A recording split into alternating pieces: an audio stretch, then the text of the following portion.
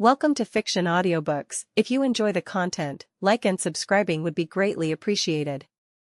If you have any recommendations for novels, comment below.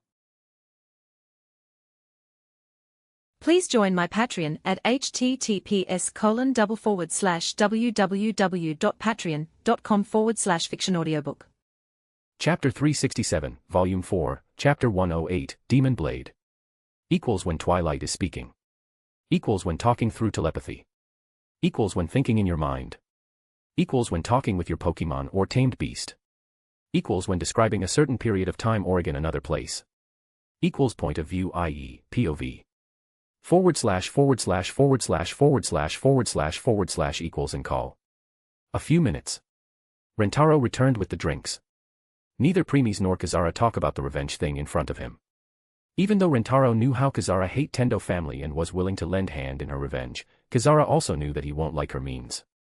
Kazara started drinking her oolong tea while Premies only took a sip of his orange juice and gave the rest to Asaka. Just like that time went by. Rentaro left after 3 hours since one of the conditions that Miori gave him to get the sponsorship for her firearm company was that Rentaro must take admission in Magata High School. Hence, now he had to go to meet up with her. Once he left, the room became silent again. Premies, are you prepared? Even though the relation between you and Tendo family is tense, the moment you killed one of them, you will become Tendo family #1 enemy. Kazara, I know. Premies. Noticing something in her eyes, Premies brought his left hand in front and a katana materialized. Kazara, wah.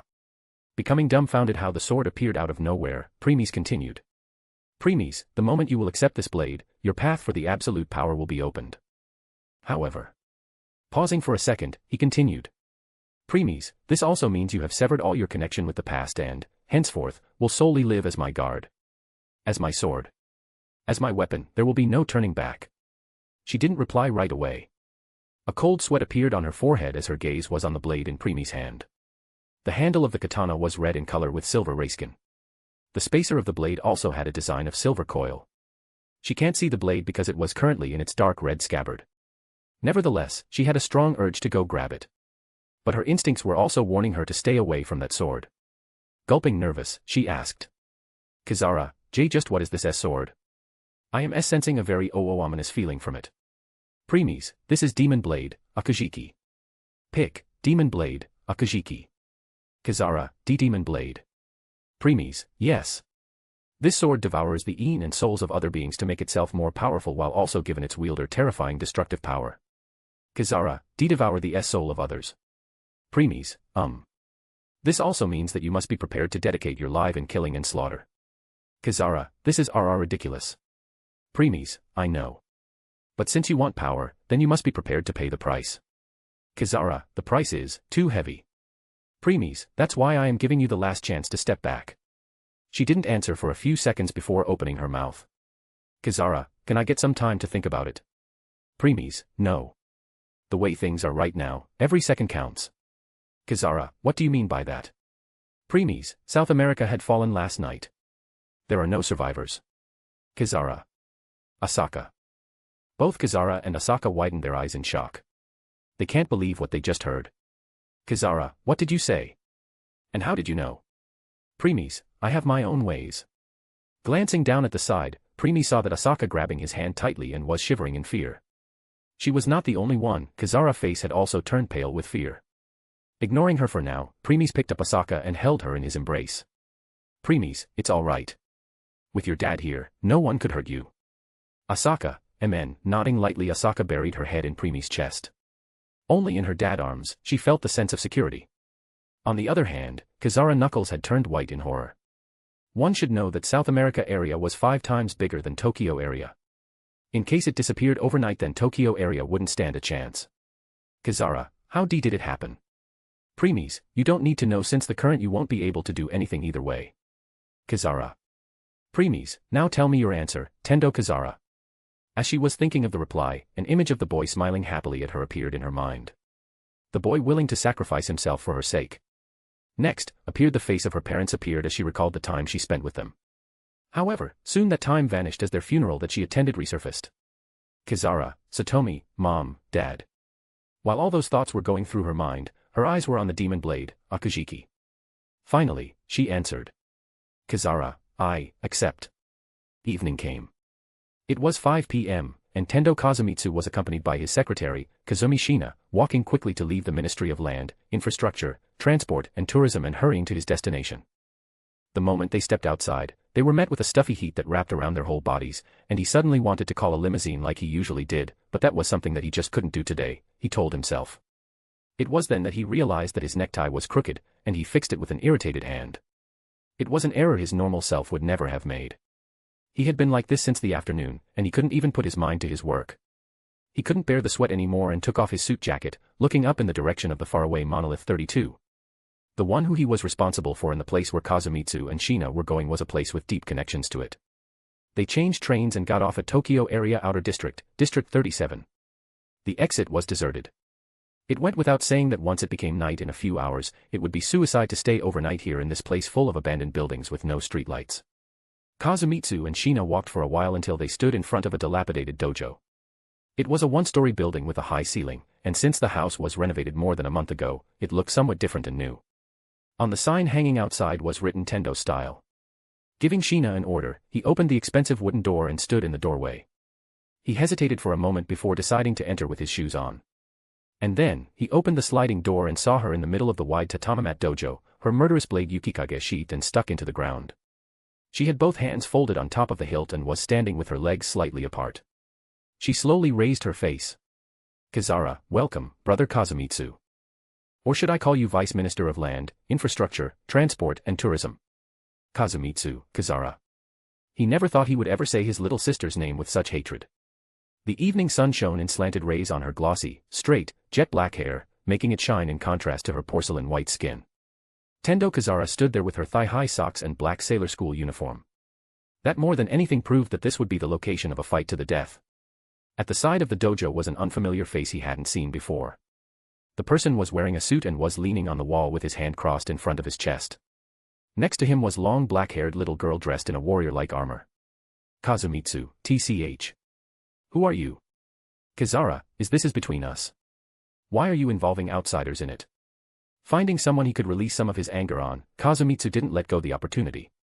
Nevertheless, Premies ignored him like he was some thin air while gesturing Asaka to not make her move. Kizara, he is my lord. The person who I have decided to dedicate my life to. Kazumitsu, ha ha ha. To think you will fall this much that you will make another boy as your lord. How pathetic, Kizara. Ignoring his mocking tone, Kizara spoke. Kizara, brother, did you refrain from telling anyone that you were coming here, as you promised? Noticing how she ignored his verbal talk, Kazumitsu grunted and spoke. Kazumitsu, thanks to that, I came on my own 2 feet without calling for a car. What about you? You brought what you promised, right? Kizara, are you talking about this?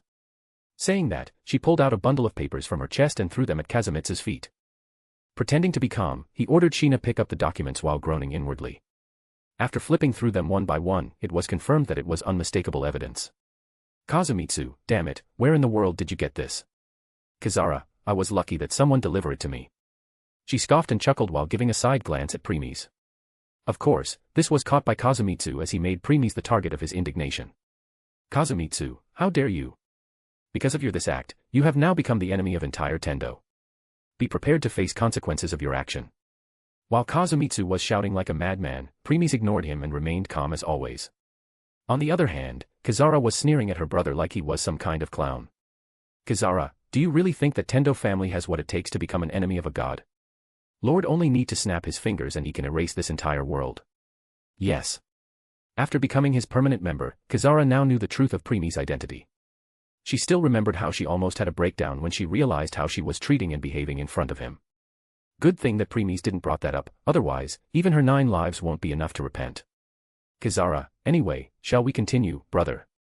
This brought Kazumitsu's attention back to Kizara. Kizara, after some thorough investigation, we found out that something was wrong with Monolith 32. Because of that, even though Monolith might be able to keep Stage 4 Gastria away, however, there was an exception. Kazumitsu, exception. Kizara, yes. A month ago, a Stage 4 Gastria Aldebaran was able to cling to the monolith and almost destroyed it. If not because of a powerful promoter making his move to kill it, Tokyo area would have been razed by now. Kazumitsu, stop joking around. I never heard of no such thing. Kizara, indeed, you don't. However, if you ask for IISO permission for Aldebaran, you will be able to confirm my words. That's right. Aldebaran arc occurred before even the start of the plot. And since he can't let the Tokyo area to fall, Premies decided to make his move and kill it. Noticing that Kazumitsu was not saying anything, Kizara narrowed her eyes like a cat cornering its prey, spread her arms sadistically, and spoke.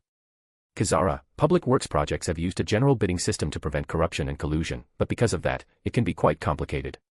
For construction projects like the monoliths, where speed is more important than anything, the Ministry of Land, Infrastructure, Transport and Tourism is responsible for gathering general contractors and directing the construction. Pausing for a second, she continued. Kizara, it's not like I have objections to this system in general. However, brother, I cannot appreciate how you had filler materials mixed with Varanium in order to make the monoliths more cheaply, using the leftover money to line your pockets. Finally, Kazumitsu opened his mouth. Kazumitsu, of course, the Varanium with filler materials in it had a lower degree of purity and gave off less of the magnetic field that Gastria hate. Because of that, it's possible that certain Gastria can overcome the magnetic field of a weakened monolith and cling to it. Theoretically, that level of purity should have still been good enough. In reality, Monolith 32 stood for these past 10 years, didn't it? Kizara, but it did not work against Aldebaran. Kazumitsu. As Kazumitsu gulped, Kizara lifted the corners of her mouth and smiled, concluding ruthlessly. Kizara, if Aldebaran wasn't stopped ahead of time, then the third Kanto battle would have started. And the one responsible for pulling the trigger would be you, brother Kazumitsu. *A/N, please throw some power stones. Chapter 368, Volume 4, Chapter 109, Execution. Equals when Twilight is speaking. Equals when talking through telepathy. Equals when thinking in your mind. Equals when talking with your Pokemon or tamed beast. Equals when describing a certain period of time or in another place. Equals point of view, i.e., POV. // equals and call. Kazumitsu's nails dug into his palm as he squeezed his fist, breaking the skin and allowing blood to well up. He wanted to shut this woman's mouth up immediately. It was a feeling that was hard to get rid of. Kizara, I wonder what the citizens of Tokyo area would do if they learned about it. Compared to you and your family who received shelter ticket, those who didn't get it couldn't sleep at night and shook with fear at the thought of being slaughtered by the Gastria. While you who are considered VIP in this nation were just snug inside the shelter. Those people also deserve to die in the first place. As both parties kept on talking, Premies turned his attention to something else. Status. Name, Kizara Tendo. Age. Existence level. Dash, stats. Dash, main skills.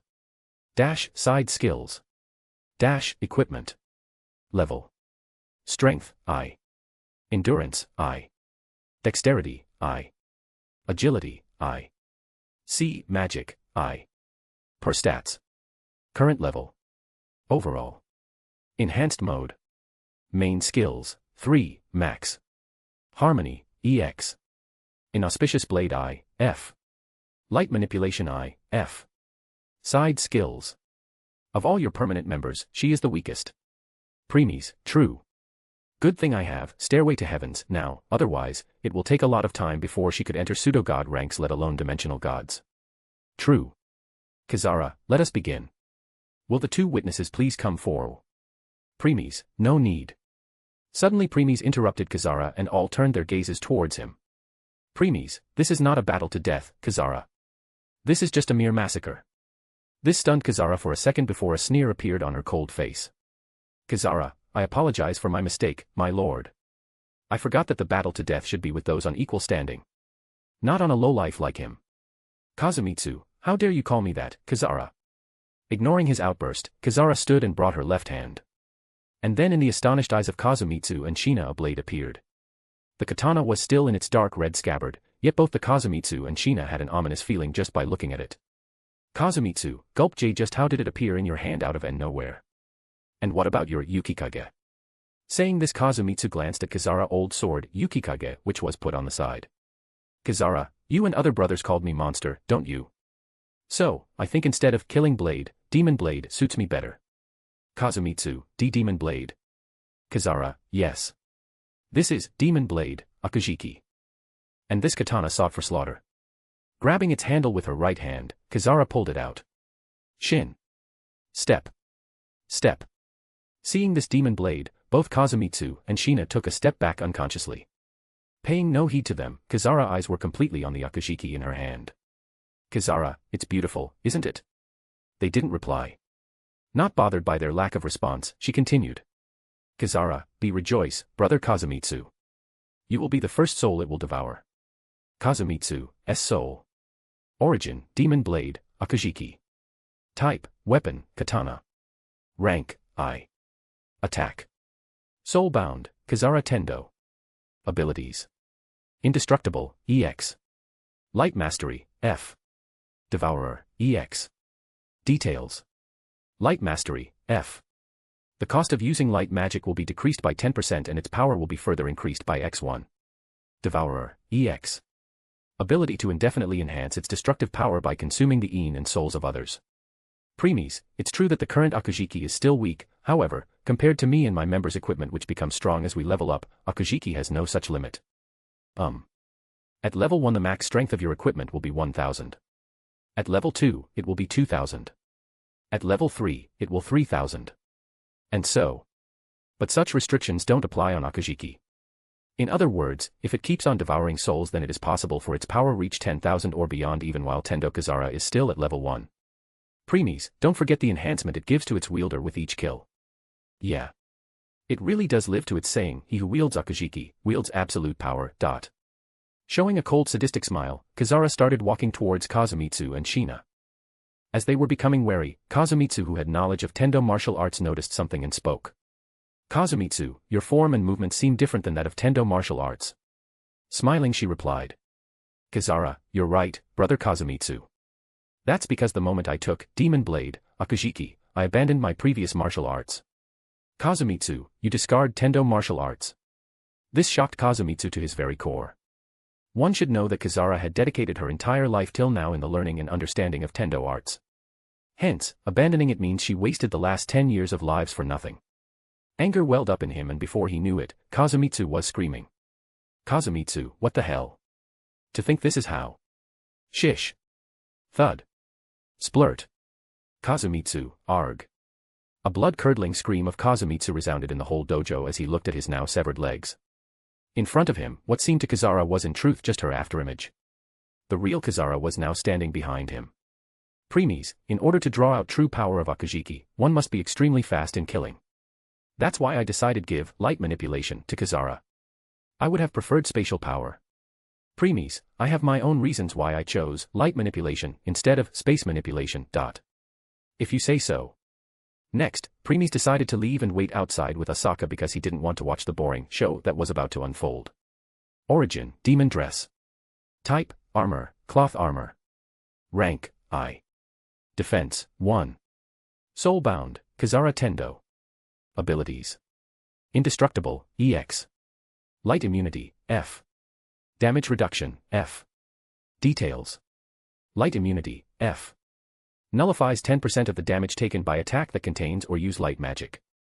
Damage Reduction, F. Reduce the damage taken by 10%. Preemies, same as my other members. Yeah. Simple but strong. Preemies, Next, Preemies glanced at Ophis at his side. Noticing his gaze, Ophis understood what he meant. Ophis, I just remembered then there is cafe which provide good tea and cakes. How about me and Asaka go ahead and book seats for us? Preemies, sure. I also want to eat something sweet after 2 months of hunting. Ophis, amen. Let's go, Asaka. Grabbing her little hand, Ophis walked away. As Asaka looked back at Preemies, he smiled reassuring her that he will be there soon. Bang. A few minutes later, the sound of an explosion roared inside the dojo, and the windows and sliding doors were splattered with something bright red. For an instant, the world became still and then a high-pitched scream could be heard coming from inside the dojo. Creak. When the door opened the stifling smell of blood rushed into his nostrils and Kizara walked out while covered in blood. Inside, what had once been Kazumitsu was now scattered all over the place. The woman who had once been his secretary continued screaming as she desperately tried to gather pieces of what used to be her boss. Her scream, which made the hair of those listening stand on end, was the scream of someone who had lost their senses. The mental state of the secretary named Shina would probably not be able to return to the world of reason and sanity. As Preemies was looking at the scene with indifferent expression, he heard Kizara laugh. Kizara, ha ha ha ha. She was holding her stomach with both arms while laughing. A minute later, she seemed unable to hold it in any longer and threw her head back to look up at the sky, laughed even louder. Kizara, Ha ha ha ha ha ha ha ha ha ha ha ha ha ha. She spread her arms and looked at Premies. She was smiling happily from the bottom of her heart. Kizara, Lord, I finally killed one of the people I needed to avenge father and mother. It feels amazing. Excited, she rushed into Premies' chest. Her lips were a glossy red. Her eyes shone brightly with excitement. She was so beautiful it gave anyone normal person goosebumps. Yet, Premies was unfazed by it. Kizara, I can win. I can kill all the Tendos. Premies, yes, you can. Saying this, Premies started patting her head. In return, Kizara closed her eyes in content, enjoying his caress.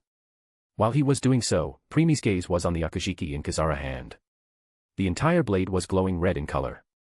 Next, from the dojo behind, black-red magatamas appeared out of nowhere before they made their way to Kizara and were then absorbed into akashiki. The blade released a faint hymn as it was happy after devouring the soul of its first victim. Witnessing this, Premies nodded his head inwardly. Premies, the death of Tendo Kazumitsu would a huge blow to Tendos. It's a best time for me to make my move now.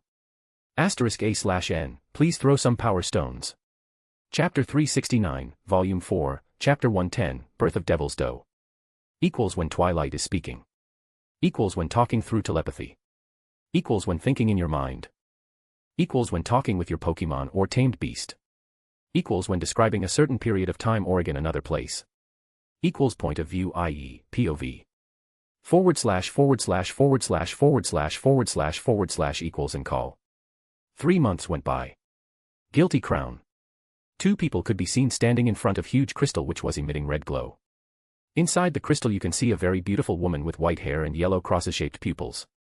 However, those eyes were blank, devoid of any intelligence. The spears floating behind her gave a very menacing sense of death. They were also one of the main reasons that prevented others from approaching her. Nevertheless, the 2 people were completely unfazed by it. Premies, since you dragged me here first thing I entered our world, you must have some good news. Inori, of course. Saying this, she looked at the woman in the crystal and continued. Inori, just like you said, I was able to use this puppet to maintain a mental connection with her shares of the void, without her realizing. I was also able to complete the second objective you told me to. But then I found something complete unexpected. Premies, oh. Smiling, Inori snapped her fingers. Snap. Godo. Godo. Godo. Bang. Bang. Bang. The ground started shaking before many crystals burst out of the ground. The size of all those crystals were the same as the first one. Placing together they made a long red line. Once Premies looked at each of them, he couldn't help but widened his eyes slightly. Inori, how is it? You like it? Premies, like you said. Suddenly he pulled Inori in his arms and spoke. Premies, I loved it. I only want you to fulfill the objective I gave you, but you take it several notches higher. As expected from my Eve. Chuckling, Inori coiled her arms around Premies' neck and gave him a light kiss. Inori, Pulling her head back, they turned their gaze back at the doll in the crystal. Premies, you really brought a lot of good stuff. Tokyo area. Things had turned to the extreme in the last 3 months. At first, there were only the rallies of people demanding to kick cursed children out, but then people started to take the matters in their hands. They started attacking and killing cursed children, going ever as far as bombing their place. At the beginning they did so while hiding it from the eyes of others, but now they started doing it in open. Blood of the cursed children could be in most of the parts of outer area. Saitenchi tried to stop and reason with the people, but it was to no avail at this point. Situation of the Tendo sides had also taken the worst turn. Except for Tendo Kikunajo, Tendo Kizara, and 2 more, all the other Tendos disappeared without leaving any traces behind. Tendo Kikunajo tried to use the power of his Tendo family to the extreme to find the perpetrator but still failed to find any clues. This kept him on the edge almost all the time. He can't even sleep proper as he felt someone's gaze on him. This resulted in most of sleepless night. He seemed more older and had black color under his eyes. Because of his mental state, he lashed at not only his subordinates but also at Saitenchi on many occasions. Because of that his reputation dropped, but he didn't care since he had more pressing matters like finding the enemy of his Tendo family. Knowing the hatred Kizara had for him, he also put an eye on her, thinking she was the responsible. Nevertheless, whenever the members of Tendo family disappeared, there was always someone with her to prove her alibi. There were even some camera footages that proved her innocence. Still, to be surer, he used his influence to arrest her and kept her under close watch. But when the disappearance of Tendos didn't stop, the police had no choice but to release her. They already had a common enemy, Gastries, yet people were more focused on the fights between each other. Saitenchi's palace. Currently Saitenchi was inside her room, sitting on the chair near the window while looking at the moon high in the sky. The determination and confidence she once had in her eyes were no longer present. Only hopelessness reflected in those eyes now. Picking the bottle of wine, which was placed on the table in front, she poured herself a drink. Initially, her secretary stopped her by telling her it was not good for her. However, when she came to know that Saitenchi was just a puppet, even she stopped bothering about her. Yes. By now Saitenchi also knew that she was just a puppet.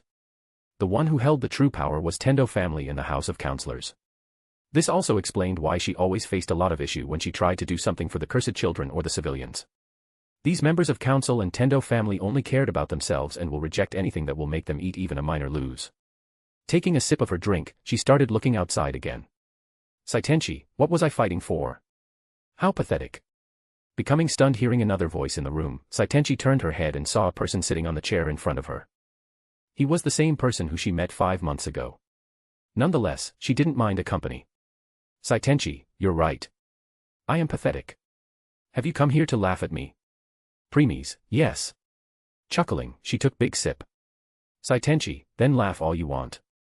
I deserve it. Premies, by now, you must be aware that your ideals hold no value or weight behind them. She didn't reply.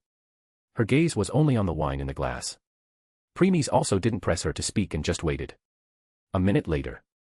Saitenchi, let's stopping talking in round and round. Just tell me what you want from this useless woman. Premies, I want to return the entire power of Tokyo area to you. In return. As Premies kept on speaking, Saitenchi's eyes kept on getting wider and wider in shock. By the time he stopped, she was already covered in cold sweat, and a slight fear was visible in her eyes. Saitenchi, you are a very dangerous man. Premies, so. Ignoring her comment, Premies asked. Saitenchi, why do you think I will agree? Premies, old you would have declined without a single hesitation. Not the current you. Saitenchi, you are right.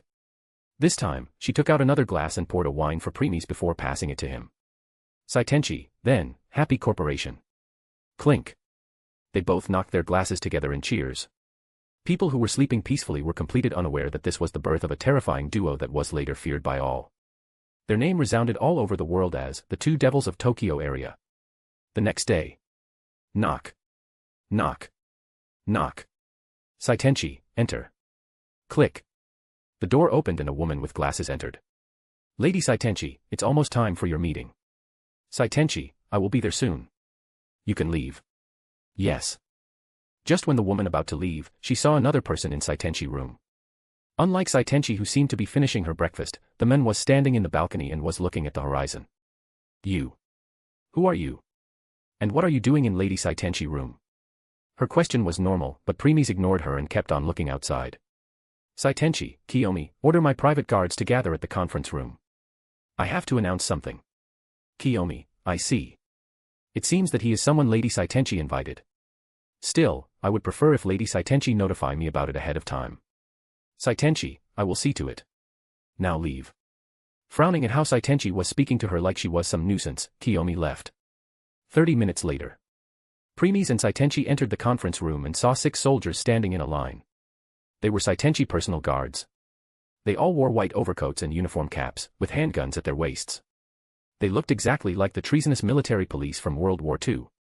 Seeing Saitenchi, they all bowed to her. We heard to call us, Lady Saitenchi. A conspicuously tall and handsome man stepped forward and spoke. He had sharp eyes and a narrow, pointed face. The man looked to be in his early 30s. Even though he was addressing Saitenchi, he was giving an unwelcoming gaze to Premies. Saitenchi, I want to introduce you all to someone. Saying this, Saitenchi brought her hand in front of Premies and spoke. Saitenchi, because of confidentiality issue I can't disclose his name, but I want to let you all know that starting today this person will be my personal bodyguard. All the guards became surprised a little before they calmed themselves. The man then walked in front of him with his right arm outstretched. Yasuaki, pleased to meet you. I am Yasuaki Takuto. My rank is second lieutenant, and I have the honor of being the captain of the guard. If anything happens while on duty, I am counting on you, sir. Instead of shaking his hand, Premies spoke. Premies, I think you are mistaken something. Yasuaki, mistaken. Premies, the meaning behind Saitenchi's words is that from now on I will be her only personal guard. In other words, you all are dismissed from your duties. Yasuaki, what? All the guards turned their head to look at Saitenchi. Without showing any change in expression, Saitenchi nodded. Saitenchi, he is right. Thank for protecting me till today. You all can leave now. Yasuaki, Lady Saitenchi, what are you saying? Hearing Saitenchi confirmation, Yasuaki expression changed. Other guards were also shocked, but Yasuaki expressions were worst. Before he could say anything, Saitenchi turned and left the room with preemies. Clearly, indicating that there was no room for any further discussion. Yasuaki, Lady Saitenchi, please listen to me. He shouted and tried to rush to her, but the other guards that were stationed around the palace stopped him. Saitenchi kept on walking while completely ignoring the shout behind her. A few seconds later, the secretary Kiyomi came running. Kiyomi, Lady Saitenchi. Stopping, Saitenchi looked back at her. Saitenchi, what is it, Kiyomi? Kiyomi, Lady Saitenchi, is it really true that you disband your personal guards? Saitenchi, yes, it's true.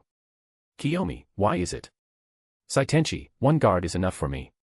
Once she heard this, Kiyomi glared at preemies and walked closer to Saitenchi. Kiyomi, I don't know who he is and hence I don't trust him. Please rethink your decision. Saitenchi, it's already decided. Kiyomi, but.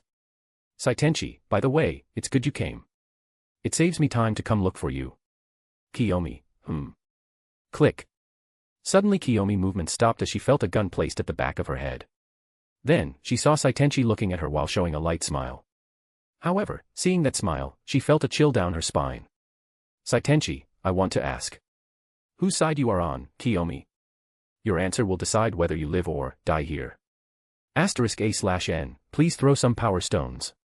Chapter 370, Volume 4, Chapter 111, Taking Over Tokyo Area. Equals when Twilight is speaking. Equals when talking through telepathy. Equals when thinking in your mind. Equals when talking with your Pokemon or tamed beast. Equals when describing a certain period of time or again another place. Equals point of view, i.e., POV. // equals and call. Leaving the terrified shivering Kiyomi behind, Saitenchi and preemies made their way to the where press conference was being held. It was the regular routine of Saitenchi to speak with the media and listen to their questions occasionally. When Saitenchi made her appearance, people got startled noticing the confidence and calmness on her face. They thought she returned back to how she was before the things in Tokyo area changed. However, with time, they all started to sweat profusely. Many knew that despite Saitenchi's cold demeanor, she was a good person at heart since she also tried to do and try something that will bring benefit to the people. That's why people didn't mind her serious personality, because that's how a governor should be. But this time, things were different. She declared some measures that will be passed through Tokyo area and will start working from tonight.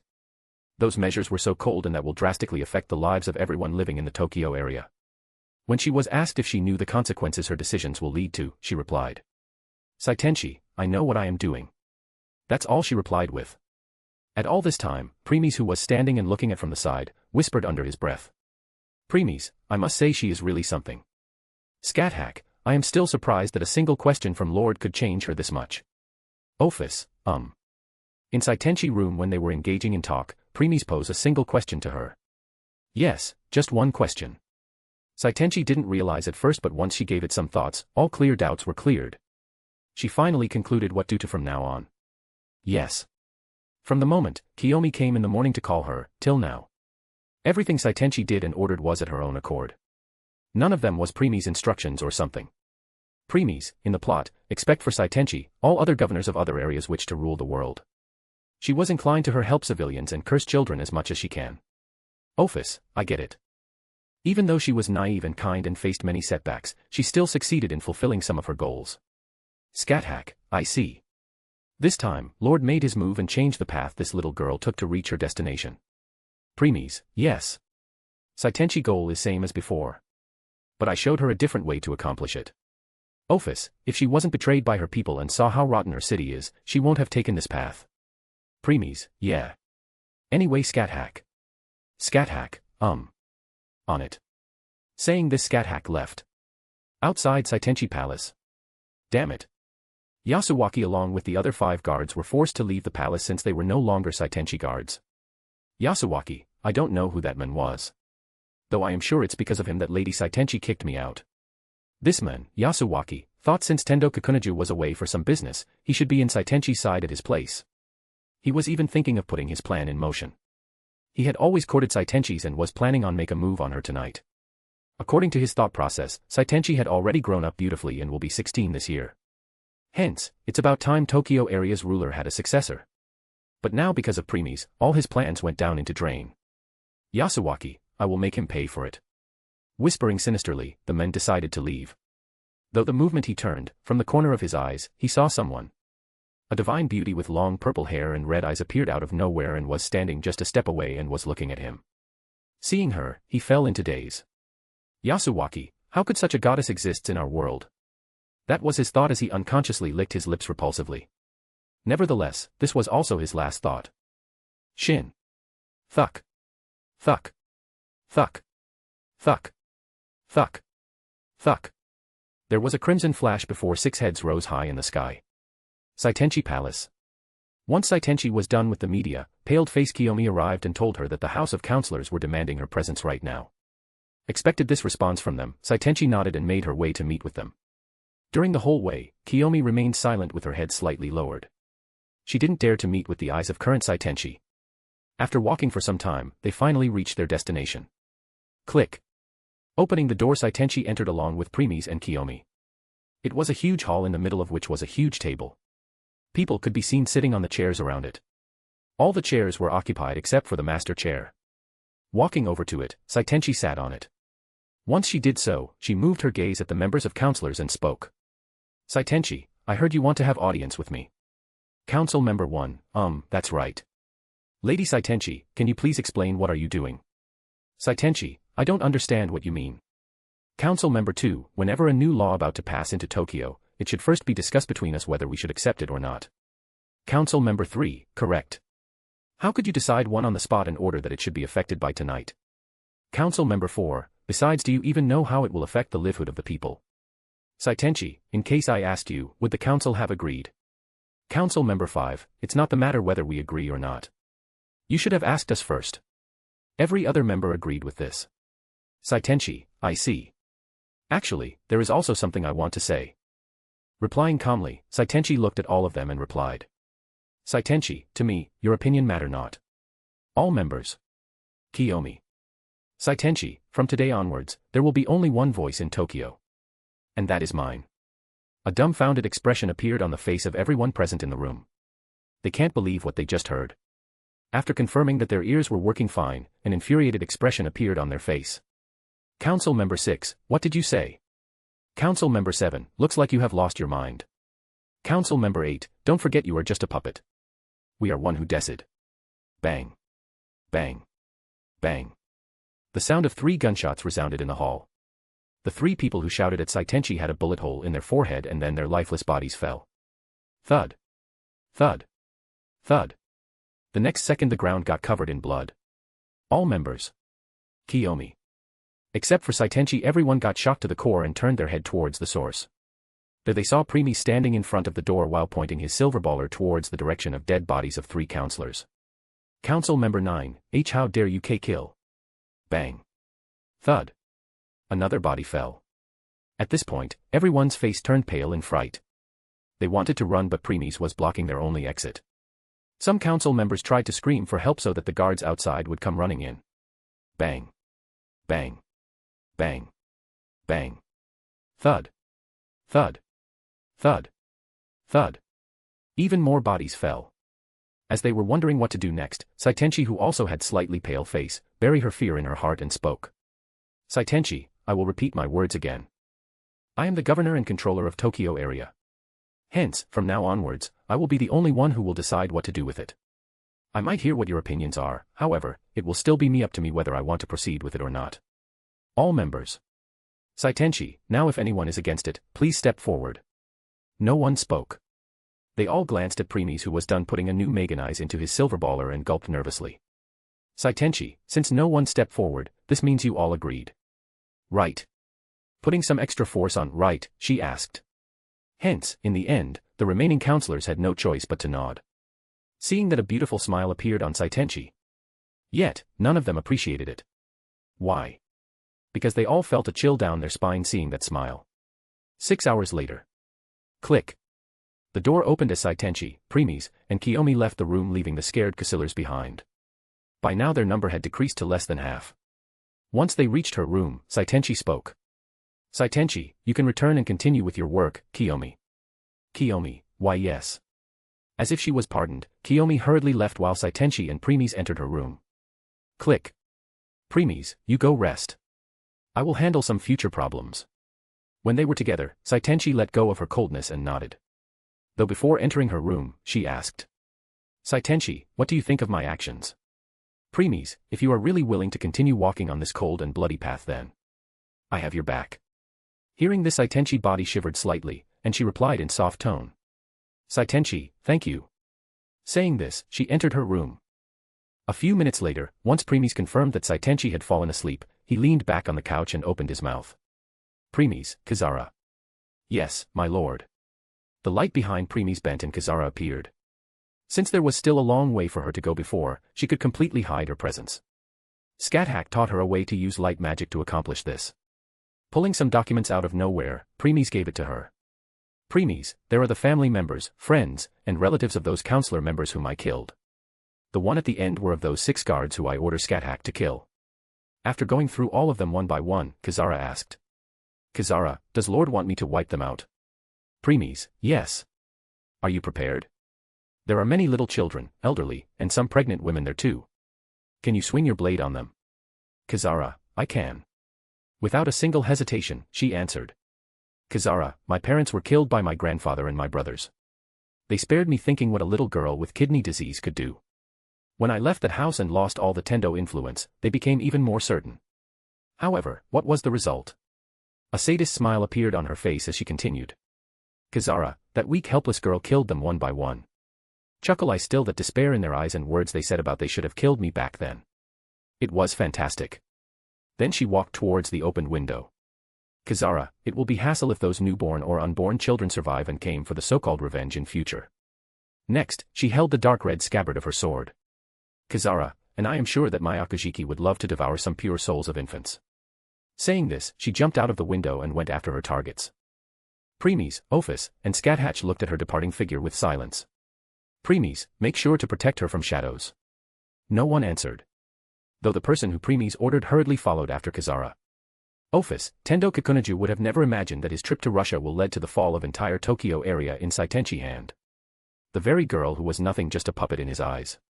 Scathach, his shock will be evident. Premies, no, it won't. Scathach, huh? What do you mean it won't, my lord? Premies, because he won't be returning.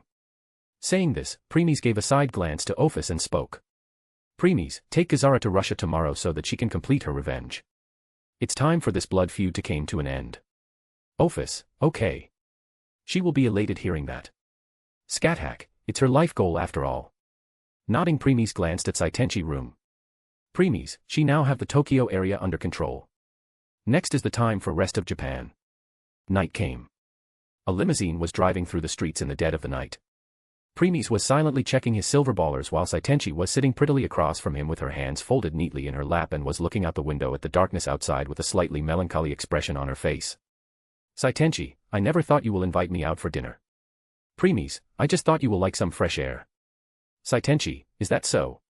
Showing a mischievous smile, she asked. Saitenchi, why don't you come clear, Mr. Hirschers?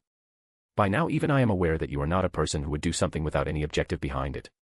Premies, true. Saitenchi, so. Premies, I heard that the meeting between all the governors of the 5 areas of Japan will take place in a month. Saitenchi, you are even aware of something like that. I think I should stop being surprised when it comes to you. Premies, your answer. Saitenchi, you're right about it. Premies, I see. Now that Tokyo area is under your control, I think it will be better to get rid of the cancer cells that are still living here before the start of the meeting. Narrowing her eyes, Saitenchi understood what Premies meant. Saitenchi, are you talking about other corrupted companies and officials? Premies, along with them, the spies of other areas, other countries. As well as, the assassins. Saitenchi. Widening her eyes, Saitenchi finally realized why Premies asked her out. Her demeanor changed as a devilish smile appeared on her face. Saitenchi, only someone like you will use a governor of the city as a bait to draw out the assassins. Premies, that's because even they won't have imagined that I could go to such length in order to make them come out of their hiding. Saitenchi, hee. You are a lunatic. Next, Saitenchi took out some peach juice from the mini fridge and poured it into a glass. She offered some to Premies, as well, so he took it. As he took a sip, Saitenchi lifted her face from her cup and spoke. Saitenchi, it is rumored that Seitake Sojin, the governor of Osaka area, has been fostering relations with foreign countries. Premies, go on. Saitenchi, I've heard that America and other foreign countries have been secretly contacting President Seitake, providing him with capital and weapons. Premies, Varanium. Huh. Saitenchi, exactly. She stopped talking for a moment and continued. Saitenchi, Varanium is the material used for the weapons and ammunition of civil officers and the monoliths that separate humans from Gastria. All these are essential in the fight against the Gastria. A small country without that much land like Japan is still okay, but large countries like Russia and America need a large amount of Varanium to take back the land stolen by the Gastria. Premies, with the amount of Varanium left in the planet, even if you people scraped together all the Varanium in the world, it still would not be enough to take back all the world's continents from the Gastria. Saitenchi, correct. Do you understand what this means? *A/N, please throw some power stones. Chapter 371, Volume 4, Chapter 112, Assassin. Equals when Twilight is speaking. Equals when talking through telepathy. Equals when thinking in your mind. Equals when talking with your Pokemon or tamed beast. Equals when describing a certain period of time or in another place. Equals point of view, i.e., POV. // equals and call. Premies understood fully well what she meant. Different natural resources around the world were distributed unevenly. The Middle East was rich in oil, and South Africa was plentiful in gold and diamonds. Varanium was found on volcanic islands. Even if the islands were separate, it could still be said that the bulk was found on Japan. The conditions of the people working in mines were very terrible that they tried to run from working in the mines. Illegal mining of Varanium in the unexplored territory might seem like a failure at first when looking at the risk and return, but taking into account that there was a constant stream of illegal miners, as long as one bore in mind the risk of being crushed by a whole mine, it was still possible to find some reasonable profit in it. Premies, Seitake Sojin want to unite the military power of Tokyo, Sapporo, Sendai, and Hakata areas. In return, he would provide those foreign countries with a stable supply of Varanium.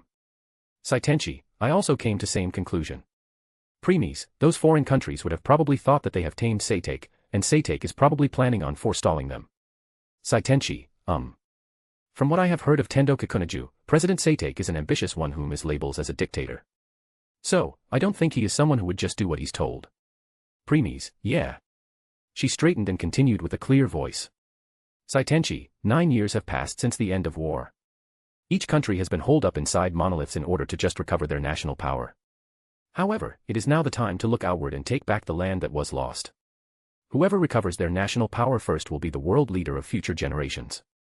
That part of Seitake's thinking is not incorrect. In other words, whoever controls Varanium will control the world. Premies. Saitenchi, from now on, countries around the world will contact the different areas of Japan either cooperatively or with hostility in search of Varanium. And the next generation of wars will not be flashy with ballistic missiles or bombers but will be focused on assassinations carried out by civil officers with high IP ranks who are strong enough to rock the world's military balance. In no time, all the strongest civil officers will come to Japan, the country bound by the curse of natural resources. Premies, it won't come to that. Hearing this, Saitenchi startled, but soon an excited expression appeared on her face. Saitenchi, are you saying you have a way to prevent it? Premies, I don't. Liar. Her excitement died down at this.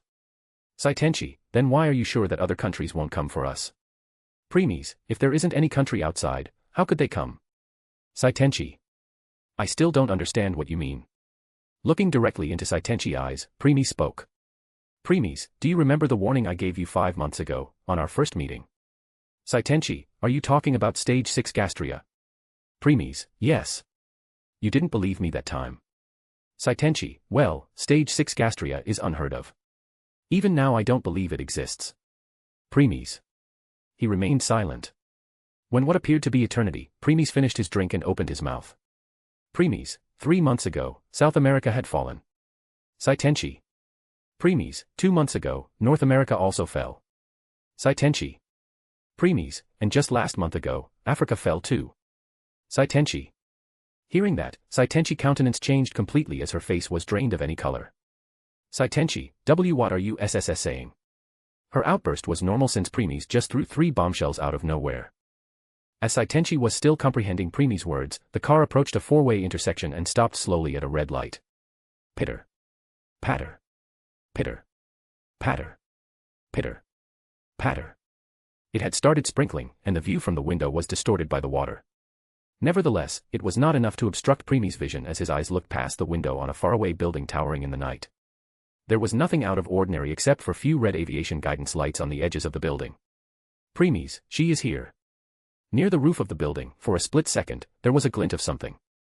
Knowing that it was a muzzle flash, Preemy's pulled Saitenchi towards him. Saitenchi, ah. Bang. Shatter. The glass shattered as the driver pressed the emergency brakes. Screech. The car continued to slide sideways and crashed into a road sign. Even while this was going on, inside Preemy's calmly held Saitenchi to protect her from any harm. Bam. Kicking the door open, he took her out while she was still in a state of shock. Once they were out, he saw a flash of light on the roof of the building again. There was the echo of an explosion. Boom. The sniper bullet had shot out the fuel tank of the limousine, making it go up in flames, distorting the air around with its heat. While he was protecting Saitenchi from the shockwave, Preemy saw the burnt corpse of driver that was thrown out because of explosion. Preemy's, oh, that's unfortunate. Moving his attention away from it, Preemy's helped Saitenchi up and asked. Preemy's, think you could walk? Saitenchi, I don't think so. Preemy's, truly a burden you are. Hearing this, Saitenchi lips twitched as she pouted. Saitenchi, so, what if I am burden? As my bodyguard, it's your duty to protect in any scenarios. Preemy's, I know. Though it won't stop me from pointing out my thoughts. Saitenchi, tch. As they were having a normal conversation even at a time like this, there was third flash of light. Though this time, Preemy's pointed his silver baller towards the direction of the roof and pulled the trigger. Click. Tu. Bang. There was small explosion in the air before the scraps of 2 bullets fell on the ground. Ting. A moment of silence. Saitenchi looked at it with a dumbfounded expression on her face. Saitenchi, did he just? Fourth flash of light. Click. Tu. Bang. The same thing occurred again. Fifth flash. Bang. The same result, rooftop of the building. And no way. The shocked voice of a girl was heard on the rooftop. She was a 9-year-old little girl who had platinum blonde hair and was wearing a long green and black dress. In her hand was a Barrett anti-tank sniper rifle which she used to shoot at Saitenchi's car. What happened? At this time, she heard a voice from her earpiece. Little girl, I'm sorry, master. I failed. There is an extremely skilled person guarding her. Man, is he one of those idiot guards of Saitenchi? Little girl, no. I have read and seen the photos of Saitenchi personal guards. He is not one of them. Man, that wasn't in the intel. Damn it, damn it. Ignoring her master cursing, the little girl continued. Little girl, master, that person is very dangerous. Man, Why you say so? Little girl, because he did something unimaginable. Men, explain. Little girl, he didn't dodge or take cover. Instead, he used his silver-color handgun to intercept the bullets of sniper. Men. The man in call fell silent. If the girl was in front of him, she would have seen his stupefied expression. A second later. Men, Tina Sprout, are you sure that you have seen it correctly? Tina, I am sure, master. At first, I thought it was fluke. But then all of my next shots have intercepted like this. So, I am certain. Men, just where did that woman found such a monster? Retrieve your Shenfield and retreat right away. We must think of a new plan. Tuna, okay, master. The girl named Tina put Barrett anti-tank sniper rifle in its case. The anti-tank sniper bullets Tina used were ranked above all but cannons and Vulcan cannons in the ranks of the bullets that existed in this world and possessed an enormous amount of kinetic energy. Tina, yet he was able to stop with just a mere handgun. Finished getting ready to withdraw and she held down, her hair being blown by the eddies of wind around the building. Turning around, she looked down with glaring with icy eyes. Tina, who are you? Who got in my way? You are wasting your time if you think you can kill someone who is directly being protected by Dad himself. Tina. Tina, eyes opened wide as her hair stood on the end. She didn't even sense when someone approached and stood right behind her. Swish. She kicked back without even looking. However, her attack only hit the thin air. Finally turning her head, she saw a long black-haired girl of the same age which was wearing a warrior armor. The girl only sidestepped before to dodge her kick. Her eyes were also glowing red like Tina's, but there was more sereneness in them. Jumping back, Tina maintained some distance and looked vigilantly at her. Tina, who are you? Instead of replying, the girl's hand moved towards the sword at her waist. Asaka, let's end this fast so that I can have more time enjoy the sumptuous dinner with Dad. *A/N, please throw some power stones. Chapter 372, Volume 4, Chapter 113, Driving Force. Equals when Twilight is speaking. Equals when talking through telepathy. Equals when thinking in your mind.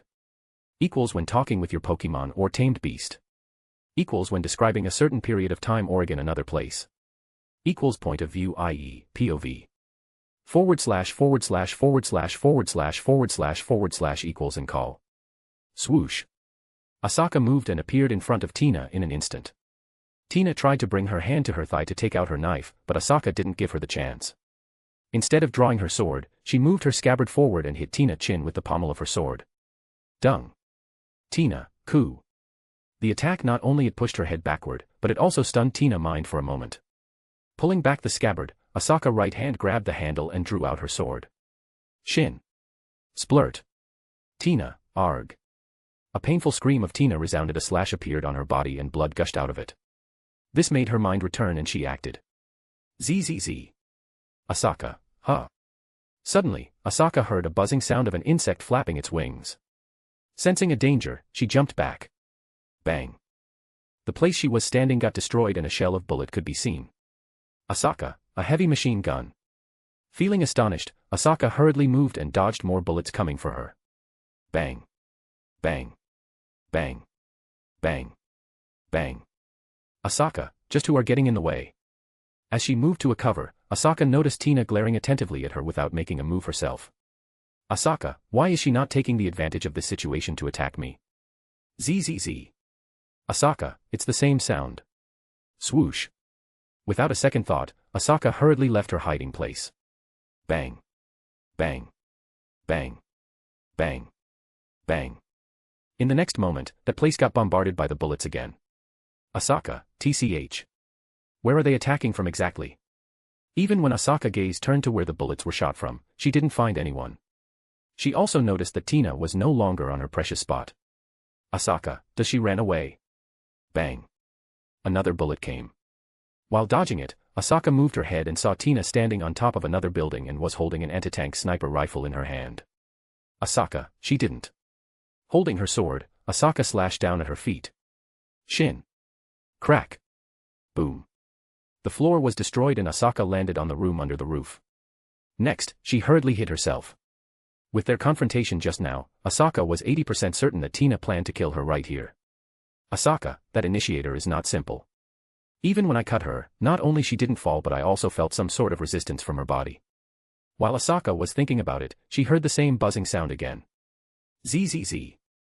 Asaka, this is no longer a coincidence. This sound definitely has something to do with those machine guns. From her hiding spot, Asaka tried to locate the source of this sound. Finally, she saw a fist-sized round object entering the room. It barely made a sound as the bit acted like a living thing and floated mysteriously as it scanned the area around it with lasers, investigating the topography. Asaka, what is this thing? She thought as the bit neared her slowly but steady, at the streets. Preemies helped Saitenchi up and made her sit at the corner. She seemed to be shocked, and her face was pale as she trembled, gripping the sleeves of her dress with one hand while her other hand was holding the hem of Preemie's coat. Since Preemies knew that she was trying to find some comfort in this, he let her be. Taking her phone, Preemies called Saitenchi's secretary and ordered her to send a new car since their previous one got destroyed by an assassin. Kiyomi panicked and asked whether Saitenchi was fine. After confirming that, she said she will send one with more safety features as fast as possible. Saitenchi, was that the assassin you want to draw out using me as a BBB bait? She asked in trembling voice. Preemies, yes. Saitenchi, I see. Calming herself down, Saitenchi continued. Saitenchi, are you not going after it? Preemies, I have already sent Asaka. Hearing this, Saitenchi took a sigh of relief. A smile appeared on her face and she spoke. Saitenchi, then it's fine. Though, no offense, but I think it won't be that easy for Asaka to win because that assassin seems quite skilled to be able to attack with such accuracy from a far distance and in this dark night. Preemies, win. Showing a confused expression, Preemies looked at Saitenchi. Saitenchi, well yeah. Preemies, sorry to pop your bubbles but Asaka don't stand any chance against that assassin. Saitenchi, Preemies, even though Asaka has become a stronger in the past 5 months, Tina still stands on the higher stage. Saitenchi, Mr. Hershers, who is Asaka fighting? Preemies, IP rank 99. An owl initiator and one of the enhanced mechanized soldiers, Tina Sprout. In plot her rank had reached 98. Ignoring Twilight, Preemies looked at Saitenchi whose brain seemed to have short-circuited hearing that such a high-level initiator came for her life. Preemies, in truth, Tina is stronger than some initiators whose ranks are higher than her. That's because the IP rank defines the combined strength of both the promoter and his initiator. However, her promoter, Ayn Rand, doesn't have any combat strength. In other words, Tina rises to IP rank 99 on her own. Looking towards where the confrontation of Asaka and Tina was going on, Preemies couldn't help but shook his hand inwardly. Preemies, Asaka, it's true that our IP rank has risen to 53 after the 2 months of hunt, but you forgot that it was me, Ophis, and Scathach who did most of the fighting. Compared to those in top 100, you still fell short. It was also because of the element of surprise and the lack of information on Tina's side that you were even able to land a hit on her. She won't give you that chance again. Vroom. At this time, a new car arrived their destination to pick them up. Preemies, we are done here, Saitenchi. Let's return to the palace. Saitenchi, what about Asaka? Are you going to leave her at her own accord? Without giving any explanation, Preemies dragged Saitenchi back to her palace. Destroyed building. Drip. Drip. Drip. Drip. The heavy injured, blood-soaked Asaka was currently leaning on a broken wall with her head looking down. Just like Preemies said, Asaka underestimated her enemy. It was completely a one-sided battle. With her trembling hands, she tried to pick her sword which was fallen at the side. Nonetheless, it was useless as her body didn't listen to her. Asaka, so strong. Due to loss of a lot of blood, Asaka could feel her mind falling unconscious. Tina, it's over. Said Tina, who was standing in front of her while 4 bits were around here. Compared to bloody Asaka, Tina only had the mark of slash on her front. Only the dried blood of the cut remained on her cloth as her wound had long healed itself. Asaka, yes, I lost. Next, Tina pointed her rifle at Asaka's head. Tina, I don't know who you are. But I still commend you for your efforts. Even with gun pointed at her, Asaka didn't seem afraid. On the contrary, she felt frustrated being defeated like this. It was truly a big blow to her self-confidence. Or should she say overconfidence? Finally, she decided to close her eyes and rest. She was not afraid of death because she knew it won't happen. Witnessing her fallen fast asleep, Tina frowned. Tina, did she know she can't escape and decided to accept her fate? At least with this you now understand that except for your dad, mom, and me, there are still people in this world who are a lot stronger than you. Shocking that another person appeared behind her out of nowhere. Tina ordered the machine guns to shoot. Bang. Bang. Bang. Bang. Bang. In the next moment, the area behind her got bombarded by the bullets. Once they stopped, Tina looked back. However, her eyes wide when someone walked past her. From the corner of her eyes, she saw an extremely beautiful woman with long purple hair and red eyes. The woman was unscathed, and her indifferent eyes completely ignored Tina as she walked over to Asaka. Crouching down, she started gently patting Asaka's head. Scathach, this defeat will now work as a driving force and that will help you improve even more. While patting her head, Scathach used her runes to help in Asaka's healing. Tina, are you her promoter? Tina, who had been witnessing this for a few minutes, asked. She didn't dare to attack because when Scathach walked by her before, she sensed an extreme fear from every part of her being. She felt that a death just walked past her. Standing up, Scathach replied. Scathach, I am not. I am her teacher. *A/N, please throw some power stones. Chapter 373, Volume 4, Chapter 114, Last Country Standing. Equals when Twilight is speaking. Equals when talking through telepathy. Equals when thinking in your mind. Equals when talking with your Pokemon or tamed beast. Equals when describing a certain period of time or in another place. Equals point of view, i.e., POV. // equals and call. Another month went by. That month was a month which made every person living in the Tokyo area to live in horror. Just by remembering the things that they saw and witnessing turned their face pale in fright and made them unable to sleep at night. After that failed assassination attempt on Saitenchi life, one by one with the help of Preemies, every spy and assassin that the higher-ups from other areas and countries had planted in Tokyo area were hunted down. This resulted in other areas and countries to fail to get any intel about what was going on here. Next, was the thing that made people to be afraid of Saitenchi more than even the Gastries themselves. A week after the slaughter of the spies, Saitenchi made an announcement saying she wanted to award all those companies, schools, police stations, hospitals, shops, and many more who had contributed to the Toyo all this time. Hence, she wanted all of them to gather in front of the monument of Flame of Return, the place where the second Kanto battle took place. Everyone was elated at that and gathered there.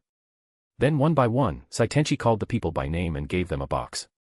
But she stopped them from opening it now and told them to do so with everyone. It took whole day from morning to night. By the time the last one got the box, they all lined up and opened the box altogether. In the next second, they all were shocked because inside the boxes contained documents, picture, audios, and videos of all the crimes they had committed till now. And since this was going live on all the televisions and jumbo screens, every single person in the city witnessed it. As they were thinking of some explanation, Saitenchi turned her back to them and walked away. When they were getting confused, Premies left Saitenchi's side and walked up to them. Without giving them any time to react, we drew out his dual silver ballers and started the execution. Such carnage was witnessed by every single person living in the Tokyo, and it shook their very soul to the core. People were trying to run, hide, begging, and even trying to attack him, thinking of a chance to stop him. Yet, it was all useless. Premies killed every single one of them without exception. In just a matter of minutes, Flame of Return was fully dyed completely red with the blood of all those people. There were only 8% survivors. And these survivors were those who not only didn't take part in corruption but also tried to stop and fought against these corrupted people.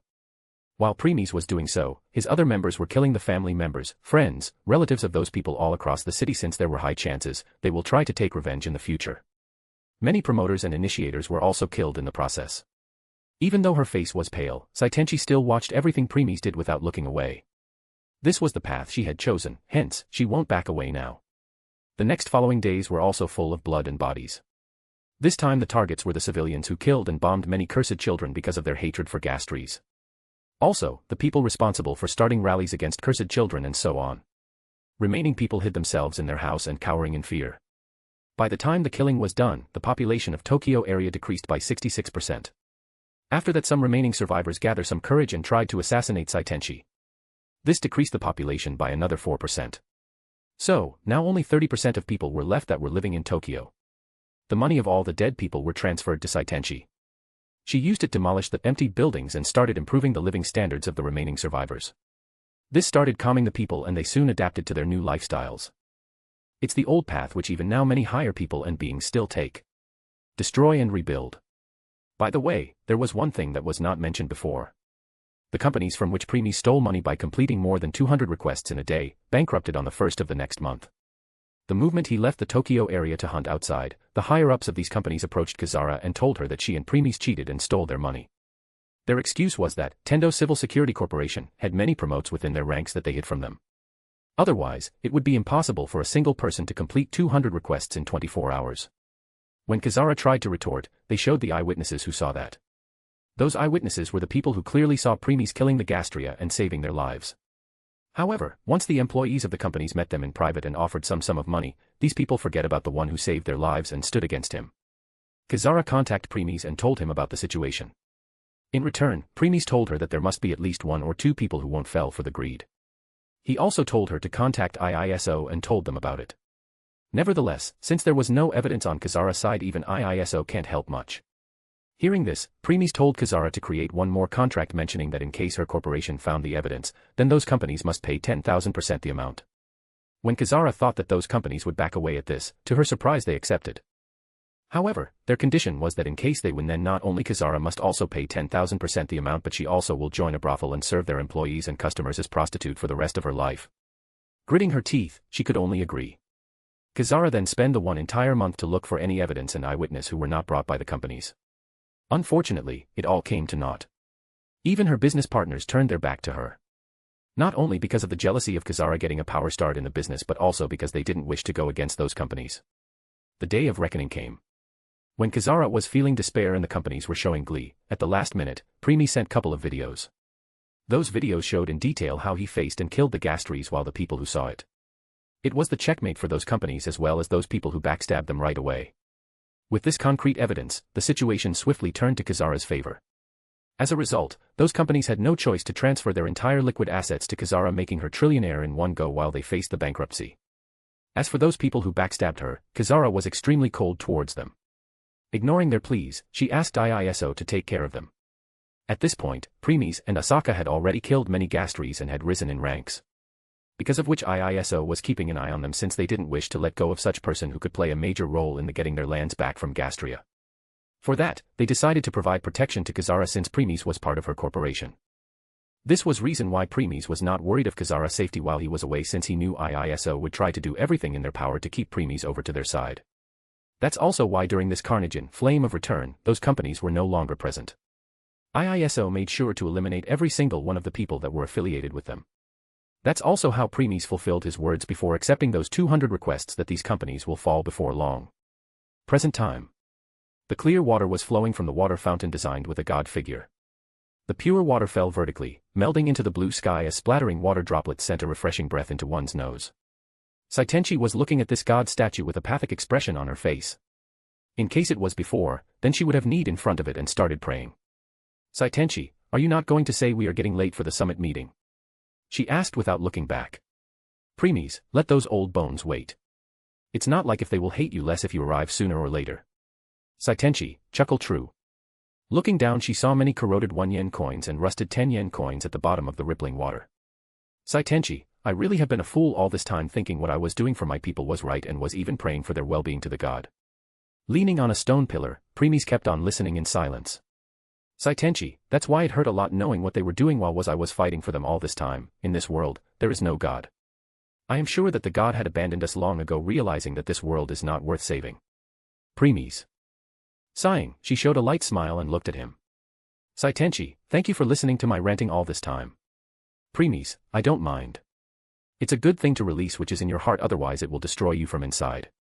Saitenchi, smile, thank you. Taking a deep sigh, Saitenchi returned to her cold self again. Saitenchi, let us be on our way. She then traversed the path of stepping stones with Premies following behind. In front of the neatly mowed lawn and the trees, a rumbling wall of water appeared. However, when Saitenchi stood right in front of the wall of water, the water ceased flowing to reveal a passage. This was achieved using a motion sensor, activating the entrance as soon as it sensed someone. Passing through the cold and humid wayside pavilion and emerging from the other end's artificial waterfall, Saitenchi had to hold down her hat when a sudden gust of wind blew. Whiz! The grass swayed while the leaves rustled. Looking up at the sky from under her hat, she saw a building with chalk walls, towering under the cloudless clear sky. This was the Akasaka Palace, also known as the State Guest House. Although it had been expanded and renovated after the Gastria War, neither its yellow-gray color scheme of granite nor its symmetrical design had changed. Walking past the security guards in black uniform who surrounded the building and entering from the front, one would be greeted by the magnificent interior decor that was like the sacred residences. Under one person's lead, Saitenchi arrived at the main door to the White Phoenix room. Saitenchi, if it was before then I would be nervous meeting those sly old foxes who adept in setting traps for others. But now I don't feel any such things. Pausing here, she glanced back at Premies. Saitenchi, because there stood a monster behind me who's far surpassed these old foxes in their own games. Putting her hand on the door, she pushed it open. Creak. The door opened with a loud noise as Saitenchi entered. Standing behind, Premies was looking at her back. Premies, the other two countries Russia and China had also fallen in last week. Now, in this world, only Japan is left. They will be coming here next. At this point, Premies stopped. Ophis, who was standing at his side, saw Premies' face and chuckled. On the other hand, Skathak, Kazara, Inori, Satella, and his other members started sweating as their hair stood on the end when they witnessed the chilling smile that had appeared on Premies' face. Premies, hee. Ha. Everything went just like I planned. *A/N, please throw some power stones. Chapter 374, Volume 4, Chapter 115, Revelation. Equals when Twilight is speaking. Equals when talking through telepathy. Equals when thinking in your mind. Equals when talking with your Pokemon or tamed beast. Equals when describing a certain period of time or again another place. Equals point of view, i.e., POV. // equals and call. Premies POV. From the very moment I came to know that this is Black Bullet World and saw that Stage 6 Gastria, I had decided which direction I will take. The deal I said I wanted to give to Saitenchi at our first meeting was a facade. I knew all along that Saitenchi wouldn't accept it. Let alone her, no sane person would either. My purpose was just to provide her with information about Stage 6 Gastria. That's all. Compared to representatives of other areas and countries in this world, Saitenchi is very naive and kind. Afraid of humanity's survival, she shared this information with others across the world without confirming whether the information was correct or not herself. That was exactly what I wanted. At first, the higher-ups got afraid and fortified their defenses.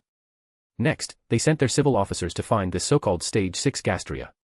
However, no matter how much they tried, they failed to find anything related to this Stage 6 Gastria. Being suspicious, they contacted Saitenchi and asked her for evidence to prove her claim. Of course, since she didn't have one, so how could she?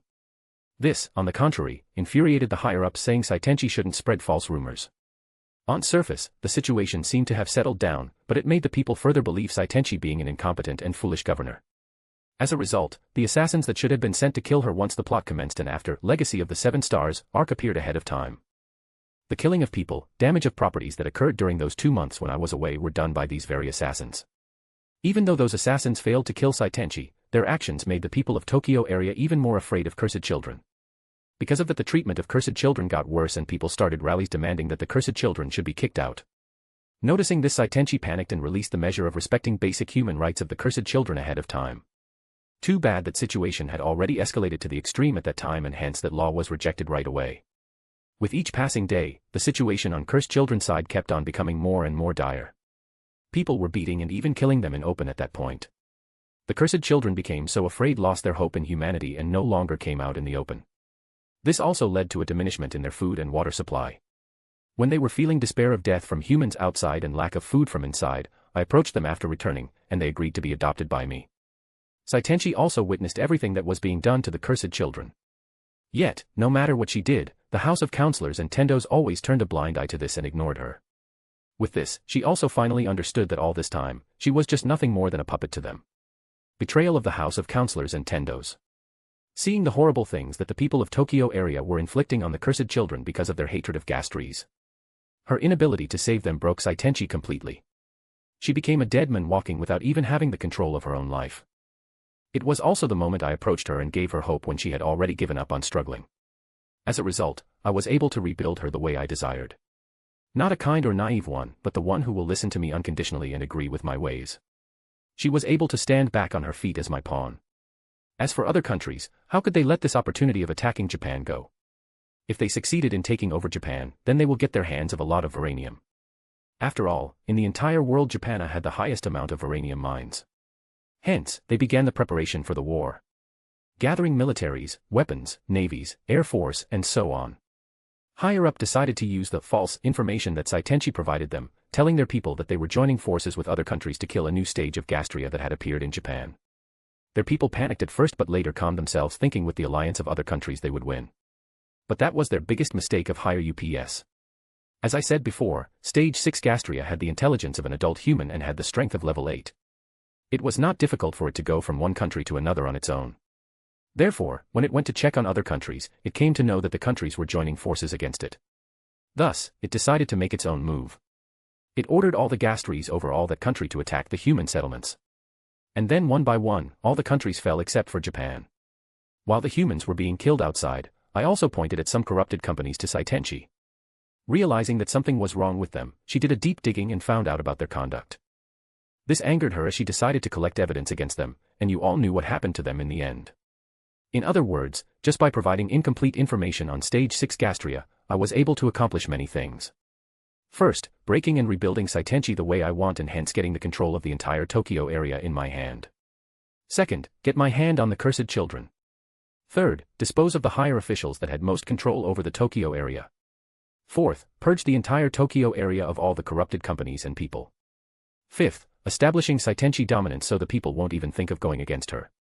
Sixth, annihilating other countries across the world. Chuckle. You can say, I fast-forwarded the end of this world from 2 years to mere 6 months. Now let's talk about Kizara. When I saw that darkness in her eyes, I decided that I wanted her. I made my move to do that. I approached her and promised to complete an impossible mission of completing 257 requests. Even though she agreed reluctantly, she didn't believe in me in the slightest. But when I fulfilled my words, trust started to form. It was also at that moment when I left her and let her handle the backlash from those companies on her own. Feeling the pressure from those companies, with every evidence against her, the betrayal of her other business partners really affected her greatly. And since Satomi Rintaro was also still in training camp, she couldn't contact him for some comfort. In the end, the only person she can turn to is me.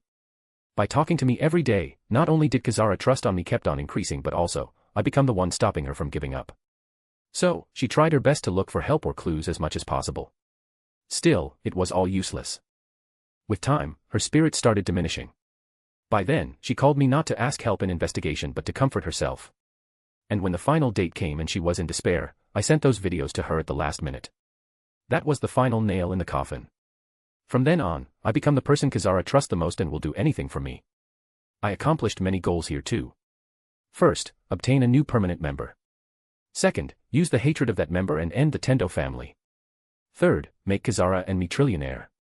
Fourth, cause IISO to curry favor with me so that I will help them to kill Gastria. Fifth, force them to provide protection to Kizara while I am away. Sixth, giving IISO no choice but to uproot those companies responsible for making us trillionaire since they would try to attack Kizara in desperation. Though when I came to know that this world is a part of planar war, I had to change some plans. Nevertheless, I have more in my arsenal, so it didn't affect the outcome. Now is the time to take over the final country, present time. No matter how many times I saw it, I still don't understand how you think that far ahead. Premies, there are many about me that you don't know, Twilight. Said Premies as he followed Saitenchi. Talking in the room stopped as everyone shot their gaze at Saitenchi when she entered. Expecting their reaction, Saitenchi remained calm. Inside this room that imitated French style from the late 18th century, the silence was enough to prick the skin painfully. The ceilings were painted with pictures while the curtains were threaded with gold. A spectacular chandelier, possibly weighing 800 kilograms, was producing bright light capable of searing eyes.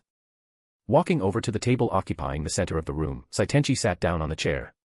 Did you go flower picking, Lady Saitenchi? This was probably a sarcastic jab at her as a woman.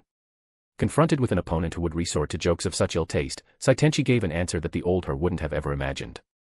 Saitenchi, you're right, President Satake.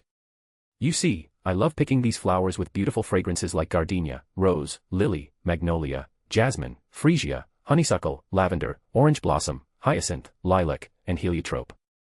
Smelling them makes my mind fresh and calm. In case you want, I can send some to you. Here, a mocking smile appeared on her face as she continued.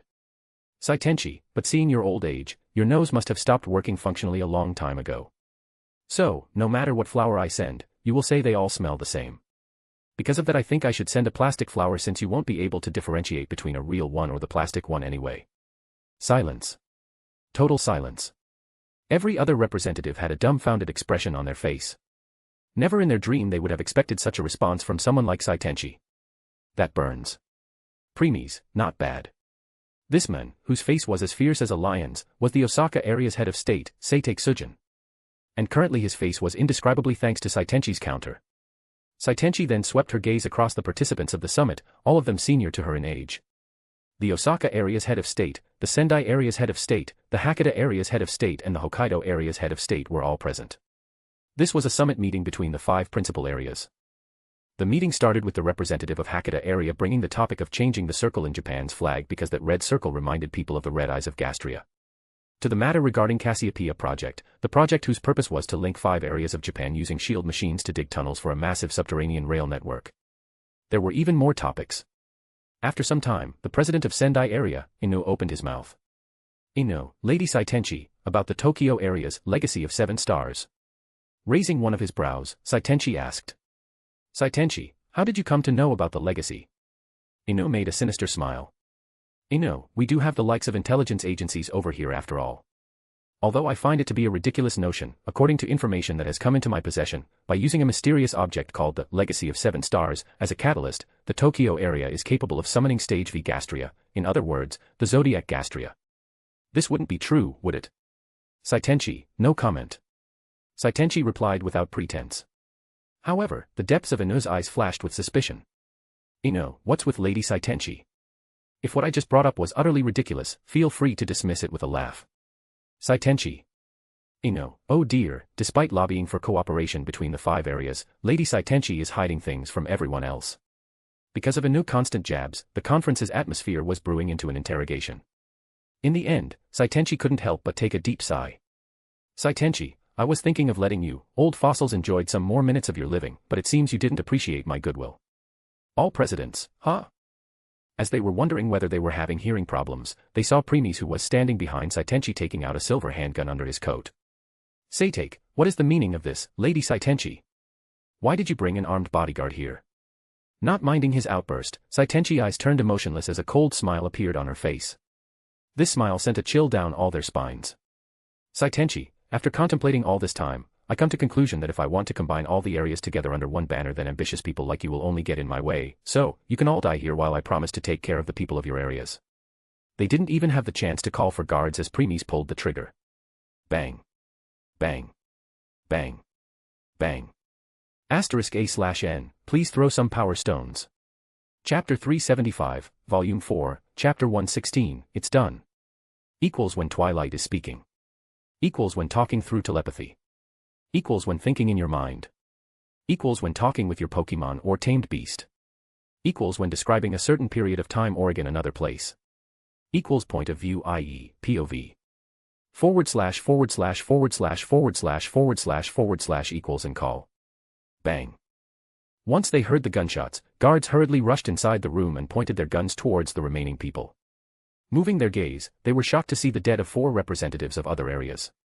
The only one alive was Saitenchi, who was still sitting on her chair and was completely calm even the bloody scene around her. And her guard standing behind her. Guard 1, Lady Saitenchi, what is all this about? Ignoring the fact that the guns were still pointing at her, Saitenchi stood up. Saitenchi, spread the news that all the governors of other areas had betrayed Japan by collaborating with other countries across the global. Guard 2, betrayed. Saitenchi, yes. From my intelligence, I found out that these people had decided to sell the lives of people of Japan for a higher position when the other countries succeeded in taking over our country. Guard 3, why would they do it? Saitenchi, Varanium.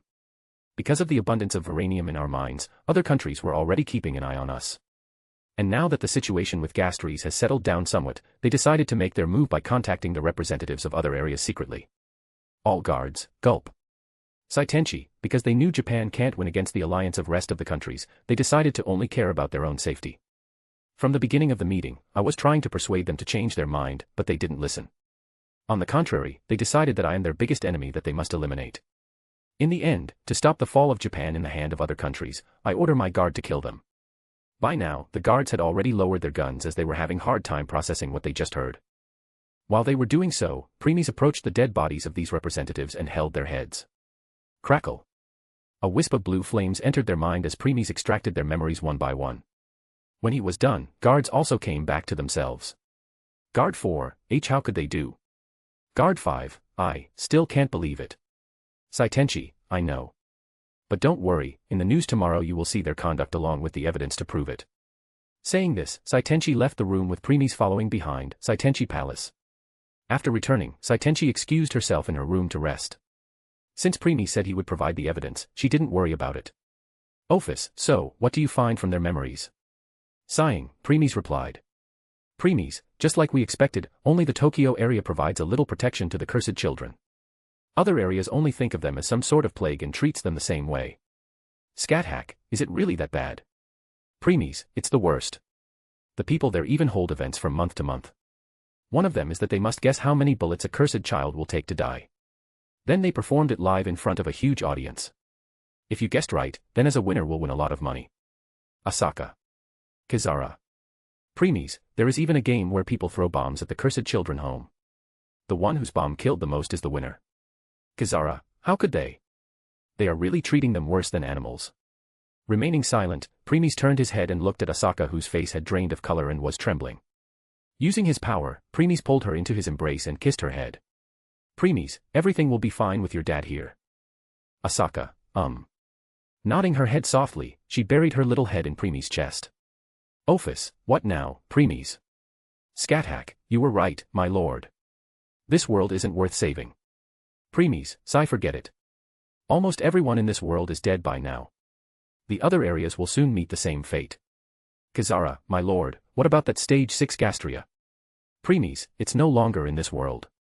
Kizara, did Lord kill it already? Premies, no. Kizara, then. Premies, that stage 6 Gastria had already leave for another world and take all the remaining Gastries with it. Kizara, wait a minute. Lord, are you saying this world no longer has any Gastria? Premies, exactly. A dumbfounded expression appeared on Kizara's face at this moment. Well, more like it ran away in fear of you. Premies, yeah. Remembering the fight he had in South America, Premies couldn't help but chuckle inward. Preemies, the fight between me and that puppet was at a whole different scale. Witnessing our fight, that stage 6 Gastria got sacred out. Preemies, when I was done with my work in South America and left, that Gastria became caution of attacking the humans. However, when it confirmed that I was not in those countries and also didn't come to save them, it thought I also came from another world and left. Office, but when it was done annihilating other countries and came for Japan, it saw you. Scathack, knowing that it was now impossible to attack Japan, it ran away to another world. Kizara, so, that's how it is. Lord, which world did it go? Leaning back on the couch, Preemies replied a few seconds later. Preemies, the world which helped it to reach stage 6. The next day. Sendia area. People had woken up from their sleep and were getting ready to leave for their work. While they were having a friendly conversation with each other. Civilian 1, hey. What's that? One of the civilians that was taking a morning walk noticed something in the sky. His voice attracted the attention of people around him. He was not the only one, many other people also saw that. It seemed to be a hole with purple glowing ends. That purple light was the reason why it attracted people's attention. Soon, the cameras all around the Sendia area pointed towards it and it soon appeared in the news. Almost everyone was staring at their TV wondering what was going on. Suddenly, the hole expanded, and someone walked out of it. It was an extremely beautiful woman with white hair and yellow crosses-shaped pupils. Some spears could be seen floating behind the woman. The woman looking at the humans below as they were nothing but some vermins. Then countless wormholes appeared behind her before they soon covered the entire sky. As people were awed at this sight, spears started to come out of those wormholes one by one. Hershers of the void, puppet die, humanity. Once she said that, all the spears fell, Osaka area. A somewhat similar situation occurred here too. As people were going to start their day, they found that the sun was shining too brightly today. The heat was so much that even ice in the ice industry started to melt. When they all were sweating profusely, someone pointed towards the sun. There, in the very middle, they saw a silhouette of someone flying towards their location. Soon they saw what it was. It was a large, avian bird with a light yellow plumage. It had a long, flowing head crest and a billowing tail, both made of reddish flames. With every flap of its wings some embers were being shed and creating brilliant flashes of flames. As people got stunned witnessing at such an attractive bird, it let out a terrifying shriek. Molters, Screech. Next it got completely engulfed in fire and charged into the very middle of the city. In the next second, a huge pillar of flame rose in the sky, Hokkaido area. There was nothing left of Hokkaido area. No human. No plants. No animals. No buildings. Nothing. It was just a barren land now. And only the one responsible for it remained. In this desolate land, there was a black coffin which stood vertically. The lower part of the coffin had 8 crab-like legs so that it could move itself. A 13 or 14 years old little girl with ashen hair was chained inside the coffin. Yet, the girl didn't seem to mind Bund like this. On the contrary, an excited smile was on her face right now. Daphne, slurp, it's been a long time since I had such a meal, Hakata area. All sudden, 2 red eyes appeared in the space. Once those eyes appeared, a terrifying killing intent covered the whole area. When everyone turned pale and was trembling seeing those eyes, the space shattered. Once the people saw the being, everyone came to a standstill. They wanted to run and hide while leaving everything behind. However, the fear was so great that couldn't even move. Death was gazing at them. It was a monster with a long skeletal body with several bony appendages adorned with claws that can easily cut through everything. Its head was a ghastly visage of dragon skull while its red eyes could make one feel that they had met their maker. Juggernaut, roar. It moved its claws and people were severed into pieces, Tokyo area, Saitenchi Palace. Preemies was currently in front of the window and was looking in the distance while holding Asaka's little hand. Ophis was beside him as always. Scathack and Kizara were standing behind him like his guards. Preemies, with the fall of other 4 areas, now Tokyo is the sole ruler of Japan. And with it under my control, I am its controller now. Means this black bullet world is yours now. Preemies, yeah. Boom. As if answering to them, zenith power burst out of Preemies. Like when he became the planar lord of Guilty Crown world, golden fragments could be seen inside his bluish aura again. Preemies, I really love this feeling of omnipotence, omniscience, and omnipresence of a planar lord. Saying this he sighed. Preemies, anyway, we are done here. It's almost time to leave for the next world. *A/N, please throw some power stones. Chapter 376, Volume 4, Chapter 117. Equals when Twilight is speaking. Equals when talking through telepathy. Equals when thinking in your mind. Equals when talking with your Pokemon or tamed beast. Equals when describing a certain period of time or again another place. Equals point of view, i.e., POV. // equals and call. Magata Public University is a university in the Tokyo area. It is located near a big city, with many trees encompassing the vicinity and a small road located nearby. It occupies a large area, with two large buildings facing each other and connected at the center, where another section of the large university is located, facing the front. The middle building contains several small windows and an impressively large gate leading into the university. The yard displays several growing trees and a tall wall preventing entrance, with the university's name on a plate attached to the wall. The two buildings facing each other, portrayed as immensely large structures, possess a balcony and many small windows. A laboratory was located in the bottom floor of the university. The door of the laboratory was engraved with grotesque demons with breasts that were probably meant to keep people away. Inside, it was dimly lit but surprisingly spacious. The whole floor was covered with green tile, and even though it was slightly eerie like an operating room, if one looked carefully, he or she could see underwear and lunch boxes and a chalkboard covered with German or some other foreign language, which gave it an overall lived-in feel. There were several iron stands around the room with many laboratories equipment. A refrigerator and some home appliances. Currently, a young doctor of average height and body frame was sitting in front of table while going through some documents. She had messy, purple hair that covered the whole of her forehead, as well as a prominent bang entirely covering her right eye and parts of her cheekbones. Arching around her eyes were a pair of thin eyebrows and, underneath, two slightly thick eyelashes which encompassed her oval eyes and light irises. Her hair, which juts out in every direction but was kept moderately straight in the back, fell directly below her neck. She possessed thin lips and a small nose. She donned a white, open coat that fell below her feet and covered most of her body. Under said garment was a shirt with a large collar circling around her neck, as well as a dark skirt covering her thighs, but leaving her legs' lower regions exposed, which are covered by a pair of dark tights. Around her neck, a small necklace can be spotted, as well as her name tag located on her coat. Miroto Sumayer. That was the name of the woman. She was a researcher at the Magata Public University Hospital as well as the protagonist, Satomi Rintaro's teacher. She also had another identity, that was one of the four sages and was the person in charge of the new human creation plan. Scratch. Scratch. Scratch. Only the sound of her pencil scribing on the paper could be heard in this quiet room. Sumayer, just how does he? She muttered under her breath before a frown appeared on her face as she curled the paper into a ball and threw it in a dustbin at the corner. Tick. Tick. Tick. Since the dustbin was already filled with such paper balls already, the one thrown just now fell on the ground. Ignoring it, Sumayer took out her old papers again and started comparing notes with her old and latest research. After some time, she again started writing on a new paper. You are wasting your time if you think you will be able to learn about me with this. Sumayer. Hearing this, her hair stood on the end as Sumayer glanced back and saw Premies standing right behind her with his attention on the paper in her hand. Seeing him, a cold sweat appeared on her face as she gulped nervously. As if oblivious to her reaction, Premies extended his hand and took the paper from Sumayer's hand. She didn't try to do anything and let Premies have it. While Premies was going through it, Sumayer was trying to calm herself. Premies, you don't need to be that afraid of me, you know. Letting out a mocking laugh, she replied. Sumayer, sorry but it's impossible for me to, knowing I am in the presence of the executioner of himself. After the purge conducted by Saitenchi in front of the monument of Flame of Return, the remaining people tried to uncover Premies' identity. And since Premies no longer cared about it by then, the people soon found what his name was. Der Scharfrichter. Even though they didn't find out more, some smart people understood the meaning of his name. The Executioner. A fitting name for someone who killed countless without batting an eye. And because his conduct was witnessed by everyone in this area, Premies was the symbol of terror now. People were even afraid to say his name out loud. Premies, Not minding Sumayer's words, Premies' attention was only on the paper in his hand. On it was the extreme details about Gastries, Veranium, and about him. Premies, when did you start getting interested in me? Sumayer, from the moment you completed those 257 requests in a day.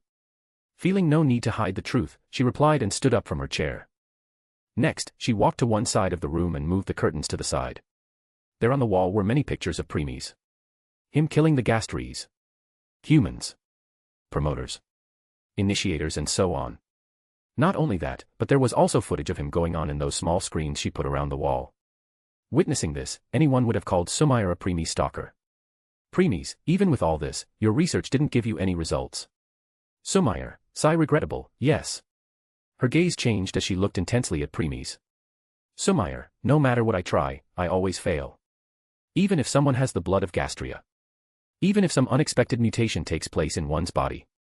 Even if one turned their body parts into Varanium. Even if someone turned themselves completely in Varanium machine. And even if someone has both the blood of Gastria and Varanium inside. Pausing for a second, she continued. Sumair, none of them come close to you. Let alone surpassing you. Your speed, strength, defense, reflexes, precision, everything is off the charts. Even stage V Gastries and promoters in top 10 ranking can't be compared to you. That's why I want to know how or. Premies. Sumair, what are you, der Scharfrichter? You definitely can't be called a human at this point. A chuckle escaped Premies' mouth. Premies, how interesting. Moving his head away from the paper, Premies looked directly into Sumair's eyes. Premies, if you really want to know then you must join my guild. Miroto Sumair. An hour later. Leaving Sumair's laboratory, Premies was now taking a stroll in the streets of Tokyo. Compared to the deadly silence that was present after that bloody day, people had returned to their normal lives. They were talking, shouting, arguing, laughing and so on. The reason why it was because Premies removed his, Gastries, and cursed children existence from everyone's mind.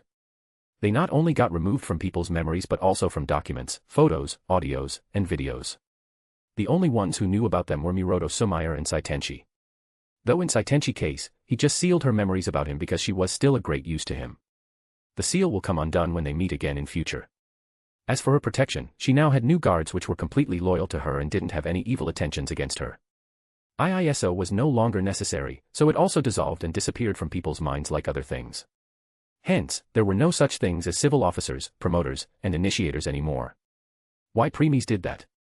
With the eradication of all the corrupted and rotten people, only the innocent remained. And the only thing that will prevent them from enjoying the rest of their lives would be the trauma brought by Gastries and the fear of Premies. Hence, Premies decided to erase those things from this world. It's the simplest and easiest way. As the saying goes, ignorance is bliss. While Premies was walking among them, none of the people noticed his presence. It seemed as though he was invisible. However, the moment one of them was about to collide with him, they unconsciously changed their path and walked past him. Premies, Kizara, don't you want to meet Satomi Rintaro one last time before we leave for the next world? Kizara, Satomi. She became silent and started pondering about it.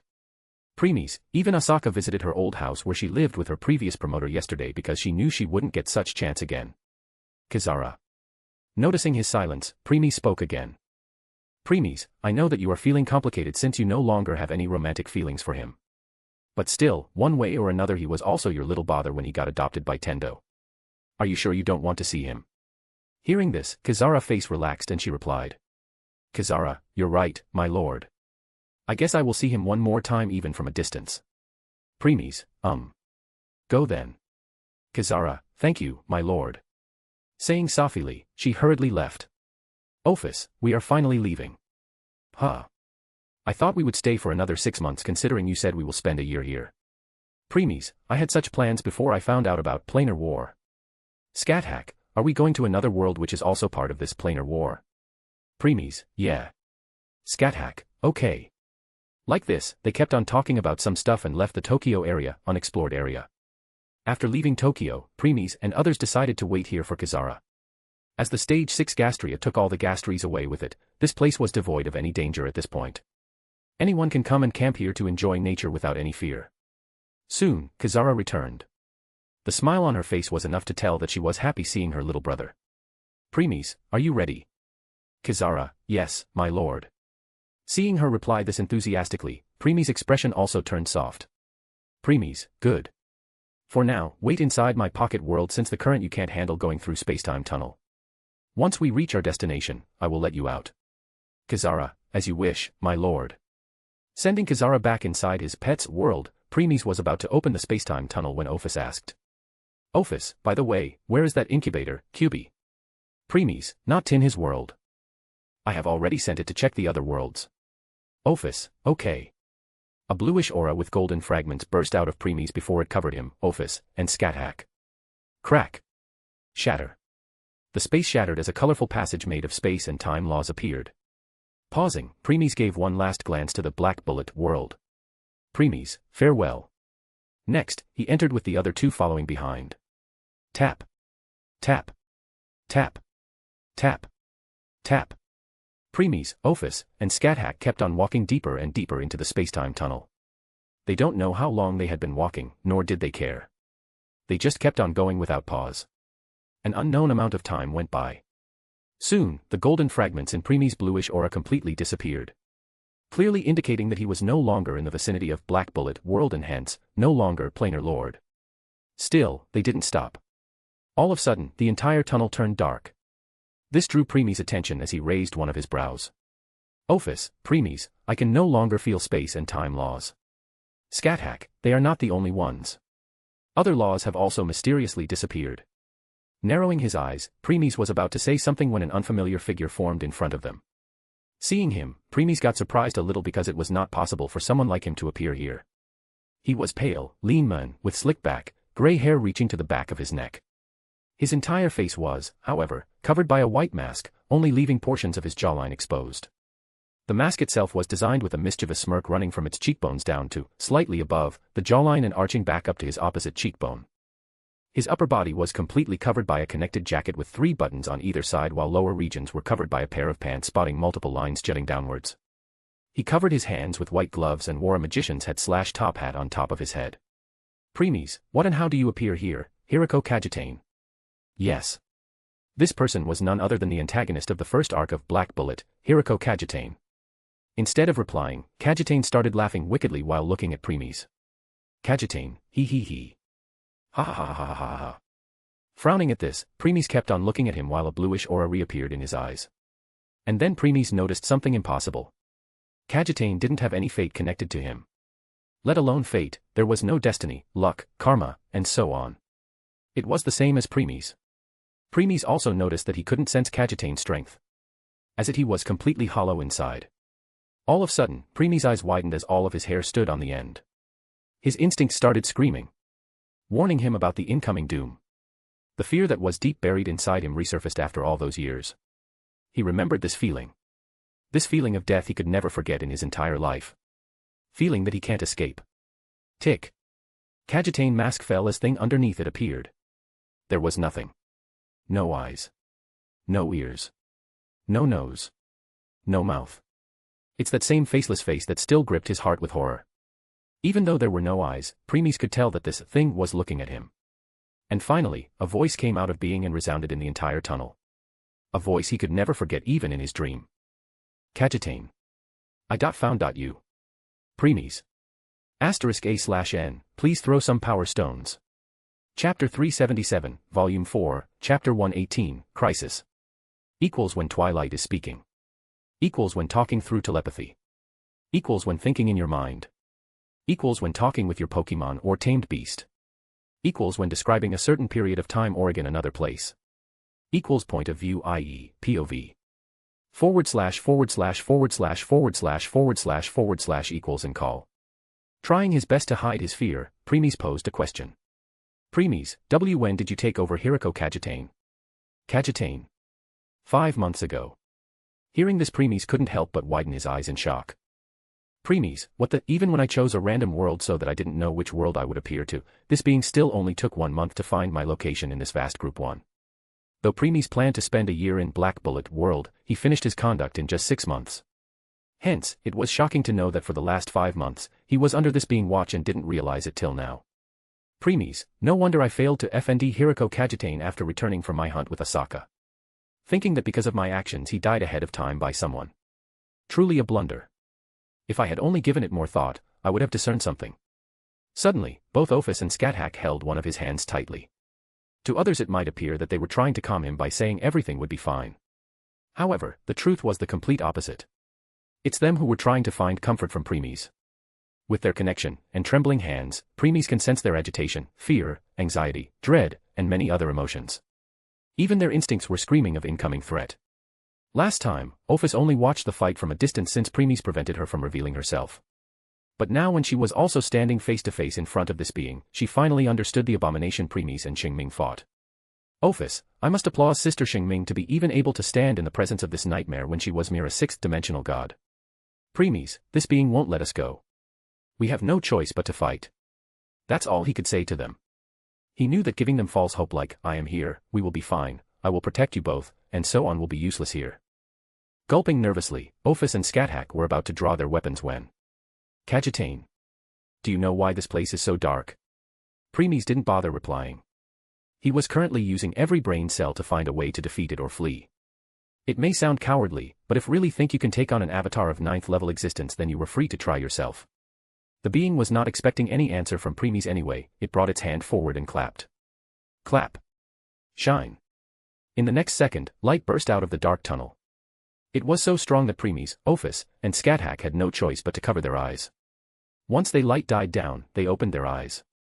At first, they were stunned, but then they felt a chill down their spine. In the case of Premies and Ophis, it was more intense. Premies and Ophis, you are kidding us? It was a big, long pure white hall with many pillars standing in an orderly manner supporting the ceiling. It was so long that one can't even see its end. Kajitain. Remember this. As others turned their attention to the being, cracks started to appear on its body one by one. Crack. Crack. Crack. Crack. More and more appeared, and until its body exploded. Boom. In the next second, huge pressure fell on all three of them. And the being walked out. Standing 7 feet tall with white-colored bare chest. 2 long black arms and legs with claws as its hands and feet, along with that faceless face, the white hall. Me. The 3 people standing in front of me, though last time one of them was hiding and delivered the last blow. Crack. Cracking its neck nonchalantly, it continued, last time you win by outsmarting me. It won't happen again. Stopping, it readied itself. Now then, let the past repeat itself. But this time the ending will be different. There was a heavy atmosphere in the hall. Both parties were looking at each other. If it was another time, then Premies would have changed to his original template, the Black Swordsman. Though not today. Since he had just lost his planar lord power. His strength only dropped in the boundary of true demigod, which was somewhat close to neo-god. In other words, right now Premies was even stronger than he was in his, the Black Swordsman, form. For the time being, that is. Swoosh. The being moved and appeared in front of Premies in an instant. Let me tell you this. This is my strongest mortal, 2nd level existence, avatar. Bam. The attack hit Premies and threw him away. Premies, GUH. A huge shockwave was released from the clash. While the White Hall remained unaffected, if it happened outside, then countless universes would have been erased by this shockwave. When Premies was thrown away, Ophis and Scathach attacked with their black sword and red spear from both sides. Without bothering looking at it, the being caught both the sword and spear with its hand. The strength behind the 2 weapons didn't affect it in the slightest. Not giving them any chance to pull it back, it took a spin and sent them flying in different direction while its gaze never left Premies. At some distance, Premies had stabilized himself. Because he took out his gunblade at the last moment and blocked the being's claw, he didn't receive any damage. Nevertheless, his arms still turned numb and were shivering thanks to the force behind that hit. So, that's how it is. I was wondering why you gave up the magic path and took the Zenith one. Now I understand. Seeing how your body is not affected by such a high amount of power and your complete control over it. It seems that you have already reached the rank of true demigod in your, the Black Swordsman, form and hit the limit. Hearing this, Premies' expressions turned grave.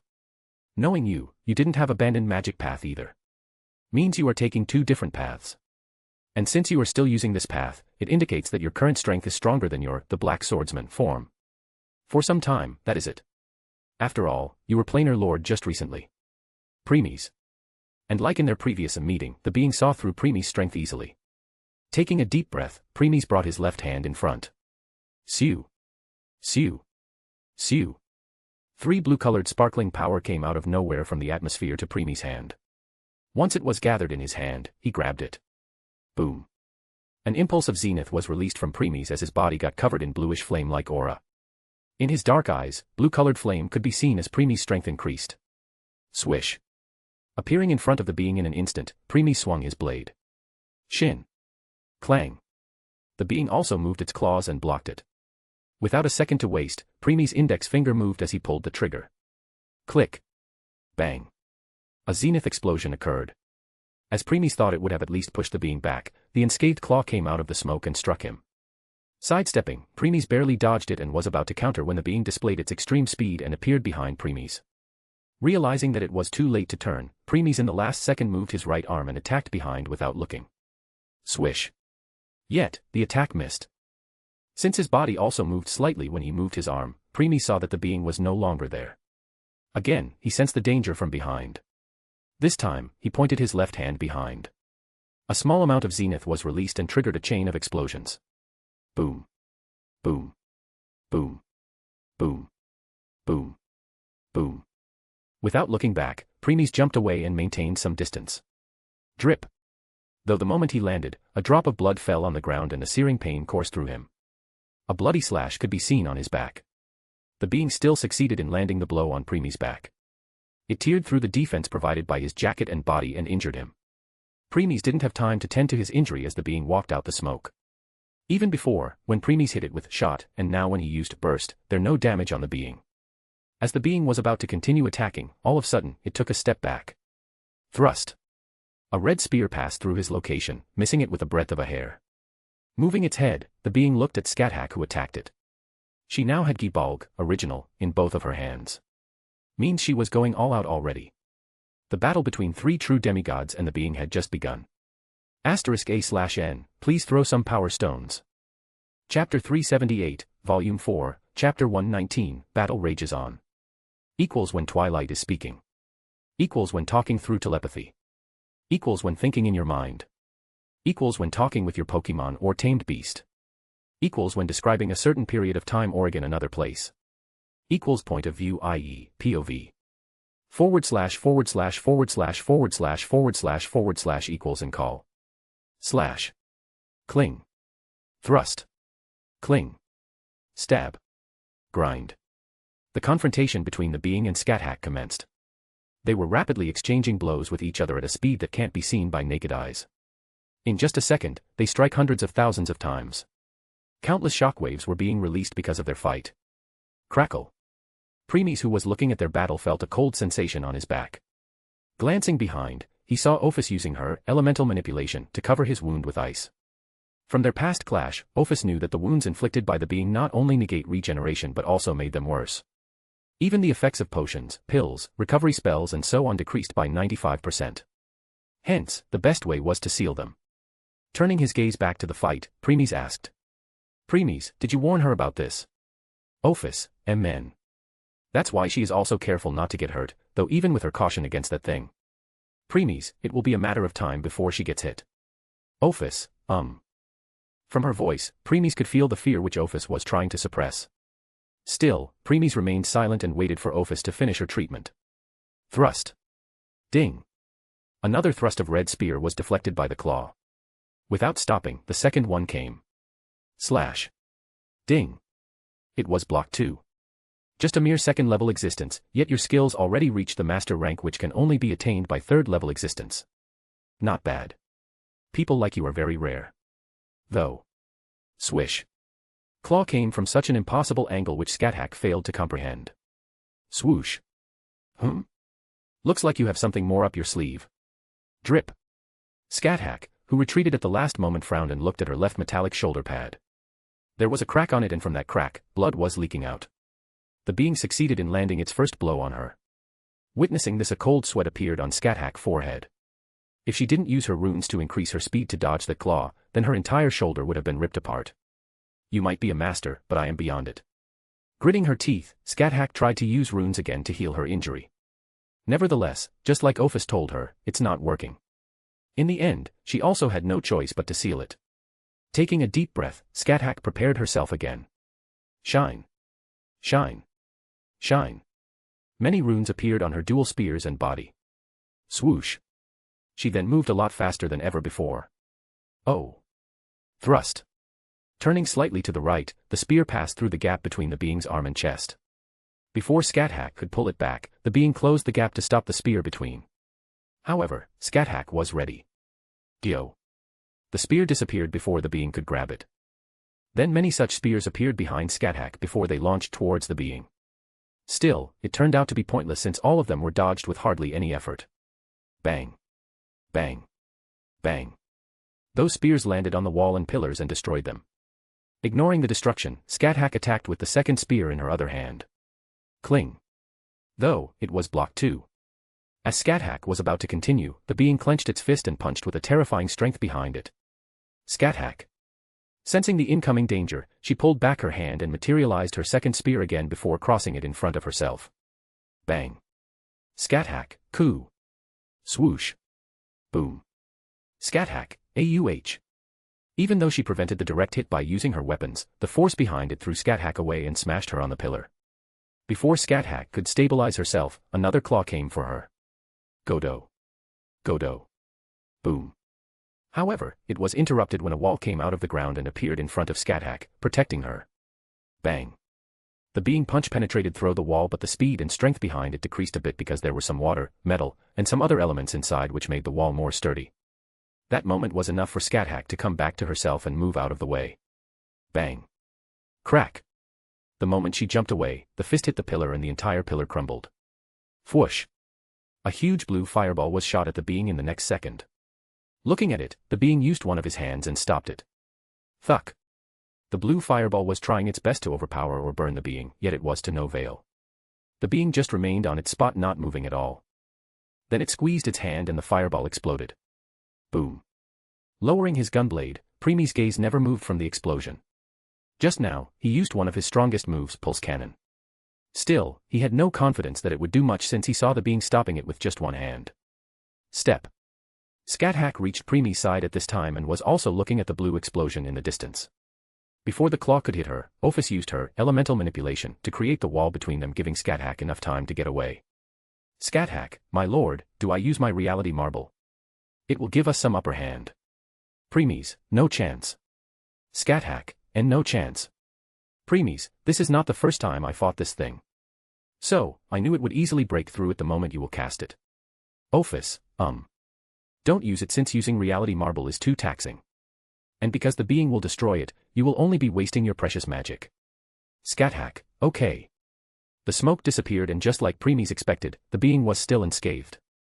Are you done with your little planning? Preemies, yeah. Swoosh. Leaving a blue wisp behind, Preemies appeared behind the being and slashed. Slash. In return, the being just sidestepped and dodged. As Preemies looked at his wide back, the being attacked behind with its elbow. Moving his head back, Preemies dodged it before twisting his hand and attacking its back again. Slash. Cling. Though using its other hand, the being stopped it without even looking. It was about to make its move when a black blade came from its head. Instead of dodging or deflecting it, the being held gunblade tightly before pulling Preemies along with it and threw him towards Ophis' direction. Whoosh. Seeing Preemies in the way, Ophis had no choice but to pull her Chaos Camph back and catch Preemies. Thud. The moment Ophis caught Preemies, the being was already in front of them. Whoosh. Nevertheless, it didn't get the chance to do something because the red spear was thrown at it. It stopped as the spear went past it. Swoosh. Scat-Hack, who had thrown the spear, appeared behind the being and attacked. Cling. Preemies also separated from Ophis as both also joined. Slash. Cling. Thrust. Ding. Shin. Clang. Stab. Dang. And just like that, the battle kept on raging on. A long time passed. The hall was destroyed a lot because of their battle. Currently, the being was nonchalantly flying in the air and was surrounded by Preemies, Ophis, and Scat-Hack. The being was the same as ever while there were some minor injuries on Preemies and others. Preemies, Ophis, let's do that. Ophis, okay. As Preemies and Ophis were discussing something, the temperature in the hall dropped and pressure fell on all three of them. I think I have played enough. Let's end this. I will show you what happened if I become a bit serious. *A/N, please throw some power stones. Chapter 379, Volume 4, Chapter 120, title at the END *. Equals when Twilight is speaking. Equals when talking through telepathy. Equals when thinking in your mind. Equals when talking with your Pokemon or tamed beast. Equals when describing a certain period of time or again another place. Equals point of view, i.e., POV. / / equals and call. Suddenly, all their hair stood on the end as they felt the incoming doom. Preemies, Ophis. Without a second thought, she extended her hand towards Preemies. Once Preemies grabbed it, they both spoke simultaneously. Preemies and Ophis, resonance.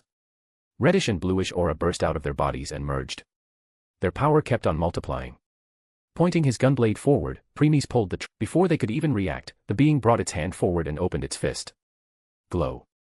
Inside it was a small blackish-white energy ball. Boom. It exploded in the next moment. Preemies, GUH. Ophis, AUH. Scat-Hack, Coo. Fwoosh. Fwoosh. Fwoosh. It hit them and threw them away. As Premies tried to stabilize himself and tried to turn. Bam. Premies, oh. The being already appeared in front of him and punched him right into his gut. It appears the being arm would burst through Premies as his back stretched backward. Premies could tell that almost all his ribs were thoroughly destroyed along with many of his organs. Pulling his arm back, the being joined his hands and attacked Premies with a sledgehammer on his back. Bam. Premies, arg. Whoosh. Bang. In the next moment, Premies was smashed into the ground. Slash. Cling. Ophis, TCH. Deflecting Ophis' sword, the being didn't give Ophis any chance to retreat as with a swift motion, he grabbed her ankle. Ophis. She didn't get the chance to free or do anything as the being moved with an unimaginable speed, pulled her, and smashed her at the pillar. Bang. Crack. Ophis, arg. Since before slamming her to the pillar being reinforced it at the last instant, Ophis took a lot of damage as the pillar crumbled. Still, it was not over it. Bang. Crack. Bang. Crack. The being bashed her on a few more pillars before stopping. While holding upside down bloodied Ophis with her ankle, the being threw her at the wall. Whoosh. Bang. All of a sudden, the being movement stopped. Like some kind of force bound it in the place and preventing it moving. Shine. Shine. Shine. Shine. Countless runes appeared all around the being. Some were on the walls, some were on the pillars, some were on the ground, some were even in the air around. They surrounded the being from every direction and restrict all its movements. So that's what you were doing all this time. Boom. A huge amount of red color magic erupted from some distance. Scathach was standing there with a single spear in her hand. All that power was coming out of her and was gathering at the tip of her spear. The light was so intense that the white hall appeared to have turned red. Once all the power was gathered, Scathach put one foot forward and took a stance. Taking a deep breath, she held her spear tightly and threw it at the being with her full strength. Scathach, Gi Balg, original soaring spear of piercing death. Swish. Thrust. Gi Balg, original, penetrated through the atmosphere towards the being with its power kept on increasing and increasing. Only the red spear of death could be seen approaching the being. Crack. Shatter. However, the moment red spear of death was about to hit the being, it broke through Scathach restriction and caught it with its both hands. Both were trying to overpower each other. The spear was trying to penetrate through its target while the being was holding it in its place. Thud. Scathach, pant pant pant pant. Looking at her attack being held on the spot, Scathach fell on one of her knees and started breathing heavily since releasing the ultimate move put a lot of strain on her body. Gritting her teeth, she snapped her finger. Snap. Shine. Shine. Shine. The shattered fragments of runes joined, and a pressure fell on the being. Shine. Shine. Shine. Shine. As if that was not enough, more runes appeared on her spear, increasing its power even more. Finally, the being started getting pushed back little by little. Though just when Scathach thought that the spear will win, the being spoke. Not bad, lower life form. But didn't I say that I will show you what will happen when I take things a bit seriously? Crack. Shatter. In the next, the being squeezed its hand and the spear shattered into countless pieces. Scathach. She could only look at the spectator in shock as the remaining fragments of her power disappeared into nothing. That was her ultimate move. Even Premies was only able to overpower it when he released his own ultimate move. Yet, the being destroyed it with its bare hands. In the next moment, Scathach sensed that her spear had returned to her soul. Since it was recreated by the Origin Force, once she became permanent member, the spear was indestructible. Though it didn't mean that the power she put in it to release her strongest move returned with it. Swoosh. The being appeared behind Scathach, grabbed her head, and slammed it hard on the ground. Bang. Though it couldn't continue with its onslaught as a huge reddish-bluish arc of power came towards it. Seeing this, the being released the same blackish-white energy ball and threw it. Whoosh. Boom. The two attacks collided and exploded. But in the next second, that same blackish-white energy ball came out of the smoke and made its way towards Premies and Ophis, who released their resonance attack. This shocked them since this means that blackish-white ball had the strength far surpassing their resonance attack. In the last moment, they separated from each other as that energy ball passed between them and landed behind. Boom. They didn't have the time to make their next move as the being appeared between them in an instant and attacked. Bam. Bam. Dang. Dang. In the last moment, both brought their weapon in front and somehow blocked the direct contact. Nevertheless, the strength behind those strikes sent them in a different direction. Ignoring Ophis for now, the being rushed towards Premies. Seeing it coming for him, Premies ignored the fact that his arm was broken and pointed his gunblade towards it and released the blue fireball. Click. Burst. Slap. Though this time, the being just slapped it and destroyed it casually. Witnessing this, Premies gritted his teeth and slashed when the being was right in front of him. Slash. Cling. Shin. Ding. Both started to exchange blows with each other from one place of the palace to another while destroying their surroundings. Unfortunately, in less than 10 seconds, Premies got overwhelmed and got more and more injured. Ophis, Premies. Slash. Cling. Ophis also joined the fray. And soon with her and Premies' coordinates, they were able to keep the being at bay. But, only for a minute. Later, the being got the upper hand again as more injuries started to appear on both. Cling. Grabbing Ophis' sword, the being bucked her away and kicked Premies. Bam. Premies, arg. Following behind, he punched Premies. Fwoosh. Bang. Bang. Bang. Unable to stabilize himself, Premies destroyed many pillars in the way before he saw another blackish-white energy ball right in front of him. Boom. Another explosion and Premies fell on the ground like a broken doll. One should know that the power of that blackish-white energy ball far surpassed the resonance attack of Premies and Ophis. Hence, taking it at the point-blank range, injured him greatly. So much so that Premies even lost consciousness for a second there. Boom. Ophis, arg. Raising his head with difficulty, Premies saw Ophis, who was the next one to got hit by those energy balls. He was trying his best to get up, but his body was not listening. By now almost all his body was destroyed from inside out. He was still alive thanks to his sheer will. The same was the case for Ophis. Thrust. Cling. Deflecting the spear coming for it, the being grabbed Scathach face and crashed her at the ceiling above. Scathach, ack. Before she could fall, the being clenched its fist and punched her, sending her back to the ceiling. Bam. Bang. And again. Bam. Bang. And again. Bam. Bang. And again. Bam. Bang. Bam. Bang. Bam. Bang. Ophis, is. Even though Ophis was also greatly injured, her injuries were slightly less severe than Premies since he was the being's main target. Hence, she was trying to crawl her way towards him while leaving a trail of blood behind. Only with great difficulty could Premies see Ophis since his vision was becoming blurry. Compared to their previous meeting, this time not only was the being a whole stronger, but its attack was also doing soul damage. Yes, you heard it right. Along with their physical body, their soul was also being damaged by the being's relentless attack. And since all three of them were true demigods, they could see the souls of others. Thus, Ophis easily saw how injured Premies' soul was at this moment. Thud. By the time Ophis crawled to Premies' side, the being stopped as Scathach's mutilated body fell. She was also at the end of her ropes. Ophis, this is hopeless. Looking at the unmovable Premies and the verge of death Scathach, Ophis' eyes were already full of despair. Still, she knew that the only thing they could do was fight till the bitter end. Ophis, is. Forcefully raising her body, Ophis held Premies' face with her bloodied hand as tears streamed down her cheeks. Lowering her head, she gave a last kiss to him. Ophis, MMPH. She then raised her head as the determination could be seen in her eyes. Ophis, resonance. She muttered lightly as hers and Premies' aura merged. Putting Premies gently on the ground, she used her remaining willpower to stand up. Premies, is. Giving Premies a loving smile, she held her Chaos Camp tightly and started gathering the rest of her power. Her power rose as she poured all her soul and elemental power into her sword. Next, with heavy steps, she walked towards the being. Step. Step. Step. Just when the being was about to finish Scathach, it stopped and glanced back. Can't you just stay put for some time? I was about to come for you after I was done here. Step. Step. Step. Ophis didn't respond and kept on walking. I guess I will start with you then. Turning, the being was about to charge at Ophis when Scathach grabbed its leg. Scathach, I won't let you, hee.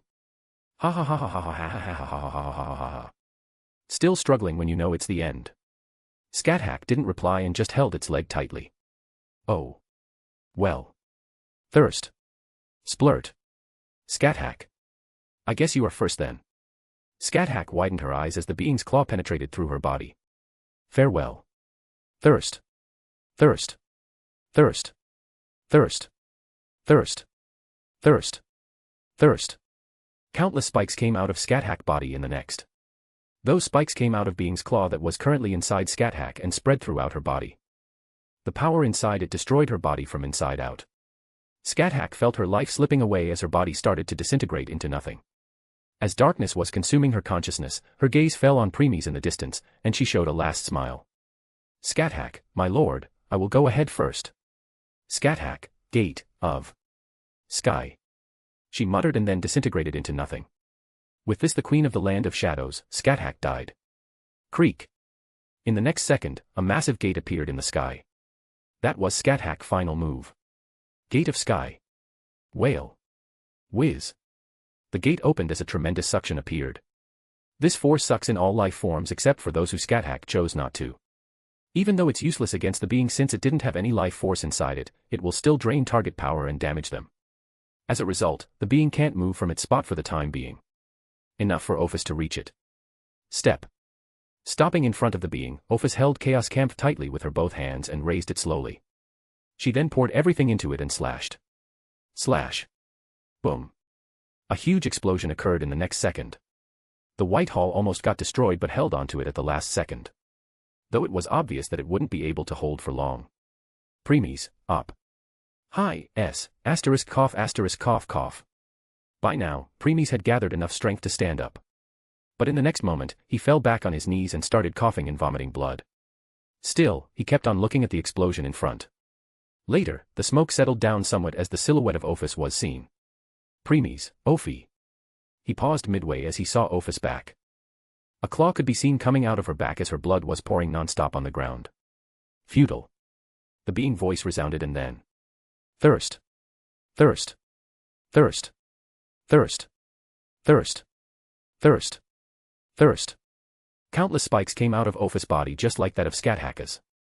Premies could only see with wide eyes as Ophis turned her head slightly to the side and moved her lips. Even if no voice came out of her mouth, Premies read her lips. She said, I love you. Then the corner of her lips curled up a little and she also disintegrated into nothing. And with this the Infinity Dragon God, Ophis, died. Step. Step. Step. Step. Step. You are the only one that's left now. Just like I said before, the past will repeat itself but the conclusion will be different. Premies, Zenith state. Sew. Boom. A powerful shockwave of zenith was released from Premies' body as the bluish flame-like aura of empowerment became very condensed. This is Premies' strongest move, but using it put an extreme burden in his entire being. In other words, he was also damaging himself by using it. Since Premies' eyes were currently covered with his bangs, the being can't see his expression. Not that it would have cared anyway. Premies, this is my final move. Saying this, Premies pointed the tip of his gunball towards the being as all of his zenith condensed at the tip. In that case, I will also reply in kind. The being raised one of his hands high in the sky and a huge blackish-white energy ball appeared. The power in that ball far surpassed Premies' zenith by several folds. Yet, Premies didn't back off and pulled the trigger. Click. Sew. A huge beam of zenith was launched towards the being. I enjoyed the little entertainment you provided me. Now, goodbye. And the being threw its ball too. Boom. Both attacks collided. Premies gritted his hand and put everything in his final attack, but it got overpowered in a second. In the end, he could only watch in defeat as the ball engulfed him and swallowed him too. With this, the Black Swordsman / Planar Lord, Premies Rigla, also died. KABOOOM. Chapter 120, Bad Ending. *A/N, please throw some power stones. Chapter 380, Volume 4, Chapter 121, not applicable. Equals when Twilight is speaking. Equals when talking through telepathy. Equals when thinking in your mind. Equals when talking with your Pokemon or tamed beast. Equals when describing a certain period of time or again another place. Equals point of view, i.e., POV. // equals and call. The world beyond. 2 thrones. 1 blackish red. 1 whitish golden. 2 beings. Premies Rigla. At $%. A chessboard in between. So, Your Excellency died. Premies, we did. Countless stars, galaxies, verses like Megaverse, Rintaverse, Ninaverse, Jamaverse, Eridaverse, Unpanaverse, Papanaverse, Hepanaverse, Duexiaverse, Unhepaverse, Quepaverse, Epexiaverse, Octadiverse, Eposhaverse, Eponiverse, and even more were surrounding and revolving around them. Since it's Premies' turn now, he picked up a piece. Preemies, even when our queen unleashed two of her strongest moves and our empress gave a last slash which contained her everything along with the boost of resonance, asterisk and carat percent dollar was still unscathed. It was, asterisk and carat percent dollar strongest mortal, second level existence, avatar. It would be more shocking if they succeeded in even putting a scratch of it. Preemies, yeah. Even when we entered our zenith state and launched our strongest move, asterisk and carat percent dollar easily overpowered us and killed us in the end, and even at that time, asterisk and carat percent dollar was not going all out. Preemies, As Preemies was looking at the chess piece in his hand, many visions of the past appeared on its surface as he thought about them. Preemies, those who knew about our power, looked at us with reverence, admiration, and awe. But they had no idea that we were still nothing in the eyes of higher existences. They don't even have the qualifications to know about them either. Preemies, yes. The less one knows, the better, indeed. Moving his gaze away from the piece, Preemies looked at the chessboard in the center. Preemies, just like, asterisk and carat percent dollar mentioned, in our first confrontation we win by outsmarting it. It was impossible to do that again even in the second and future confrontations, agreed. After all, when your excellency defeated it for the first time, in the last second, asterisk and carat percent dollar saw through all of your excellency schemes in an instant when it decided to put some mind into it. Preemies, it was truly shocking to us too. Every step, every word, every move we did in our first fight was perfect calculated by us. Yet, it grasped all of it in its last moment. More than enough proof that schemes would no longer work on it from then onwards. The reason was, asterisk and carat percent dollar lost was mostly because it looked down your excellency for being a mere second-level existence in the first meeting. Preemies, we were just a sort of entertainment for it, though it was changed later. When your excellency. Preemies, shoo.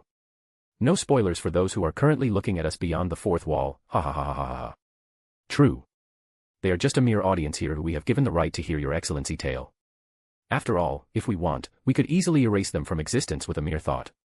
Preemies, chuckle well, what can mere first-level existences do to beings like us if we decided to make a move? Even the author who is writing this novel thinking it's his inspiration is completely unaware that it was we who put these tales of ours inside his head. Chuckle, it doesn't matter since to everyone it will just appear to be another novel, if only they know the truth. Preemies, like we said before. Ignorance is bliss, and also, a blessing. Shaking his head, Preemies spoke. Preemies, anyway, let's return to where we left off, Then if we am not wrong your excellency just wanted to find one more person worthy for his guild before returning to Akame Ga Kill world, right? Preemies, right. We have the exact same thought but, asterisk and carat percent dollar found us before that, readers might be thinking that situation won't be that worse. Because it was then your excellency, and his empress would have unleashed their real power. Preemies, they don't know how wrong they are. As we said just now, we were just some sort of entertainment to, asterisk and carat percent dollar. That's why, asterisk and carat percent dollar only used its mortal, second-level existence, avatar in the first place, Even though because of restriction your excellency were able to suppress his and his empress power to god rank and hid that he was the user of origin force, it was still a third-level existence. Preemies, that's the main reason, we didn't resort to it. In case we had entered our awakening, then in the instant, asterisk and carat percent dollar would have called its god, third-level existence, avatar. After all, because of our previous confrontation, asterisk and carat percent dollar was long prepared for the interruption of the god that helped us that time, and things would have turned more dangerous at that point since your excellency would have garnered asterisk and carat percent dollar attention even more as it would have become curious how your excellency was able to hide the fact that he was third-level existence from it all along. Preemies, that would be a worst-case scenario since there is only thing that could do so from its prying eyes, origin force. Preemies, means that would be the end of us, one more thing. Since your excellency isn't bound by any time axis, it's impossible for him to return to the previous time unless he had mastery over time. Preemies, which we didn't at that time. Hence, neither of them would have worked, the only option was to fight that hopeless battle. Preemies, thus, the question stands. How did your excellency survey our mistake? Your excellency clearly stated he died. So, how did you resurrect, your excellency? Tick. Finally, putting the piece, Preemies ended his turn. He then raised his head, looked at hashtag $% and smiled. Preemies, 8th dimensional god. Asterisk A/N, please throw some power stones. Chapter 381, Volume 4, Chapter 122, 8-dimensional god. Equals when Twilight is speaking. Equals when talking through telepathy. Equals when thinking in your mind. Equals when talking with your Pokemon or tamed beast. Equals when describing a certain period of time or again another place. Equals point of view i.e. POV. // equals and call. Infinite darkness. That's how one can describe this place. No matter how far one would look, they won't find its end. It remained like this for quite some time until numerous glints of light appeared one by one. These lights were souls of the deceased. With time, one by one, those souls entered reincarnation cycles to start their new lives. Some fortunate ones got chosen by the fate and reincarnated in a new world with their memories of precious ones still intact. Some who could be described as the child of destiny or future protagonists got chosen by a system and transmigrated into a new world with their memories intact.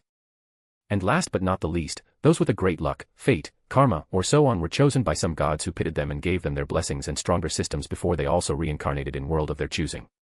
By the way, those gods were dimensional gods, not the real gods, third-level existence, since real God didn't care about the lives of mortals. Whether they live or die, it's none of their concern. Even in Danmachi world. In case there was a mortal witch godlike, then they returned to the heavens and keep that mortal soul with them.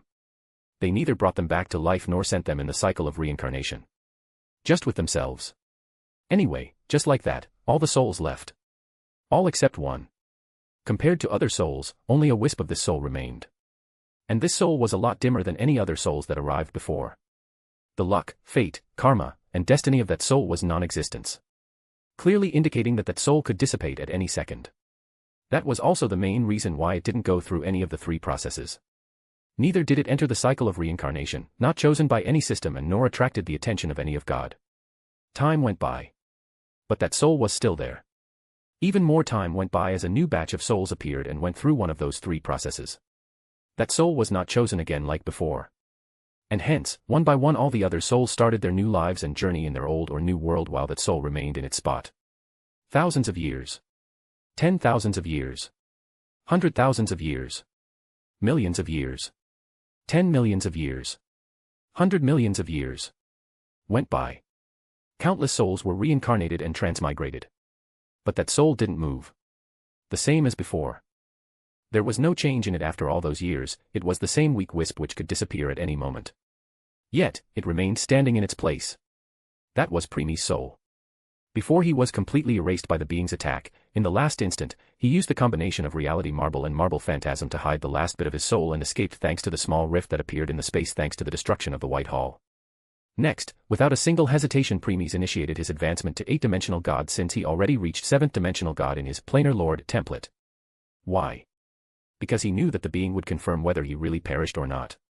And just like he expected, the being checked every spacetime and laws in the tunnel to confirm his death. As for Preemies, he really died considering he became 8th-dimensional God and his consciousness scattered into nothing. Yes, you heard it right. Even though it was Preemies' soul, it had no intelligence, emotions, desires, or so forth. It was just an empty husk.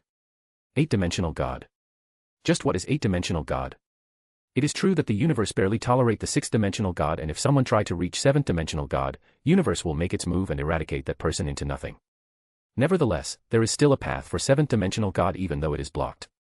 What about 8th-dimensional God? Why is it said that no intelligence being to reach this? That's because once you enter that stage, your consciousness would dissipate, and you'll end up becoming an embody of a certain concept. Yes. You won't get the power to control a concept. But you will become a concept itself. This step is important since next is the rank of 9th-dimensional God who have the strength of the universe itself. 8th-dimensional God help you understand how a universe work. How laws work. How fate works. How time works. How parallel world works. Why are they important for the universe? That's why 8th-dimensional God can't be reached by an intelligence being. Because that person becomes an idea. In simpler words, you become a machine who is made to perform only one task. All other things are irrelevant. In case you are weapon spirit, you will just become a weapon thorough and thorough whose only purpose is to kill in the hands of its wielder. You will just become a person who has lost his, her mind and turned vegetable. It may sound cruel, but without going through this, it's impossible to reach 9th-dimensional God without any external help.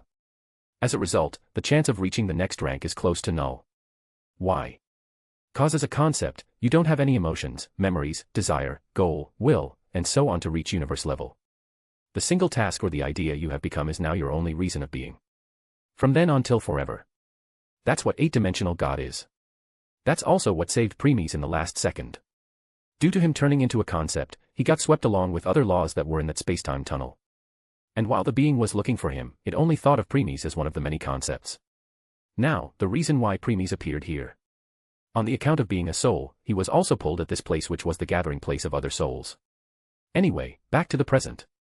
Even more time passed. The cycle of reincarnation kept on going. And finally. Crack. Shatter. The space around Primis shattered and his soul was pulled in a vortex. It then swallowed Primis and repaired itself in the next second. This dark world became empty again. It was again waiting for the next batch of souls to guide them on their next journey. Primis opened his eyes and saw the sky. Clouds scattered around the blue sky and were moving slowly. He found himself lying in a patch of grass. The air felt so fresh, and he even heard the chirping of birds around. Turning his head to the side, he saw many trees going as far as eyes went, clearly indicating that he was in a forest. As this time, one of the clouds stopped covering the sun and the sunlight fell directly on Primis' face. Bringing his hand in front, Primis shielded his eyes and decided to get up. But then. Primis, coo. A groan escaped his mouth as every part of his body screamed in pain.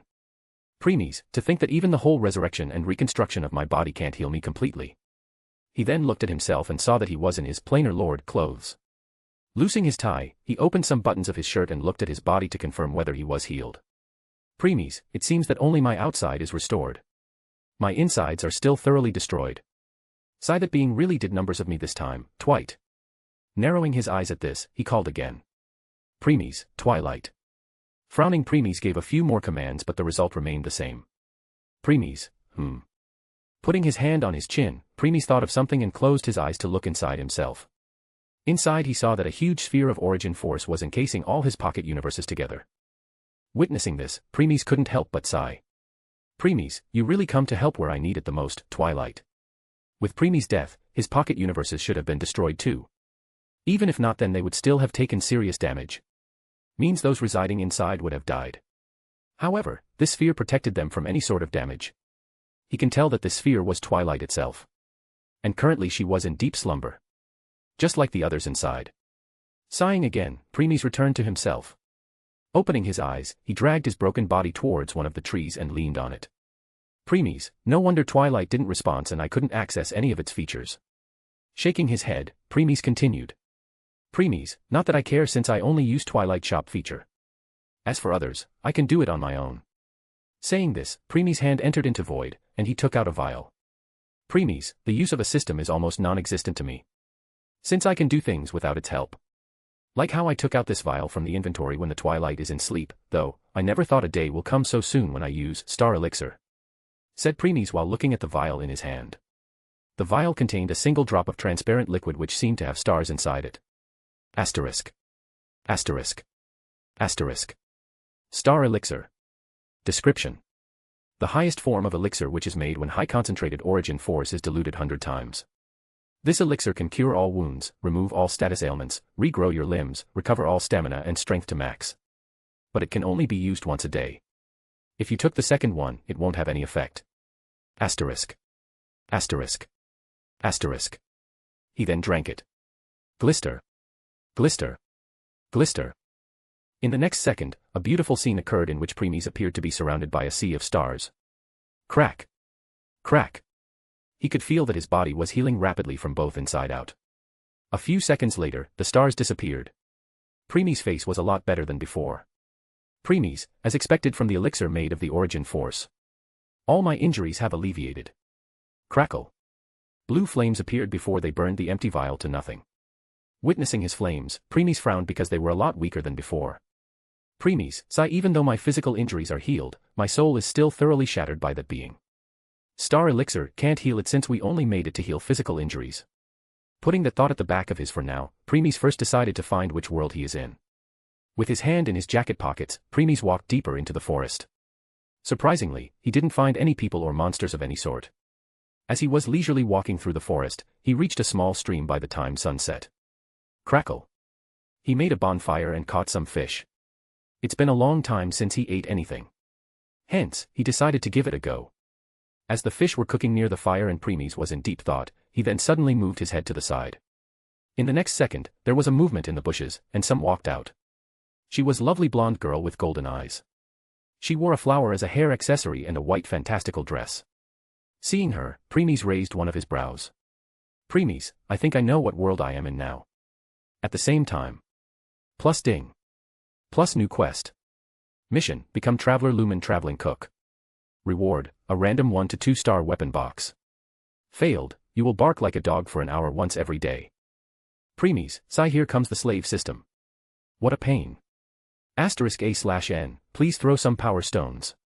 Chapter 382, Volume 4, Chapter 123, New Journey begins. Equals when Twilight is speaking. Equals when talking through telepathy. Equals when thinking in your mind. Equals when talking with your Pokemon or tamed beast. Equals when describing a certain period of time or again another place. Equals point of view, i.e., POV. / / equals and call. Equals system and when talking to it. Looking at the system window in front, Preemies pondered. Preemies, so, I do become the host of a system. Huh. Too bad at this point the system no longer holds any value for me. And suddenly, Preemies' eyes narrowed dangerously. Preemies, even though I don't have any consciousness while I was 8-dimensional God, I was aware that no foreign power tried to merge with me. In other words, I was not chosen by any system. Hence. In the next second, Preemies' voice turned cold. Preemies, who are you that's controlling this system? There was no response. Preemies, I will ask one last time, who are you? Still no response. Preemies, fool. Saying that, Preemies closed his eyes and looked inside himself. He found the new power which had attached itself to him in a second. Without any hesitation, Preemies pry inside it. Rumble. Rumble. The system tried to protect itself by launching lightning at Preemies. Nevertheless, Preemies took them head-on and remained unscathed. As he kept on entering deeper, the lightning turned more violent and stronger. But Preemies was unfazed. Finally, he penetrated through the core area. Shine. Gus. Crackle. Splash. Godo. Whiz. Crack. Though, the moment he entered, a new barrage of attacks came. Preemies, oh. Seeing them, an amused smile appeared on his face because those were attacks of 7 different elements. Light. Darkness. Fire. Water. Earth. Wind. Space. Burst. Nonetheless, blue flames burst out of Preemies and burnt all of them into nothing. Gasp. A gasp escaped from someone as Preemies turned his attention to the very center of the core. There he saw a silhouette of someone who was emitting a strong silver light and had a pair of purple eyes. In an instant, Preemies appeared in front of it and grabbed it by its neck. Silhouette, GUH. A painful groan released from its mouth as it tried to struggle free. But it was to no avail. Preemies, you really think you can control me? Know your place. He squeezed his hand and that silhouette screamed in pain. Silhouette, arg. Preemies, albeit I understand where that confidence of yours came from. It seems that at your peak time your strength reached that of 5th-dimensional God or even higher. Silhouette. The silhouette's beautiful purple eyes widened in shock. The information of dimensional gods was not something a mere human should know about. On top of that, Preemies casually saw through the silhouette's strength when it was at its full power. It truly came shocking to it. Preemies, anyway, farewell. Silhouette, wait. Preemies, oh. Beginning for mercy now. Silhouette, yes. I apologized for my impudent behavior before, Your Excellency. I just want to recover my strength as fast as possible, and the best way is to control the host itself. That's why I. Preemies, that's only half the truth. Silhouette. Preemies, I can easily sense the hatred you are trying hard to suppress. That hatred of yours is not for me but for the entire human race. Looks like the ones responsible for your current condition are humans. Silhouette. The silhouette flickered at this, clearly indicating that Preemies hit the bullseye. Silhouette, actually. Preemies, don't be nervous. I am not a human, hence I don't care about your hatred for them. Silhouette, then, what are you? Preemies, you don't need to know. Silhouette. Preemies, now give me a reason to spare your life. Pausing here, Preemies moved his lips. The silhouette read them and. Silhouette. Its eyes widened again when Preemies revealed its identity. Silhouette, how did you? Preemies, what's your answer? Interrupting it, Preemies asked again. Silhouette, I will. Returning to himself, Preemies sighed before a frown appeared on his face. Preemies, why the mission still there? My Lord, the system is the one who created the quest. I just accepted it and do some changes. Preemies, What was the quest before you altered it? The real mission was to just cook a food for the traveler. The reward was 1-star weapon box. Penalty was you will bark like dog for a minute. Preemies, that's all. That's all. Sighing, Preemies rubbed the bridge of his nose. Preemies, do that again and nothing will be left of you. Why yes. Growl. Suddenly, a sound interrupted Preemie's talk with the system as he turned and looked at Lumen, who was currently holding her stomach and was looking down in embarrassment. So, what now, my lord? Instead of replying to her, Preemies spoke to Lumen. Preemies, come here. It was just simple words, but Lumen straightened herself instantly since there was a trace of order in his words. Then she warily approached Preemies with her guard up. Not minding that, Preemies picked up one of the sticks that was holding the fish and gave it to Lumen. Hesitating for a bit, Lumen took it because she was very hungry. Lumen, tea thank you. Preemies, Nodding, Preemies started eating his own portion. Lumen, nom nom munch, it's delicious. Nom. She was eating so fast that if someone saw her, they would think that she hadn't eaten for years. Completely unaware how right they would be. On the other hand, Preemies ate slowly with his gaze on the bonfire. He was thinking or planning his next course of action. Lumen, gulp. A minute later, Lumen was done eating. Though she was still hungry because her eyes were still on the other fishes. Preemies extended one of his hands, grabbed another one and gave it to her. Lumen, and no need for that. I am full. Ignoring her false protest, Preemies put the stick in her hand. Lumen, tea thank you. Saying her gratitude again, she continued eating. Just like that, one by one she finished all of them on her own. By the time Preemies was done with his own, nothing was left. Lumen was looking on the ground in shame while Preemies didn't care about it. Lumen, I am sorry. I ate all of your food. Preemies, it's fine. Seeing his lack of response, she felt even more guilty. Lumen, I am Lumen. A traveler. Preemies, I see. Lumen. The atmosphere turned awkward when Preemies replied like this. Though with this it was enough for Lumen to realize that Preemies had no intention of becoming acquaintance. Scratching her cheeks, she spoke. Lumen, then, thanks again for the food. I will repay you in future.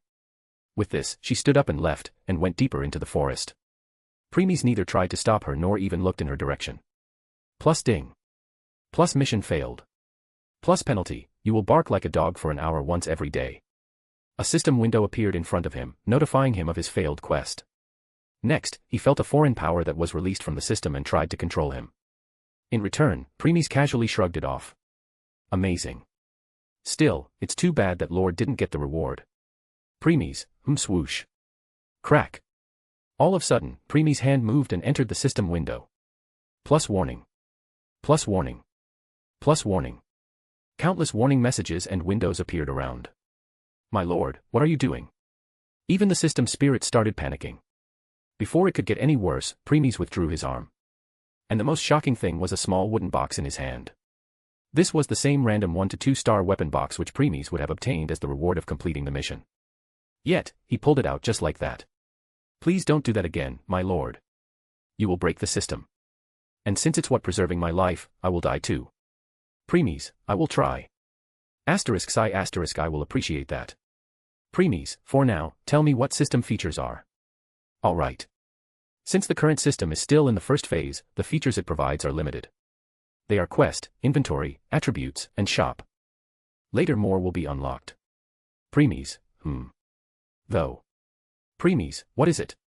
Since Lord has no use for system. This means. Preemies, don't worry, I know you need to recover your power. I have a way. Hearing this, the system spirit let out a sigh of relief. You have my gratitude. Preemies, With this Preemies leaned back on the tree and closed his eyes. As a result of his soul being destroyed, his zenith power had weakened drastically. Hence, the best way to heal was by mediating and concentrating zenith in his soul. Like this, time went by, and morning came again. Opening his eyes, Preemies stood up and decided to leave. Soon, he found his way out of the forest. However, before proceeding forward, he stopped and looked at the side. There he saw Lumen sleeping under a tree while curling herself in a ball. Lumen, ether. She murmured in her sleep as a drop of tear came out from the corner of her eye. In the end, Preemies sighed and approached her. After reaching her, he shook her body gently. Lumen, huh. When she opened her eyes, she was greeted by Preemies. Preemies, let's go. Saying this, Preemies offered his hand. Lumen looked at it, then at Preemies' face, then again at his hand before finally gathering her courage to accept it. With this, their journey on this land of Teyvat commenced. A/N, and that's it. This is the end of Volume 4. I thank you readers for sticking up with me till here. At first, I was planning of finding another person for the guild and then retuned back to Akame Ga Kill, but then I changed my mind a bit. We will return to Akame Ga Kill world in the next volume, 100%.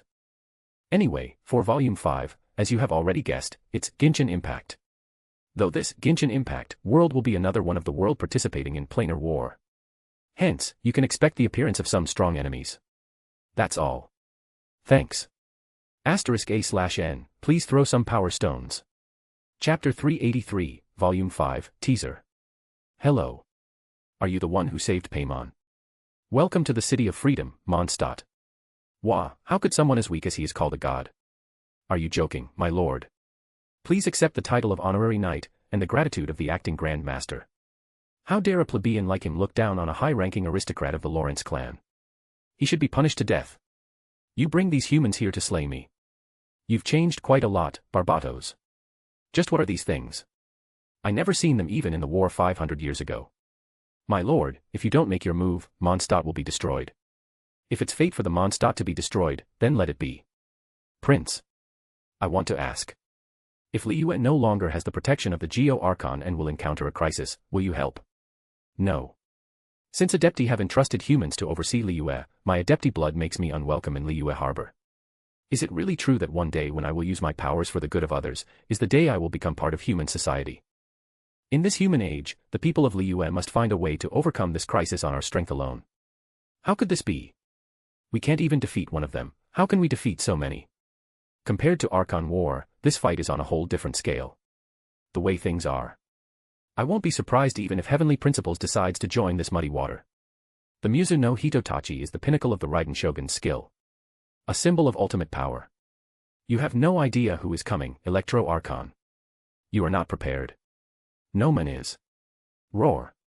Is this our destiny to fall one by one? If it is, then what's the point of pursuing eternity?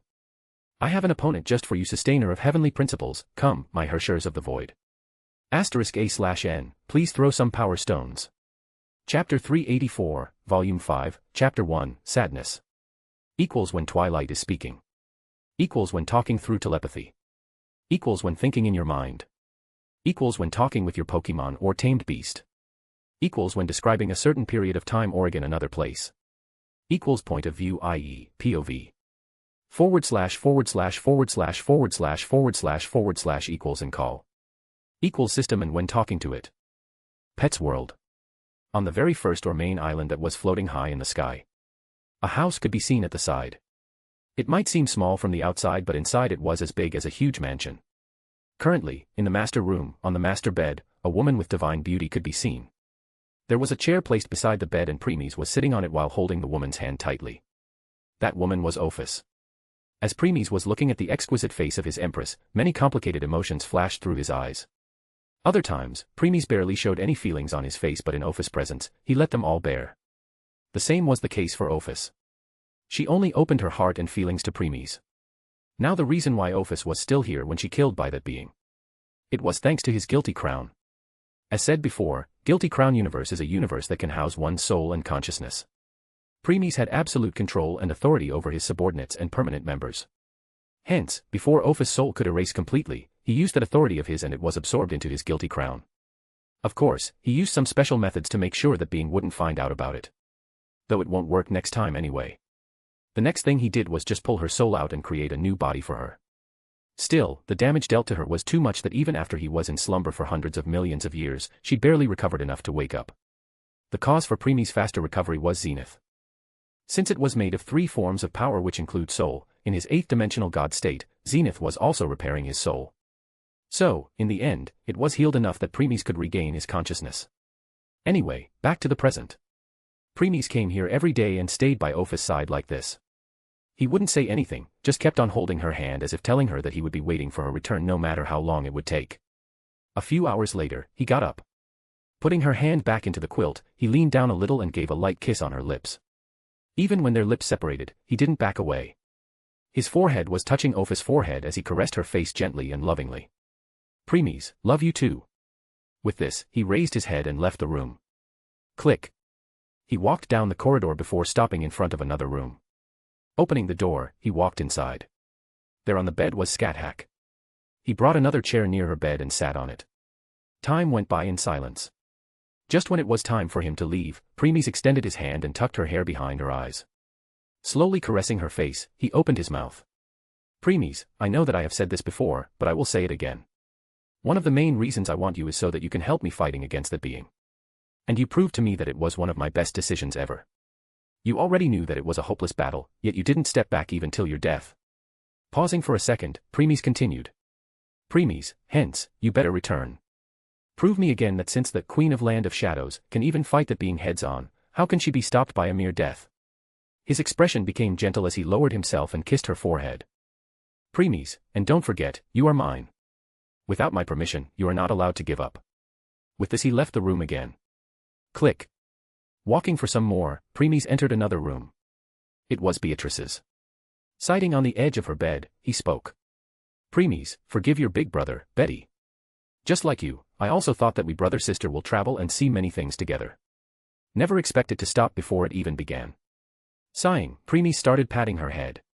Premies, wake up and we will journey together again.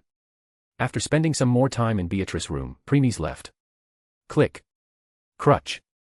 Crutch. Crutch. Since there was no one else inside, Premies walked out of the house as his footsteps made a sound when they stepped on the grass. He looked at the bright sky for a minute before turning his head towards the fire tree he created before. Moltres was sitting on one of its branches and was in slumber like others. Almost everyone was affected by Premies' death. Whether it's his permanent members, spirits, pets, and even guardians. Premies can't even contact his consort, Arcuade Brunstud. Shaking his head, Premies looked at the stairway to heavens in the distance. To be more specific, the dragon and the tree. They were Alea and Gaia. They were the only ones unaffected. Why? Because they were first connected to this world and then Premies. And since Twilight made sure that the world wouldn't get damaged or destroyed, they remained safe.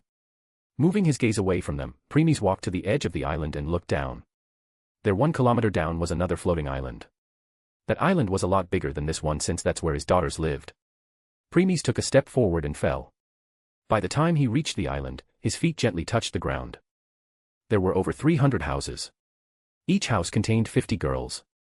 In other words, Premies had over 15,000 daughters at this point. Premies can sense the presence of all of them. He moved and entered one of the houses. Every house had 10 rooms if one didn't count drawing room, kitchen, and others. And 5 girls were living in each room. Premies soon made his way to a specific room and entered. Inside, 5 girls were sleeping on their respective beds. They were Sakura, Asaka, Cecilia, Shalia, and Tina. Cecilia was the blind girl Premies rescued at the mall and Shalia was her little sister. They both almost looked the same, indicating that they were twins. Nevertheless, they were also in deep slumber like others. Sighing in pain, Premies approached them. Premies, I promise that I will take you all to an amusement park soon. Looks like it is delayed for long. Your papa/dad is a liar, isn't it? He can't even fulfill the promise he made. Sadness flashed in Premies' eyes as he looked at his daughters. Even when he knew that they wouldn't respond, he kept on talking for some more.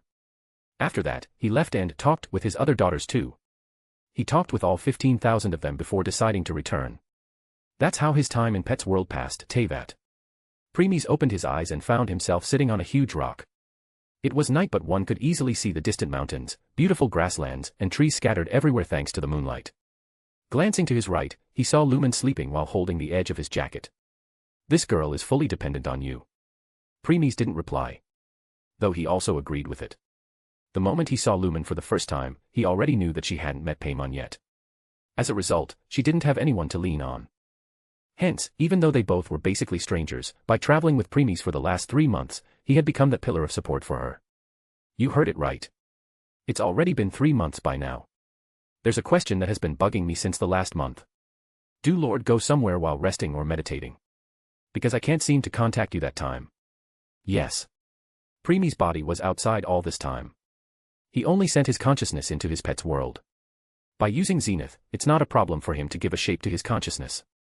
He won't be able to do that before since his mind and soul were still severely damaged. But thanks to the 2 months he spent healing himself, he can now send his consciousness to his pet's world.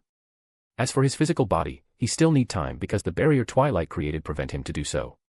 Mostly because his soul was still too weak. Once it was recovered enough, he won't face such an issue. Premies, you don't need to know. I was just worried that what if someone attack you at that point? Premies, you can handle it. Me. Premies, yes, you. Even though you are not at your peak, you are still strong enough to sink a continent. Well, that's. Premies, make yourself useful or. I will. I will. Seeing that it had backed off, Premies didn't continue with the topic. By the way, you still want to delay this quest. Plus new quest. Mission, fish Paimon out of the water. Reward, a traveling companion and guide. I still can't believe Lord hacked the system and remove failed feature. Premies, since failure no longer work on me, it's better that system will put its resources on the reward. If you say so. Still, why Lord didn't complete this mission yet? Premies, the wheel of fate has stopped. It won't move forward until Paimon is found. I want to check something before the plot will commence.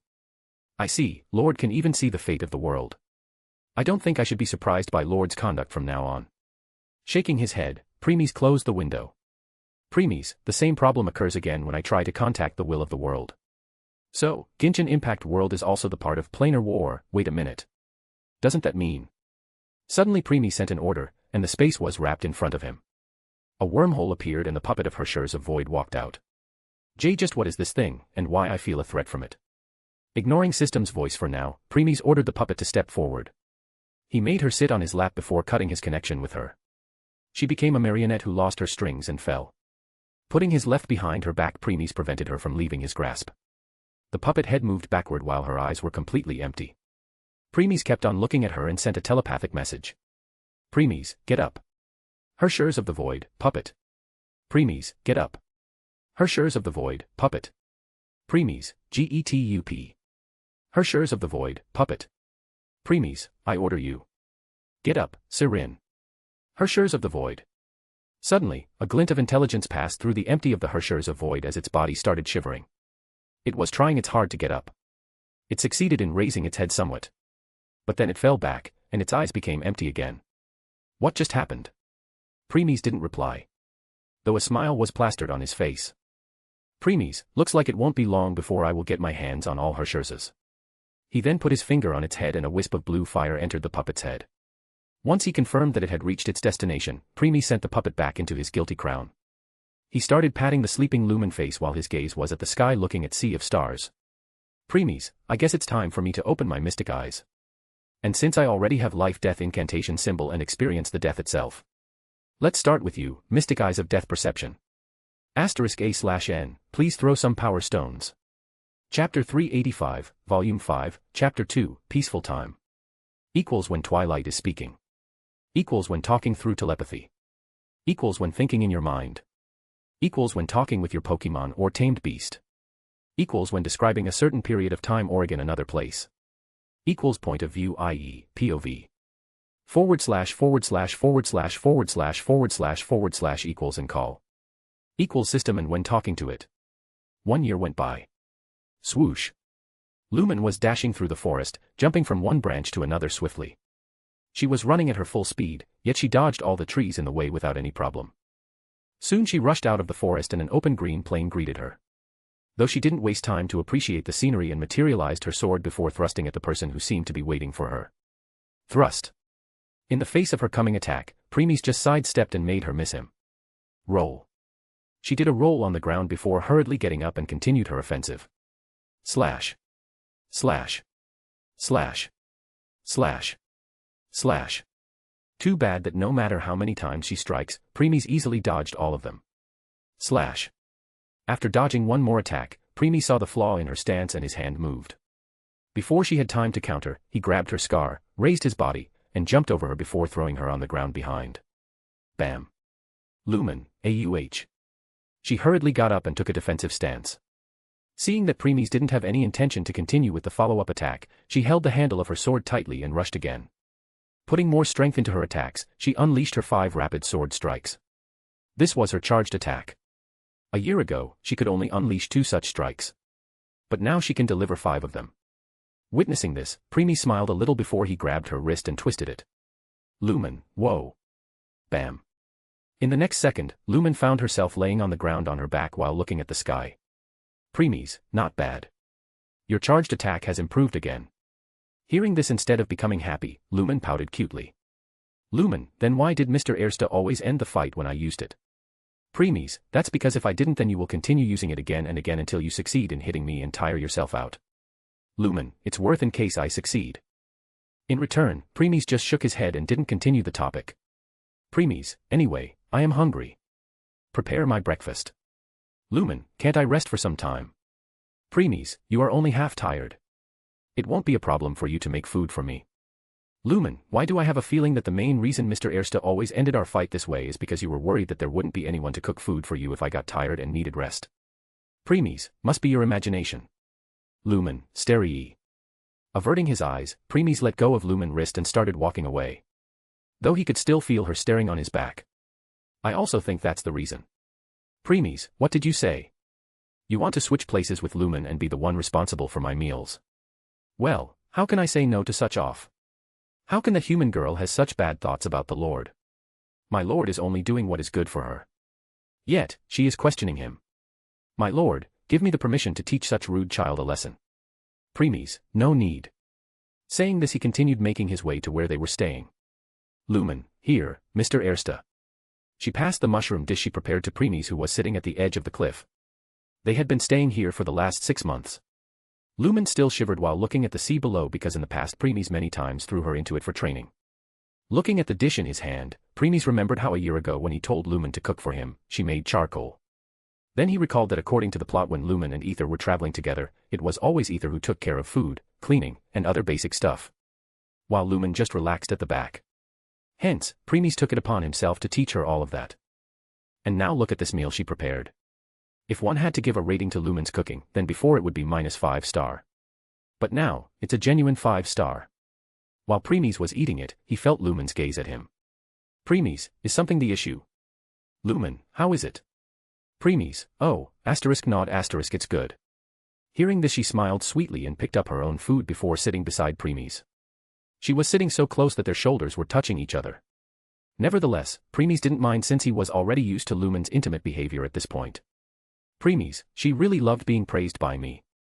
Putting the thought into the back of his mind, Premies concentrated on his own meal. It was a peaceful time as there was only the sound of wind, birds, trees, and waves around them.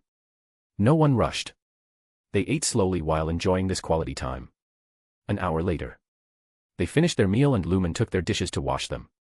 The first mission system gave Lord was to become her cook. Never expected Lord to do just the opposite. Premies, like you could understand me in mere 15 months. That's true. Looking at Lumen who was washing the dishes, Premies thought. Premies, the last time I cooked myself was when I entered Akame Ga Kill world for the first time and was guilty of making Office, Sheng Ming, and Ace worried. From then on, whenever I feel like eating, Sheng Ming and Ace were responsible for it. He started reminiscing about some past events. Premies, in Re-0 starting life in another world, Rem was the one responsible. In Fate/Stay Night, Heaven's Feel, Guilty Crown, and Black Bullet Wolds, that was Office, Scat Hack, and Kazara Duty. Do I feel sorry about it? Not one bit. Just because my skills are at higher level, it doesn't mean I should be one you responsible for it.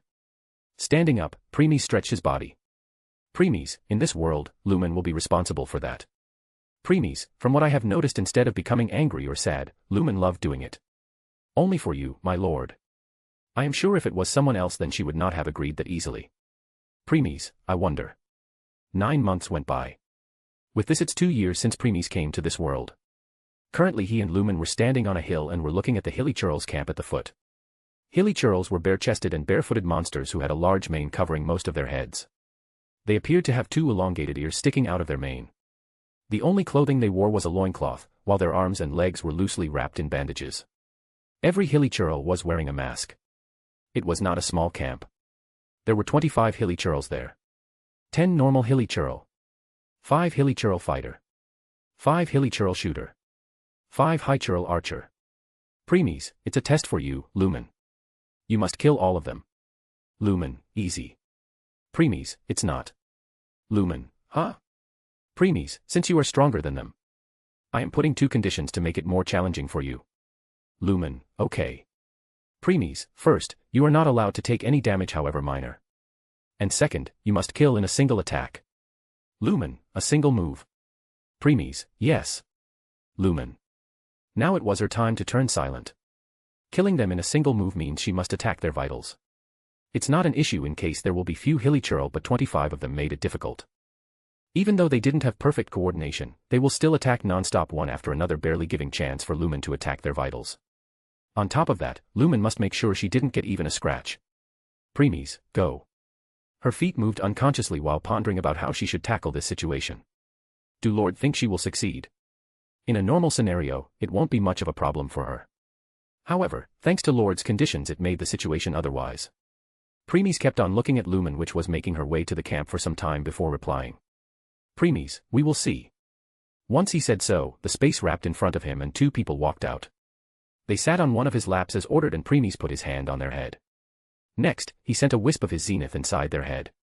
It was his daily routine. While doing so, Premies gazed at Lumen in the distance. Premies, I hope you don't disappoint me, Lumen. *A/N, please throw some power stones. Chapter 386, Volume 5, Chapter 3, Test. Equals when Twilight is speaking. Equals when talking through telepathy. Equals when thinking in your mind. Equals when talking with your Pokemon or tamed beast. Equals when describing a certain period of time or again another place. Equals point of view, i.e., POV. // equals and call. Equals system and when talking to it. Lumen was pondering the entire way about how she should complete the test. No matter how much confidence she had in her strength, she knew it was extremely difficult to win with a single move and without scratch at the same time when facing 25 enemies altogether. By the time she was near the camp, she hid herself in the bush and was scouting their camp. Lumen, so, how should I do it? Kill the archer and shooter first before taking care of the remaining ones, or kill normal and fighter hilichurl first since it will be faster? As she was pondering about it, Lumen noticed that one of the hilichurls was somewhat away from the others. It seemed bored and was just wandering around. Suddenly a plan began to form in her mind. While still being hidden, Lumen circled around the camp and reached a few meters away from that hilichurl. She picked up a very tiny piece of rock and threw it at it. Whoosh! Tack! Hilichurl 1. The rock hit the hilichurl, who looked at the rock on the ground in confusion. It then turned its head to where it came from. Considering it was a very small piece of rock, it didn't do any damage to it. Though because it had nothing to do, it decided to check.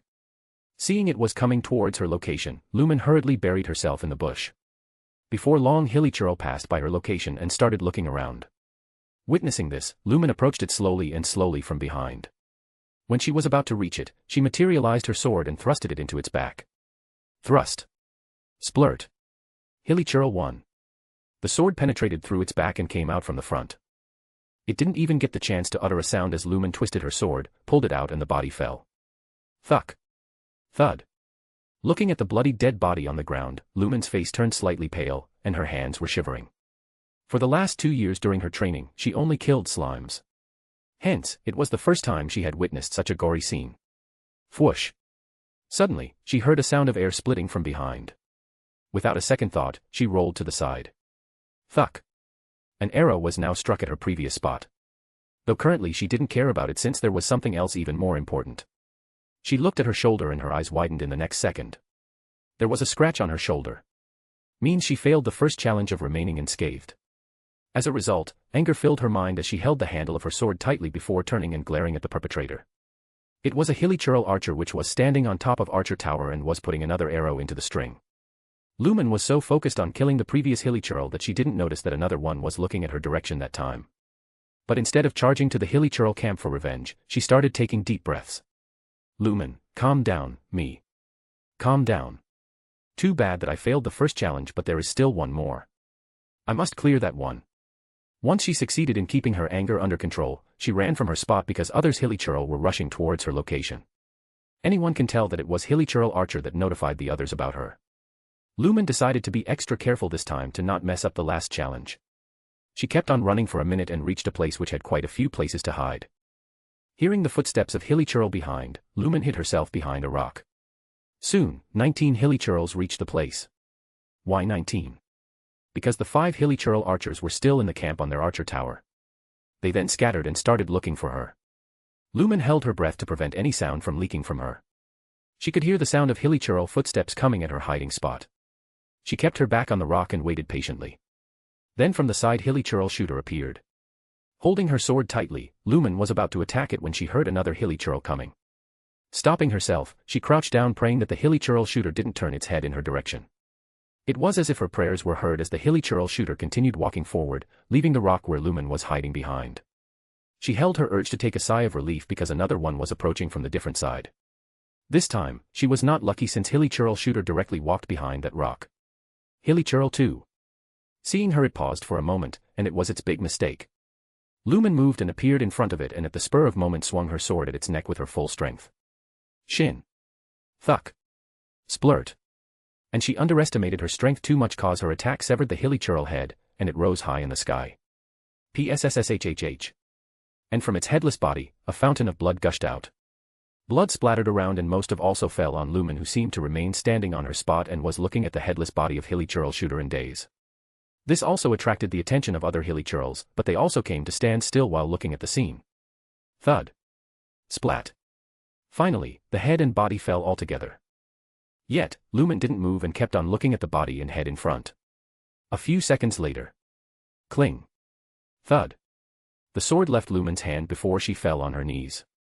Her eyes and body were trembling as she was looking at her red hands. Lumen, AAA, AAAAA. She was having a hard time breathing while her vision was becoming blurry. Lumen, AAAAAA. AAAAAA. Hilichurl 3, GRAR. Hilichurl 4, GRR. Hilichurl 5, HRR. Snapping out of their state, all the remaining hilichurl charged towards Lumen. But just when they were about to reach and attack her. Sew. Boom. A lance fell from the sky, the space exploded. That space explosion crushed all the hilichurls into nothing while Lumen remained fine. Premies appeared in front of Lumen while behind him stood two people. He narrowed his eyes looking at Lumen's mental breakdown. Premies, looks like it was too much for her. Pathetic. I guess I can expect nothing else from a human. Ignoring System's mocking voice, Premies crouched down at Lumen's level. Her condition was so severe that she didn't even realize what was going on around her. Premies, as a protagonist, her mind is a lot weaker than I thought. Premies, Lumen. He called softly. Lumen. Her body trembled as she raised head and saw Premies. It was as if she had found her spiritual support. She jumped into his arms. Premies caught her quivering body and started patting her back and head. He could feel his shirt getting wet because of her tears. He kept on rubbing her back to calm her. A few minutes went by like this. At this time, the remaining 5 hilichurl archers who remained in camp could be seen rushing towards their location from the distance. Premies ignored their presence as his focus was solely on calming Lumen right now. Though this didn't mean others would remain standing while waiting for them. The Hershers of Void standing behind Premies turned her cold eyes at those hilichurls and snapped her fingers. Snap. Bang. Bang. Bang. Bang. Bang.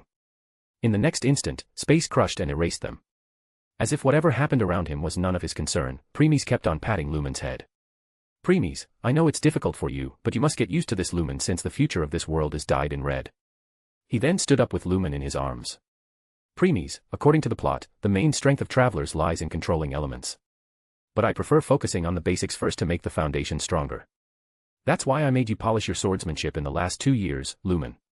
As a result, now you are a lot stronger swordswoman than you would be.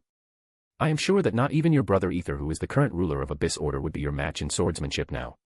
Turning his gaze at the sunset, he continued. Premies, now it's time to make your mind stronger. It might take more time, but it will be worth it. I guarantee it. With this, Premies started walking towards where they were staying. *A/N, please throw some power stones. Chapter 387, Volume 5, Chapter 4, 5 Phases. 5 years. Equals when Twilight is speaking. Equals when talking through telepathy. Equals when thinking in your mind. Equals when talking with your Pokemon or tamed beast. Equals when describing a certain period of time or again another place. Equals point of view, i.e., POV. // equals and call. Equals system and when talking to it. From that day onwards, Premies didn't let Lumen touch her sword. He only made her do 2 things every day. First, to exercise in the morning to keep her body in shape. Second, to meditate for 4 hours. As for the rest, she could do whatever she wanted. This new routine caught her off guard, making her think that Premies was disappointed in her because she failed to complete his test. Though seeing how he was treating her like he always did and didn't care about that, she breathes in relief. Hence, she started to relax and enjoy that free time of hers. And to make sure she wouldn't get bored, Premies also gave her some books. Seeing them, Lumen pouted in annoyance because she hated reading. At the beginning of their journey, when Premies taught her the language of this world, he made her read and write a lot. Hence, she hates books. However, the moment she saw a book of cookery book in between, it made her think otherwise. She had no experience of cooking in the beginning. She was a terrible cook. But when Premies forced her to do so, she was hooked in a month. While she was putting away all the books, another book caught her attention. It was a book on swordsmanship. She became silent looking at it for a while before finally deciding to keep it for the time being. Like that, Lumen started reading the cooking book in her free time. If there was something she didn't understand, she asked Premies, who solved that problem of hers. But by the time Premies took a nap after breakfast, she took out the swordsmanship book and read in silence. And during his second nap after lunch, she carefully sneaked away and started practicing the new things she learned about swordplay. Premies was of course aware of all of it but pretended not to. Whenever she started practicing in the distance, Premies opened one of his eyes to glance at her before smiling and turning away to let her practice in peace. It's true that Lumen was still scared of the bloodshed she experienced after killing Hilichurl. But she knew that only with strength she had any chance of finding her brother. She didn't want to face the same helplessness she felt in front of that unknown god. 1 year later. Night. Premies slowly opened his eyes. However, his left eye was glowing blue in color. A second later, the light dimmed down, and his eye returned to that same dark color. Turning his head to the side, he was greeted by Lumen's sleeping face, which was too close to his. Lumen, ZZ, ZZ, ZZ, ZZ. Premies remained indifferent since he was already used to it. From the day she had a mental breakdown, Lumen always slept while hugging him tightly as if afraid that Premies would disappear. Till yesterday he didn't mind, but from today onwards, he would be busy with other stuff. He brought his hand towards her and touched her forehead with his index finger. Tap. There was a weak blue glow at the point of the contact before Lumen's body seemed to have lost all strength. Now instead of sleeping, it's more accurate to say that Lumen was unconscious. Silently breaking free from her hold, Premies raised his upper body. Caressing Lumen's head a bit, he stood up. WRM. Space wrapped behind him as two people walked out. Premies, you come with me, Sirin. And you guard her. Saying this, Premies started walking with Hershers of Void following behind and the other person guarding Lumen. After walking for some distance, Premies stopped. Premies, send your spears away. She did as ordered without any questions. Once she was done, Premies looked back at her. Premies, from today onwards, your training will start. Hershers of the Void. Premies, since Hershers are extremely strong, you always end the fight in a move or two. And even if you met someone as strong as yourself one day, it would always be life and death battle with only one survival. As a result, you Hershers didn't get the opportunity to refine your skills. Hershers of the Void. Premies, so, be prepared. Your training will be in 5 phases. Phase 1, Close Combat Mastery. Phase 2, Weapon Combat Mastery. Phase 3, Range Combat Mastery. Phase 3, Elemental Control. Phase 5, Physical and Elemental Fusion. Crack. Cracking his neck to the side, Premies continued. Premies, we are starting your training for Phase 1 today. Once it's completed, we will move to the next phase. Remember this, 5 years is all you have in order to complete all 5 phases. Why is that? Premies, because we are going to pick Paimon after that and the plot will commence. So, Lord finally decided to not delay tea. Yeah. Premies, are you ready? The blank eyes of Hershers of the Void changed. Now, intelligence can be seen in them. Premies, good. Premies, come and make sure to keep your power in control. Swish. Appearing in front of Premies, she extended her arm trying to grab Premies. However, Premies slapped her arm away in the last moment and delivered an uppercut. Bam. She widened her eyes as her head moved back because of the punch and took a step back unconsciously. Too bad Premies had no intention of letting it end like this. Grabbing her arm, he turned and pulled her over his back before slamming her on the ground. Bang. Premies, you are full of openings. He said before letting go of her arm and taking some steps back, giving her the time to get up. She blinked her eyes before raising herself and standing up. They both looked at each other and moved at the same time. Swoosh. Swoosh. Hershers punched. Premies dodged and delivered his own. This time she was able to dodge it and attacked. Premies dodged again and they kept on going for a second before Premies found an opening again and hit her gut. Bam. Whoosh. Bang. The force behind that punch threw her at the mountain in the distance, destroying it in the process. Swish. Though in the next second, she came out of the rubble and continued attacking. Like this, they kept on exchanging blows again. Good thing that they were keeping their strength in check, or the entire area would have been devastated by now. It may seem that both were equal, but in truth Premies was the one having upper hand because always succeed in landing a blow from time to time. Though he was impressed inwardly because he can't use the same move again. Whenever he would find one and succeed in hitting, the Hershers already covered that weakness of hers in their next exchange. Her attacks were also becoming more and more faster, stronger and precise. She was also looking attentively at Premies' moves and trying to implement it in her fighting style. In other words, she was learning and improving at every clash. Just who is she exactly? Premies, someone who can kill you even if you were at your full power. Premies, amazing. This way she will complete her phase 1 training in a month. I guess I can expect nothing less from a Hershers. While they were fighting, the person who was guarding Lumen was looking intensely at their fight. It was picturing itself in Hershers of the Void place and was thinking how it will fight or counter if Premies attack that this or that. In other words, it was also improving its fighting style just by looking. Once the spar between Premies and Hershers of the Void came to an end, Premies ordered her to guard Lumen as it was the turn of the one who was guarding her. By the time their spar was over, that person and Hershers of the Void both guarded Lumen together as more people came out one by one and fought with Premies. Just like this, 5 years went by. Hershers of the Void succeeded in completing 5 phases of her training. Now it was the time to pick Paimon and start the plot which had been stalled for all these years. *A/N, please throw some power stones. Chapter 388, Volume 5, Chapter 5, Paimon. Equals when Twilight is speaking. Equals when talking through telepathy. Equals when thinking in your mind. Equals when talking with your Pokemon or tamed beast. Equals when describing a certain period of time or again another place. Equals point of view, i.e., POV. / / equals and call. Equals system and when talking to it. Unknown time. Unknown place. Unknown location. The entire sky was colored red. Below, the ground was filled with countless corpses. Rivers of blood were flowing all around.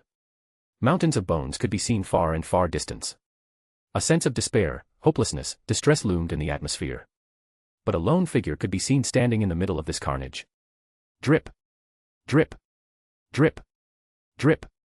Drip. Red liquid was dripping down from his blood-covered body. Though it was not his blood. That person was Premies. Moving his head, he looked at all the massacre around him for a while. Then he crouched down and picked up a severed head that was near his feet. That was the head of a 14 to 15-year-old boy. And it's not just a head, there was a spine still attached to it. Seemed that someone pulled the entire head out of the body along with its spine. Most people would just run away or look at the severed head in disgust. But not Premies. He caressed the face extremely gently as his eyes filled with sadness. Premies, never thought I will see your face again, son. Yes. That boy was Premies' son. He kept on stroking the face of his son before careful putting it on the ground. Next, he walked to a corpse of woman leaning on a broken wall. In case one of thinking that the woman was extremely beautiful, then sorry to pop your bubbles because woman was average. Yet, boundless love and pain could be seen in Premies' eyes while looking at her. Sadly, only the upper part of woman remained. There was nothing after her waist. The intestines and fluid spilled out of her remaining body. Nevertheless, Premies didn't even show a slight loath before picking up the cold body of the woman and embracing her. He kept on hugging her until he was satisfied and slowly leaned her back on the wall before getting up again. As he looked at other remains, he was certain that he knew all of them. Every single one of them. They were his acquaintances, comrades, brothers-in-arms, brothers, sisters, relatives, fathers, mothers, grandfathers, grandmothers, wives, sons, daughters, sons-in-law, daughters-in-law, grandsons, granddaughters, and even many more. He approached all of them one by one and remained by their side for some time. Once he was done, he let out a deep sigh. From there on, he started walking around this bloody battlefield. He kept on walking for who knows how long before all of a sudden the entire place turned dark. Premies found himself in a black abyss and felt like falling into a swamp. He tried to break free but failed. He can't even see anything clearly. But then, a sad song resounded. He felt the sadness of the song. There was sadness and helplessness of a mother who was abandoned by her children and clearly knew Premies' pain that he buried deep within his heart. At this, Premies couldn't help but be attracted to the song and started looking for the owner in this abyss. As if he wanted to throw himself into his mother's arms. But just he was about to. Premies. His instincts started screaming violently. Warning him that once he fell into the arms of the owner of the song, he would never wake up again. And at the last moment, Premies called. Premies, come, Aurora. Boom. A burst of power came out of him. Teyvat, night. All the inhabitants of Teyvat were done with their work for today and were sleeping peacefully in their homes with their family or friends, waiting for the next day to come. However, all of a sudden, Godo. Godo. Godo. Godo. Godo. Godo. Godo. Godo. They all woke up one by one as their houses started to shake. In panic, they rushed out of their home while holding their children. But they all gasped when they witnessed the spectator in front of them. It was not just their place but the entire nation that was shaking. At first shaking was weak, but with time, it started getting worse and worse.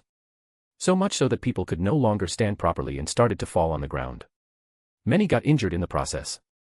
And as if it was not the end of their suffering, it became even more violent that even buildings started to collapse. Crack. Crush. People tried to run away so that debris wouldn't fall on them but were unable to since they could barely move properly because of shaking.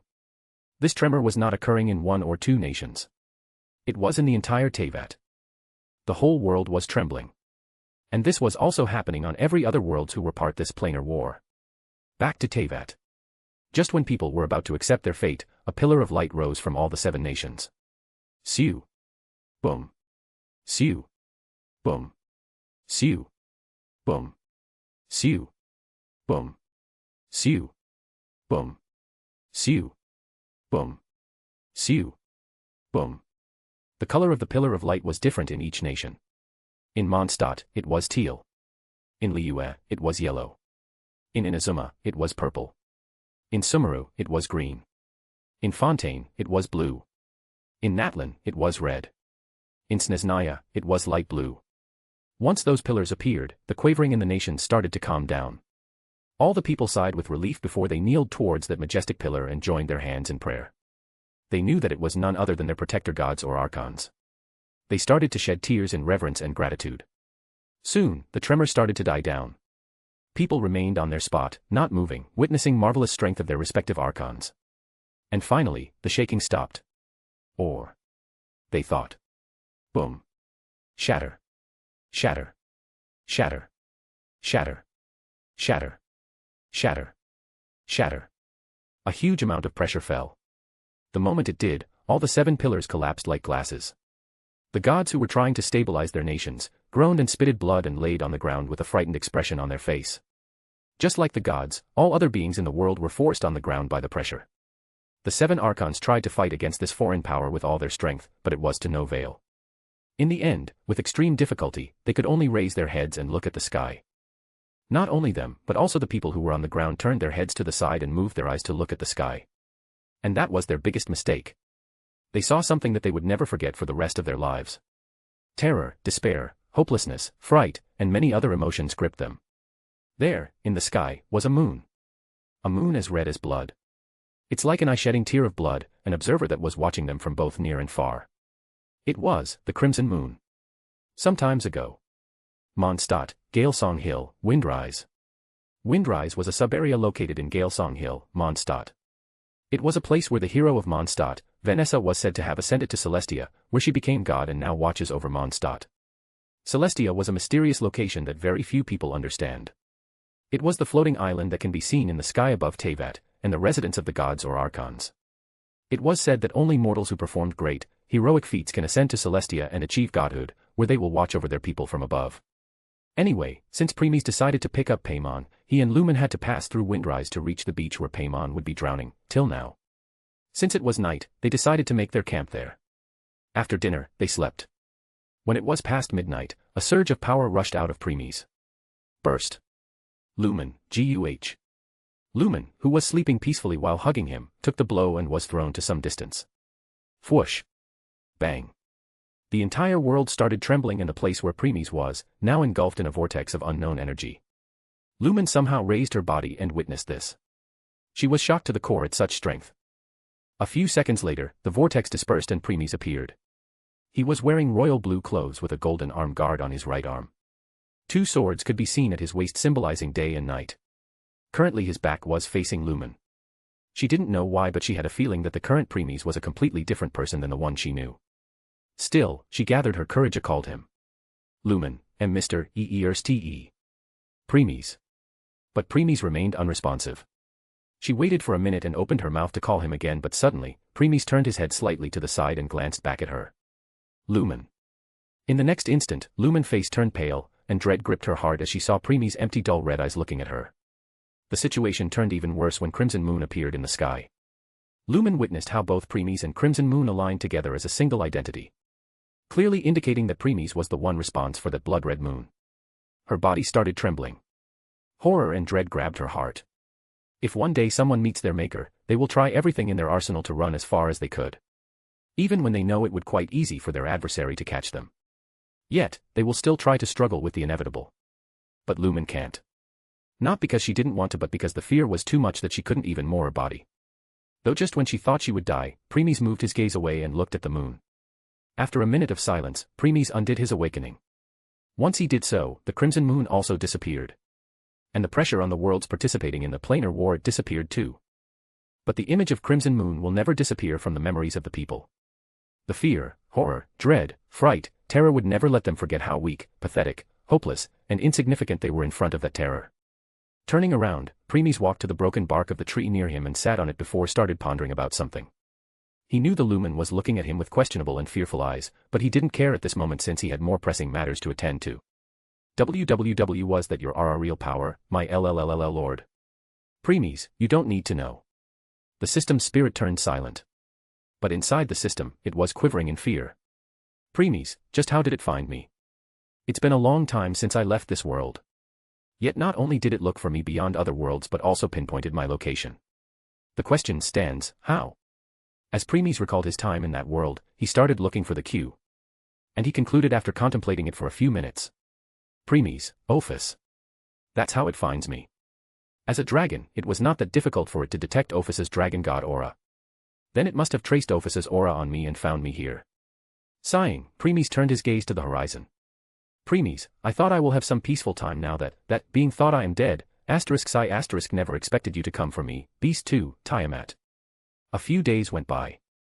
After that incident, Lumen was wary of Premies. That power was not something she had witnessed and experienced in her whole journey to different worlds with her brother. Premies didn't bother giving any explanation either. Seeing that Premies had no intention of opening his mouth, Lumen didn't ask either. After all, everyone had secrets.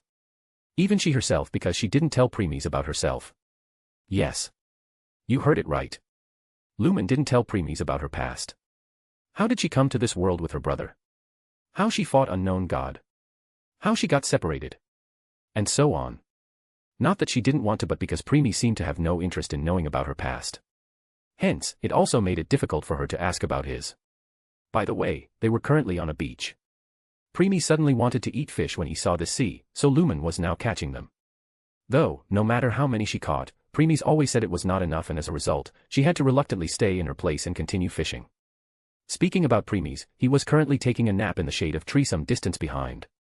Lumen couldn't help but pout cutely in frustration while looking at Premies' lazy appearance. Lumen, the only thing you did was eat and sleep. Eat and sleep. Eat and sleep. Will the world come to an end if you decided to help a bit? Pull. Pull. Suddenly she felt a pull in her fishing pole and hurriedly held the pole. Lumen, it's heavy. Must be a big fish. If he still said that it's not enough and fish again, then I won't make his portion of meal for a month. No, a week. Next, she pulled hard and something big flew out. Thud. A dumbfounded expression appeared on Lumen's face when she saw that it was not some big fish but a person. However, instead of checking whether the person was still alive or not, Lumen had of occupied with some other thing. Lumen, it's not a big fish. Does this mean I have to continue catching more fishing? Suddenly, an idea lighted up in Lumen's mind.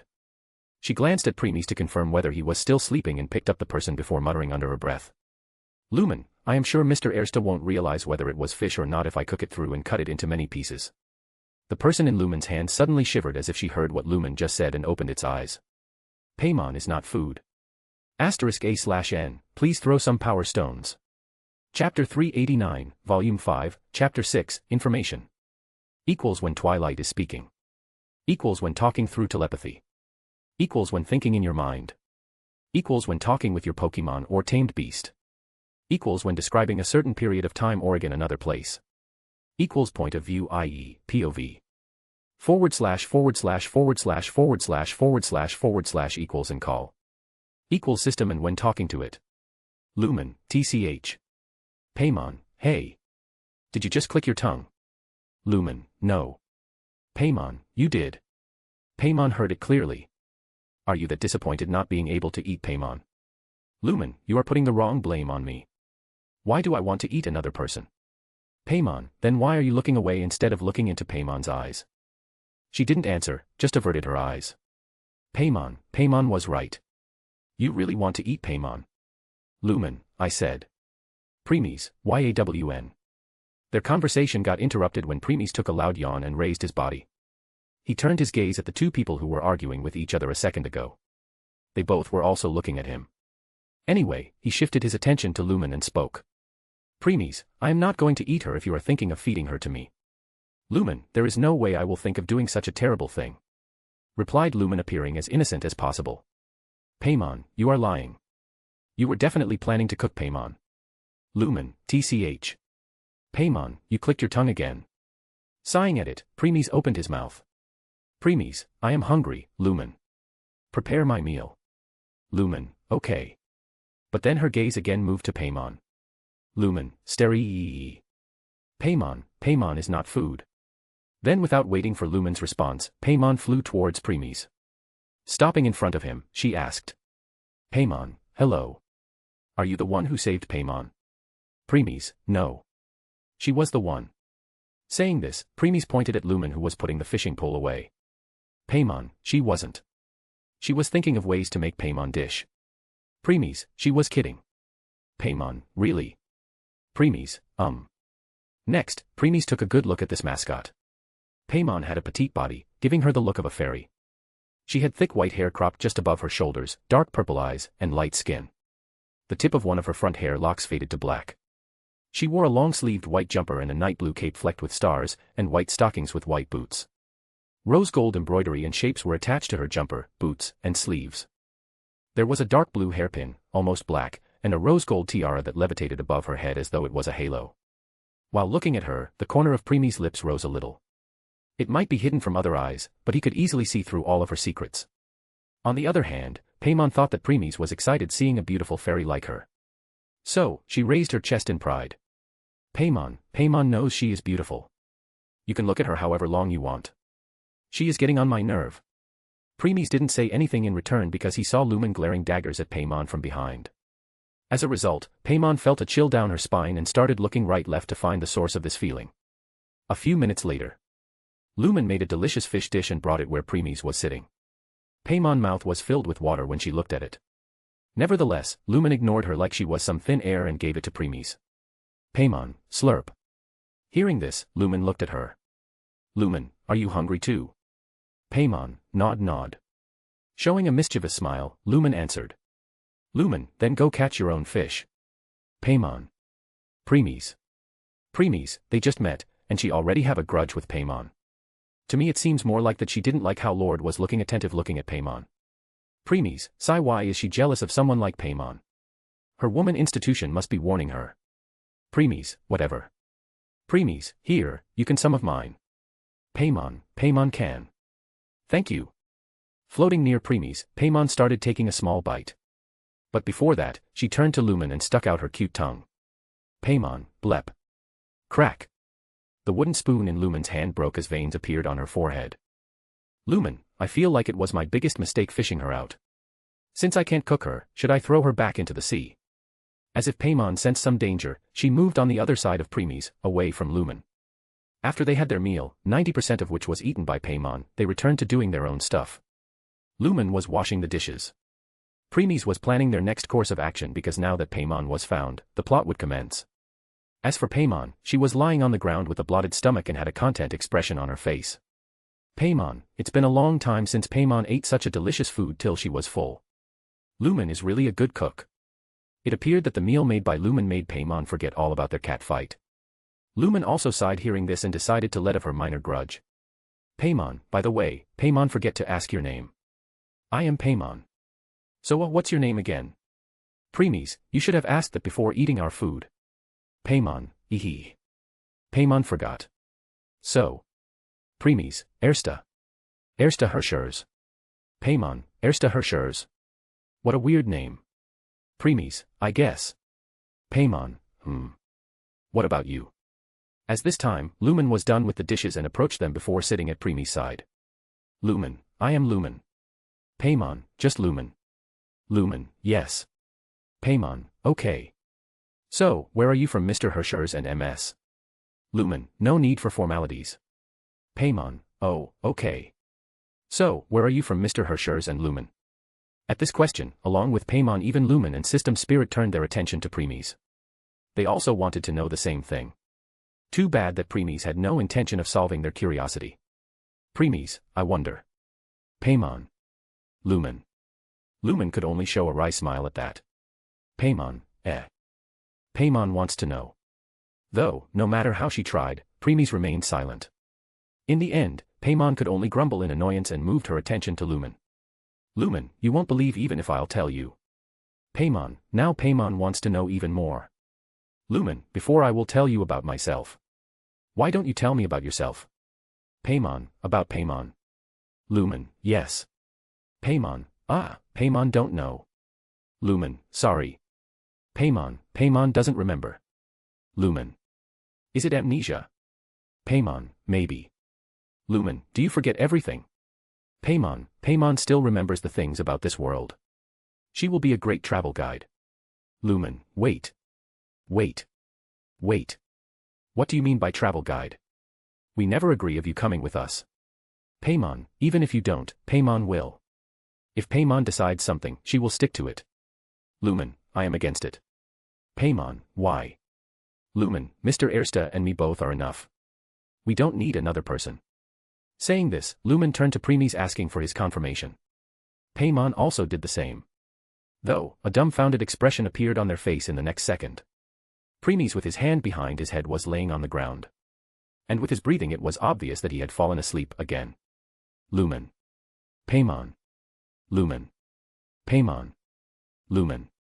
Paimon. Lumen. Paimon.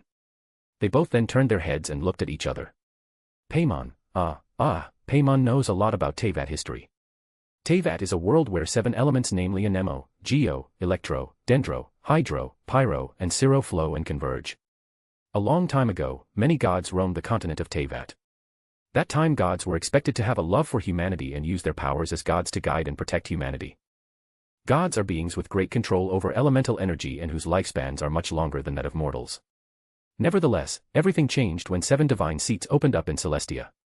That was the beginning of Archon War. The Archon War was a prolonged conflict between gods for supremacy and to see their plans for a prosperous humanity to come to fruition. It began several thousand years ago and ended 2,000 years ago. However, not all gods participated in the war with the intent of taking a divine seat. Some wanted to defend their territory, while others didn't even want to fight and tried to save as many people as possible from the destruction of the war. With the end of an era came the establishment of a new order under the 7 Archons. They determined the 7 elements in Teyvat and established the 7 nations, determining their method of governance through their ideals and shaping their nations using their elemental powers.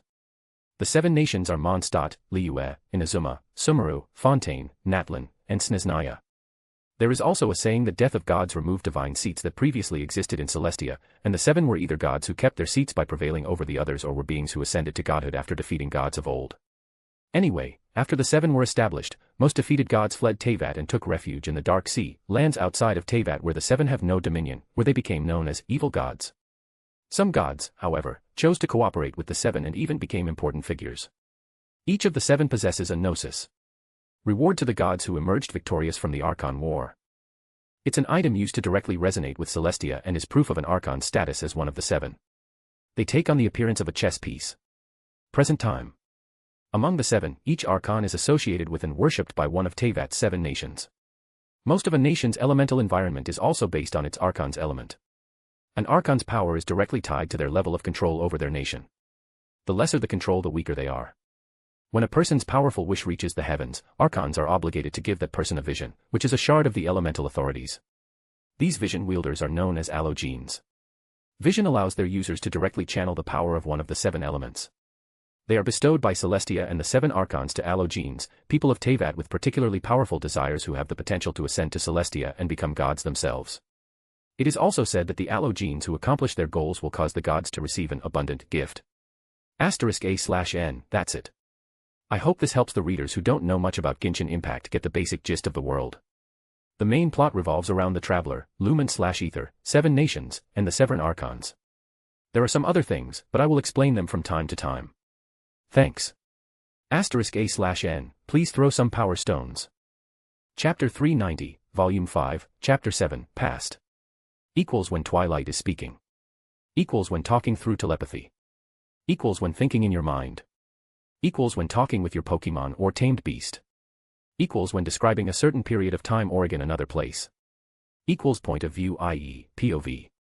// equals and call. Equals system and when talking to it. Paimon, that's the history of Teviat. See, Paimon knows a lot. Lumen. Though rather of getting surprised at Paimon's knowledge, Lumen gave her, "Are you serious?" face. Paimon, what's with the look you are giving to Paimon? Whatever Paimon said is true. Lumen, well, it's not that I am saying you are lying. It's just. Paimon, just. Lumen, I already knew what you said more than 5 years ago. Paimon. Now, it was Paimon's turn to be dumbfounded. A few seconds later, she opened her mouth. Paimon, are you saying you also knew the reason for Archon War is the 7 divine seat? Lumen, yes. Paimon, how? Except for the 7, the people who know about the truth can be counted in Paimon's 2 hands. Instead of answering, Lumen pointed towards the sleeping preemies at her side. Paimon, Mr. Ersta told you about it. Lumen, yes. And one more thing. Paimon, She gave a deep look to Paimon, making her uncomfortable before opening her mouth. Lumen, it's Mr. Hirschers for you. Paimon. While Paimon was stupefied, preemies who was listening to all their conversation couldn't help but sighed inwardly. *chuckle * looks like someone is getting jealous. Preemies, what a hassle. Preemies, anyway, this confirms that there is no change in history so far. At this, the corner of his mouth rose a little, but Lumen and Paimon didn't notice. Preemies, but I won't say the same would happen for the plot. They both started arguing with each other again before Paimon turned her questions to Lumen. Paimon, why don't Lumen tell me about yourself? Lumen, me. Well. Pausing here, Lumen looked at the preemies. As said before, Lumen didn't reveal her past to preemies till now. Though the reason was that preemies didn't ask, she still didn't feel like telling Paimon who she met in just a few minutes compared to someone she traveled 7 years with. Hence, she remained silent. Preemies, sigh, go on, I am listening. Paimon, whoa. When did you wake up? Preemies, since the moment you started arguing loudly with each other. Paimon was not the one arguing. It was Lumen. Nevertheless, Lumen ignored Paimon's for now and started stuttering. Lumen, and Mr. Ersta. It's not that I didn't want to tell you. She is panicking. Preemies, I am not surprised. The reason for her such scare was because she was thinking that Preemies was disappointed in her, seeing how she would rather trust Paimon to reveal her past than him. One should know that Preemies was Lumen's one and only pillar of support at this point. She trusted him unconditionally. And if this pillar broke, Lumen will lose herself completely. Opening his eyes, Preemies extended his hand and touched Lumen's face before started caressing her cheeks gently. Preemies, it's fine. I am not angry or something. I know your past has something to do with your brother Ether. And since it's a private and delicate subject, I didn't ask and just wait for you to tell me yourself. Of course, if you want to. Hearing this, Lumen exclaimed. Lumen, how does Mr. Ersta know about my brother? Preemies, when we started our journey, you muttered your brother's name occasionally while sleeping. Realization struck Lumen as she nodded her hand in understanding. Still, she didn't let go of Preemie's arm and hugged it while started rubbing her cheeks with his hand. A few minutes later, when she was satisfied and let out a triumphant smile. I think she wanted Lord to comfort her from the very beginning. Preemies, believe me, I am thinking the same. Breaking his arm free from Lumen's gasp, Preemies put it behind his head while remaining in a resting position. On the other hand, Lumen seemed dissatisfied at Preemie's action and pouted. She really learned how to show her discontent while looking cute. Preemies, I guess. With this, Preemies moved his gaze at the sky, pretending he didn't notice Lumen's expression. While this was going on between them, Paimon started pondering about something. Paimon, why do Paimon have a feeling that Lumen was trying to show off to Paimon? Finally, taking a deep breath, Lumen finally decided to talk about herself, which had been hiding for so long, recollection. Lumen explained how she and her brother Ether fell in Tevat from another world. But the moment she woke up, Ether said they should leave. Getting confused, Lumen chose to believe her brother and decided to leave with him. However, when they were about to, they were blocked by an unknown god. She called herself the sustainer of heavenly principles. They fought, but they were no match for her. In the end, ether was consumed by red cubes of that unknown god.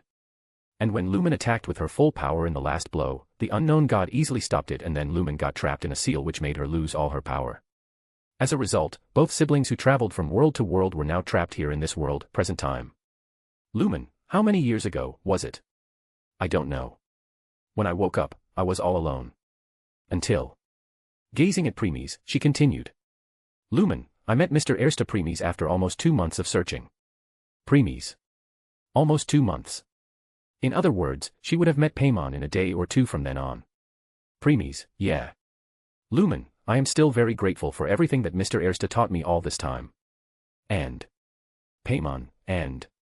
Scratching her cheeks, she looked away with a blush on her face. Lumen, it was fun. Well. It was. Premies, I see. Does it hurt if Lord show more of his true thoughts? Premies, yes. Noticing Premies' lack of change of expression, Lumen sighed in annoyance.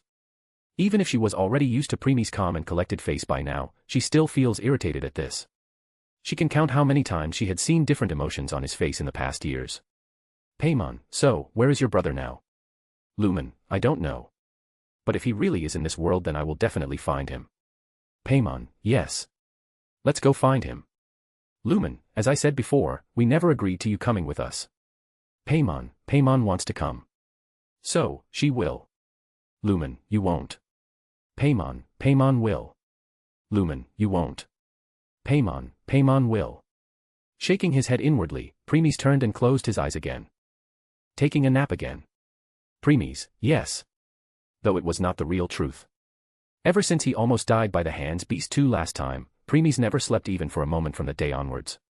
He can tell if he did, Beast 2 will make her move again. Hence, from outside it may appear that he was in slumber, but in reality, he was fully focusing on healing himself. Premies, despite the fact that only Beast 2 found me, it still makes me certain that other beasts must also be looking for me right now. Just what kind of history counterforce created for me that makes all the beasts wants to look and hunt me down? Another question is, are they the only ones, or there are even more entities looking for me too? In the end, Premies decided to put those thoughts at the back of his mind. Because in case those entities were also coming for him, then he had no choice but to fight them with his full power. Means as God of Destruction.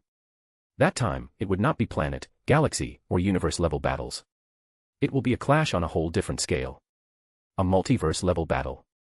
Countless galaxies, universes, and multiverses will get destroyed in the process.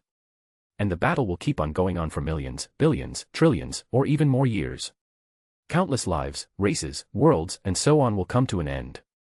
Do either party would care about such things that time? Not really.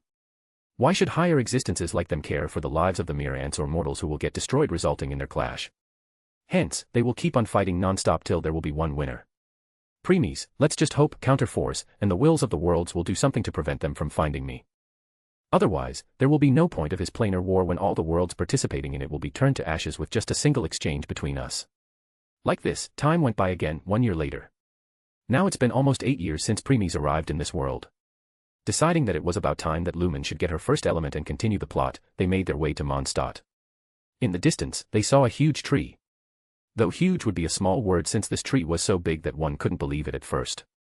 It was the famous giant oak tree in Windrise. In case one managed to see this tree, that meant Mondstadt City was not too far. Hence, this Mondstadt arc will begin soon. *A/N, please throw some power stones. Chapter 391, Volume 5, Chapter 8, Anemo. Equals when Twilight is speaking. Equals when talking through telepathy. Equals when thinking in your mind. Equals when talking with your Pokemon or tamed beast. Equals when describing a certain period of time or again another place. Equals point of view, i.e., POV. // equals and call. Equals system and when talking to it. Lumen placed her hand on an ancient device on the ground. The device made a sound as its red hue turned dark blue. Lumen stepped back, the device moved up in the air and started floating just a few meters above the ground. Lumen, it's done, Mr. Ersta. Premies, let's continue. Lumen, Saying this, Lumen followed. At this time, Paimon, who was flying near Lumen, asked. Paimon, by the way, what is that device, Lumen? Lumen, I don't know. Paimon. A speechless expression appeared on Paymon's face as she paused for a second before flying next to Lumen again. Paymon, then why are you activating them? Lumen, because Mr. Ersta told me to. Paymon.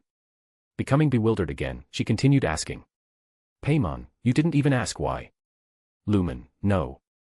There must be a reason why Mr. Ersta wants me to. Sighing at this, Paymon hurriedly flew to Premies. Paymon, Mr. Hershers, what are those devices exactly? Premies, teleport waypoint. By activating them, one can teleport to their location no matter what part of world you will be. Paymon, what? Paymon saw many of these waypoints in the last year. Were they also activated by Lumen? Lumen, yes. Mr. Ersta told me activate them whenever I see one. They make me somewhat stronger when I activated them for the first time. Here Lumen put her hand on her chin and started pondering. Lumen, so, they are in truth teleportation points. Amazing. This world really is full of wonders. Paymon, that's not the point. Lumen, it's not. Paymon, of course, it's not. Looking grudging at Premies, Paymon questioned. Paymon, if we can just use these devices to teleport ourselves, why are traveling on foot? Paymon gets tired after so much walking every day. Lumen, you are flying not walking. Paymon, it's the same. Paymon gets tired by constant flying too. Raising one of his brows, Premies answered. Premies, me and Lumen have no such issue. On the contrary, we love taking our time strolling while enjoying scenery on the way. Lumen, yep, I do. Paymon, don't talk about Lumen. She loves spending time with you more than looking at the nature around. At Paymon this revelation, a blush appeared on Lumen's face as she started looking around. Premies, sigh anyway, the point is, we are in no hurry to reach Mondstadt.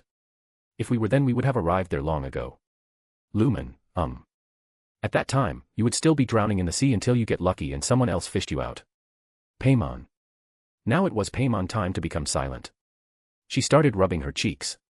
Paymon, yeah, Paymon really owes you for that, otherwise Paymon would have drowned. Well. Premies, not really. You have been drowning for 7 years and yet no one came to save you. A pity. Pfft. Premies could hear System Spirit laughing inside but didn't say anything. Paymon, but Paymon will do her very best to be a great guide. Lumen, we don't need one. You are just a freeloader. Muttered Lumen under her breath. Though Paymon heard it. Paymon is not a freeloader. Lumen, you are. Paymon is not. Lumen, you are. Paymon is not. Premies, sigh here they go again. At least it's lively now. Premies, I like silence and quiet. I thought Lord got used to it by now. Premies, believe me, I am controlling myself not to throw Paymon back into the sea. Asterisk chuckle asterisk of course, I believe Lord. Hee hee. Shaking his head inwardly, Premies continued but Lumen and Paymon kept on arguing without stopping. In the end, Premies decided to divert their attention to something else. Premies, Lumen, if I am not wrong you have an inventory where you keep your sword, right? Lumen, huh? Yes, that's true. Premies, what more can you do? Lumen, I don't know. I didn't try. Premies, check now while we are making our way to our destination. Lumen, okay. Premies, you return and rest Paymon. I don't want Lumen to get distracted if we start talking. Paymon won't disturb. Premies, I won't repeat myself. When Premies spoke in a stern voice, Paymon flinched before turning into light and disappeared into Lumen's mind. Like this, the rest of their journey went in silence. An hour later. Lumen was finally done and was now looking at Premies who was walking in front. Premies, so. Lumen, my inventory can hold infinite items and things inside will never expire since they will be stopped in time. Premies, Lumen, there is also a holographic map where the key points can be saved. The teleportation points are already marked on it and if I want, I can wrap myself between those devices right now. And. Premies, status. Lumen, yes. I can see my status and can also use appraisal to check others. I also have these abilities before unknown god took them away. Premies, I see. What is your level right now? Lumen, level 50. Stopping on his tracks, Premies turned and looked at her. Premies, only level 50. Lumen, amen. It seems that I have reached my limit. It's saying that I need some materials to ascend to the next phase. Premies, what are those materials? Lumen, 500,000 Mora and 500 rank 1 Primo gems. Narrowing his eyes, Premies asked. Premies, rank 1. Lumen, It seems that Primo gems have ranks. Premies, okay. And I suppose you have more than enough materials to ascend. Smiling, Lumen replied. Lumen, I have a lot. Premies, good. But let's wait for now. Once we reach Mondstadt and choose an inn to stay, you can start your limit break in your room. Paimon, yes, let's hurry. Paimon is hungry. Coming out of Lumen's mind, Paimon spoke. Though Premies let her be this time. Premies, yeah, let's. Paimon, by the way, what was Lumen's level in the past? Lumen, level 983. Paimon, whoa. Lumen was really strong that time. Lumen, both me and my brother. Premies, Lumen. Lumen, yes. Premies, use appraisal on me. Lumen, W what? Premies, do it and tell me what do you see. Lumen, oh okay. Nodding her head, Lumen looked at Premies as her eyes glowed a little before an astonishing expression appeared on her face. Lumen, how could this be? Paimon, what do you mean, Lumen? What is Mr. Hersher's level? Lumen, level 1. Paimon, huh? Lumen, it's saying Mr. Ersta is level 1. Paimon, that's impossible. Lumen, I know. Lumen, there is no way Mr. Ersta is only at level 1. In the past years, we have sparred many times. Yet, Mr. Ersta defeated me with hardly any effort. On top of that, a chill went down Lumen's spine as she remembered Premies, god of destruction, form along with his crimson moon. At that time this world almost came to an end. Lumen, gulp, that was not the strength of someone at level 1. I can feel that even if I was as strong as I was in the past, I would still be nothing in front of Mr. Ersta. So even the protagonist can't see through Lord's strength. Well, if even I and System can't, how could she in the first place? Premies didn't reply as he was pondering about something.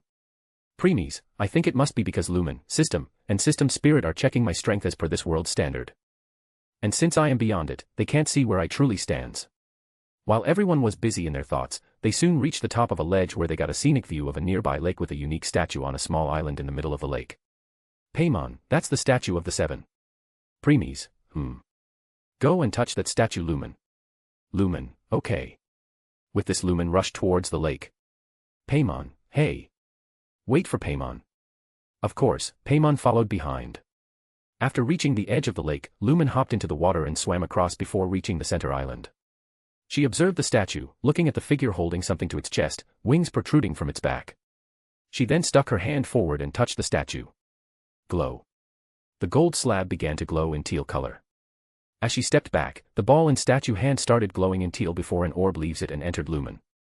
She gasped at the weird feeling as she noticed that the white strips in her clothes had now turned into teal color. Paimon, huh? Paimon can sense a Nemo element from you. You get the power of a Nemo just by touching the statue. It's amazing. Taking a deep sigh, Lumen brought her hand in front and concentrated. Whoa. Paimon, whoa. Looking at the wind vortex in Lumen's hand, Paimon exclaimed. As both Lumen and Paimon were playing with the Anemo element, a complicated feeling flashed through Premies' eyes. Is something the issue, my lord? Premies, no. Replying, Premies turned and walked away. Premies, looking at the wind in Lumen's hand reminds me of my sword princess. It's really been a long time since I last saw both her and my wife. While Premies was walking away, some pyro slimes popped out of nowhere near Lumen, who took care of them using her new element before hurrying to catch up to Premies. Premies, congratulations on getting your first element, Lumen. Lumen, thank you. She scratched her cheeks in embarrassment before she muttered something under her breath. Lumen, though I want something as cool as Mr. Ersta Blue Flames. Premies, of course, heard it but pretended not to.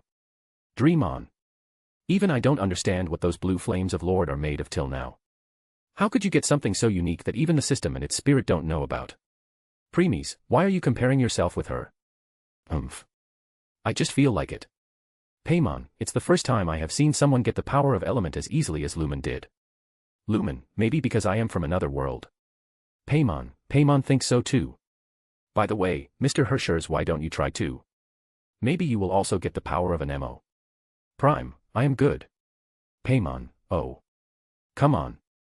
Remaining silent, Premies continued walking. Soon, the city of freedom came into their sight. They were not very far away. Whoosh. Suddenly they all heard a loud sound of wind above them and raised their heads. There in the sky they saw a huge dragon. The entire body of the dragon was colored in a shade of blue, with his main body being a lighter azure blue, while its talons and horns colored in more of a darker midnight blue. It possessed a total of 6 large wings on its body, allowing it to fly. Behind those wings is his massive tail, which resembles bird-like feathering. Premies, Dvalin. Paimon has never seen that dragon before. While Lumen and Paimon were still looking at the Dvalin, all of a sudden Premies glanced back towards the direction of the statue. Even though they had already traveled some distance by now, his gaze still penetrated through the space and landed on the men with brown hair, dark skin, and golden eyes. The men walked up to the statue of the Seven and touched it. Seeing him, a smile crept onto Premies' face. Premies, now, this is getting interesting. With this he moved his gaze away to the Dvalin who flew towards the forest. Yuya POV. The moment I touched the statue, a small gust of wind blew up towards the figure atop the statue, with a ball in its glowing green in color. Elementals began swirling around the ball in its hand before an orb left it and entered my body. Yuya, so, this is feeling of elements. It's amazing. Once I said that, a familiar voice rang in my head. Ding. Congratulations host on getting your first element, an MO. Seeing the notification, I yelled in excitement. Yuya, yes. *A/N, please throw some power stones. Chapter 392, Volume 5, Chapter 9, Mondstadt. Equals when Twilight is speaking. Equals when talking through telepathy. Equals when thinking in your mind. Equals when talking with your Pokemon or tamed beast. Equals when describing a certain period of time or again another place. Equals point of view, i.e., POV. // equals and call. Equals system and when talking to it. Yuya POV. Now that I have an MO element, I can train my element. Though, I still can't believe my dream of transmigrating to this world came true. Now, with Golden Finger system in my hand, it wouldn't be long before I will become strong. That time I will get all the booba and waifus and will become the harem king of this world. For now, I should make my way to Mondstadt. I still don't know whether the main protagonist is Ether or Lumen. If it's Ether, then I will make sure to become his best friend so that I can also get the opportunity by hugging his thighs. And if it's Lumen, then I will see whether she really is as cute as in the game. In case she is, then I won't mind having her join my harem too. Anyway, I should hurry. As Premies, Lumen, and Paimon were continuing their way to the forest, Premies stopped. Lumen, What is it, Mr. Ersta? Premies, you both go ahead. I will catch up with you guys later. Lumen, is something wrong? She asked with worried expression on her face. Premies, I hope not. Anyway, go ahead. Paimon, but there is that dragon in the forest. What if it saw us and attacked? Premies, as long as you both remain cautious and hide yourself for its eyes, you will be fine. Paimon, that's not reassuring mmhhhhhh. Grabbing Paimon, Lumen covered her mouth with her hand. Lumen, we will be fine, please be careful. She spoke last words softly before turning and walking towards the forest while holding Paimon. Once he could no longer see them, Premies disappeared from his spot and appeared high in the sky. His gaze was lingering on the other side of Mondstadt at the place called Stormterror's Lair. He reached the location in an instant. The area was protected by a storm barrier to prevent others from entering. Nevertheless, Premies casually passed through it and appeared in a place called Stormterror's Domain. A storm was furiously swirling around this plane of existence. It was as if held in the skies, touching the void and sky. Howling winds echoed in the surrounding with stone, bricks, dirt, rubble, leaves, trees flying around in the wind and storm. But they flew and spun in circular, never leaving the platforms in the middle. As if some power was preventing them from leaving. At the very bottom one could see a vortex of wind as akin to an abyss with 16 platforms around it. If anyone fell, then it would be the end of him or her. Premies was looking at that very vortex without any hint of fear. There he saw something completely unexpected. That something was not a part of this world. That thing was fully hidden by the wind vortex, and since it was at the depth of the vortex, one couldn't even realize its presence or something. Not even the Archon gods. Warning. Warning. Warning. An unidentified. Waving his hand, Premies put the notifications windows away. Even if the system didn't know what it is since it's not related to this world, Premies still knew what that thing is. Premies, let's see how Mondstadt will cope against it. Though their chances of survival are null. With this he turned and left the Stormterror's lair, Mondstadt. A blue flash went by the sky and Premies appeared. Lowering his head, he looked at Mondstadt, who was also known as Mondstadt City and Crown of the North. This city was located at the west part of Starfell Valley on a large island inside her lake. It featured cobblestone streets and several windmills surrounded by a large stone castle wall on the east lower end. A statue of the Anemo Archon watches over the city, with the Favonius Cathedral in the back. Premies observed Mondstadt for a second before descending in front of the bridge leading to the city. Just as he was about to walk across, a voice stopped him. Hey! Stop for some time. Otherwise, you will scare all the pigeons away. Turning his head, Preemy saw a young boy with pale skin, blue eyes, and short dirty blonde hair. That boy seemed to be feeding the pigeons. Nevertheless, after giving him a side glance, Preemy's continued walking. I said wait. Just when the boy was certain that all the pigeons would fly away, to his surprise the pigeons didn't do any such thing. On the contrary, after noticing Preemy's they moved and made a way for him to pass. This made the boy's brain to short-circuit since he had never seen the birds behave like this before. Soon Preemy's crossed the bridge and reached the entrance. Though before he could enter, he heard the sound of birds flapping their wings and flying away along with the anger voice of the same boy. Hey! Not again, Amber. Then there was another voice. Sorry, Tim. You should actually be in a city right now. Storm terror may attack. Looking back, Preemy saw a girl with long, dark brown hair, gold eyes, and fair skin. She was wearing a jumper-like outfit composed of dark brown leather shorts, a red hoodie-like top, red stockings, and white thigh-high boots embellished with gold linings and symbols. Timmy, humph. Fine. So, the kid Timmy also followed her towards the city. Ah. There you are. At this Paimon hurriedly flew towards Preemy's. She and Lumen seemed to be with this girl Amber. Seeing Paimon stopping in front of Preemy's, Amber also stopped on her tracks. Lumen, Paimon, what happened? Lumen could also be seen following behind trying to catch up to Paimon. Though when she saw Preemy's, she became delighted. Looking at Preemy's, Paimon, and Lumen together, Amber asked. Amber, do you know him? Lumen, We are traveling together. Amber, oh, cough may the Anemo god protect you. She greeted Preemy's and did some kind of salute. Amber, I am Amber, outrider for the Knights of Favonius. Preemy's, Ersta Herschers. Amber, Ersta Herschers, what a weird name. Then as she realized her mistake and bowed her head in apology. Amber, I am sorry for my rudeness. Preemy's, it's fine. You are not the first one to say that. Amber, is that so? Hee hee. Hey, wait for me. You three really move so fast. Then another person came. Paimon, you are finally here, Yuya. Paimon thought you would take another few minutes to catch up to us. Yuya, well, I found another Hilichurl camp nearby. So, I couldn't stop myself from clearing them, otherwise they will hurt people. Saying this, he started scratching his head in embarrassment. Amber, you could have just asked for our help. Yuya, well, I don't want to delay you guys anymore. Hence, I decided to take care of it myself. Yuya, there is no way I would have asked for your help. The system generated a quest out of nowhere and only showed me the location of their base. On top of that, he glanced at his system prompt window at the side and started laughing inwardly. Yuya, ha ha ha. There is no way I am gonna share my reward with others. Plus quest. Mission, clear the hidden Hilichurl camp. Reward, 300 Primo Gems. Failed, overall strength will be decreased by 20% for a week. Note, the more the participants the more the reward will be split between them. Status, complete. Yuya, with this I am just a few hundred Primo Gems away from reaching 500. Then I will be able to complete my first ascension. Or. Giving an eye to Lumen, he continued. Yuya, I can just ask Lumen if I need some. Someone as kind as her won't decline to help. While Yuya was deep in thought, Preemy's was looking at his quest window. It may be hidden from other eyes, but he can see it clearly. Tap. Tap. Paimon, hey. Are you still there? Yuya, huh? Oh, sorry. I was thinking about something. But anyway, I promise to ask for your help next time. Amber, of course. I will be happy to help. Lumen, Me too. Paimon too. Yuya, thank you. So, what are doing here?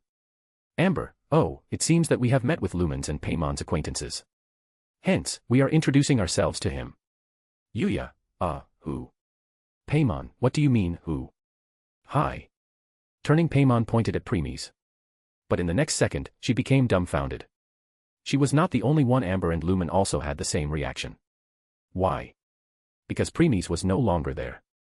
Timmy, if you are talking about that big brother, then he entered the city while you guys are talking with each other. Amber. Lumen. Paimon. Paimon and Lumen and Amber, he left. He really left and leave us behind.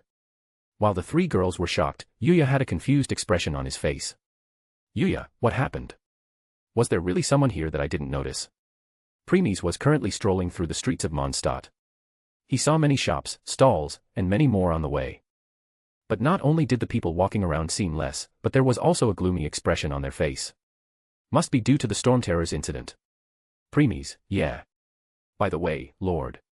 Preemies, That man seemed together with Lumen seemed somewhat off. Preemies, he is a transmigrator with a system. He is what? Preemies. ****, I am sorry about my outburst. It's just I never expected to see another transmigrator here. Preemies, yeah. I am also ashamed that Lord saw through him just like that while I still didn't have any clue. Remaining silent, Preemies made his way to a plaza with a tall statue of a Nemo Archon in the middle. People and a nun could be seen praying near it. After giving it a glance, he walked over to the balustrade and looked down at the whole Mondstadt. Preemies, now the question is there only one such thing that I see in the eye of the storm or there are more? Pausing for a second, he continued. Preemies, though I'm more inclined towards the latter. I think those things also exist in other nations too. Hidden while waiting for the right moment to show themselves. Lumen, Mr. Ersta. Sighing, Preemies replied without turning. Preemies, what are you doing here, Lumen? As the Knight of Favonius, Amber is the best person to show you around the Mondstadt. Amber, of course, I am. But it's still rude to leave others behind like this. Do you know the moment you left, Lumen had been looking for you all around? Amber also appeared behind. Remaining silent, Preemies kept on looking down. Amber couldn't help but be embarrassed noticing Preemies ignoring her presence. At this time, Lumen walked to Preemies' side and said softly while looking at his face. Lumen, it's true that I want to see Mondstadt, but I want to see it with you, Mr. Ersta. Turning he looked at Lumen before sighing and addressing Amber. Preemies, should I leave it to you to be our guide, Amber? Amber, oh of course. Leave it to me. Saying this, she raised her chest proudly. Amber, oh, one more thing. Ahem. Taking one fake cough, she smiled brightly and spoke. Amber, welcome to the City of Freedom, Mondstadt.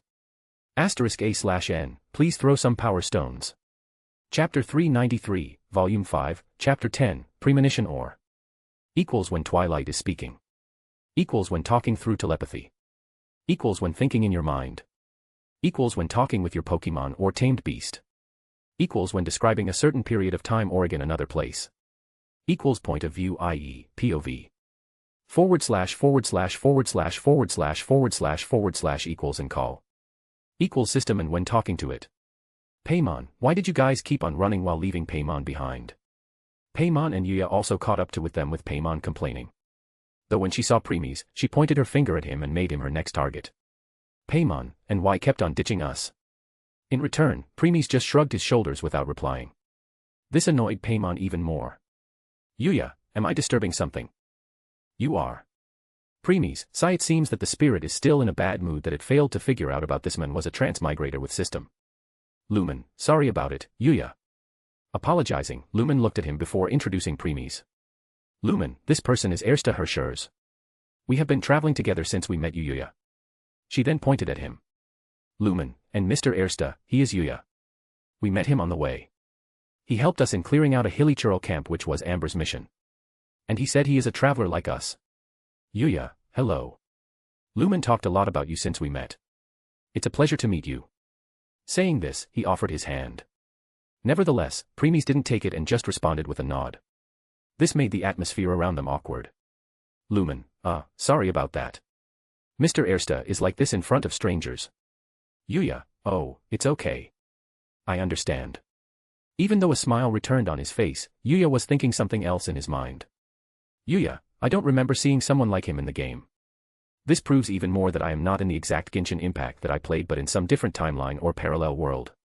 He then started pondering about something else. Yuya, in the game I played, the first ascension comes when you reach level 20. But in this world, it's level 50. Not only that, the materials and cost of ascension are also different. It requires Mora and Primo gems. Lumen, so, shall we tour around Mondstadt now? Amber, of course. But before that I want to give you something. It's a reward for helping me clear out that hilly churl camp. This snapped Yuya out of his thoughts as an excited expression appeared on his face. Yuya, yes. A wind glider. Amber then materialized some sort of wings onto her hand. Amber, my present to you is a wind glider. Outriders use them to ride the wind. The people of Mondstadt love using them too. Taking it, Lumen started to inspect it. Paimon, what about Paimon reward? Yuya, and mine. Looking at Paimon, she replied. Amber, this reward is useless to you, Paimon. But I'll treat you to a traditional Mondstadt delicacy. Sticky honey roast. Paimon, really? Paimon can't wait. Smiling at Paimon, she turned to Yuya. Amber, sorry but I only have one with me right now. I will give you one later. Yuya, sure. No issue. Though his disappointed look gave away his true feelings. Showing a wry smile, Amber returned to Lumen. Amber, since we are already on high ground, let me teach you how to use it. She then equipped her own wind glider as it appeared on her upper back before walking over and standing on top of the edge. Amber, now follow my instructions. Because you're able to use elements, that means you have a vision. This also means you can store things into invisible inventory and materialize them back into your mind. Lumen, I can do that, but I don't have any vision. Amber, Yuya, I don't have one either. This caught Amber off guard as she attentively at the two of them. Amber, amazing, this is first time I seen someone being able to use elements without the help of vision. And there are two of them, no, wait a minute. She hurriedly turned her head and looked at the preemies who was as silent as ever. Thinking he must also be able to do so. She was not the only one, Yuya was also looking at him. Yuya, if he can do so like me and Lumen, this means he is also a transmigrator or someone from outside world. However, Lumen stepped forward and put an end to their curiosity. Lumen, actually, Mr. Ersta can't use you any of the 7 elements. And he also doesn't have any vision with him. Amber, is that so? Too bad. But don't worry, I am sure you will get your own vision one day. She said while looking into Preemie's eyes, worried that he would feel bad for not having vision. While Amber was trying to cheer Preemies up, she didn't give deep thought to what Lumen just said. Instead of saying Preemies can't use any element, Lumen specially mentioned that he can't use the 7 elements. Someone with a sharp brain would have definitely caught on this. Amber, alright, listen carefully. When it comes to controls, it will be best if you have your arms out wide to help stabilize yourself against the wind. Then simply lean in whatever direction you need to turn. Paimon, sounds simple. Amber, alright. I'll glide down to the fountain that you saw earlier. Lumen, okay. Yuya, got it. She then leaped off the edge and glided her way down. Amber, oh. Paimon, that looks so much fun.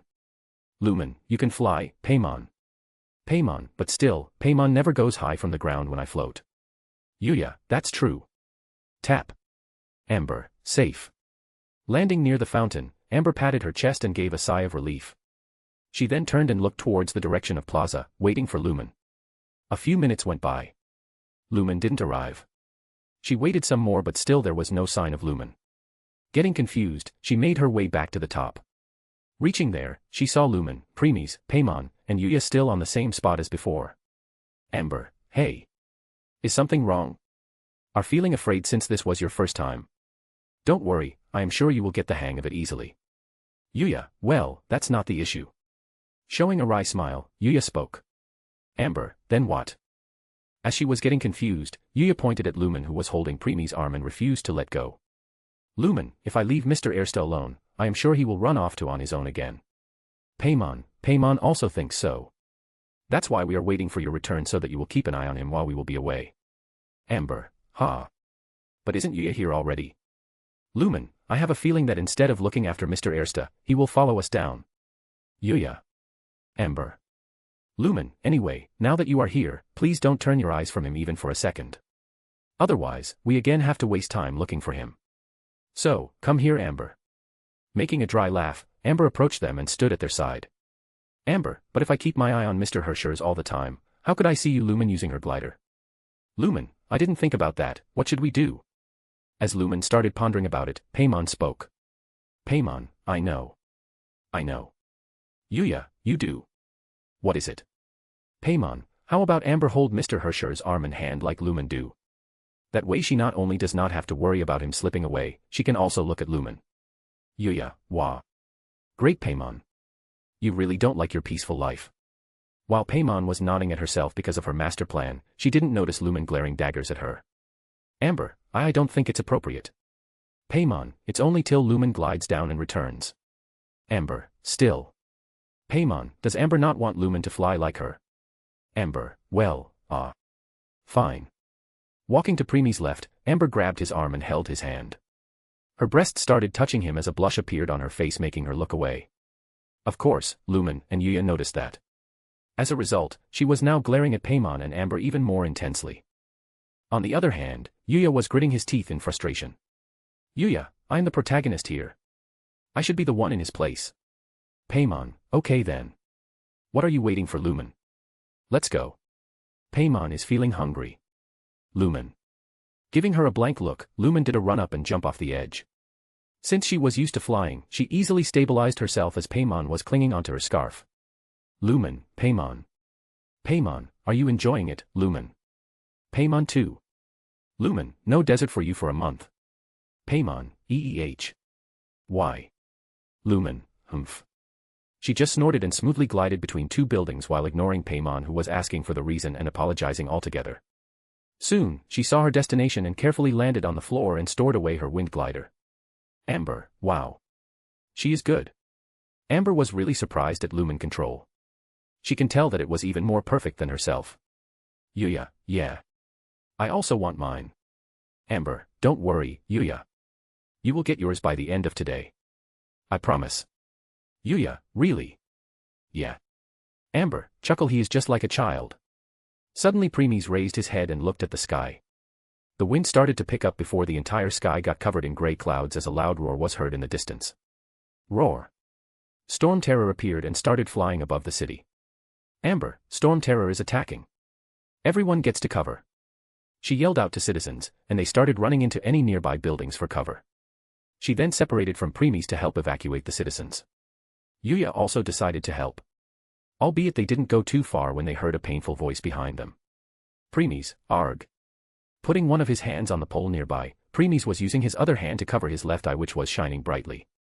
The blue light was so strong that even if only a little bit was escaping from the gap of his finger, it was still visible to people around him.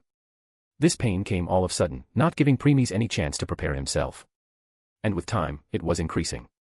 Amber, Mr. Hirschers. Shouting, Amber reached him and held him to prevent him from falling. Noticing his condition was becoming worse, panic appeared on Amber's face. Amber, Mr. Hirschers. Mr. Hirschers. What's going on? Please stay with me. My lord. My lord. What's happening to you? However, no matter how much they shouted, Premies barely registered their words. He decided to focus on his left eye for now. A minute later, the light dimmed down as Premies got hold of himself. Though, his left eye was still closed. Premies, what was that just now? Shaking his head, he stood up and noticed something. Amber was no longer present near him. Not only her, but he also can't even see Yuya and other civilians. Glancing back, he saw something unbelievable. The statue of an Nemo god was completely destroyed. Its lower part was broken and, on the ground, while its upper part and head were thrown at the buildings behind. Narrowing his eyes, Premies turned and walked towards the edge and looked down at Mondstadt. In the next second, his eyes widened slightly as he saw something unexpected. Crackle. Crackle.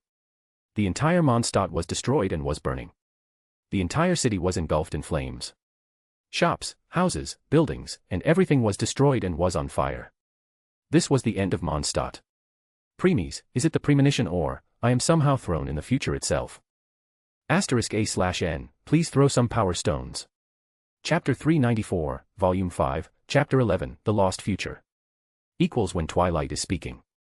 Equals when talking through telepathy. Equals when thinking in your mind. Equals when talking with your Pokemon or tamed beast. Equals when describing a certain period of time or again another place. Equals point of view, i.e., POV. / equals and call. Equals system and when talking to it. Looking at the destroyed Mondstadt in front of him, Premies narrowed his right eye.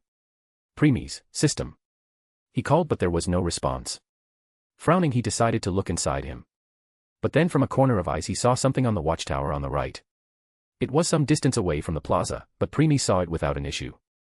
He took a jump in its direction and landed gently inside it. Crutch. Crutch. Crutch. He was then greeted by a gore scene. A spider-like creature with 4 horns was feasting on a dead soldier. The soldier's chest was already ripped open as blood vessels, fluids were leaking out of it. His ribs were already broken by the creature's hand, because of which the organs were out in the open. Though more than half of them were missing since it was already being eaten by the creature. Drip. Drip. The creature seemed to have just finished eating the liver as its juice leaked on the open corpse. It then used one of its hands and pulled out the heart while its other hand was pulling out the intestines. Boom. At this time, another explosion occurred in Mondstadt Down which illuminated the city in fire. The creature would have ignored it other time, but this time it was different. Because when the city was lit up, a shadow cast upon it prevented the light from covering the creature. This was enough for the creature to realize someone was standing behind. So, it turned its head, and its whole appearance was visible now. Such an appearance could send a chill down anyone's spine. Whether they were human or archons alike. Pick, spider-like monster. Its 5 hollow eyes were looking menacing at Premies. Still, instead of attacking right away, the creature put the heart in its jaws and gobbled it down. Drip. Drip. Drip. Blood oozed down on the floor, coloring it red even more. Next, it also finished the intestine before finally getting up. Krar. Swoosh. The creature then jumped at Premies at the speed that no one except some elites of Mondstadt could handle. Whoosh. Though Premies just sidestepped, resulting in creature missing him and falling from the watchtower. Premies, I now know why Mondstadt was destroyed. It's really the things doing which I saw after separating from Lumen and Paimon. Even after watching the gore scene of creature feasting on the dead human, its appearance, and menacing gaze, Premies was still unfazed as ever. Thuck. Thuck. Thuck. Premies, Hearing this sound, Premies turned, walked to the edge, and looked down. There he saw that the creature was hurriedly making its way back to the top using its claws that penetrate the thick wall of the tower without much issue. Premies, as expected, even after falling from such height, it's still unscathed. Only 5-star weapons have any chance of penetrating through the creature's hard body. In other words, soldiers with lower star weapons are nothing more than cannon fodder or free food for them. He then opened his hand and the weapon of the dead soldier behind him flew into his hand. Twisting his hand which was holding a 2-star sword, Premies waited for the creature to reach him. Swish. Finally, the creature was in front of him, and swung its claw at him. Though before it could hit him, Premies opened his glowing left eye. Ba dump. He felt all the brain cells opened up as the world he was in changed in his eyes. It became darker and got covered in a blue hue. He could see numerous solid, reddish-black, zigzagging scribbles like lines all over the world, even within the air itself, that looked like cracks and were emitting a sort of glow. Even the creature in front of him was covered in those lines. Premies then moved his hand. Shin. Splurt. Fwoosh. Fwoosh. Thud. Thud. The sword passed through creature as easily as hot knife passed through butter. The creature got cut in two and its parts flew past Premies and landed near the corpse of soldier behind. Tuning and looking at the creature, Premies confirmed its death. In normal scenario, once someone was cut in two, whether it was human or other beings, they still had life left in them even for a second. Especially this creature who had high vitality. Hence, it won't die that easily. However, the moment his sword traced through one of the lines, the creature died instantly. That's the horror of mystic eyes of death perception, which allows the user to perceive death, the conceptual death of an existence, as visual signals in the form of lines of death and points of death. Krar. Krar. Krar. Krar. Krar. Krar. He didn't get the time to think of something when he heard the sound of similar creatures all over the Mondstadt. Moving his head back towards the city down, he saw many such creatures coming out from buildings, houses, shops, alleys, and some were even coming out from beyond the walls of the city, means the forest. And they just kept on increasing in numbers with each passing second. Premies, There are over hundreds of thousands. Remaining nonchalant, he turned his attention on the Sita Lake, the lake on which the city of Mondstadt was on, while completely ignoring the creatures coming for him. A tick moment went by and... Premies, here it comes. Burst. A huge column of water rose in the sky and the thing made its appearance. It was 900 feet massive life form. Mondstadt appeared nothing in front of it as it could destroy it by simply walking on it. And currently, its two red visor-like eyes were glaring at Premies. Grah. It then let out a terrifying roar that resulted in the entire Mondstadt shaking violently before started crumbling and breaking pieces by pieces. Soon enough, one by one, those pieces of Mondstadt sunk into the lake. Premies was looking at everything in leisure with his hands in his jacket pockets. Soon, it was the turn of the watchtower he was on. The watchtower crumbled and fell in the water. Within a matter of seconds, water covered Premies to his neck. All this time, Premies' attention never moved that huge life form. In the end, the creatures reached Premies and launched themselves at him. It was also the time when Premies got fully engulfed in water and sunk into the depths of the lake along with the rest of the Mondstadt. Premies' eyes fluttered open and he was greeted by an unfamiliar ceiling. Premies, back again. Huh. My lord. Hearing the scream of system spirit in his mind, Premies sighed. My lord, what happened to you? Why did you start screaming in pain all of a sudden and fell unconscious after? Premies, it's nothing. How could it be nothing? Premies, sigh, I just had a premonition, that's all. Premonition. Premies, yeah. About the coming enemy. Oh, who is it? Premies, you will know. Can't you at least give me a hint? Premies, no. Lord, I hate you. He could tell that System Spirit was pouting inside, but he didn't care. In the first place, he didn't reveal the real truth to System Spirit. Premies, I didn't have any premonition or something. I was in reality thrown into the future by the very will of the world itself. And I am certain that it's because it was trying to show me what would happen to Mondstadt if I don't decide to help. Sighing, he shook his head inwardly. Premies, sorry, but for now, I don't have any intention of interfering. My hands are already tied by other things. Like the beasts. That was the reason why I know I was not in some kind of dream. Because if I was, then Beast 2 would have already attacked me. Looking around, he found himself in a room. Removing his quilt, he stood up and cracked his body a little. Premies, how long I have been sleeping? For a day. Premies, It's surprising that Lumen is not here. Knowing her, she won't have leave my side until I woke up. You have no idea how freaked out she was when she came to know that you have fallen unconscious. She thought Storm Terror was the one responsible for your condition and was about to go after it in rage. Good thing that Paimon, Amber, and Yuya stopped her in the last second.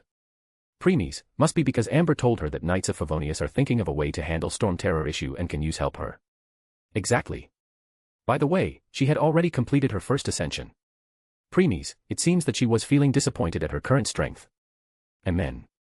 She was saying that someone gave her a temporary boost that helped her to cope up against Storm Terror. Premies, where is she right now? Amber took her and Yuya to Knights of Favonius headquarters so that they can think of a measure. Premies, good. Now that she and Paimon are away, I can go somewhere to check something. I don't think it would be possible. Premies, She was not leaving you alone, worried that something would happen to you again. So. Premies, so. At her request, one Knight of Favonius will always stand by your side as your guard. Premies, who is it? Open the door, my lord. Walking over to it, Premies opened it. Creak. When he did so, he heard a voice, you are awake. Turning his head, he saw the one Lumen asked to keep an eye on him. He saw a tall and imposing proud figure standing like a sword. The sharpness of her eyes can be seen as intimidation. She wore a black headband above her bangs with a four-pointed silver, white, and blue hairpin to her left. Her outfit consisted of a blue cape on her right shoulder, a backless black leotard covered in white on top, white sleeves, a blue tie, a pair of black gloves with blue palms, blue stockings, and thigh-high boots. Her leotard had a silver symbol of her clan on each hip, and the white cover on top was secured below her breasts with a black belt. Her boots were accented with silver with an additional strap, silver heels with spurs, and blue soles.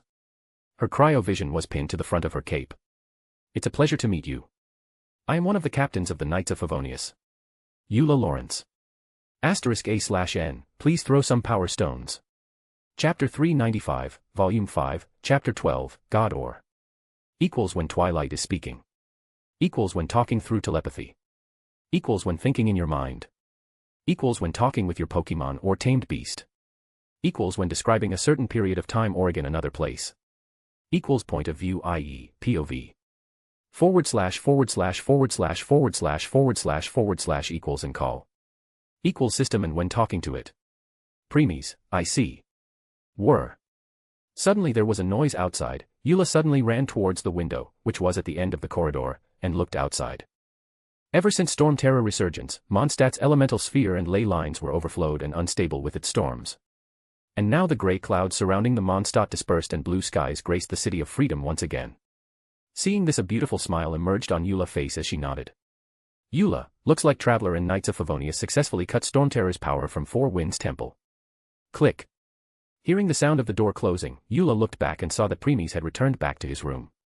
Eula, it seems that he wants to rest some more. Not surprisingly, since I clearly noticed the tiredness still present in his eyes. Closing the door, Premies walked to the bed, sat on it, and started rubbing the bridge of his nose. Premies, let me ask you this. Is this Kia the one who told Lumen that he will station someone to guard me? How did you? Well, yes. It's him, you assured Lumen about it. Premies, I can already imagine the look Lumen will give him once she will know it. Ha. Me too. By the way, Lord. Premies, Are you okay? You appeared fatigued. Premies, yeah. I am good. If you say so. Once System's spirit became silent, Premies put his left hand at his left eye. Even though that eye of his was no longer glowing, indicating that his mystic eye was off, Premies still felt some irritation. Premies, despite my mind being as big as a universe after becoming Guilty Crown, 99.9999% of it is currently being used to heal Inorian mana. The remaining 0.0001% is not enough for me to open mystic eyes on both eyes at the same time. Hence, I keep it with left one only. Sighing inwardly, he continued. Premies, still, the stronger the person, the more taxing it is for me. I don't have any issue using it on that spider-like creature, but when I use it on that massive life form, it drained a lot out of me. He then stood up and his eyes narrowed. Premies, I must do something fast. Otherwise, I will have no choice but to sleep. And Beast 2 won't let go of that opportunity. Gleam. There was a blue flash and Premies disappeared from the room. Liyue. Liyue was another one of the 7 regions of Teyvat. It was the nation that worships Rex Lapis, the Geo-Archon or god of contracts. Mountains stood tall and proud alongside the stone forest that together with open plains and lively rivers, made up Liyue's bountiful landscapes which showed its unique beauty through each of the 4 seasons. Gleam. Premies showed up in the sky looking down at it. Ah, what are we doing here, my lord? Premies, I want to confirm something before to my main objective. Confirm what? Premies, you will know. Premies, now let's see whether there are more life forms like the one I see in Mondstadt. His gaze moved from one area of Liyue to the other one by one. A minute later, he was done and put his hand on his chin. Premies, all right, it seems that Liyue's situation is even worse than Mondstadt. Sensing something, he flew over to one of the sub-areas of Liyue, Guyun Stone Forest. It was an archipelago of 7 large islands and smaller offshoots. According to legend, this was where Rex Lapis defeated a god and sea monster known as Ojal, and the jagged cliffs protruding from the islands at Guyun were in fact the remnants of the stone lances he used in that battle. It also seemed that those who spent the night at Guyun Stone Forest might experience Ojal's memories of its defeat. Whether this was caused by Ojal's power, or another phenomenon was unknown. Premies of course saw Ojal, who was currently sealed and was in deep slumber in the very center of deep sea. However, he also saw something which was residing even deeper. Premies, this makes things from worst to worst for Liyue. As he shook his head, Premies glanced back and sensed someone approaching his location. Looks like Geo-Archon feels Lord's presence and is coming to investigate. Premies, not that surprising since I wasn't trying to hide myself in the first place. In any case, I am done here. Gleam. A blue flash and Premies left Liyue. The moment he was gone, a man appeared and started looking around. I am sure that I sensed someone here. He was moving her prying gaze all over Liyue as if trying to find something. She must be as strong as Adeptus to be able to accomplish that. He then looked at the Guyun Stone Forest below. Was she looking for Ojal to undo his seal? However, his thoughts were cut short as he saw some lights who were also making their way here. Other Adepti sensed it too. Though they are a bit too late. That person is long gone now. I would have loved to investigate and find that person's trace, but I don't want to meet Adepti. Sighing, the man also left before the Adepti could even see him in Azuma. An isolated archipelago far east of Teyvat. One must overcome endless thunderstorms to set foot on the islands of red maple and cherry blossoms. On winding shores and towering cliffs, and in forests and mountains full of secrets, witness the eternity pursued by Her Excellency, God of Thunder. Region that worships Raiden Shogun, the Electro-Archon and God of Eternity. Gleam. On arriving, Premies moved his prying gaze at everything and found the location of the life form. He flew over to an area called Yashiori Island. At some point within the last 2,000 years, the island was attacked by an ancient god, Orobashi. This ancient dragon-like serpent god that was defeated by Raiden Shogun, who used her strongest move to slay it. Her divine judgment cleaved both the serpent and the island. A curse had emerged from the serpent's remains from then on. Even today, one can clearly see the head of the giant serpent laying in the very middle of the island. Nevertheless, only its weather-bleached remains were left now. Although its skull still looked up at the sky defiantly, the god was already dead, and so the name of Orobashi was gradually being forgotten. Even if the giant serpent was long dead, you can still clearly feel the traces of its power left behind. Under the influence of the curse energy, Yashiori Island had been deserted by its inhabitants. What can be seen on the island were just endless rain and thunderstorms trying to wash away the remnants of the past. Premies landed on the island, in front of the skull. The curse energy releasing from it had no effect on him as he approached and touched it. When he did so, he could feel the curse energy entering inside and trying to corrode him. Too bad he was completely immune to it. Premies was trying to find some remnant will of Orobashi that was still lingering inside. Whiz. Whistle. A sea breeze passed by through the eyes and fangs of the giant snake, the sound of whistling rang as a result. It was like a requiem it composed for itself. Though this requiem also provided for those who had fallen or were displaced in the war. Premies, there it is. Even if it just remaining lingering, it's enough. Grabbing it, Premies threw it inside his pet's world.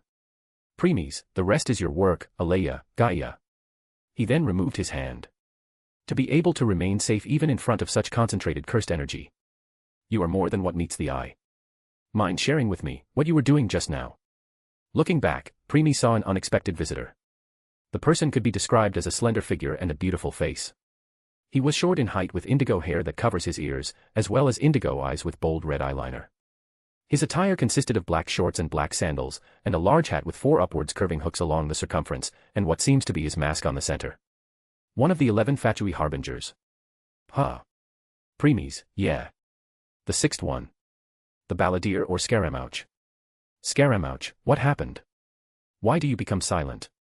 Premies, I don't have time to play with you, kid. I have my matters to attend to. Saying this, his feet left the ground. Widened his eyes, Scaramouche realized Premies' action and swiftly moved towards him. Still, Premies was faster. He flew at an astonishing speed, leaving Scaramouche and Yashiori Island behind. Scaramouche could only stay on the spot and looked in the direction Premies disappeared to. Scaramouche, he can fly. Huh. Then he must be Adeptus or have some kind of artifact. Still, I never heard of such artifact that can let one fly that fast before. Scaramouche, soldiers. 3 men dressed in black and with a mask appeared behind him from the shadows.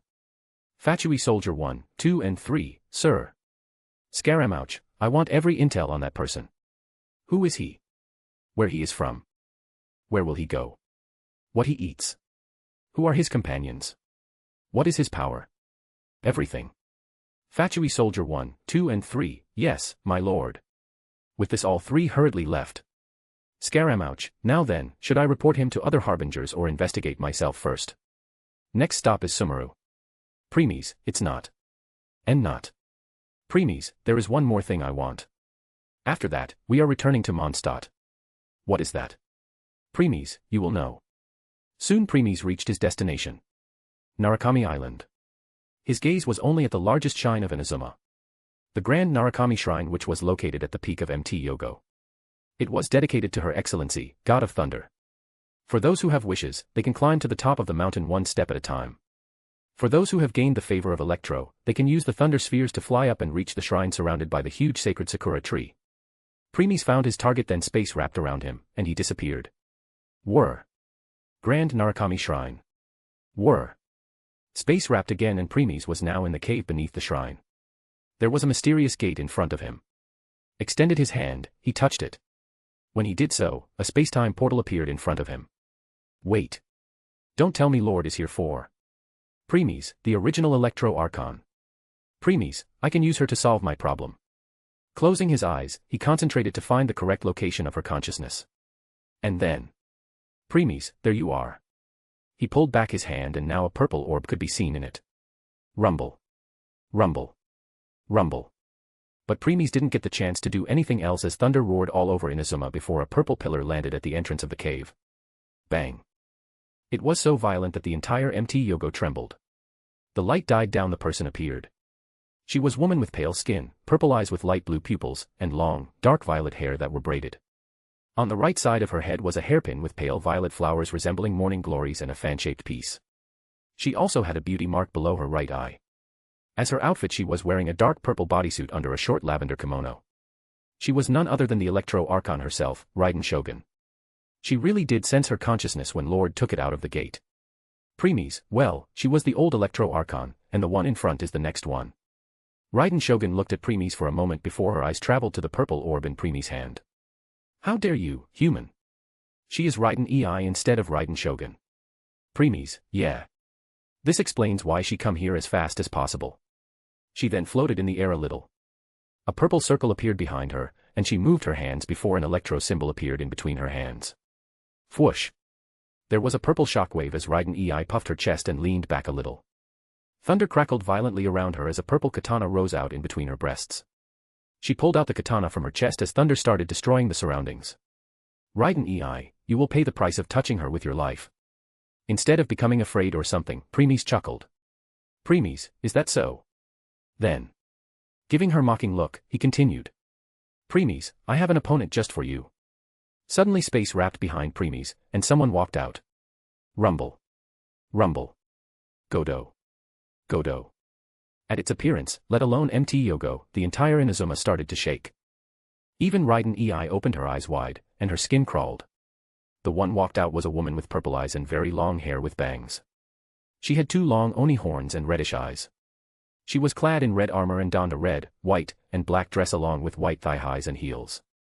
Her heels gave her a significant height increase. Premies, God of Thunder, meet my Hershers of Thunder. Let's see who is superior. *A/N, please throw some power stones. Chapter 396, Volume 5, Chapter 13, Thunder Collision. Equals when Twilight is speaking. Equals when talking through telepathy. Equals when thinking in your mind.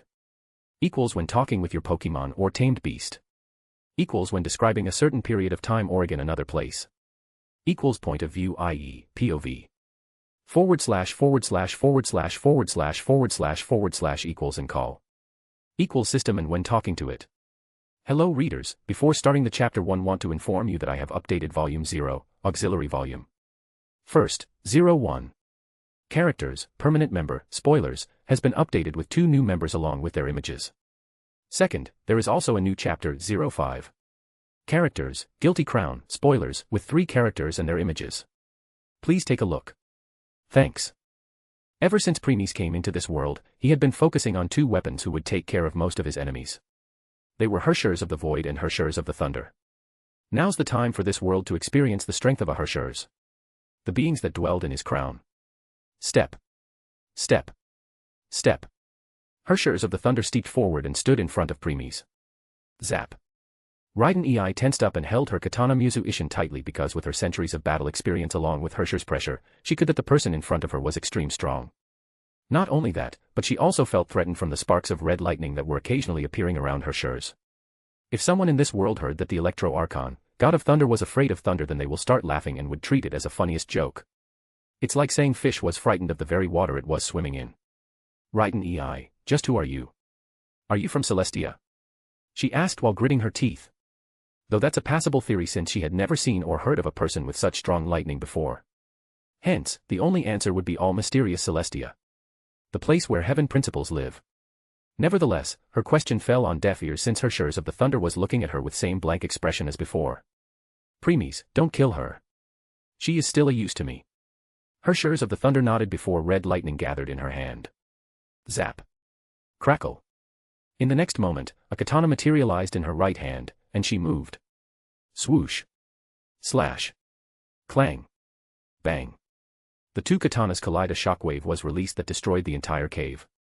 Outside, the people who had come to pray at the Grand Narukami Shrine were shocked that the entire mountain was shaking. Some of them walked over to the edge, looked down only to see bolts of thunder coming out of the middle top section of the mountain. Crackle. Burst. Zap. They were baffled and started wondering what was going on. Suddenly the gate of shrine opened, and someone walked out. The person was wearing a unique and stylized variation of clothing inspired by the colors of a shrine priestess traditional outfit, including a sleeveless Hakui robe and sandals. She wore a golden head accessory accompanied by matching golden earrings.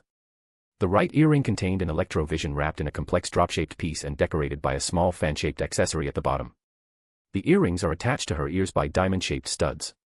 Noticing her, people turned and looked at her with respect. Civilian 1, Lady Ya. Yes, this was a maiden that overseed the Grand Narukami Shrine and was a kitsune. Yae Miko. Nodding her head at the people, she also walked to the edge and looked down. Seeing the thunder that was devastating the mountain, she frowned. Yae Miko, that is Ei's thunder. Who is she fighting? However, her thoughts got cut short when she saw that lightning was coming upward. Yae Miko, everyone, stay away from the cliff. She shouted as the entire mountain shook violently. Boom. Then there was an explosion, and the entire Grand Narukami Shrine was destroyed. And since she was too late to warn people, most of them fell from the mountain to their death. Cling. Clang. Cling. Bang. People then saw 2 figures exchanging blows with each other, one wearing red armor while the other was in kimono. They recognized their Electro Archon right away. But they didn't get the chance to think about something else. Cling. Bang. Another thunder shockwave was released from their clash. Witnessing this, they were certain that they would die and closed their eyes. Fortunately, in the last second, Miko released her power and made a barrier to protect them. Crack. Shatter. But that barrier got shattered after stopping a single shockwave. Miko, blurg. Thud. The kitsune vomited blood and fell on her knees with a pale face. She was jolted when she realized that EI was using her full strength. The last time EI used her full strength was in the Archon War. Civilian 2, no-oh. Civilian 3, help. Civilian 4, ah. Because the barrier was no longer protecting them, people got hit by the thunder and got burnt to crisp. Miko's condition was also getting worse as she was getting hit by those shock waves. The reason why she was still alive was thanks to her strong lineage. Though, it would also fail her if she kept on getting hit by them. Still, Hershers or EI didn't care about what's going on around them. Their focus was completely on each other.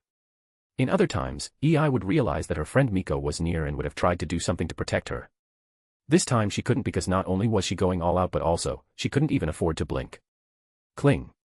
Clang. Cling. Bang. Cling. Clang. Cling. Boom. It wasn't long before the entire MT Yogo got destroyed. The only person remained alive was Miko and she also wasn't far off from death. Premies, throw her away. Hershers of the Thunder. Receiving the command, Hershers deflected EI attack again and did a cut even faster than EI could comprehend. Slash. Splurt. EI. Electro Archon widened her eyes as a deep diagonal cut appeared on her body and blood gushed out of it. She was also propelled out of the mountain due to the force behind it. Hershers followed and appeared above her before delivering an attack that smashed EI on the island below. Slash. Whoosh. Bang. The entire Narukami Island trembled fiercely as cracks started to appear all over the island. This also led to an earthquake which shook the entire Inazuma altogether. Now, people from other islands of Inazuma also turned their attention towards Narukami Island. While they were thinking that their god was angry or something, the very god was currently lying in the middle of giant crater. 2 extreme deep slashes were on her body right now. Blood was releasing from them non-stop. EI. Ah. She was shivering in agony and was having a hard time getting up. Still, she gathered her courage and raised her body somehow. Though she was using her sword to support herself. Tick. Tack. Tick. Tack. Hearing this sound, she raised her head and saw Hershers standing in front of her. She looked down on EI, extended her hand forward and grabbed her neck before raising her up. EI. Soon EI's feet left the ground as she struggled to break free. Bam. Pow. EI kicked Hershers' head and punched her arm, yet Hershers remained as unfazed as ever. Seeing that it was not working, EI raised her Muzu Ishin and slashed at Hershers' uncovered bare arm. Ding. But in the next moment, EI appalled when she saw that her sword can't even penetrate through the skin of Hershers. This is not possible. Even God will get injured if attacked by Muzu Ishin. Hershers ignored EI's shocking look and gathered her red lightning in her hand. And then. Ruble. Crackle. Boom.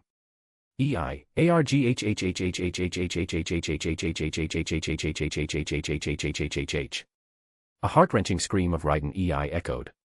It was so excruciating and loud that it was heard all over the Inazuma. People stopped whatever they were going as their face paled and chest became heavy when they heard such agonizing wail of their god. EI was being electrocuted from every part of her body and the pain was too much for even her to bear. While she was being tortured by red lightning, Premies was looking at her and his Hershers atop the now destroyed MT Yogo. He was pondering about something. Premies, I completely forgot how much Hershers love inflicting pain on others. Since I told her not to kill EI, she decided to torment her. After screaming non-stop for some time, EI's voice started to die down. Noticing that if she continues EI will die or had a mental breakdown, Hershers stopped. Cling. Clang.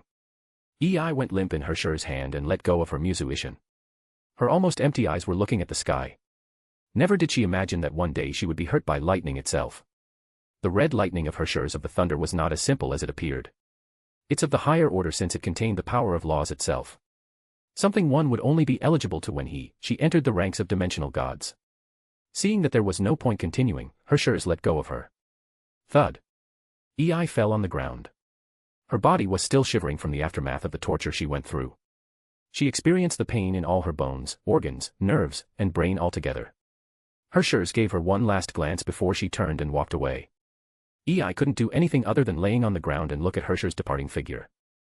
EI, in the end, I am not strong enough to even stop someone who is taking the last piece of you away. I am sorry, Makoto. Just when EI was about to close her eyes and give up, the Muzu Ishin started shining. Widening her eyes, EI gathered her remaining will and courage and grabbed it. Rumble. Thunder rumbled in the sky as EI could feel her strength returning. No, it far surpassed her previous one. A huge pillar of purple thunder rose in the sky for everyone to see as EI stood up. Hershers also stopped and glanced back at EI, who was currently bathing in the thunder pillar and was holding her Muzu Ishin with her both hands. She was looking at Hershers with eyes full of determination. Then she raised Muzu Ishin over her head and concentrated all her power into it. Rumble. Roar. The black clouds covered the sky as the lightning roared. EI then took a deep breath and released her strongest move. EI, Muzu no Hitotachi. The pillar of thunder fell at Hershers, who didn't show any change of expression till the end. And then. Preemies, that's enough. Slash. Boom. A huge thunder explosion occurred before the entire island got split in two. But there was something unexpected. Something that shocked EI to her very core. Muzu no Hitotachi landed not on Hershers but the person that appeared in front of her. And that person stopped EI's strongest move using just his finger. It was the island behind Preemies that got split in two. While both Preemies and Hershers remained unscathed. EI, that's impossible. Preemies, girl, you have no idea what's possible. At this moment, EI blood turned cold all of a sudden. Fear appeared in her eyes and dread gripped her heart as she saw something extremely terrifying. Something that sent a chill down her very being. Thud. Thud. Both Hershers of the thunder and EI kneeled all of a sudden. Hershers because of respect and reverence, while EI out of terror. She saw Preemie's eyes, which were glowing red in color. Yes, you heard it right. It was red instead of blue, and both eyes were glowing. Those eyes matched the thing she saw a year ago. Something no one in the Teyvat could ever forget. As if to confirm her thoughts, she saw the illusion of the very thing behind Preemies. The Crimson Moon. Preemies decided to ignore EI for now and turn his attention to something else. Muzu Ishin that he took from EI just now. His red eyes looked at the sword for a moment and he found the thing he was looking for. He then took out a purple orb from the Muzu Ishin.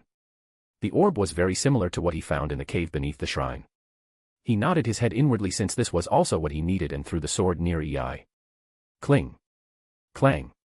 Even after all this, EI remained motionless since she knew she couldn't do anything in Preemie's presence. Preemies, we are done. He said as space ripped and a wormhole appeared. Preemies gave one last glance to EI and the people who appeared some time ago and were watching from distance before entering portal. Hershers of the thunder also stood up and followed. Upon her entering, the portal vanished, leaving the entire Inazuma in silence and dread. *A/N, please throw some power stones. Chapter 397, Volume 5, Chapter 14, Yuya's Plot. Equals when Twilight is speaking. Equals when talking through telepathy. Equals when thinking in your mind. Equals when talking with your Pokemon or tamed beast. Equals when describing a certain period of time or again another place. Equals point of view, i.e., POV. // equals and call. Equals system and when talking to it. Inazuma, Narukami Island. Even after Preemies left, EI remained motionless on her spot. She still can't believe that she was in the presence of the Crimson Moon, who almost destroyed this world last year. Even the power of all 7 Archons together amounted to nothing that time. EI, we Archons, no, everyone in the world has a wrong illusion that the Crimson Moon is a moon that has been hidden in the sky all this time but finally decided to show itself and went to sleep again. But we never expected how wrong we were. The Crimson Moon is currently walking in this land of Teyvat among the people and no one is aware of it. Gulping nervously, she started wondering what she should do. But her thoughts got interrupted when searing pain went through her body. EIGUH. Just when she nearly fell, she used one of her hands to support herself. EI, I must return to Tenshukaku to heal myself. Despite the fact she gave her everything in her strongest move, she still recovered enough strength from her Muzu Ishin to return to her residence. Hence, she picked up her Tachi and started walking towards Inazuma City with heavy steps. At this, one of the group of people who were watching the battle approached her. A almighty shogun. The one who approached was a woman wearing black and white attire with adornments in mauve, red, and gold. There was a clan crest adorned on various parts of her outfit. Her electrovision can be seen on a yellow bow attached to her belt, from which hangs a decorative black and white Uajisa. She also wore red and gold Tengu Geta sandals. Her name was Kujusera. She was the daughter of the Kuju clan. She was both loyal to her clan and the shogun. She also carried out her orders by shogun's will. "Ei, you are still calling me almighty after seeing my state."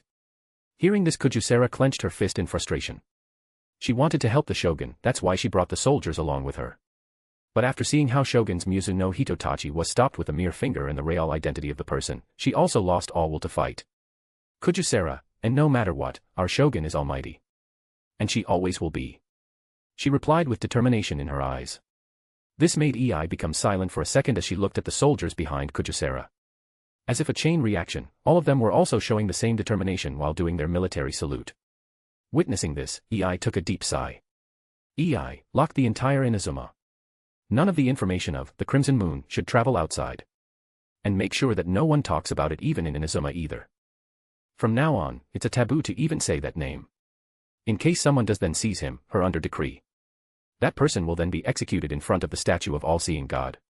"Kujusera and soldiers, by your command, Shogun." They all bowed their heads and ran towards the Inazuma to spread this news. Seeing them going further and further, Ei went into her thoughts. "Ei, I don't want to see him ever again, but I know that it's just my wishful thinking." Unknown. After leaving Inazuma, instead of returning to Mondstadt right away, Premies entered the spacetime tunnel after sending his Hershers of the Thunder back into his guilty crown. Though before proceeding further with his objective, he started pondering about something. "Premies, it seems that because Arcuade is in deep slumber right now, my connection with her Crimson Moon form has started to deepen. It's to the point that I got her mystic eyes without even realizing." He then closed his glowing red eyes and concentrated. A minute later, he opened them. His eyes had turned dark again, clearly indicating that he had successfully deactivated his new mystic eyes. "Lord, I have a question." "Premies, go on. How many of such things you have?" "Prims, Hersherzas." "Why yes. I have already seen 2 of them by now. Hershers of the Void and Hershers of the Thunder." "Do you have more of them?" Smirking, he responded with his own question. "Premies, do you think a crown will only have 2 jewels embedded in it? Especially when it's my crown?" Gulp P, please ignore my question. "Premies, good. Still a piece of advice. What? "Premies, don't ask questions whose answers you don't want to know." "I understand." Once the conversation came to an end, Premies pulled out both orbs. He found the first one in the cave beneath Grand Narukami Shrine and second one was from Ei's sword. "Premies, now, it's time to solve my own problem. Premies, enter hibernation." "Huh. Premies, do it." "As you wish, my lord." Ding. Ding. Ding. Plus system is entering hibernation mode. Plus will restart once host gave the command to. Plus entering hibernation in, plus entering hibernation in, plus entering hibernation in, plus entering hibernation in, plus entering hibernation in, plus system entered hibernation. With this system window in front of Premies turned black as system spirit inside felt dizziness overtaking it and fell into slumber. After being certain that system wouldn't be able to see or do anything, Premies turned his gaze back at the orbs in his hands. "Premies, now then, come, Aurora." Mondstadt. Lumen was hurriedly making her way back after completing her work in 4 wind temples. Because she was very worried about Premies, she wanted to return to his side as soon as possible. "Paimon, Lumen. Slow down." But she didn't respond and ran past the civilians who were admiring the blue skies. By the time she was about to dash past the fountain, a hand grabbed her shoulder. "Yuya, please stop, Lumen. Can't you see Paimon was hyperventilating?" Lumen. Hearing this, Lumen paused and looked back. And just like Yuya said, Paimon was not only having a hard time catching up to her, but she was also breathing heavily. She felt guilty seeing this and caught Paimon when she reached her. Patting her head gently, she spoke slowly. "Lumen, I am sorry, Paimon. Because my focus was on something else, I let you suffer." Paimon, huff huff, of course, you did. Huff huff, but Paimon would forgive you huff huff if you let Paimon eat tons of desserts. Smiled at her request, she agreed right away. "Yuya, you should also apologize to Amber, Kia, and Lisa since you ran away without saying anything to them." Lumen, I will do that later.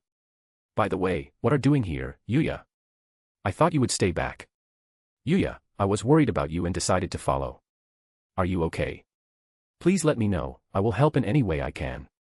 He spoke softly with worry, clearly visible on his face. Lumen, Amen. I will. Thank you. Yuya, anything for you. He replied with his brightest smile. Though to his disappointment, Lumen was still as serene as water. His gentlemanly and heroic way didn't affect Lumen in the slightest. Yuya, how is she still calm? Even Amber and Lisa blushed a little when I said how much I care for their safety. Even Kia is proud of me and willing to acknowledge me as his brother. Why is it not working on her? Is it because she was the main protagonist and is hard to conquer? Paimon, hey, Lumen. Lumen, HM. Paimon, that lady is waving at us.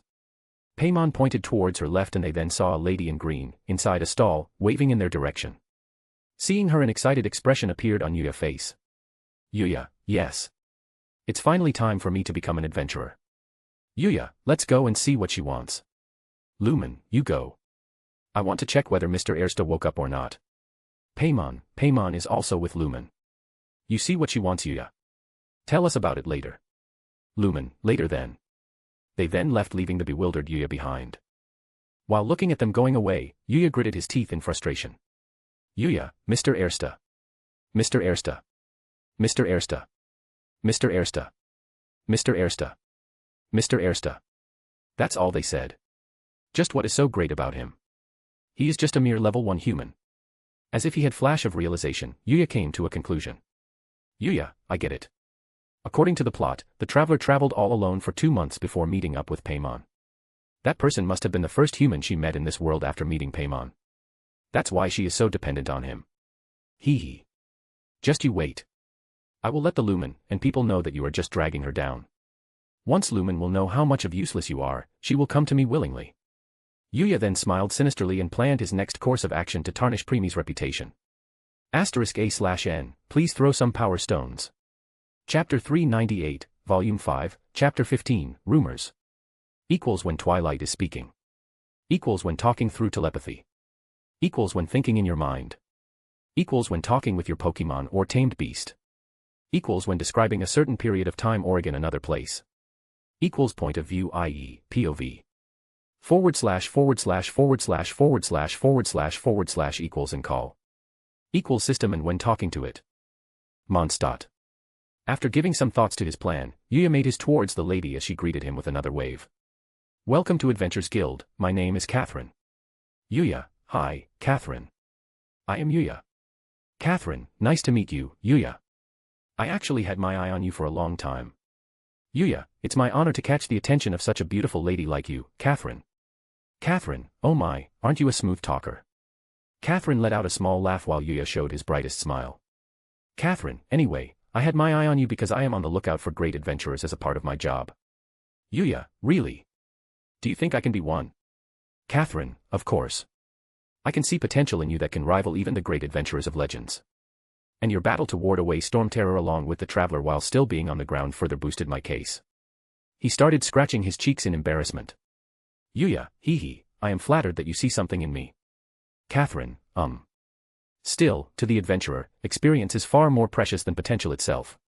Hence, you must accumulate adventure experience to increase your rank in the guild. Yuya, can you explain the ranks? Catherine, sure. In Adventurers Guild, there are 7 ranks. Copper, Iron, Bronze, Silver, Gold, Platinum, and Diamond. They are then further divided into 5 stages. Yuya kept on nodding his head as every word registered in his brain. Yuya, so, adventurer system is also different from the game. Yuya, thank you, I understand. Catherine, good to hear that. Now before I brief you on the quests, please put your hand on it. Saying she took a crystal ball and put it on her table. Yuya knew what this crystal ball was for. Jean, the acting grandmaster of the Knights of Favonius, also had this with her. She even asked Yuya and Lumen to put their hands on it so that they could see their level and conclude whether they were strong enough to lend a hand with 4-foot Wind's Temple. In case they were weaker, then they would decline their help since it would put their life in danger. Yuya stretched his hand and placed it on the crystal. Glow. The crystal ball shone a little before a number appeared on it. 53, Catherine, level 53, amazing. You are still so young and already finished your first ascension. I was right about you. Yuya, stop, you will make me blush. Catherine, with your level you don't have any issue in becoming iron level adventurers. Yuya, huh? What do you mean, Catherine? Catherine, well, it's true that you can increase your adventure rank by completing commissions, it only applied to stages. To increase your rank, you must also complete your ascensions. Yuya, you are saying that only someone who has finished their first ascension got the qualification to enter next rank. Catherine, yes. To be more precise, iron rank. If you want to reach bronze rank, you must complete your second ascension. And so on. Yuya, condition of increasing rank is also different. Huh. Catherine, as your rank increases, you can take higher quests. We can't let new adventurers take on B rank or higher commission right off the bat. After all, they are not strong enough to finish them. Yuya, oh, I see. I see. That makes sense. Catherine, here is your adventurer card and some gifts. She passed a card and a bag containing some moras and dry rations to Yuya. Catherine, currently your rank is Copper I. To reach the next rank, you must raise it to Copper V and achieve the first ascension which you have already done. Yuya, yup. Just wait Catherine, I will be Copper V in no time. Smiling, she nodded. Catherine, now, please allow me to officially welcome you, our new avid adventurer, into the guild. Yuya, thank you. Catherine, by the way, I was also thinking of inviting Traveler to the guild too. But she seems to be in a hurry. Can you please pass my message to her when you meet her? At the mention of Lumen, Yuya's expression changed as he let out a deep sigh. Yuya, I will. Catherine, is something the issue? Yuya, well. Seeing that there was something Yuya wanted to say but was hesitating, she spoke. Catherine, please tell me, Mr. Yuya. Even if I don't have the solution to your problem, I will still listen to it. I am sure it will decrease your worry somewhat. Yuya, you are right, Catherine. And you can just call me Yuya. Catherine, I will do so, Yuya. So, please speak. Yuya, Actually, I am worried about Lumen. Catherine, Traveler. Is she sick or something? Yuya, no. You see, during her travels before reaching Mondstadt, Lumen saved a man from some monsters. But instead of feeling grateful and going on his way, that man started following her wherever she goes. At first, she thought that man wanted to repay her, but he didn't do anything of sort. Catherine narrowed her eyes as Yuya continued. Yuya, on the contrary, the only thing he did was eat and sleep. Killing the monsters, making food was all Lumen's duty. The man just takes all those things as granted. I even heard that he reprimanded Lumen many times when he found the food was not to his liking. Frowning, she asked. Catherine, why doesn't Traveler just tell him to go away? Yuya, she is just too kind-hearted. I also asked her the same, but she replied that she just can't bring herself to shoo him away. Because of that he keeps on taking advantage of her kindness. Catherine, what a disgusting man. Yuya, I know. I am sure that Lumen is also in pain inside.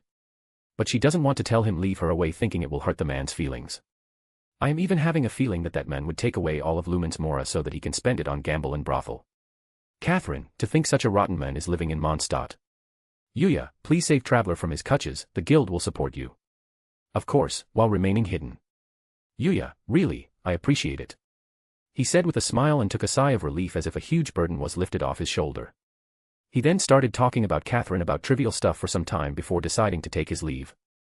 Yuya, I have to go now, Catherine. Thank you for listening to my worries. Catherine, anytime, Yuya. We will have plenty of chances to meet again in the future. So, ad astra bisqueeze, adventurer Yuya.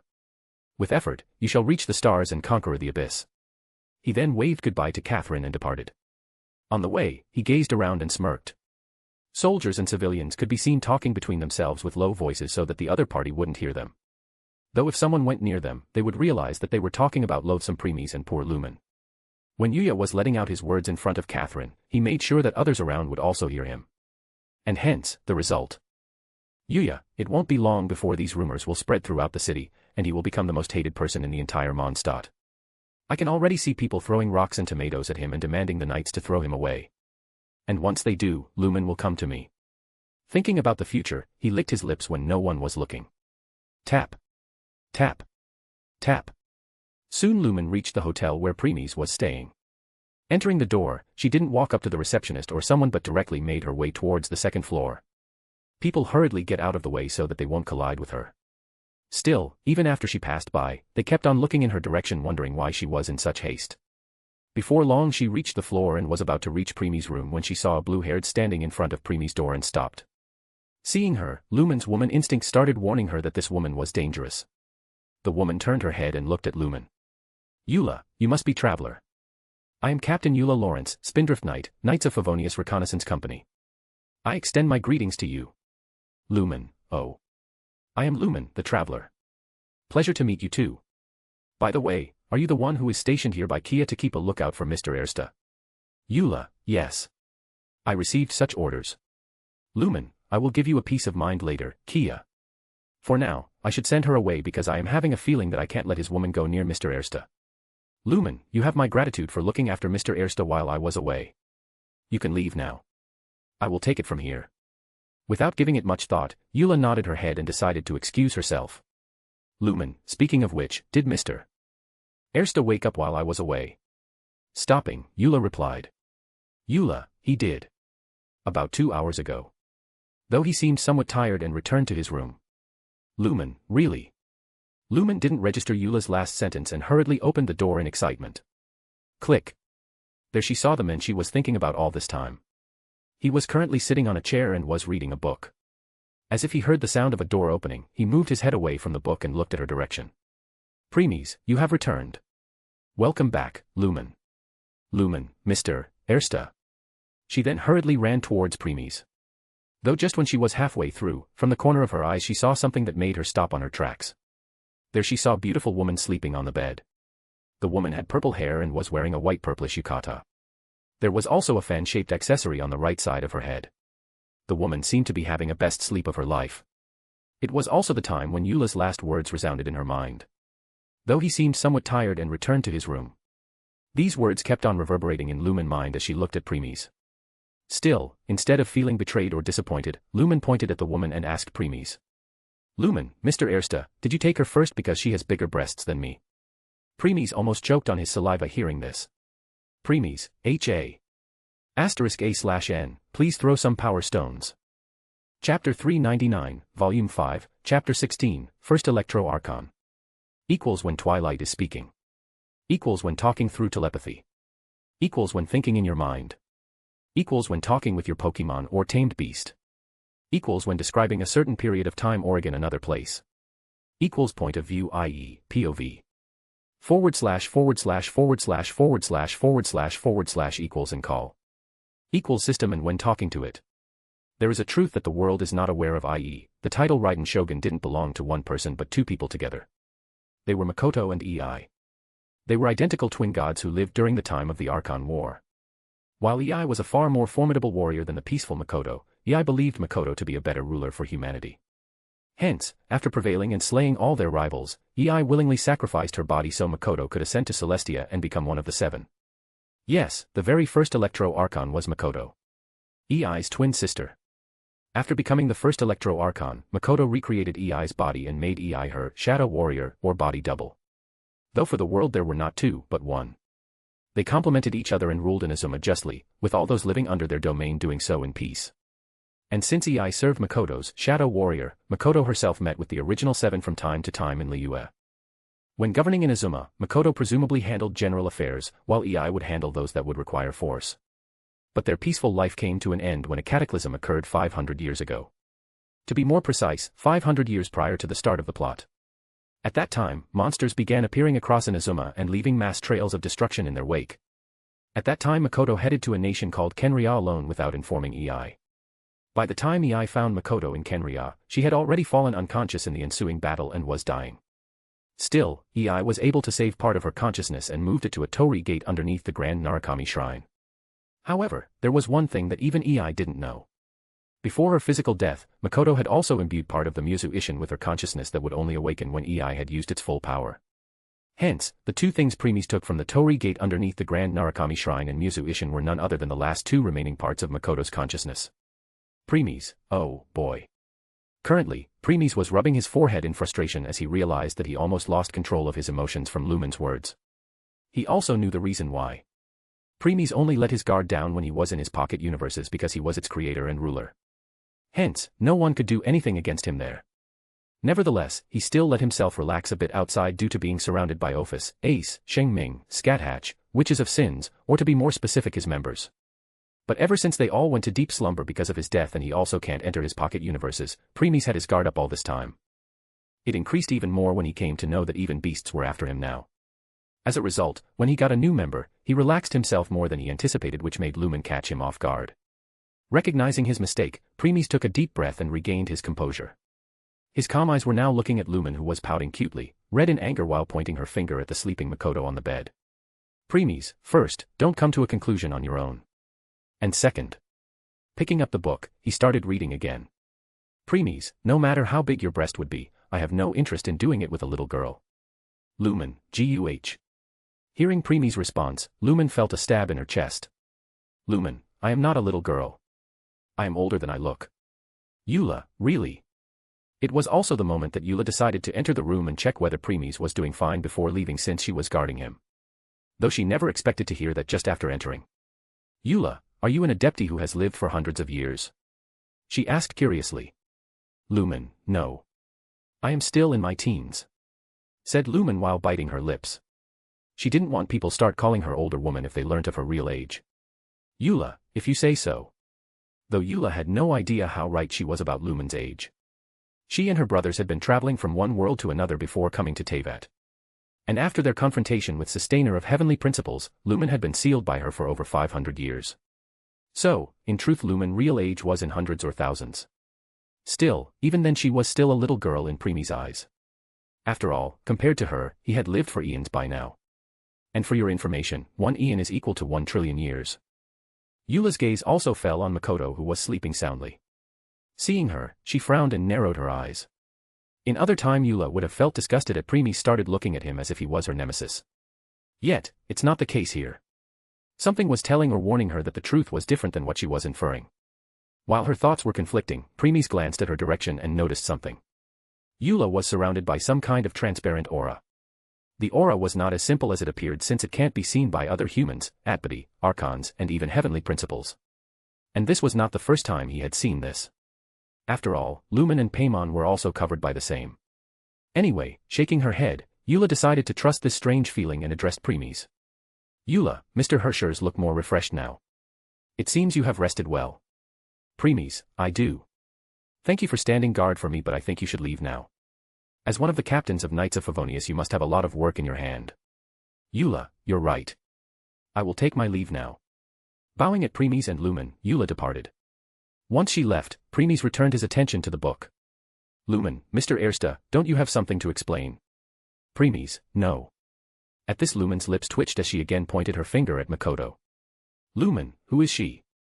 Preemies, my maid. Preemies, to be more exact, my battle maid. A dumbfounded expression appeared on Lumen's face as she continued asking. Lumen, are you sure? I never saw her once during our travels in all those years. Preemies, you do know. Lumen. Veins appeared on her forehead as she tried her best not to get mad. By now, she knew that Preemies had no intention to divulge further in this topic. Thus, she decided to let go. For now. Lumen, so, when will she wake up? Preemies, tomorrow. Lumen, oh. Okay. Preemies, why don't you go down and ask the receptionist for a new room? 3 people can't sleep in his room. Lumen, I will just sleep on the bed with her. It has enough space for 2 people. Preemies, sorry to break your bubbles but it's not possible. Lumen, huh? Why? Preemies, because she returned after completing a very difficult mission that I assigned her to. Hence, I want her to take a proper rest and not get disturbed. Lumen, is Mr. Ersta saying I should sleep on my own in a different room alone? Preemies, yes. And you are not alone. Paimon is also with you. Lumen, you, Mr. Ersta, you idiot. Yelling, she ran out of the room and shut the door behind her with a bang. Bang. Sighing, Preemies shook his head before turning his attention back to the book in his hand. It's not exactly a book though but a notebook where Preemies was making notes for the things he needed, planned on creating and many more. The things in it were also not easy to create, or we can say that they were at the borderline of impossible considering they required different technologies, methods, techniques, energies, and so on to create just one of them. As a result, it was filled with countless formulas, graphs, incomplete blueprints, and many other things. Next, he opened his right hand as some wisps of blue flames appeared, gathered, condensed, and created a pen in his hand. Preemies then started writing more things in his notebook. Like this, time went by. Night came. Preemies was finally done with what he wanted to do for now and put the notebook away. Preemies, abort hibernation. Start the system. Ding. Plus aborting hibernation.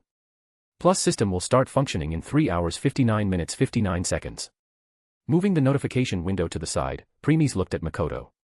In normal scenario, she would have been awake by now after sorting her memories.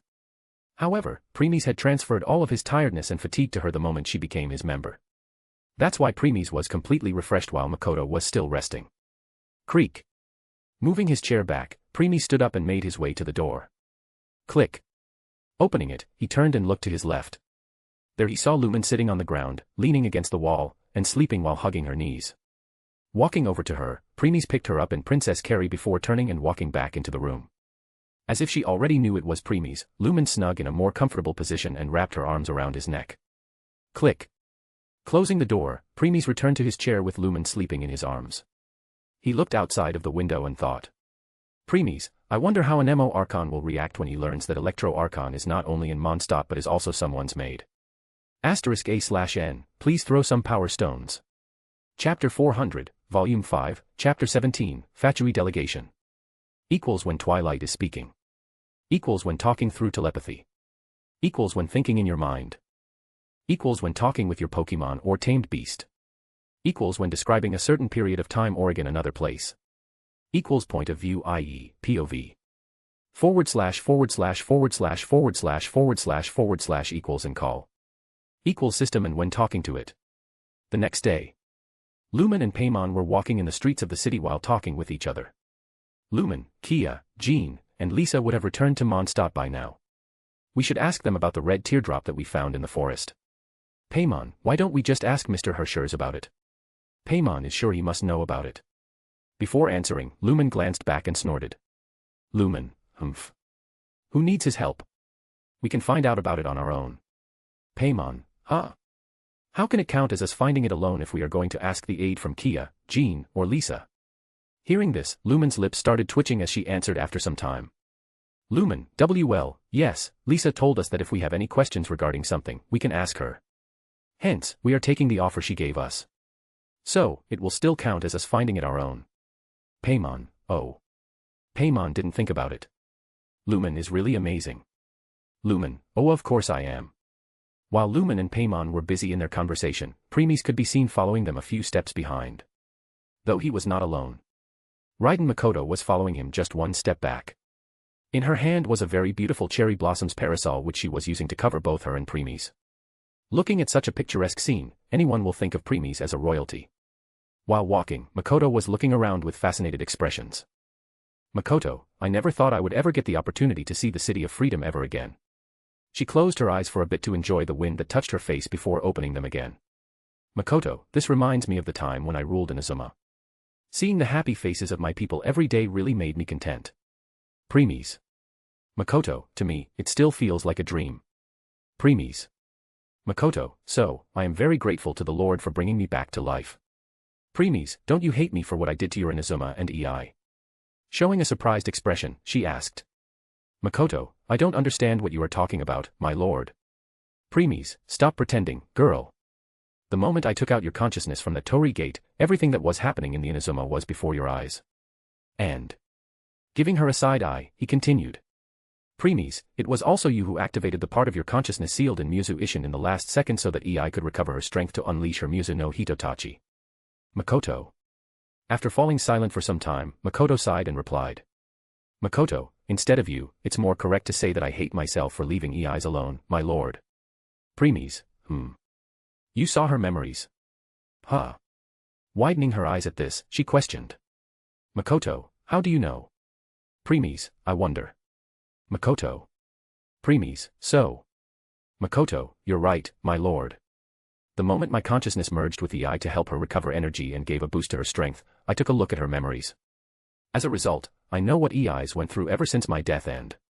Lowering her head a little, she whispered under her breath. Makoto, that you are, the Crimson Moon. Preemy's, I see. He said and continued walking. Now that Makoto belonged to him, he also had a connection with her which let him know that whatever she said was truth and she held no enmity against him. In case she did then he would have long destroyed her mind and turned her into a mindless puppet. No one spoke for the rest of the way until they saw Lumen and Paimon who stopped on their tracks and were eavesdropping on something. Walking over to them, they also turned their heads to where they were looking. There, in front of a building called Goth Grand Hotel, they saw two people. One of them was a tall, fair-skinned lady with gold blonde hair and other was a someone dressed in black with a mask. The blonde-haired lady was none other than the acting grandmaster of the Knight of Favonius, Jean. And the other person was a Fatui. Fatui woman, which is what has brought us to the point in the first place. If you are unable to promptly deal with Storm Terror threat, then leave the defense of Mondstadt to the Fatui. We can put an end to Mondstadt dragon issues. All we need to do is bring that monster to the Jean, monster. Fatui woman, yes.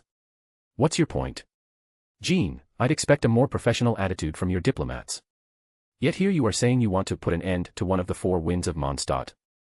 I won't have any of this nonsense in front of the Knights of Favonius. Fatui woman, he. It's not as crazy as you make it sound. Sighing she spoke. Fatui woman, fine. That's enough negotiation for today. At this stage, it's simply an amicable exchange of constructive opinions, no. I'll be sure to make through notes. The woman then leaves and enters the hotel as Jean rubs her head in frustration. It was also the time when Lumen and Paimon approached her. Jean, oh, Lumen, you're back. Thanks for your help. The elemental flow is finally stable. The aftermath of Storm Terror's last attack is finally settled for the moment. However, the pressure from the delegation has become too big to be ignored. Paimon, delegation. From Liyue Harbor or Inazuma City. While they started talking among themselves, Premies raised his head and saw someone looking at Lumen, Paimon, and Jean from the window of the top floor of the Goth Grand Hotel. She was a tall woman with pale skin, platinum blonde hair, and light gray eyes. Some of her hair was tied into two rose-shaped buns at the back of her head. She wore a black earring on her left ear and a black mask that covered her right eye. From her gaze, one can easily tell that she was a very proud woman who looked down on others. The disgust, coldness, and hatred could be seen reflecting in her eyes. If not because of politics, she would have already attacked Jean and other knights by now. As if she had seen enough, the woman snorted arrogantly before turning and returning to her room. Makoto, that woman is strong. Jean, she is La Signora. One of the 11 Fatui harbingers. This was also the time Jean and Lumen were done with the talk and approached Premies. Paimon, she must be very famous. Jean, the 11 Fatui harbingers are the executive heads of the Fatui and the god of cryo lieutenants who have been given absolute authority. They also have their abilities boosted by their cryo archon, which makes them far more powerful than other humans with visions. Lumen, no wonder you were so tensed up. Jean, They are a lot stronger than us Knights of Favonius. By the way, you must be Mr. Hirschers. Premies, I am. Jean, nice to meet you, Mr. Hirschers. I am the acting Grand Master of Knights of Favonius, Jean. When Premies nodded in response, Jean continued. Jean, Lumen talks a lot about you. And she appeared very happy that time. At this, Lumen who was standing at the side had her face turned as red as tomato. Lumen, and no. There is nothing like tea that. She started stuttering and was trying to deny it. Still, no one would believe her seeing her like this. Chuckling, Jean looked at Premies who didn't show any change in his expression. Then she moved her gaze at Makoto on the back. Jean, she is. Makoto, hello, acting Grandmaster of Knights of Favonius. I am the Lord's maid. Jean is fine. But maid, huh? Thinking of something, Jean returned her attention back to Premies. Jean, is Mr. Hirschers a royalty or something? Makoto, chuckle royalty is a very small word. He is someone of even higher status. Once his identity is revealed then even the Arco. Premies, that's enough. Stopping here, Makoto stepped back while Jean started sweating bullets and bowed her head. Jean, I am sorry if I did anything to offend you, why your excellency. Since Makoto was stopped halfway through, Jean herself came to a conclusion that she was saying that even Archons would give Premies face. This was enough for his high identity. Paimon, Is it true, Lumen? Lumen, Paimon, then why didn't you tell Paimon about it? Lumen, I forgot. She replied without even looking at Paimon since her mind was occupied with other thoughts. Lumen, so, he really is some of high stature. No wonder he possessed a power to destroy this world. Gulping unconsciously, Lumen recalled Premies, god of destruction, form which still sent a chill down her spine and made her skin crawl. Premies, let's stop talking about me. Lumen is here to ask for your help with something. Jean, is that so? Lumen, huh? Jean, then let us head back to headquarters then. We shouldn't discuss important matters here in the open. Lumen, okay. Jean, your excellency. Premies, lead the way. Sighing in relief, Jean showed them the way towards their headquarters. Makoto wondered what Jean's reaction would be if she learnt that what Makoto was trying was not that Archon would give Premies face at this identity but instead they would kneel and beg him to not destroy their world. That's how terrifying his identity is. *A/N, please throw some power stones. Chapter 401, Volume 5, Chapter 18, Only to Fall. Equals when Twilight is speaking. Equals when talking through telepathy. Equals when thinking in your mind. Equals when talking with your Pokemon or tamed beast. Equals when describing a certain period of time or in another place. Equals point of view, i.e., POV. // equals and call. Equals system and when talking to it. *YAWN*. Good morning, my lord YAWN. While Premies, Makoto, Lumen, and Paimon were following Jean to Knights of Favonius headquarters, the system spirit woke up. Premies, finally awake. Huh. Yeah. It's been a long time since I have taken a nap. After all, beings like us can live without air, food, and sleep. Premies, true. Though there are still people out there who still love that. I know what the Lord is trying to say. I have seen some old logs of the system, and it has the information about its precious hosts. After reading it, I can only say one thing, pathetic. All of them are. Premies, oh. Is that so? Yes. Just what did they mean by, I eat because it makes me attached with my human side? Human side? Are you kidding me?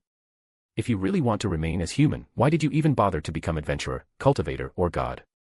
Just live the rest of your lives as those lower species. It's just as excuse that they won't be able to protect their loved ones if they are not strong.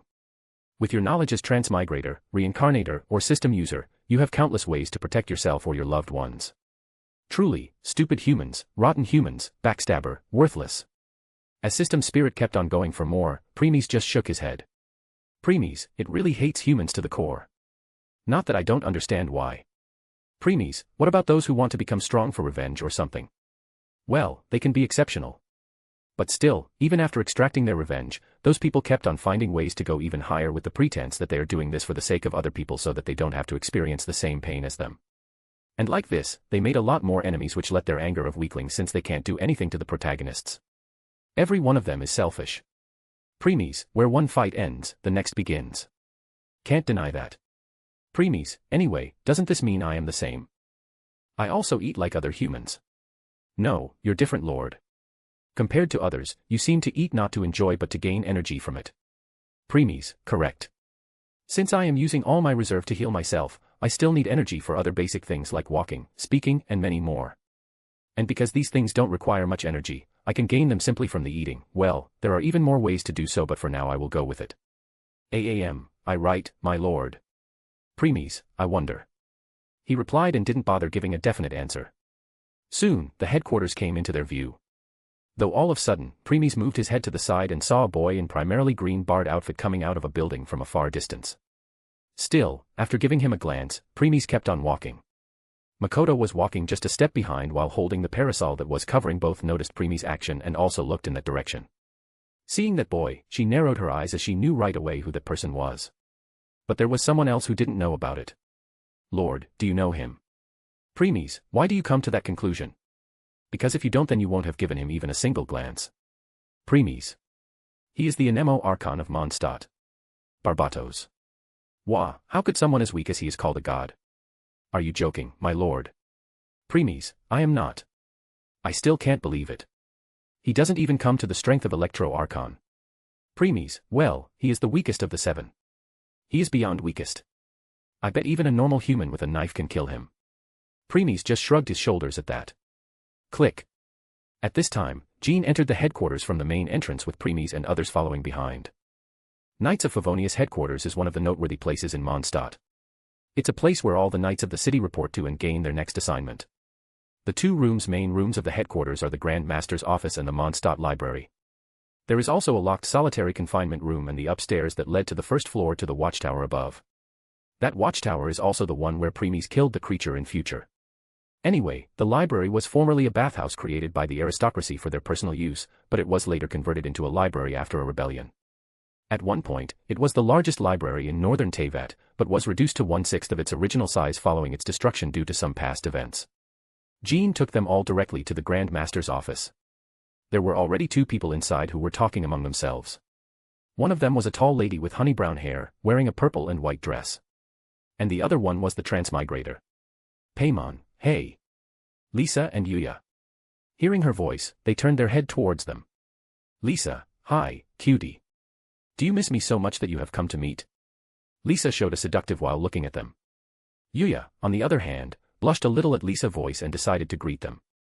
Yuya, hello, Jean, Lumen, Paimon and, Mr. Hershers. How's you all doing? His voice and expression changed a bit when he was about to greet Premies but still succeeded in maintaining the smile. Only Premies and Makoto noticed it, with the former not minding and the later frowning. Lisa also moved her gaze to the new arrivals. Seeing Premies, she licked her lips and spoke.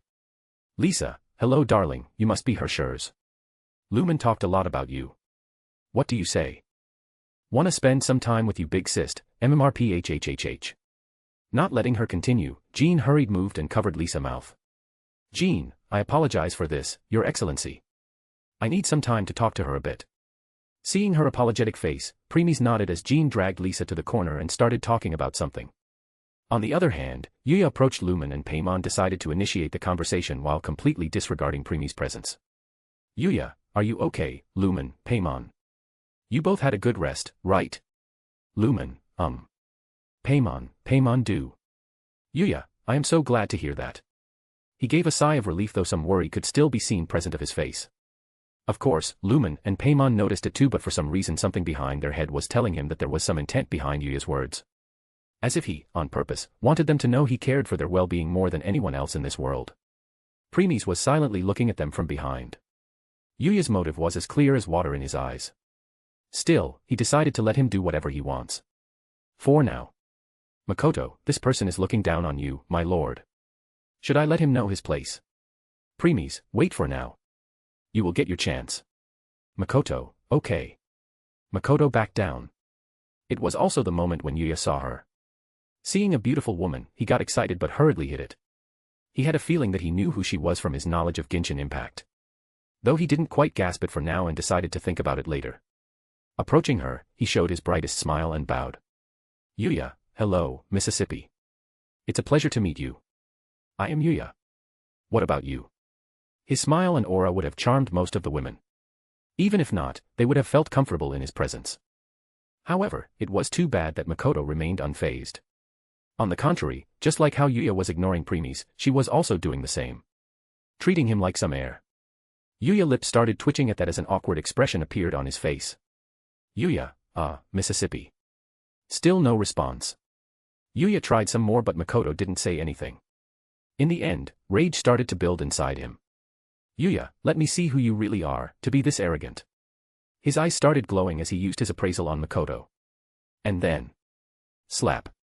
A loud sound of slapping resounded in the room as Yuya fell on the ground. This attracted everyone's attention as saw Yuya, who had red palm print on his face and was looking at Makoto with bewildered expression. Never in his dream he would have thought that Makoto would slap him. And it was so hard that not only his face was paining but it also appeared that one of his ears had trouble hearing as he could only hear "dinn" from it. Bravo.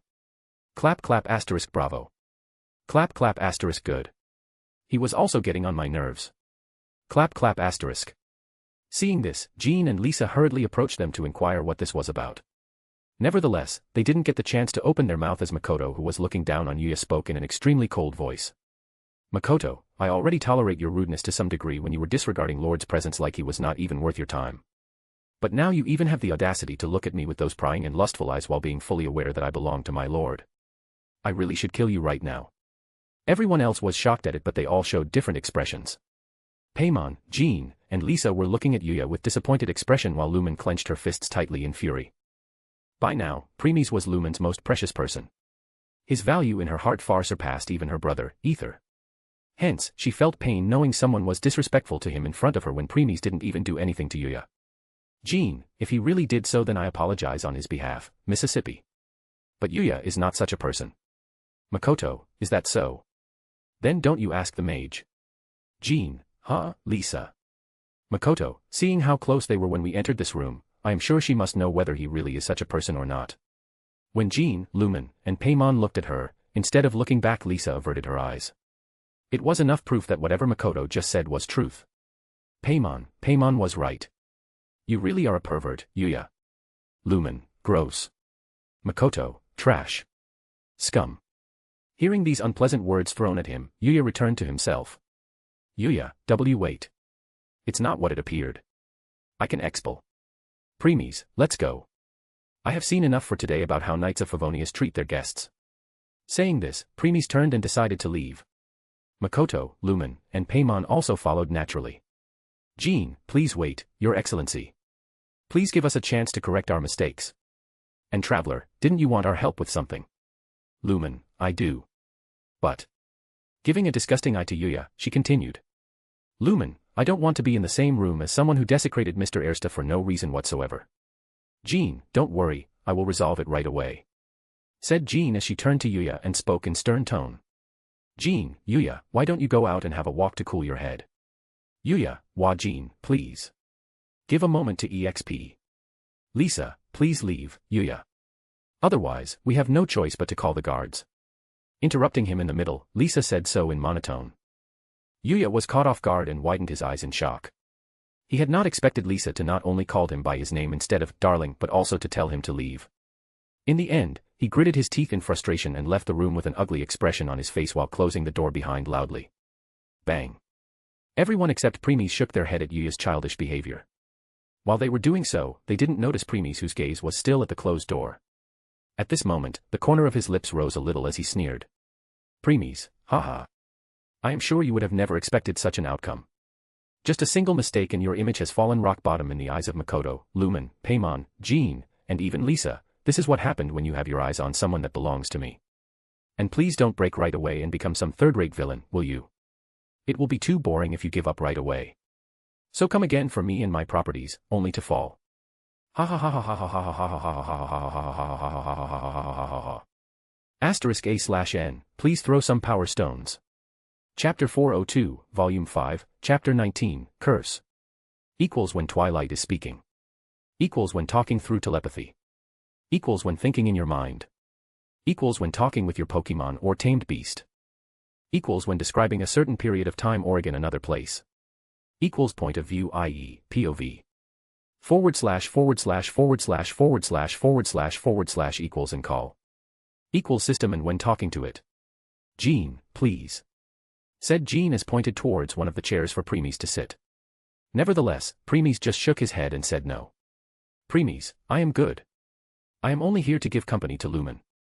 So, you should focus on her. Jean, if your excellency says so. Showing a wry smile, they both turned to Lumen. Jean, what do you want to discuss, Lumen? Lumen, it's this. Saying Lumen took out a red teardrop-shaped crystal from her inventory. Jean, it's a crystal embedded with some kind of power. Lisa, are you able to analyze it? Lisa, let me take a look. Leaning closer to the crystal for some time, she opened her mouth. Lisa, I can see impurities in the crystal, but upon further inspection. She stayed quiet for a few seconds and let out a sigh.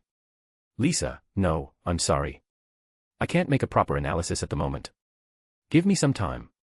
I'll take a look through the library to see whether any book has information about it or not. Jean, okay. I'll leave it to you then. Nodding, Lisa extended her hand towards the crystal while replying. Lisa, understood. I'll let you all know if I make any progress. Though wouldn't go and have high hopes. Old books contained ancient texts, hence it's difficult to decipher. Not to mention ouch. She yelped in pain and pulled her hand away, which just barely touched the crystal. Lisa, gosh, that hurt. The impurities in the crystal hurt when I was about to grab it. While she was rubbing her fingers, Jean tried to grab it and felt the same pain as Lisa felt. Jean, ouch. At this time, Lumen carefully reached for the crystal and grabbed it. Lisa, I see.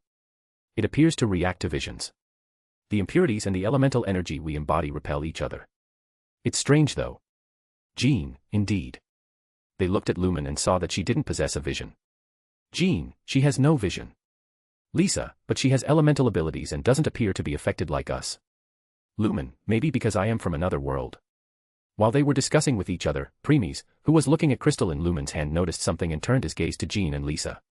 Just when they decided to let Lumen keep it, Preemies moved and seized Lisa's arm. Lisa, ow. Is. There's something wrong, why your excellency?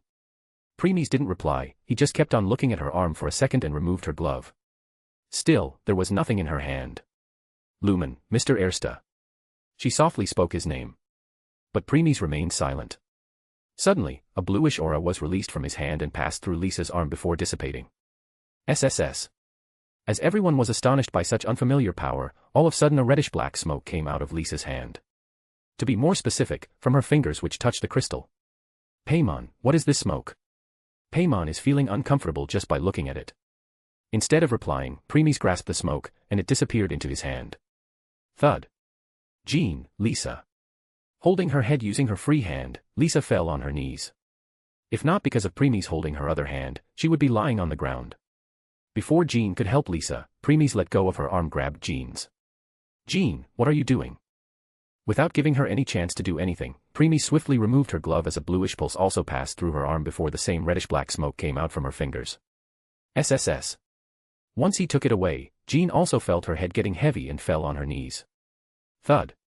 Paimon, why are you hurting them, Mr. Hershers? Asked Paimon fearfully while hiding behind Lumen. Ignoring her, Premies' gaze never moved from Jean and Lisa, who were currently leaning on the table. Many emotions could be seen going through their eyes, though they appeared more unfocused and lost. Makoto, their visions. At her Makoto's sudden words, both Lumen and Paimon turned their attention to Jean's and Lisa's visions and noticed that their visions had dimmed. Paimon, are they losing their elemental powers? Premies, not yet. Said Premies as he put his hands on both Jean's and Lisa's head. Glow. Soon his zenith power covered them whole before their visions turned normal and they both returned back to themselves. But their heads were still somewhat heavy. At this time, they felt a foreign power entering and easing that heaviness. Moving their eyes up, they realized that it was Premies who was helping them, so they closed their eyes to enjoy this comfortable feeling. Finally, once Premies confirmed that they were fine, he removed his hand and turned to Lumen. Premies, put that teardrop away and make sure that no other vision holder comes even in its contact. Otherwise, they will also get cursed. Paimon and Lumen, cursed. Premies, yes. And this is not a normal curse. Once it is attached to someone, it will make that person lose their goals, desires, and ambitions slowly. Makoto, those things are what someone requires in order to obtain a vision. If they lost them then. Premies, they will also lose their elemental powers. And their vision become turn masterless. Paimon, what if they regain their ambitions? Premies, it's useless. Once some lose their vision, they wouldn't be able to get it again. Even if their desire will be stronger than before. Makoto, what a dangerous curse. I have never heard of it before. Premies, because it doesn't belong to this world. Lumen, what about me? Even if I don't have vision, I can still use elemental powers. Premies, you will be fine. Premies, for now. Lumen, okay. Paimon, wait. Doesn't that mean if there are more such teardrops outside, then the people who touch them would be losing their vision soon? Premies, yes. Jean, we must do something to find and help them. Jean and Lisa had collected themselves by now and stood up.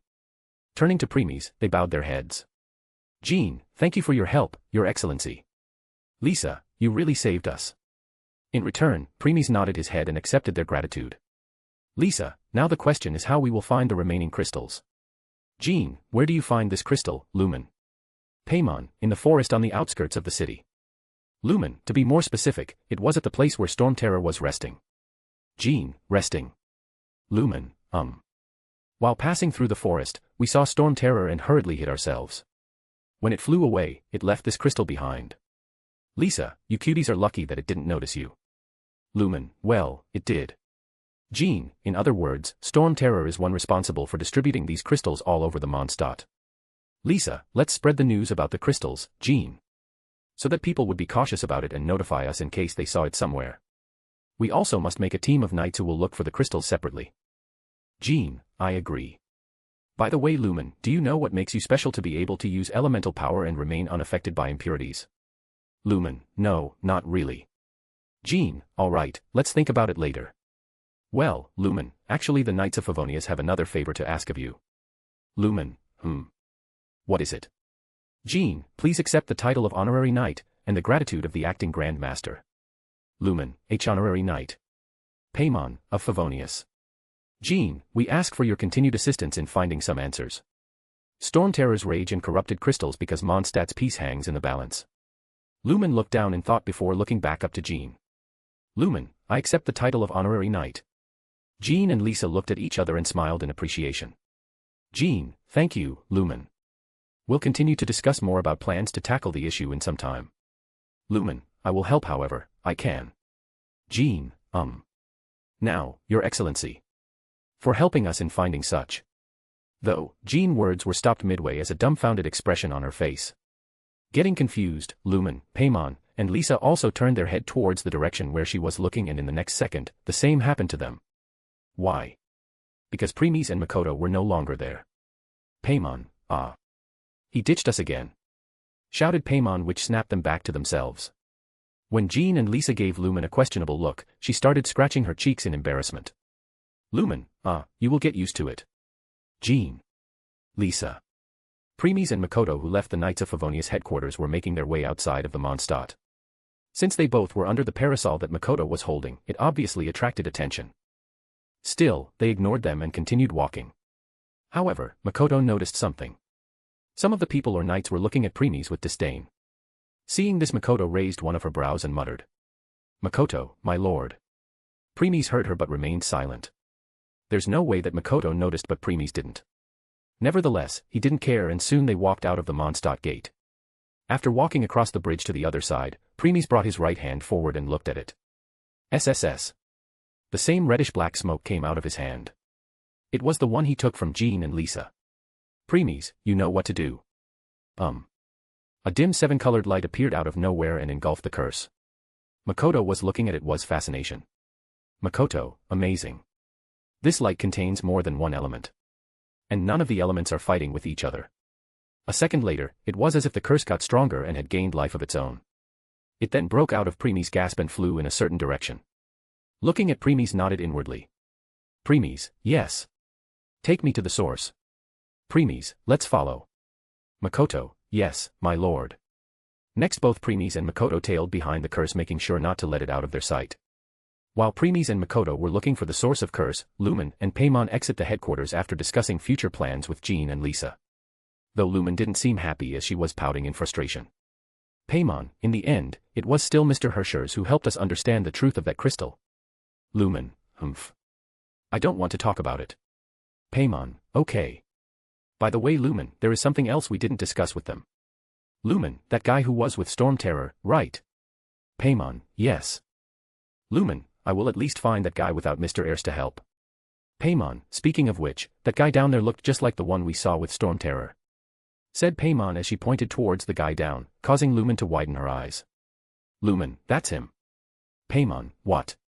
They both then sprinted and floated off as they followed where they last spotted the guy. Lumen, he shouldn't have gone too far. Unfortunately, they lost the track of him and have no clue where he went. Lumen, where did he go? Said Lumen, completely annoyed, and hit the ground cutely with her foot. Paimon, oh, Paimon, no. Lumen, use your elemental sight to track him down. Lumen, elemental what? Paimon, elemental sight. Only those with visions or elemental sensitivity have this ability.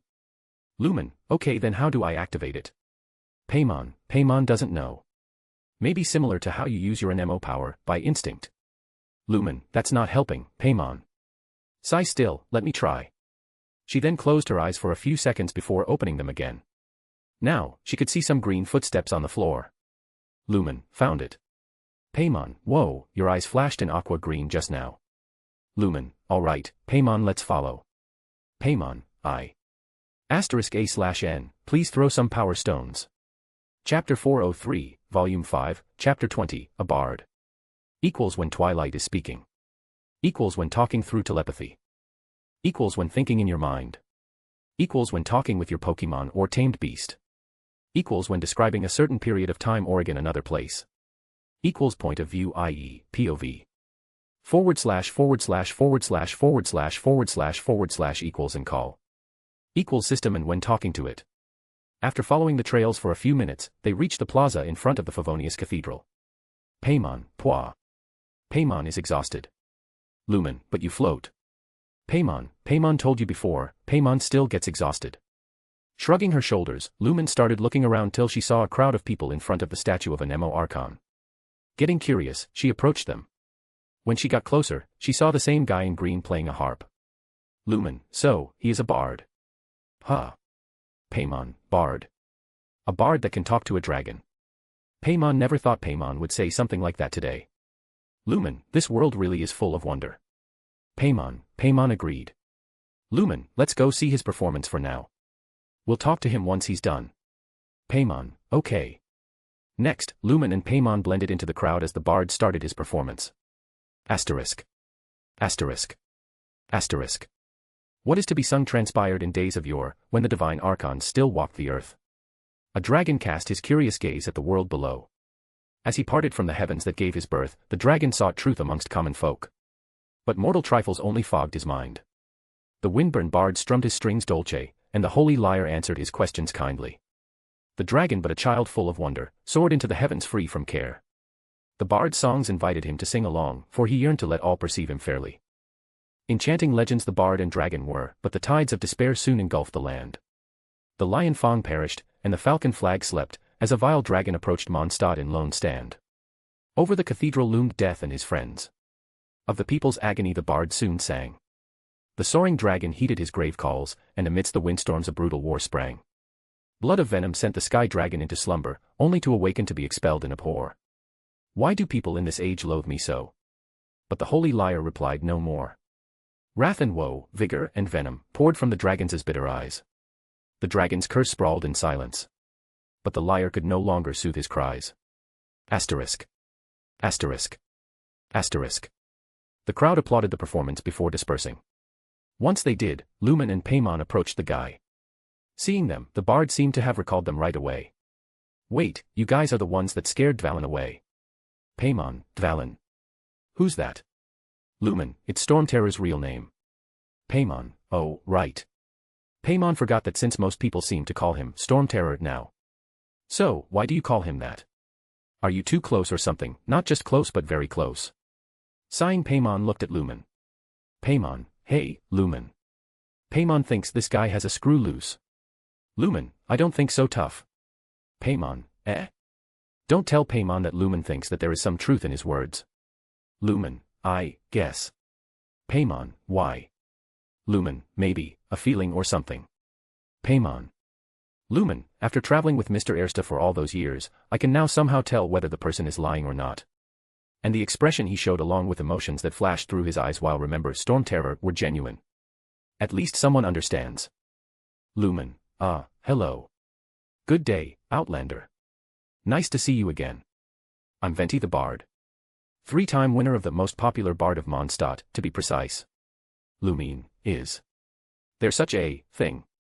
Venti, of course, it is. Now, what do you need from me? Paimon, since you recognize us, Paimon doesn't believe we need to explain any further. Of course it's about Stormterror.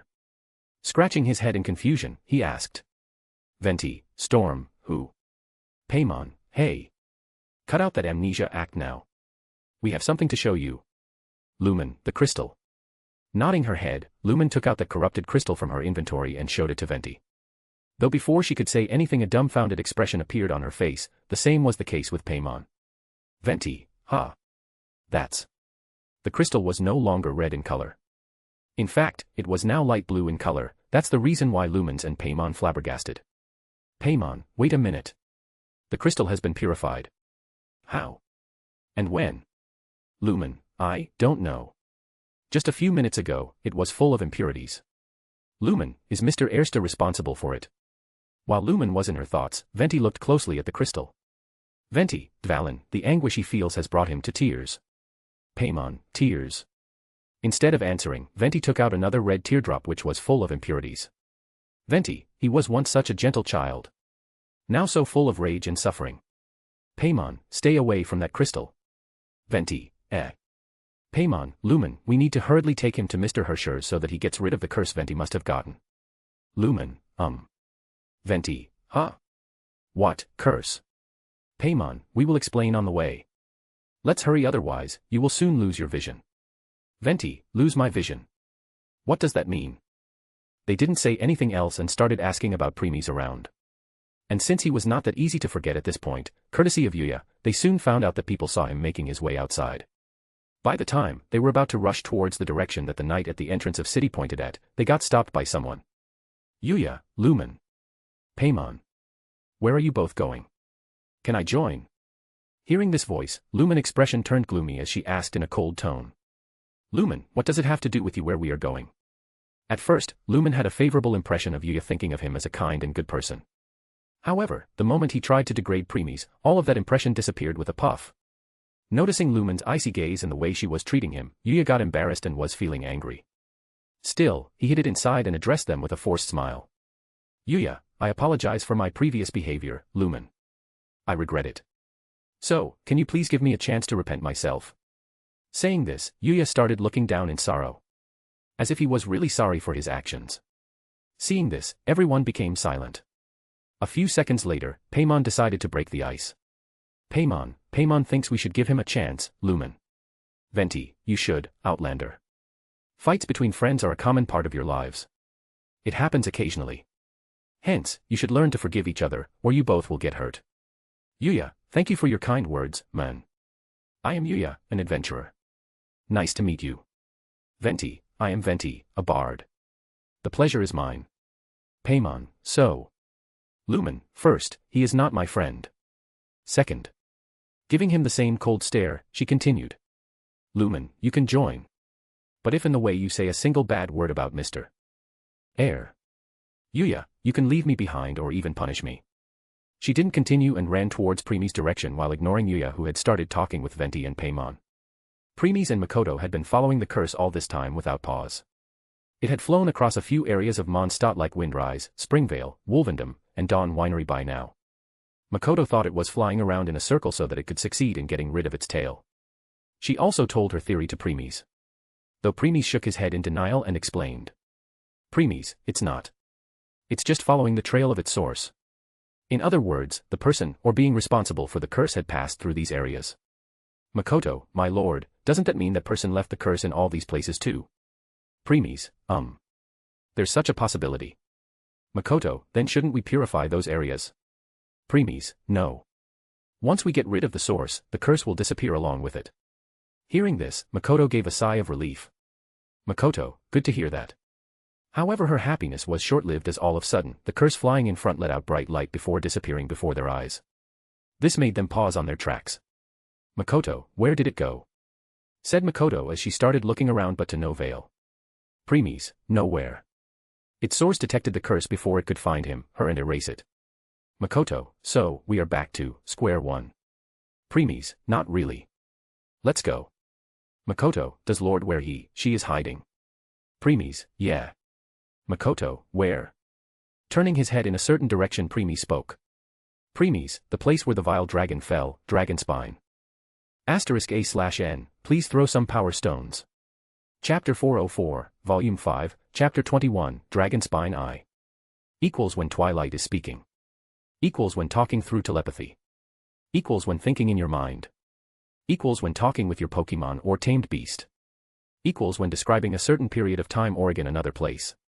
Equals point of view, i.e., POV. // equals and call. Equals system and when talking to it. Dragon Spine is an enormous mountain engulfed with ancient ruins and snow-capped areas. The mountain holds the remains of the vile dragon, Durin. The venomous dragon who fell in the battle with Dvalin. There are some peculiarities with how the snow gathers but never melts on the mountain. Due to its extreme cold, Dragon Spine is also one of the most dangerous places in Mondstadt. Few adventurers dare attempt to conquer this unforgiving environment marked by deep snow, sheer cold, poisonous blood, and monsters. It was also said that the mountain was named Vindagner, prior to Durin's fall. Standing in front of a broken bridge that led to the mountain, Premies started pondering about something. While he was doing so, Makoto was looking around. Makoto, there is light smell of blood in the air. Since it still didn't fade completely, this means it's not that long since the person died. Mr. Hershers. Suddenly an energetic voice snapped both out of their thoughts. Looking back, they saw Amber approaching them while waving her hand in greeting. Lower your voice, Amber. That's not how a knight of Favonius should behave. Amber, hee. Sorry. Sigh hello, Mr. Hershers. Never thought we would see each other this soon. She was not alone though. There was another person with her. Amber, Have you already met with Mr. Hershers, Eula? Yes, another person with her was Spindrift Knight, Eula. Eula, yes. I was the one stationed to guard him when he was unconscious. Amber, oh, okay. Speaking of which, are you alright, Mr. Hershers? I am sorry that I can't come to see you right away since I had to help with the Four-Wind Temple. Showing a worried expression, she looked down while her bandana also lowered, feeling sad. That headband of her make her look like a bunny girl. Premies, when we will go to Liyue Harbor in future, you will see someone who tied her hair in a way they look like cat ears. Raising his hand, Premies put it on her head and started patting her. Premies, I am fine now. So, don't worry. Amber, hee. Good to hear that. Saying she closed her eyes in content as it felt too comfortable. Lumen will be jealous if she sees this. Preemies, they why am I sensing it from you? Why you, must be mistaken. Shaking his head, Preemies decided to no longer continue this topic before removing his hand from Amber's head. She seemed disappointed at that but didn't voice it out. Amber, by the way, who is she? Asked Amber while pointing at Makoto. Preemies, my maid. Amber, maid. Is Mr. Hersher some aristocrat or? Makoto, royalty. Hearing this, both Amber and Eula widened their eyes in shock. In the next second, they straightened themselves up and did a salute. Amber and Eula, it's a pleasure to meet you, Your Excellency. We are Knights of Favonius of Mondstadt. Here they bowed their heads and continued. Amber and Eula, please forgive us if we have offended you in any way. Instead of saying anything to them, Preemies moved his gaze towards Dragonspine. Preemies, are you here to find the treasure hoarders? Amber, how did you? Eula, we are. We got an intel that there is a big treasure hoarders base in this mountain. Preemies, I see. I am also here to check something. Let's go together. Amber and Eula, why yes. At this, Preemies turned to them and offered. Preemies, you both first. Getting surprised, they nodded and started walking towards the broken bridge. Looking at their back as they jumped across, Preemies thought. Preemies, this won't be a nice journey. His attention was on Amber's and Eula's fate. Their fate lines were fading at each passing second. Preemies, let's just hope you both will survive until the help arrives. Otherwise, this mountain will also become your tomb alongside Durin. Here Preemies glanced back and saw 3 people who were also making their way here. However, they were still too far and will take time to arrive. Preemies, let's go. Makoto, yes, my lord. With this, they followed Amber and Eula who were ahead of them. Eula, they are really hiding here. We just entered the mountain and found their camp. Just when they crossed the bridge to reach the other side, they saw a camp. After looking around and investigating, they confirmed that it was really made by treasure hoarders. Amber, yeah. Though no one is here. Maybe they have trekked the mountains to meet up with their members to make some plans. Eula, Let's follow their tracks. Amber, yes. As they started climbing the mountain, their gaze started wandering around. Their surroundings were frozen white. Snow was covering almost everything. Starting from the ground, wall, vegetation to even sky. Yes, the sky of the mountain was also covered in white clouds, making it impossible for light to penetrate through. They had just walked for a few minutes, and they were already starting to feel cold. Hence, they hurriedly used their elemental powers to protect themselves. Glancing back, they saw Preemies and Makoto under a parasol some distance away. They didn't seem to be affected by the cold. Gore. Suddenly, they heard an inhumane voice and saw someone jump at them from above. Since they both were veterans, they hurriedly collected themselves and moved out of the way. Bang. A cryo club hit the ground hard and snow scattered around. After it settled down, they saw that it was a hilichurl with a cryo club and cryo shield. Eula, to think a mere hilichurl sneaked attack on us. I will make you pay for it and then vengeance will be mine. She took out blue claymore from her vision and charged. Reaching in front of it, she raised her sword with her both hands and attacked. Ding. But to her and Amber's surprise, hilichurl brought its shield and blocked it. Not only that, but it also barely moved from its spot. Ting. Without wasting a single second, the hilichurl deflected her shield away and attacked with its club. Cling. In the last moment, Eula put her sword in front and protected herself. Tap. Tap. Tap. Though the force behind it still pushed her 3 steps back. At this, Eula's expression had turned solemn. Eula, this is first time I have seen a hilichurl this strong. Holding the handle of her claymore tightly, Eula attacked again. Slash. Ding. Hilichurl stopped it again with its shield. Though this time, it was one to be pushed back some steps. Tap. Tap. Tap. Tap. Tap. Tap. After stabilizing itself, it looked at Eula intensely. Clearly indicating that it didn't like the fact that Eula overpowered it. Unknown hilichurl, grr. Swash. It then moved at such a speed that was not possible for some ordinary hilichurl and rush at her. Eula was also feeling astonished at it, but still she made sure not to get distracted before slashing to her left. Cling. Even if the hilichurl was faster, it was still not enough in front of her. Taking a spin, Eula attacked. Slash. Pust. A deep cut appeared on the hilichurl chest as it jumped back. Whoosh. But it didn't have any chance to look at its wound as a prio arrow came for it. Ducking, it dodged the arrow before looking at Amber behind Eula. Growl. Glaring menacing at her, the hilichurl raised the club high as Zero power started gathering in it and smashed at the ground. Bang. Shin. Shin. Shin. Shin. Spikes of ice started coming out of the ground towards the duo. Narrowing her eyes, Eula moved her sword and chopped them. By the time she destroyed the last one, the Hilichurl had already reached her and attacked. Too bad that its sneak attack was useless since Eula was prepared for it. Sidestepping, she dodged it. Whoosh. Boom. Since Hilichurl never expected that, it got hit by another prio arrow that Amber shot at the right moment. The arrow hit its mask and exploded, which resulted not only in the Hilichurl being burnt but also the force behind it threw it back. Deciding to end it, Eula swung her claymore with her full strength. Dang. But at the last second, Hilichurl used its shield and protected its life. Crack. Thud. The shield got destroyed but Hilichurl survived. Eula and Amber were looking at the Hilichurl with shocked expressions on their faces. Amber and Eula, not only this Hilichurl has high strength and speed, but it also has sharp battle instinct. We must kill it. Otherwise, it will become a big threat for Mondstadt. Glancing at each other, they nodded as they realized that they were thinking of the same thing. Nevertheless, they didn't get any such chance because Hilichurl again gathered the Zero element in its club and smashed on the ground. Bang. Shin.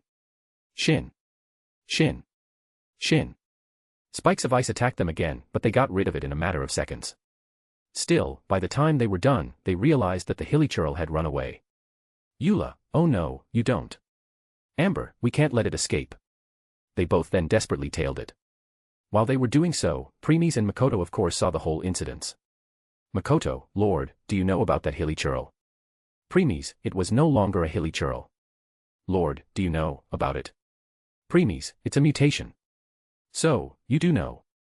Premies, nothing can be hidden from my eyes. Oh, it's done. Premies, you were using system to check that Hilichurl, huh? Yes. I got the result, it's just like you said. Saying this, it brought a window in front of Premies. I also did so tweak and unlocked its appraisal feature. Eula Lawrence, level. Amber, level. Ice Shield Hilichurl Guard, mutation 37%. Level. As its mutation increases, so is its level. I am afraid that by the time its mutation will reach 100%, it will.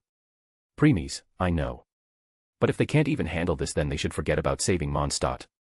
*A/N, please throw some power stones. Chapter 405, Volume 5, Chapter 22, Dragon Spine 2. Equals when Twilight is speaking. Equals when talking through telepathy. Equals when thinking in your mind. Equals when talking with your Pokemon or tamed beast. Equals when describing a certain period of time or again another place. Equals point of view, i.e., POV. // equals and call.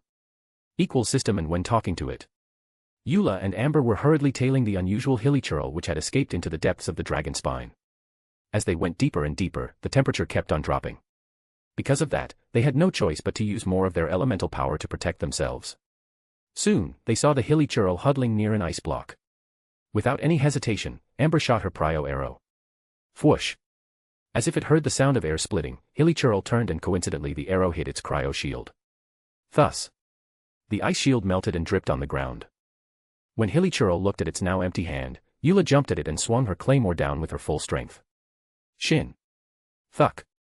In the next second, the Hilichurl was cut in two from head to its crotch and its two parts fell, dyeing the snow with their blood. Thud. Thud. Amber, yay. We got it. Becoming excited, Amber approached Eula.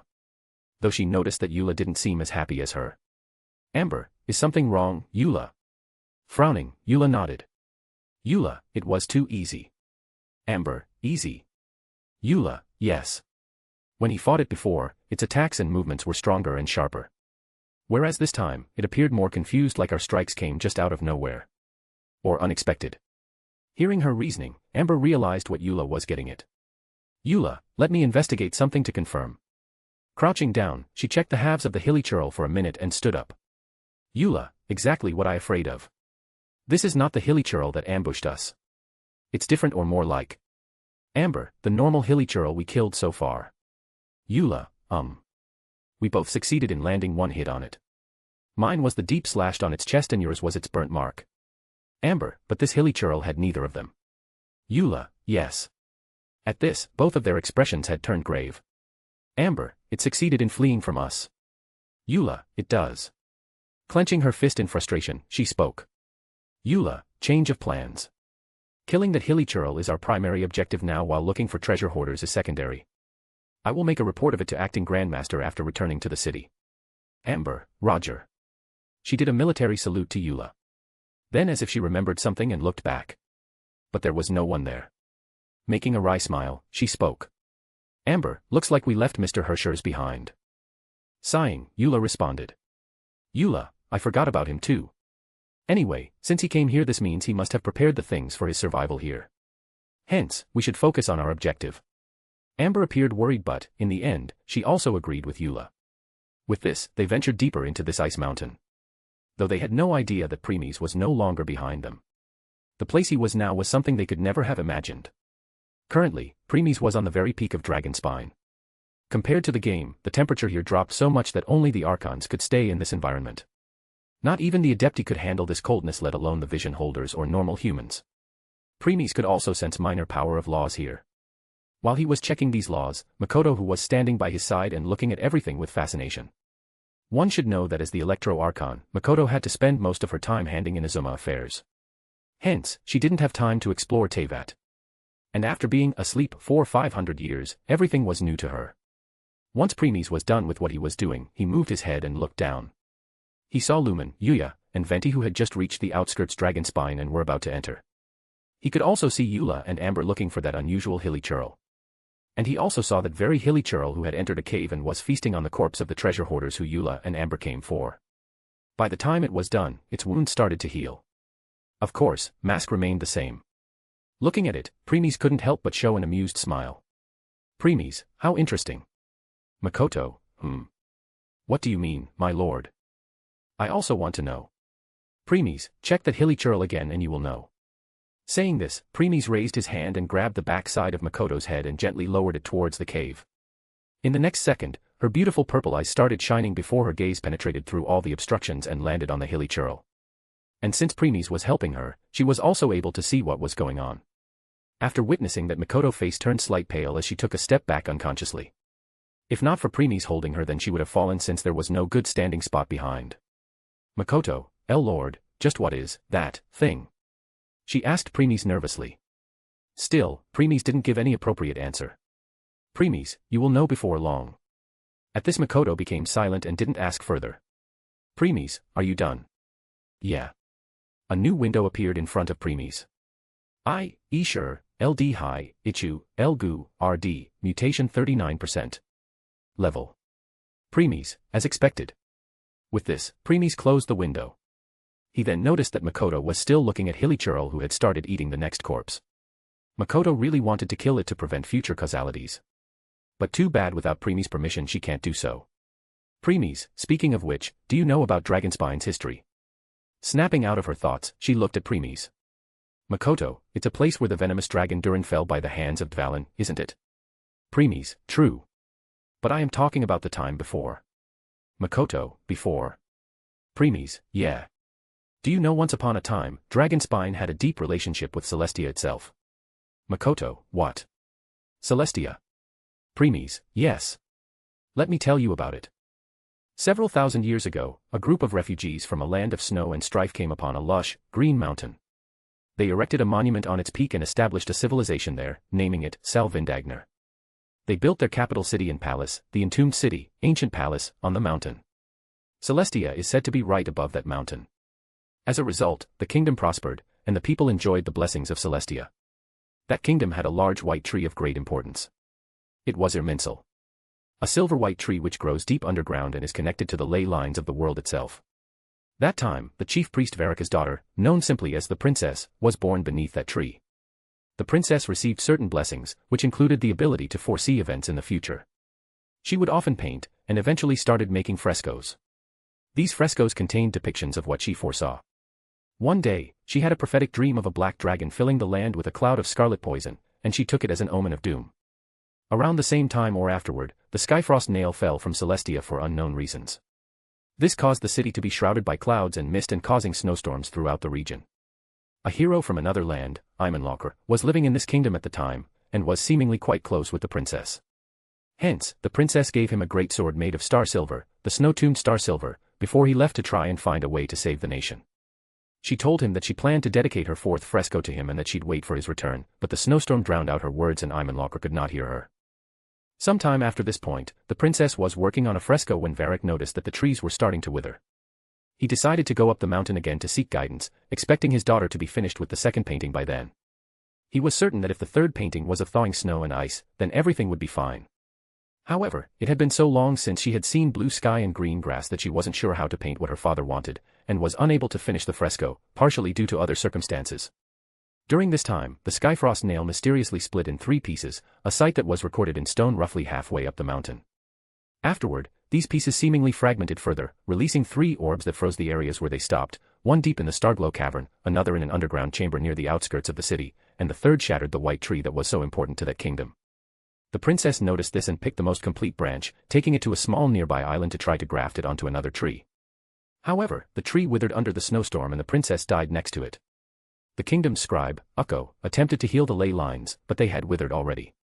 Ukko then buried the princess and apparently went into Starglow Cavern, where they made another carving was found there. Ukko eventually died, their last words a curse towards the heavens and towards Imanlocker, whom they believed had abandoned Salvindagnar, and hoping that the new nation without gods would eventually have what it took to stood against this world. Sometime after the disaster, Hero returned from his fruitless search, only to discover that everyone had already died. This discovery left him disillusioned with Celestia, and he vowed to help them pass the time with a song of iron and blood, leaving Salvindagnar in search of a land full of war for him to fight in. He also abandoned the snow-tombed Star Silver in the mural room, a chamber which depicts 3 murals, although one of the 3 murals is a direct copy of another. *A/N, please throw some power stones. Chapter 406, Volume 5, Chapter 23, Dragon Spine 3. Equals when Twilight is speaking. Equals when talking through telepathy. Equals when thinking in your mind. Equals when talking with your Pokemon or tamed beast. Equals when describing a certain period of time or in another place.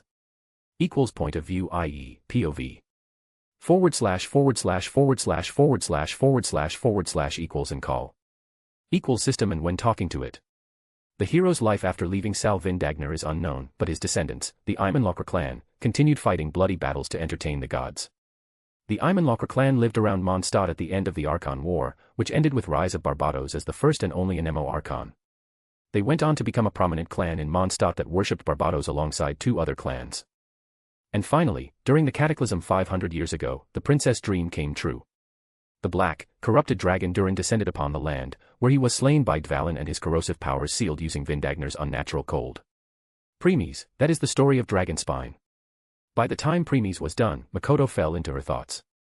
He let her process the information while his gaze was on the people below. A few minutes later, Makoto opened her mouth and muttered. Makoto, Salvindagnar. A civilization whose both rise and fall was thanks to Celestia. Feeling sad, she looked at Premies and asked desperately. Makoto, why did Celestia destroy them? Just what have they done to deserve this? Premies, have you heard of a saying, the less you know the better, or, ignorance is bliss? Hearing this, Makoto widened her eyes as realization struck her. Makoto, did they learn something they shouldn't have? Premies, they started to question some things which Celestia was not willing to answer. And because they didn't get the answers, they started finding them themselves. As a result, by the time they got a lead, Celestial threw the Skyfrost nail at them and delivered the punishment. Makoto. Premies, and they were not the only ones that Celestia got rid of. Celestia had destroyed more than one civilization till today. Makoto. Premies, some of them were this Dragonspine, Tsurumi Island, Chasm, Enkanomiya, Kama, and there is also the one who was destroyed 500 years ago. The place where you fall. Makoto, Kenrya. Premies, everyone single one of them find some answers to their questions or learnt about the truth of the world or their existence could mess with the plans of Celestia and so on. Makoto, hence, Celestia decided to erase them. Premies, correct. Makoto. While Makoto turned silent, System Spirit spoke. Well, it's not that surprising. If I was in Celestia place and these mortals learn about my secrets or have the possibility of thwarting my plans, I would have done the same. Premies, I know you would. What about you, my lord? What would you have done? Premies, I wonder. At this time Premies narrowed his eyes as he saw where Yuya was taking Lumen and Venti. Premies knew that Lumen must have followed him because she wanted his help with something. Premies, mostly because she is thinking Venti has been cursed since he has Stormterror's corrupted teardrop with himself. And considering this was Lumen's first time coming to Dragonspine, Yuya decided to become their guide. His confidence came from the knowledge he had of Genshin Impact from his previous life. Still, instead of taking them to where most people would have gone, he was leading them somewhere else. To be more specific, towards an odd ice formation. Noticing this, Premies shook his head in disappointment. Premies, instead of helping Lumen to find me, you are dragging her to a place where you will start your plan. Sighing, Premies pointed his hand towards the ice formation, which was still some distance away from Lumen's group. In the very middle of the formation, there was a large chunk of odd glowing ice. This ice was different from others and can't be melted or destroyed by normal means. Glow. Sew. Suddenly, the ice glowed more intensely for a second before something shot out of it and disappeared in the sky. It was also the time that Lumen, Yuya, and Venti reached the ice formation. But because of icy wind, they didn't notice it. The thing made its way towards Premies and fell into his hand. It was some kind of shard with a triskelion symbol inside. Even now it's glowing in Premies' hand. Makoto, just what exactly is this, my lord? I can tell that the power inside it belongs to Silesia.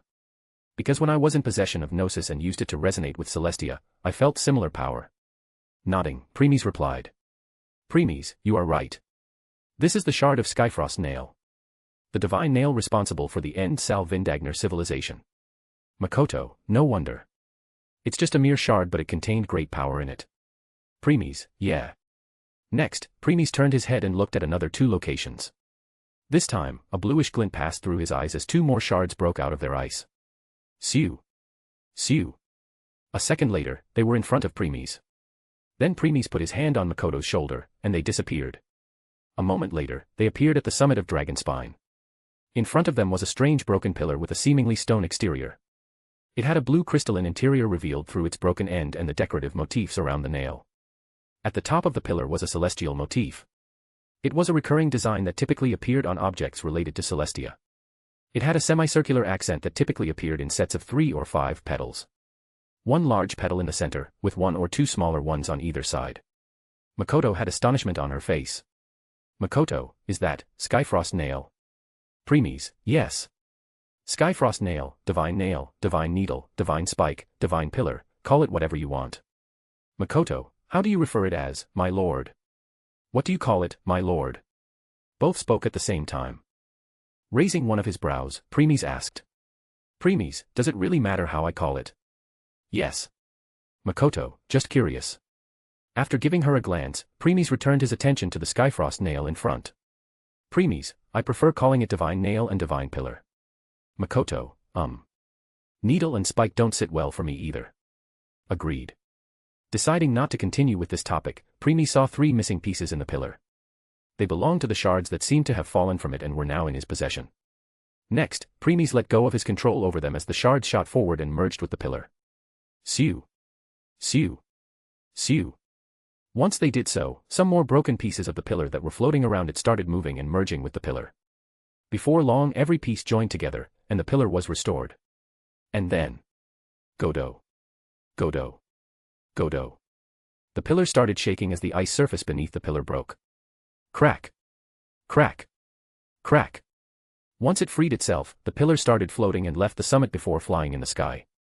After reaching the desired height, it stopped and was now hovering above Dragonspine. Makoto, there's a way down. Said Makoto as she drew Premies' attention towards the area below, which was being sealed by the Skyfrost Nail and was now open. Premies, yeah. But I am not here for it. Saying, he put his hand on Makoto's shoulder, and they disappeared again. Appearing high in the sky again, they were now standing on one of the broken structures which was floating near the Skyfrost Nail and were looking at the Divine Nail in front. Makoto tensed up as she could tell that even an Archon can't survive if Celestial threw this nail at them. Premies, stay here. With this, Premies' feet left the footing as he flashed in front of the Divine Nail in an instant before raising his hand and touching its crystal part. He could feel the power of Celestial trying to repel him. Premies, if you think I restored you out of goodwill, then you are mistaken. In the next second, a bluish aura came out of Premies. The aura soon turned blue flames which engulfed the entire pillar in a matter of seconds. Done. Done. Done. The nail started resisting the flames, but it was to no avail. Premies then gave the next order and the flames returned and got absorbed by him. Everything returned to normal. Of course, if we ignored the Skyfrost Nail which had completely disappeared from the face of this world. And since it was no more, the broken structures around it started falling one by one because there was no power to hold them in the sky anymore. Premies moved and grabbed Makoto before disappearing. Eula and Amber had ventured to the deeper part of the dragon spine by now.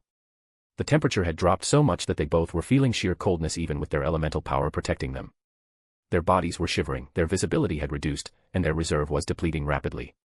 Amber, Eula, we can't stay in such atmosphere for too long.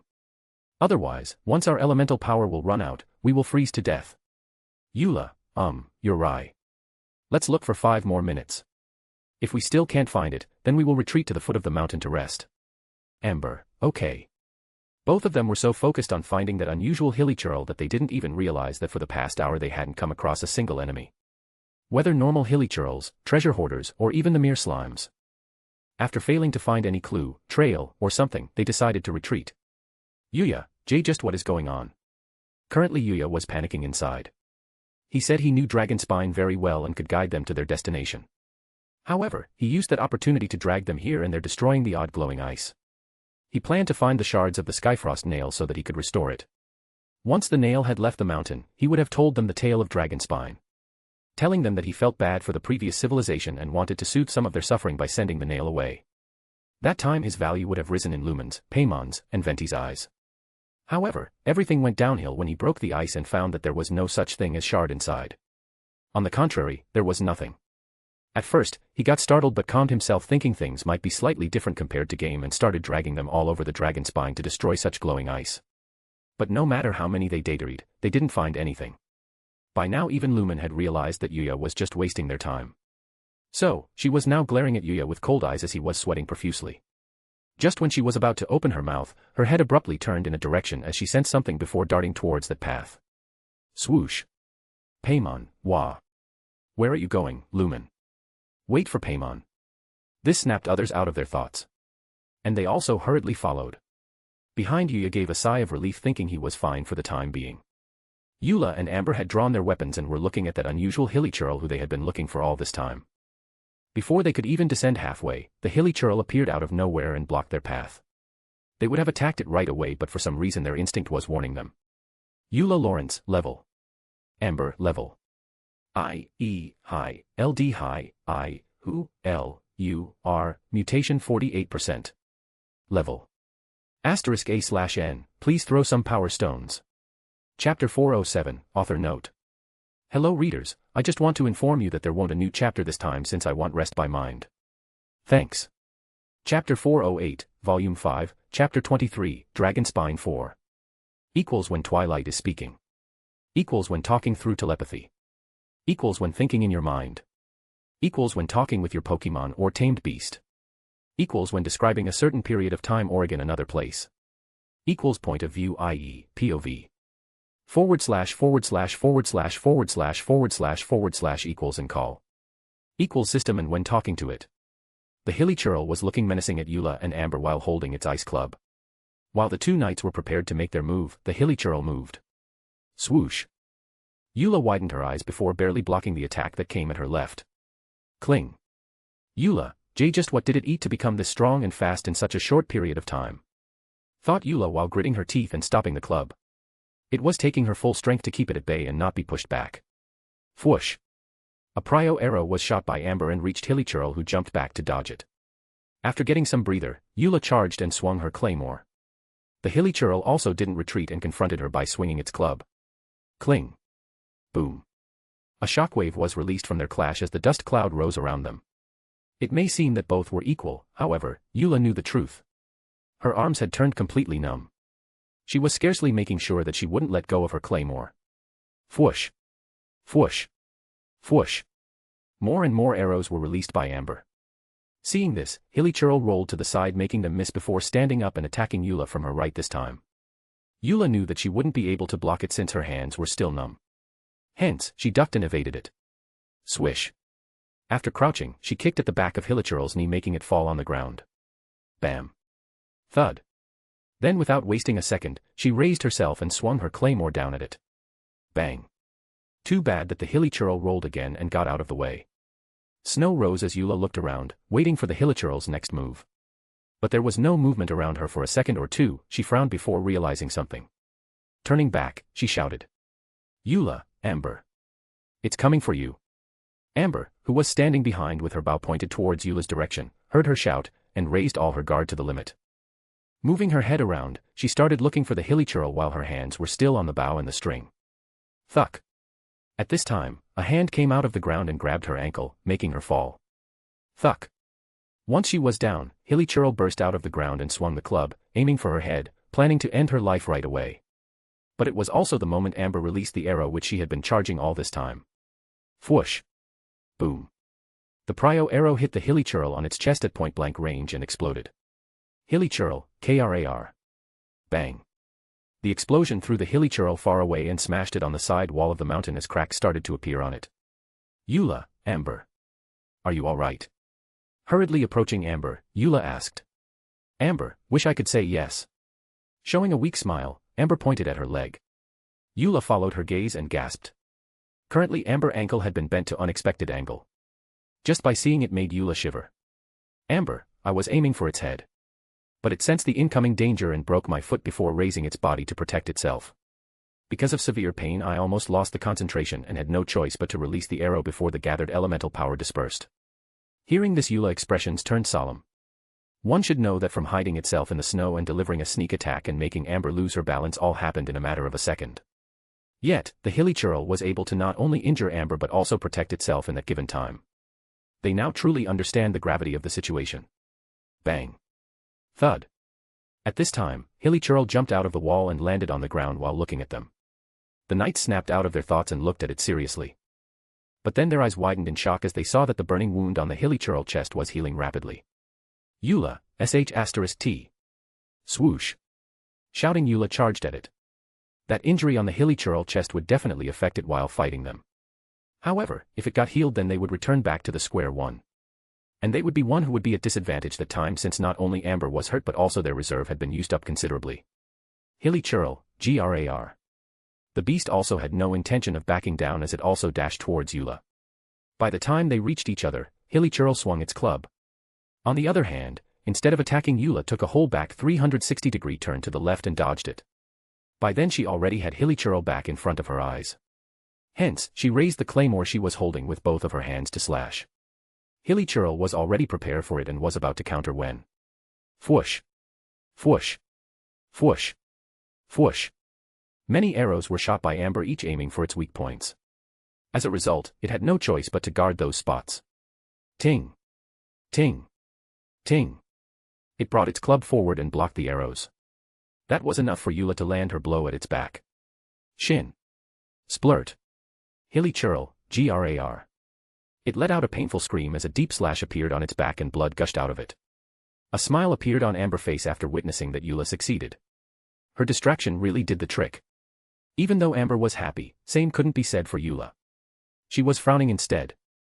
In the slash just now, she put her full strength into it, having the full intention of cutting this hilichurl into two. Yet, it only injured it. In rage, hilichurl kicked behind without looking. Bam. This caught Eula off guard since she thought hilichurl would at least turn before attacking, giving her enough time for her next move. As a result, she barely had the time to protect herself by moving her head to the side. Though hilichurl still succeeded in landing a blow at Eula's left shoulder. Eula, AUH. Trying her best not to scream in pain, she was pushed back some distance. Amber, Eula. Whoosh. Whoosh. Whoosh. Shouting, Amber released a series of arrows to give Eula some time to stable herself. Thud. Drip. Drip. Falling on one of her knees, Eula frowned and looked at her shoulder from which blood was leaking. She could tell that her bones inside was already broken. Raising her left hand while biting her lips in pain, she put on her injury. Crackle. Eula, KU.H. A layer of frost covered her shoulder as she tried not to groan. By the time she was done with her first aid treatment, she saw the hilichurl who was smashing its club on the ground again and again, resulting in ice spikes coming out of the ground and attacking Amber. Because of that, Amber had no choice but to jump and move around to dodge them, causing her injury to become more and more worse with each passing second, hence, decreasing her speed. Realizing things are getting dangerous as hilichurl was swiftly approaching her, Amber's expression turned grave. She took 5 dolls that looked just like her out of nowhere and put them in front of her before jumping back using her full strength. It was also the moment when hilichurl had reached those dolls. But unlike mindless hilichurls, it didn't get distracted and was about to move past them. Whoosh. But then an arrow was released by Amber that hit one of those dolls and... boom. Boom. Boom. Boom. Boom. All the 5 dolls exploded, engulfing the Hilichurl, whose painful scream got covered in the explosion. *A/N, please throw some power stones. Chapter 409, Volume 5, Chapter 25, Dragon Spine v. Equals when Twilight is speaking. Equals when talking through telepathy. Equals when thinking in your mind. Equals when talking with your Pokemon or tamed beast. Equals when describing a certain period of time or another place. Equals point of view, i.e., POV. // equals and call. Equals system and when talking to it. Even when witnessing the Hilichurl being engulfed in explosion, Amber didn't let her guard down. She was still pointing her bow in front, ready for any surprise attack. A minute or so later, the smoke blew away and that Hilichurl could be seen lying in the middle of the crater. It had burnt marks all over its body and blood was leaking out of its injuries. He appeared dead. Amber neither tried to get close to check on it nor she lowered her vigilance. She had a feeling that it's not over yet. And she was right. In the next second, Hilichurl's body twitched as it rose from the ground slowly with some difficulty. It was glaring menacing at Amber as if she was its biggest enemy. Noticing this, Amber flinched as her body started shivering. Still, she didn't let go of her hand from the string. She took a deep breath to bury the fear that had started to form in her heart and gathered all of her remaining elemental power into her arrow. Outrider knew she must do it because the wounds on the Hilichurl body had started healing as it was making its way towards her. Finally, she was done and released the arrow in the sky. Amber, fiery rain. In other people's eyes, it may appear that Amber had sent a signal flare and was asking for help. But then that arrow split into many pyro arrows and fell. Fwoosh. Fwoosh. Fwoosh. Fwoosh. Thig. Thig. Thig. Thig. Those arrows dropped not only on the Hilichurl but also around it, making the area covered in fire, hence, increasing the damage of the arrows respectively. Hilichurl, gore. Ga. The Hilichurl screamed in pain with every pyro arrow hitting it. Yet, it didn't stop its feet and kept on trying to reach Amber. By the time the fiery rain stopped, Amber lowered her hand since that move drained all of her reserve and was now looking at Hilichurl, who was just a meter away. Seeing that it still didn't give up and continuing, Amber showed a weak smile. Amber, to think even my strongest move can't kill it. Sigh, if more of such unusual Hilichurl appear in Mondstadt then only Lord Barbatos could save us. Thuck. Taking one more step, Hilichurl was in front of Amber. It raised the now broken club in its hand to end her. But even when the death was in front of her, Outrider was calm. Why? Because she was not alone. Swoosh. Eula appeared behind the Hilichurl all of a sudden. Her greatsword was fully covered in ice, making it a cryo sword. Without a single hesitation, she brandishes her sword. Eula, vengeance will be mine. Eula, glacial illumination. Shin. Hilichurl. The Hilichurl's movement stopped. Crackle. Next, its whole body got covered in ice, turning it into an ice sculpture. The Spindrift Knight face was pale just like the Outrider since she also used all of her reserve in her strongest move. Still, both didn't let their guard down just yet. After a minute or two when there was no change in the frozen statue, they finally gave a sigh of relief.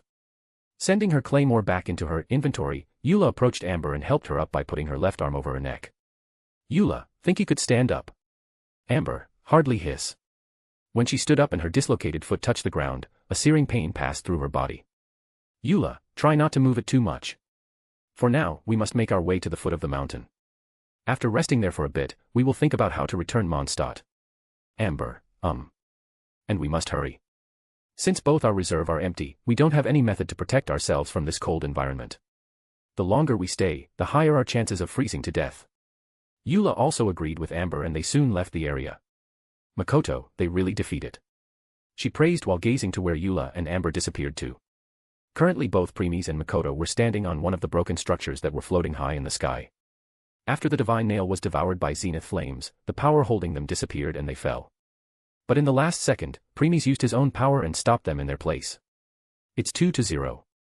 2 for the humans and 0 for that Hilichurl. Makoto, they really are brave. Truly deserving the title of knight. Premies, yeah. Crack. Makoto. Suddenly cracks started appearing the ice sculpture. Crack. Crack. Crack. Crack. Boom. Finally, the Hilichurl freed itself. All the wounds on its body were fully healed by now. Not only that, it also seemed different. Normal Hilichurl skins were black in color but this Hilichurl body turned slight reddish. It was also emitting a strong presence compared to before. Sniff. Sniff. It sniffed around for some time before rushing towards Eula's and Amber's direction. Witnessing this, Makoto's expression turned solemn. Makoto, my lord, they both are already injured and don't have much strength to fight another battle. Should we? Premies, no.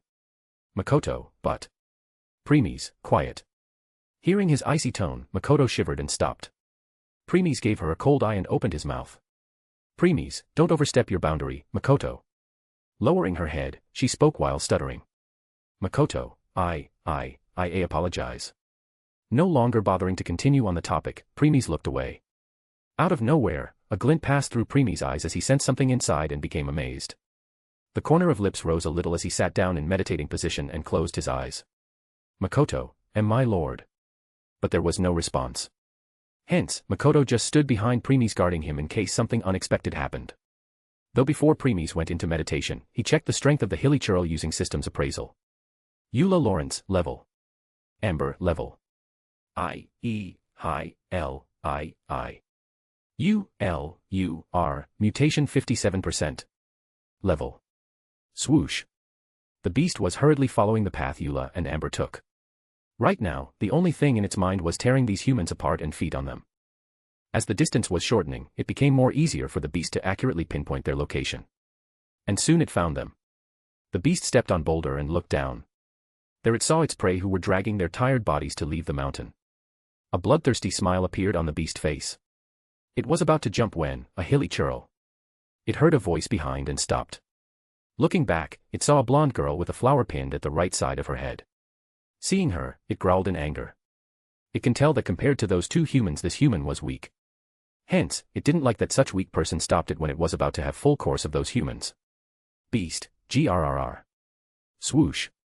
The beast then showed the full display of its new speed and attacked her skull with its sharp claws. Slash. Drip. Though, the next thing surprised it. Lumen, that was close. Said Lumen, who had rolled out of the way at the last second. She took out her sword from her and looked at the beast warily. Her eyes started glowing as she used appraisal on it. In the next second, cold sweat appeared on her forehead. Lumen, looks like I am in trouble. She thought while wiping the blood from her face. There was a cut on her cheeks which appeared when she barely dodged the claws. She took a deep breath as amino element started to rotate around her and her expressions turned serious. Feeling humiliated that a weak human dodged its attack, the beast charged at Lumen again. Swoosh. Lumen only saw a shadow of the claw and ducked. Shin. She felt a wind passed by above her head, clearly indicating that the beast's attack missed. Glancing behind, she saw the beast whose back was wide open for her. She swung her sword.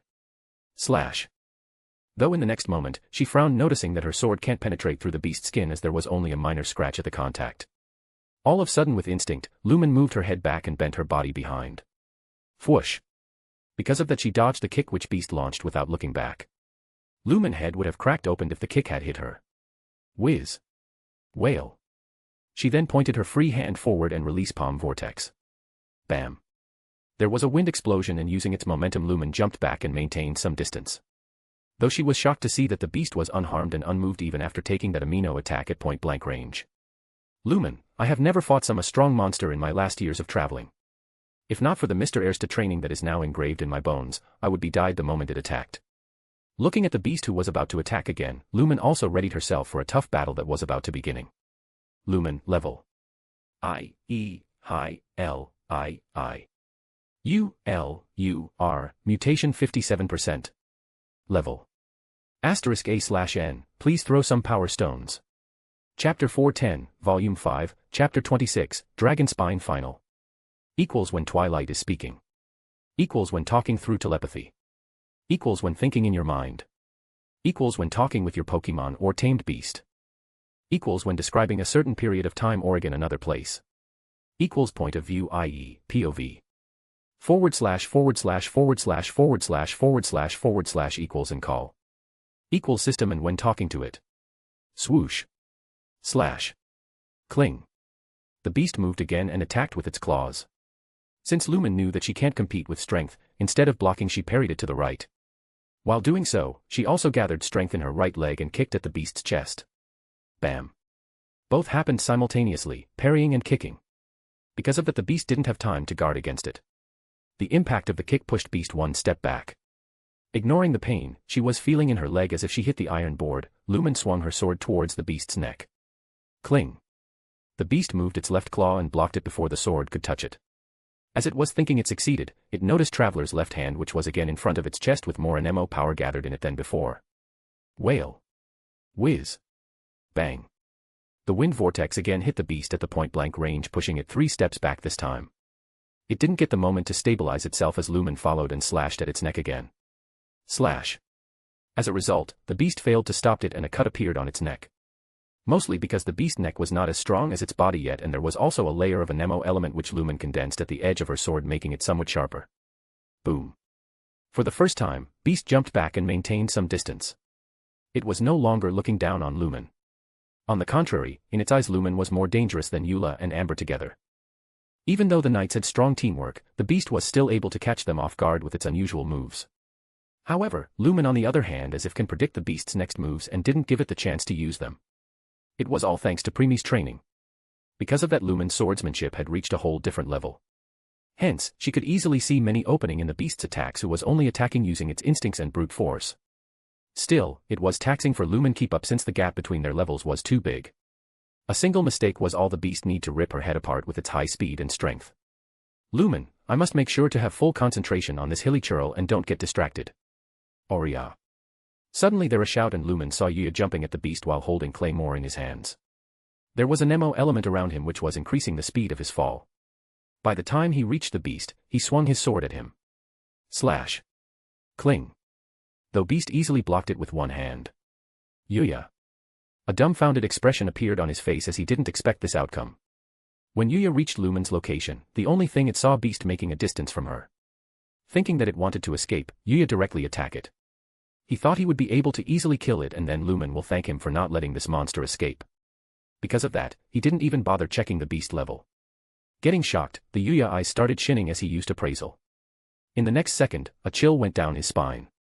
Yuya, **T. While he was panicking, the Beast grunted in annoyance that another weak human got in the way while it was about to hunt its new prey. It raised its another claw to end Yuya when. Whoosh. An arrow embedded with a Nemo element came out of nowhere and hit it. Bang. The force behind the arrow was a lot higher compared to the one released by Amber. It pushed the Beast few steps back, resulting it to let go of Yuya. Landing on the ground, Yuya took a sigh of relief and looked back. Yuya, thanks, Venti. Venti, you are welcome, Traveler Yuya.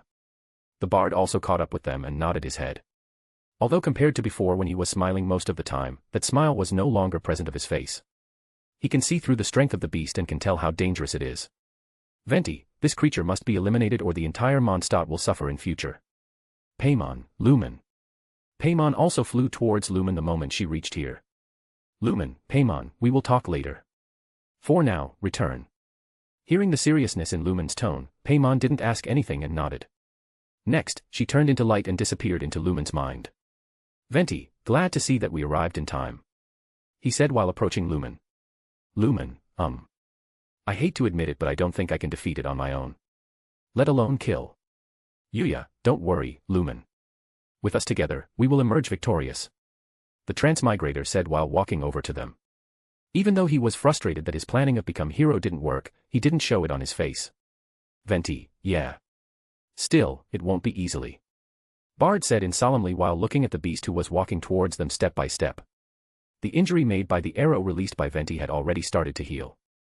Watching it, Lumen frowned as she sensed something. Lumen, why does it appear? She didn't continue her thoughts, instead her eyes started glowing and she used appraisal again. Lumen, are you kidding me? She screamed inwardly in shock. Venti, oh. You noticed it too? Huh. Lumen, This Hillich Beast is becoming stronger as we even fight. Yuya, no way. Ignoring him, Lumen held the handle of her sword tightly and charged towards it. Yuya, hey. Wait for me. With this Yuya also followed. Venti was also pointing his bow at the Beast, ready to provide any support. While the Beast who was looking at Venti, its new prey, it turned its head towards the approaching Lumen and Yuya. When there was 5-meter distance between them, Lumen concentrated a Nemo element in her feet to boost her jump at the Beast. Appearing in front of it, Lumen attacked.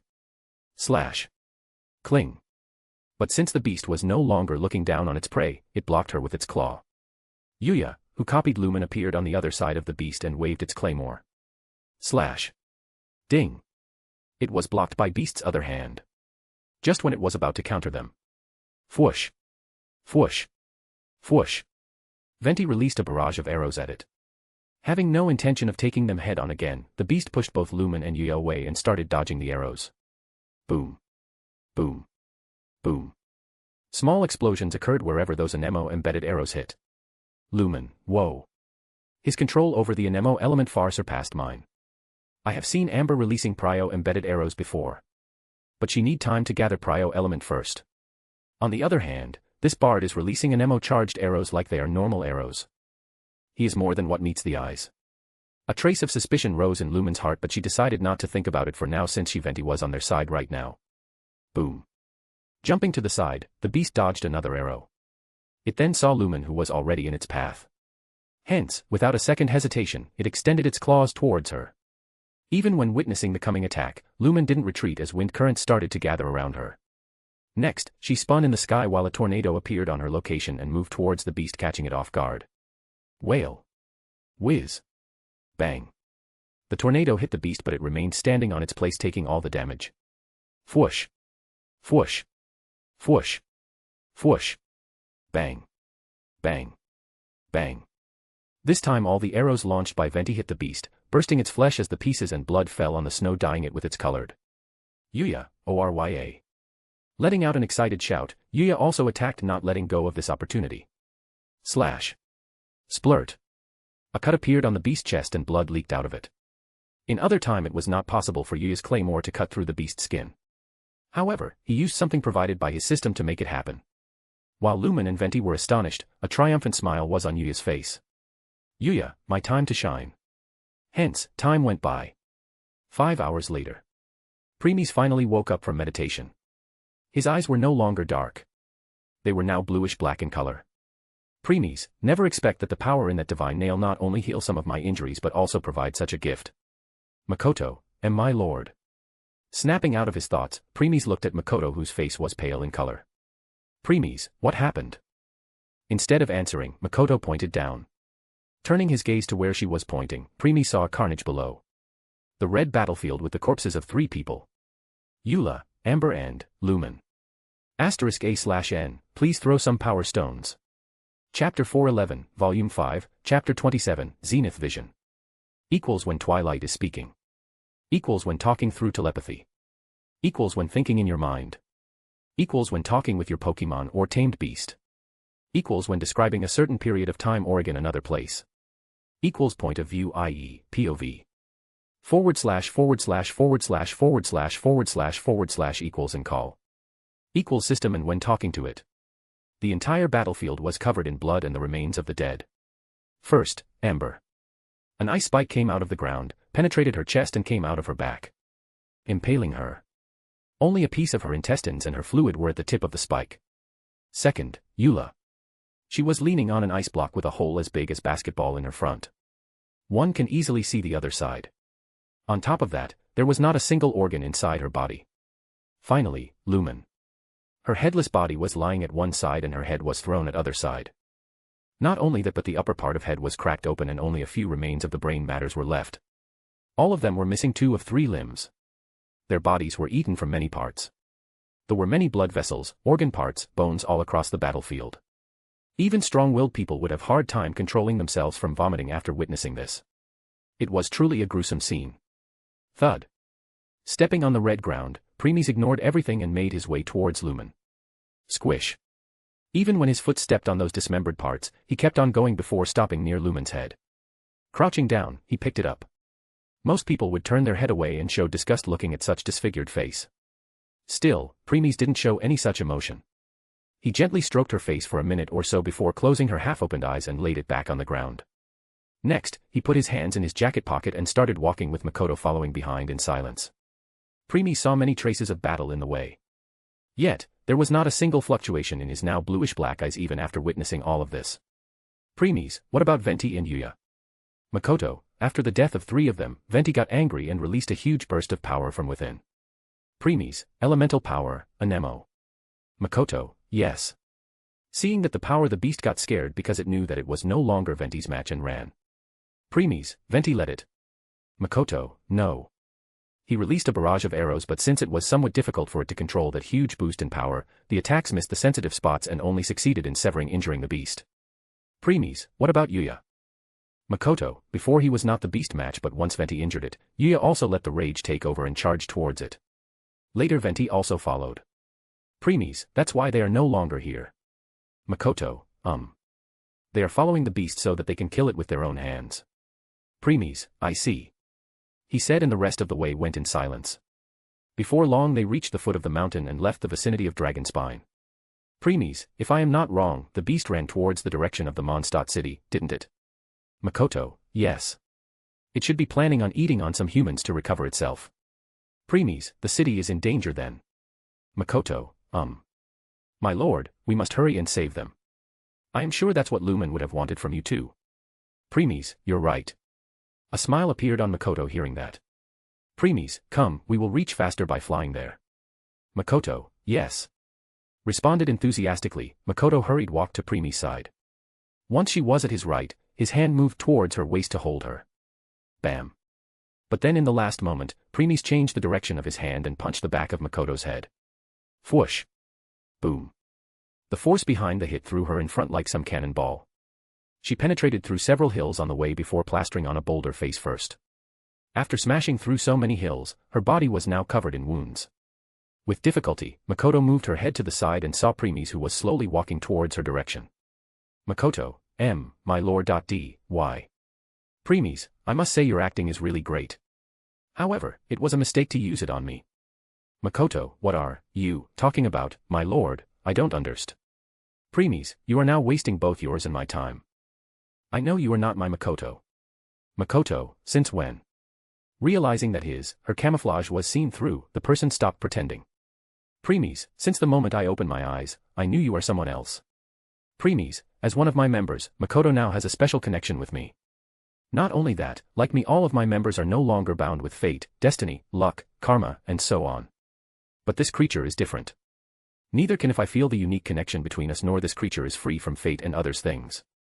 On top of that, our conversation later gives it away even more. Premies, when you said that Venti burst out of power in rage, I said elemental power, anemo. You agree with it right away. That was your first mistake. Makoto, how so? Premies, because of Venti's special identity, the burst of power can't be elemental power but a different sort of power. Premies, divine power of Celestia. That is something only the Seven are capable of using with the help of Gnosis. As a first Electro Archon, Makoto had used that power before too. Hence, there is no way she will mistakenly call the power of Celestia as a mere elemental power. Makoto, he has unique power different from elementals. Premies, I guess. Though you don't need to know. Makoto. Premies, now for your second mistake. You said Venti barrage of arrows only injured the beast since he had difficultly controlled his power. That's impossible too. Premies, as the Anemo Archon who have lived for so long, Venti control over wind is almost flawless. Hence, there was no way that he could lost control over it. On top of that, after using divine power of Celestia, a single arrow is all Venti needs to end that beast, not some barrage of arrows. Makoto, how impossible. Premies, you are underestimating that bard's archery. Anyway, onto your third mistake. Makoto, there is more. Premies, yes. It was that you said the beast ran towards Mondstadt city to hunt humans. Since it was gravely injured to the point that even Yuya could kill it, then it means it will be even easier for the Knights of Favonius who are currently in the city to get rid of it. Premies, even with system, Yuya current level is still lower, less than 65. While levels the Knights of Favonius like Jean and Lisa is higher than 70. They even have 5-star weapon with them. Premies, because Venti is also in hot pursuit of the beast, his wind power could be sensed from distance away. So, the Knights of Favonius could easily sense it and intercept the beast before it could even set its foot on the city. And finally. Pausing for a second, Premies continue. Premies, it's obvious that you want me to eagerly go to save Mondstadt city. You go even far saying Lumen would have wanted that from me too. Why? With so many knights there, why you want me to? Unless, your kin are there too. Waiting for me. Makoto, TSK. That's why I hate you ugly humans. In most time you only care about yourself, but when there's a danger to your life comes, you become smart. Crack. Crack. Crack. Makoto moved and freed herself from the boulder before landing on the ground. Turning, she smiled at him. Ignoring the creepy smile she was showing, Premies thought. Premies, there are some more things, like since I now know all the secrets of systems, I can easily see everything Yuya's system gave or will give him. In his inventory, there are 2 things that can help him to kill the beast if he realized that the things are getting dangerous. Pausing, he gazed at Makoto, whose body was changing. Premies, also, I can't get any response from System Spirit. It's the same case as before. In other words, the will of the world throw me in future again to show me Lumen's horrible death if I don't decide to step forward and lend the hand. Swoosh. Makoto, who had returned to her real form, jumped at Premies. Premies, sigh for now, let's finish her and return. At this moment, zenith flames inside Premies condensed and concentrated in his bluish-black eyes. It seemed that some kind of blue fire vortex was in his eyes. Then, a solid blue beam erupted and shot out. Before Makoto could react, the beam touched her and burnt her to nothing. Premies, rejoice. You are the first victim of my new move, Zenith Vision. *A/N, please throw some power stones. Chapter 412, Volume 5, Chapter 28, Leaving Dragonspine. Equals when Twilight is speaking. Equals when talking through telepathy. Equals when thinking in your mind. Equals when talking with your Pokemon or tamed beast. Equals when describing a certain period of time or again another place. Equals point of view, i.e., POV. // equals and call. Equals system and when talking to it. The beam didn't stop even after killing Makoto. It kept on going and penetrated the sky, blowing the clouds away. It looked as though a hole had appeared in this world's atmosphere. Premies' Zenith Vision was just like DC World Superman's Heat Vision. Though compared to Superman's, whose vision was red in color and used the solar energy inside him, Premies' vision was blue thanks to Zenith. He then closed his eyes and the beam disappeared. Premies, that was an overkill. Still, if I don't control its output then. Shaking his head, Premies didn't continue his thought and opened his eyes again. Next, Premies' feet left the ground. He flew towards the direction of Mondstadt, leaving the blue trail behind. In less than a second, Premies was above the city. Just as he expected, the city was already fallen. The streets, houses, stalls, shops, cathedral, even the statue of Anemo were destroyed. Traces of fights, blood, bone, flesh could still be seen all around. Even if the entire city of Freedom seemed deserted, Premies could easily see those spider-like monsters hiding everywhere. No only that, but those monsters were also in the forest and area around the city. There were no survivors. Premies, everything is exactly same like last time. He thought as his gaze turned towards the lake on which the city was established. There he saw the same humongous creature resting at the very bottom of the lake. Premies, since I didn't kill one of the monsters in the city like before, the other monsters still didn't know that someone have entered their territory. In the end, Premies decided to not care about it since there was no point in doing so. Premies, if you think you can change my mind by sending in the future again and again, then you are wasting your time. He muttered to no one. Fwoosh. Fwoosh. Then all of a sudden, 2 orbs of lights came out of nowhere and stopped in front of Premies. Raising one of his brows, he extended his right hand and grabbed one of them. The light died down and something appeared in Premies' hand. After looking at it, he turned silent. He ignored the second orb and kept on looking at the thing in his hand. Sometimes later, he opened his mouth. Premies, fine. I will lend a hand. WHUM. WHUM. As if the entire world was happy hearing this, it trembled in excitement. Premies turned his attention to remaining orb and extending his other hand. Once he held it, the light faded away like before and he saw what it was. Sighing, Premies closed both his hands. Premies, before I return, I want you to give me the memories, experience and knowledge that the people of this timeline gained while fighting and perishing at the hands of these monsters. Once he said so, some fragments of energy gathered around him. Waving his hand, Premies put them away. Premies, that's all. Send me back. At this, some kind of power engulfed Premies and he disappeared in the sky. Opening his new bluish-black eyes again, Premies found himself back at the top of Flying Boulder with Makoto at his side. Sensing him waking up, Makoto turned to him. Then a surprise expression appeared on her face. Makoto, my lord, your eyes. Premies, I know. Responding, he looked down and saw Lumen, Venti, and Yuya still fighting against that beast. Though slowly and slowly, they were falling into disadvantage as more injuries were appearing on their bodies. Makoto, the way things are, they will definitely suffer severely if Barbatos wouldn't release his Archon strength. Premies remained silent. Lumen, level. Yuya, level. Venti, Barbatos, level 110, weakened. I. Hi, L. I. L. U. Mutation 74%. Level. A few moments later, Zenith started concentrating and condensing in his eyes. Vroom. Vroom. Then blue beams were shot out of Preemie's eyes. Back to the battlefield. Lumen, huff huff, I can only huff, unleash one more huff huff elemental attack. Huff huff huff. Yuya, pant pant pant, damn it. Pant pant, my reserve are pant pant already empty, pant pant. Venti, deep breathe in, deep breathe out, if I have some more time then. Lumen, you have a way to huff end it. Venti, yes. All three of them were extremely tried and were breathing heavily. They were fighting this beast for hours by now. Because of the beast's overwhelming pressure and strength, their guard was all-time high. Hence, fatigue was catching up to them both mentally and physically. Yuya, pant, how long do you pant need? Venti, pant pant.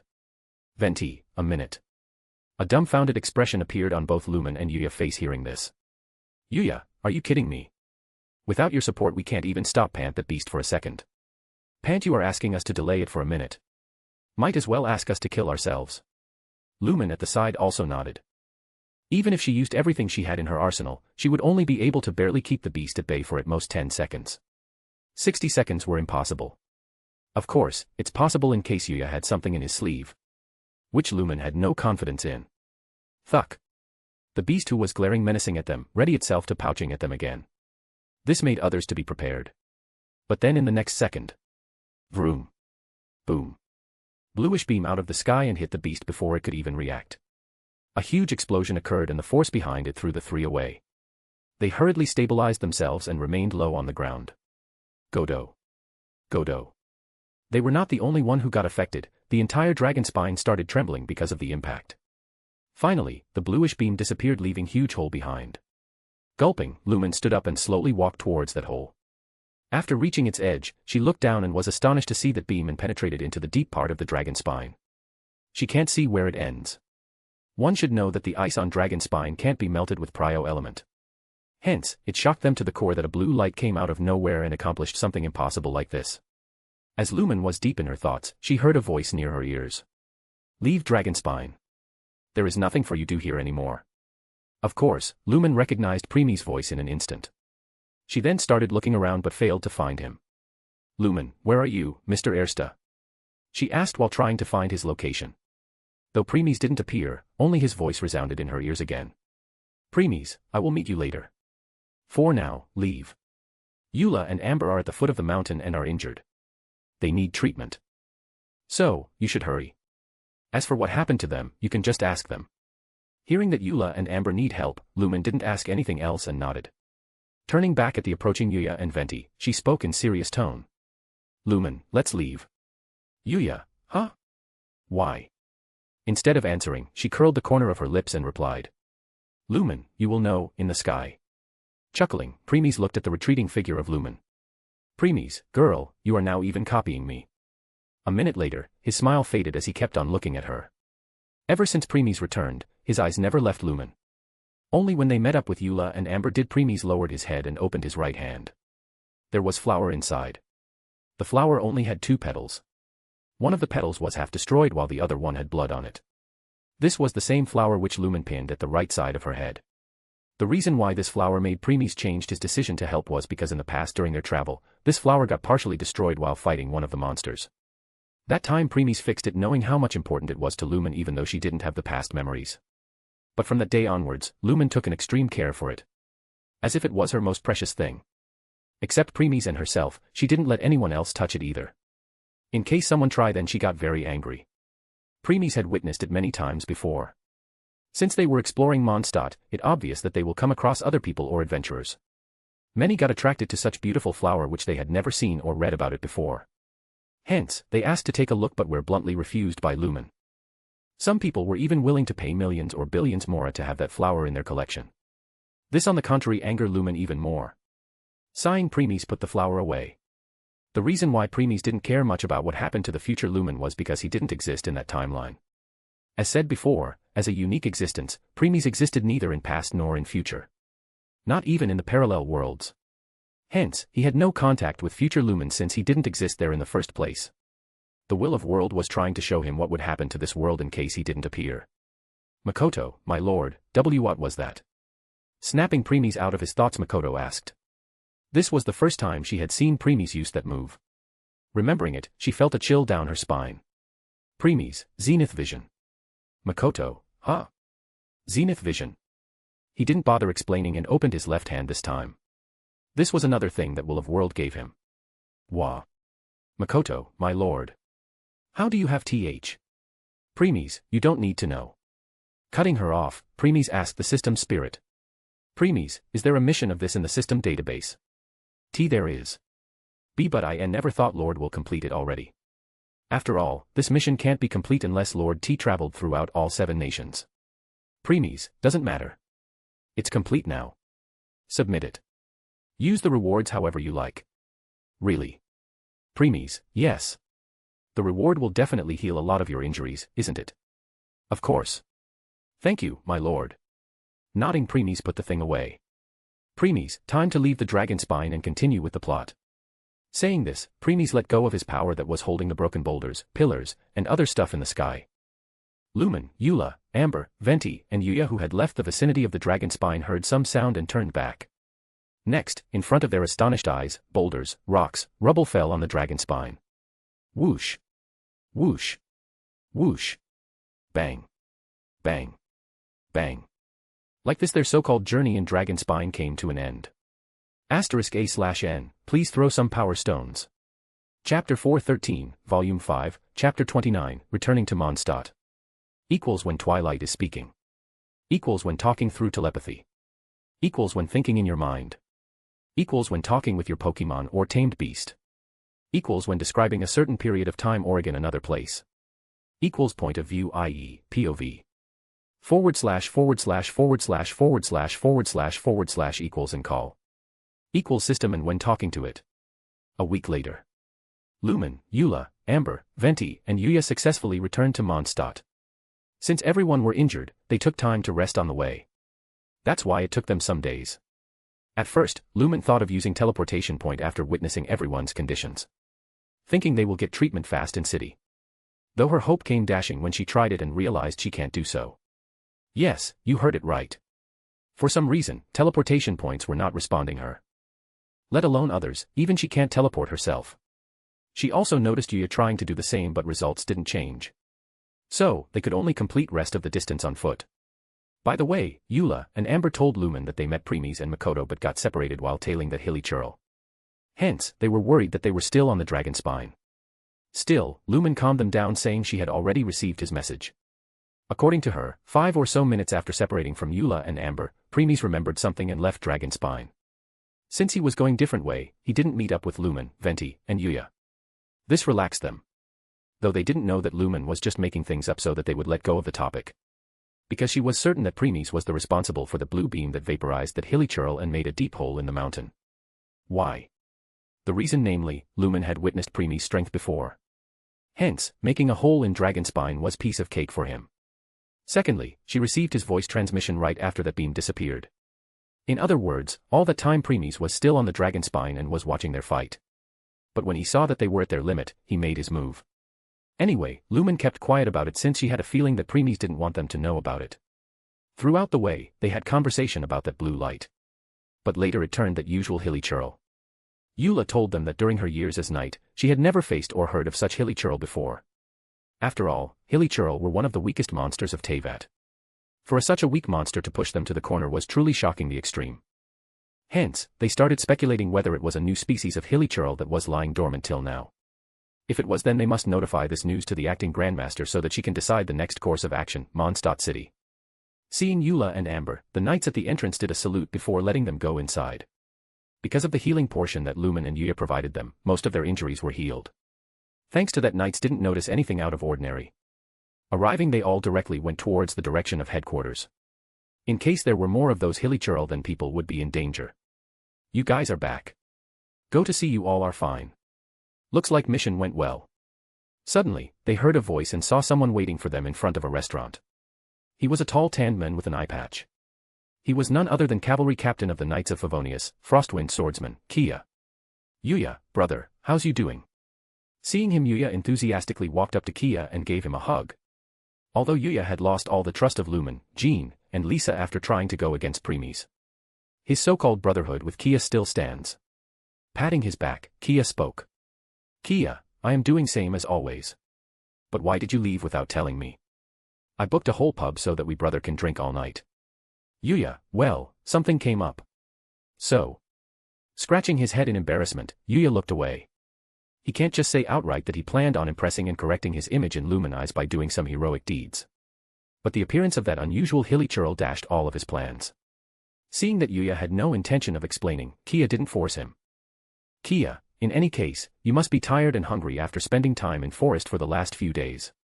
So come, the food is on me. Yuya, that's. Instead of answering right away, he glanced at the direction of others. Yuya, I need to repo. Lumen, you shouldn't decline Kia goodwill. We will report to acting grandmaster. Yuya, wah. Next, without waiting for his response, Lumen left with others. Because Yuya failed to initiate his plans, Lumen was still as cold as to him as before. As if seeing his brother's distress, Kia put his hand over his shoulder and whispered near his ear. Kia, don't worry. She wants to hurriedly submit the report so that she can rest. That's why she was so cold. Give her some time, I am sure she will come around. After giving it some thought, Yuya nodded. Yuya, maybe you are right. Let's go. Today, I want to drunk myself till I fall. Kia, that's my brother. Let's make it exciting by having a competition to see who will fall first. Yuya, I won't lose. Kia, we will see. Come. With this, Kia took Yuya towards the pub which he had booked before.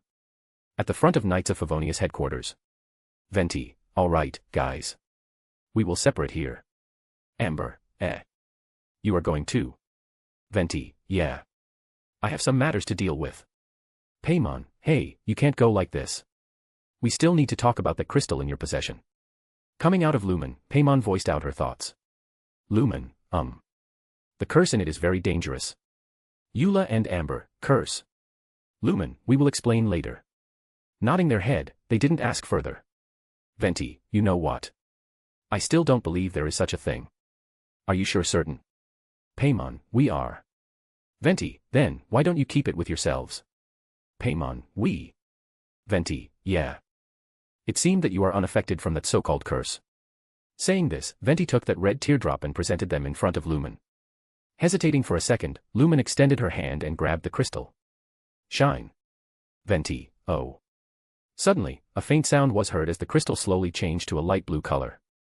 Amber and Paimon, whoa.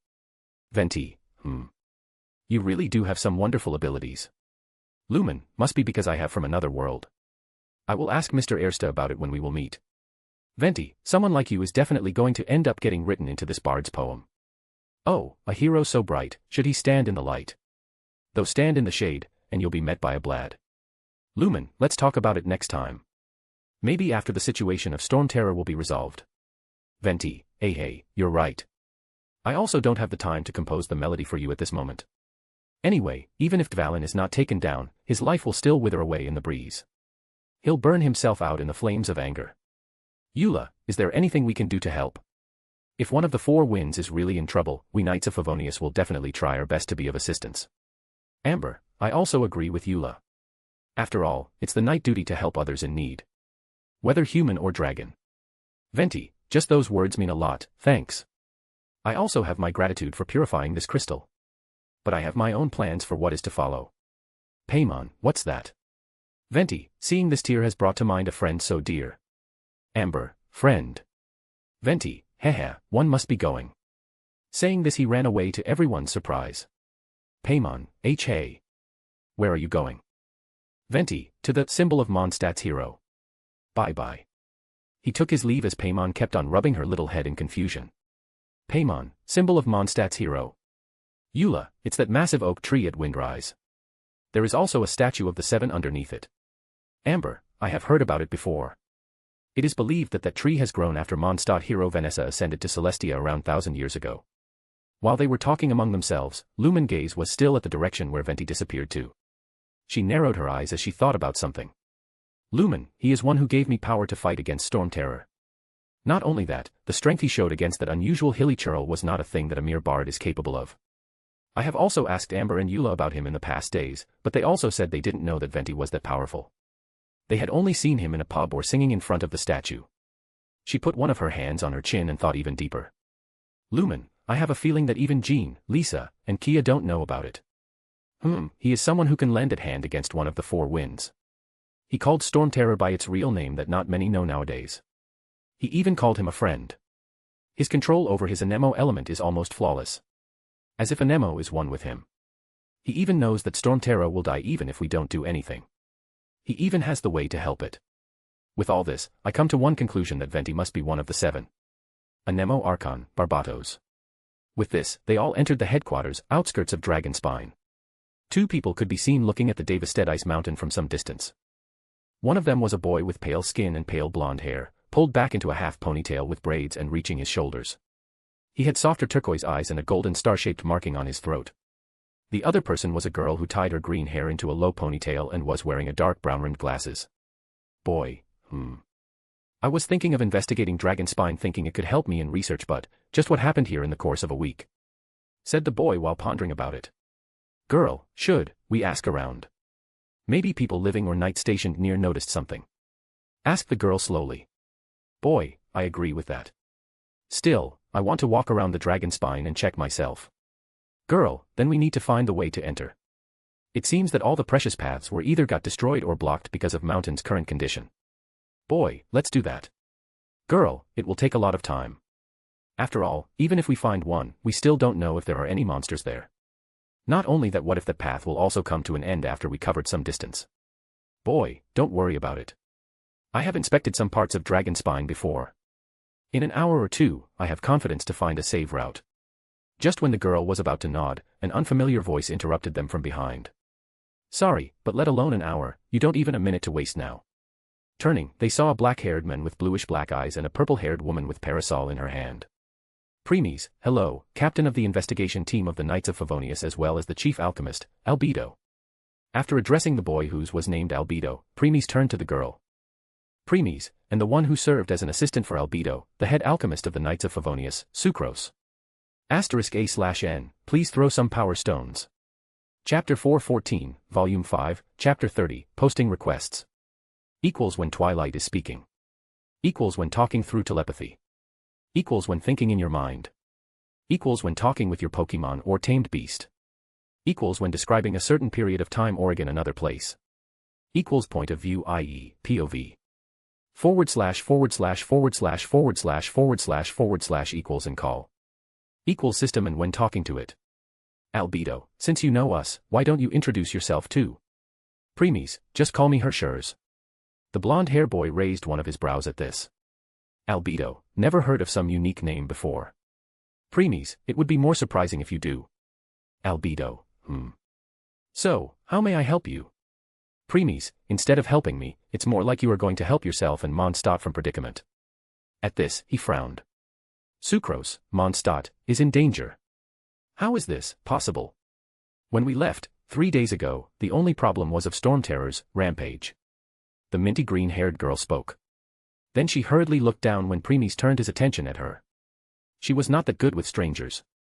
Premies didn't mind and returned his attention to Albedo, who was deep in thought. Albedo, I take it that the situation you are talking about is not Storter but something else entirely. Premies, correct. Albedo, why should I trust you? What if you are lying and making things up? Without proof I have no obligation to believe to you.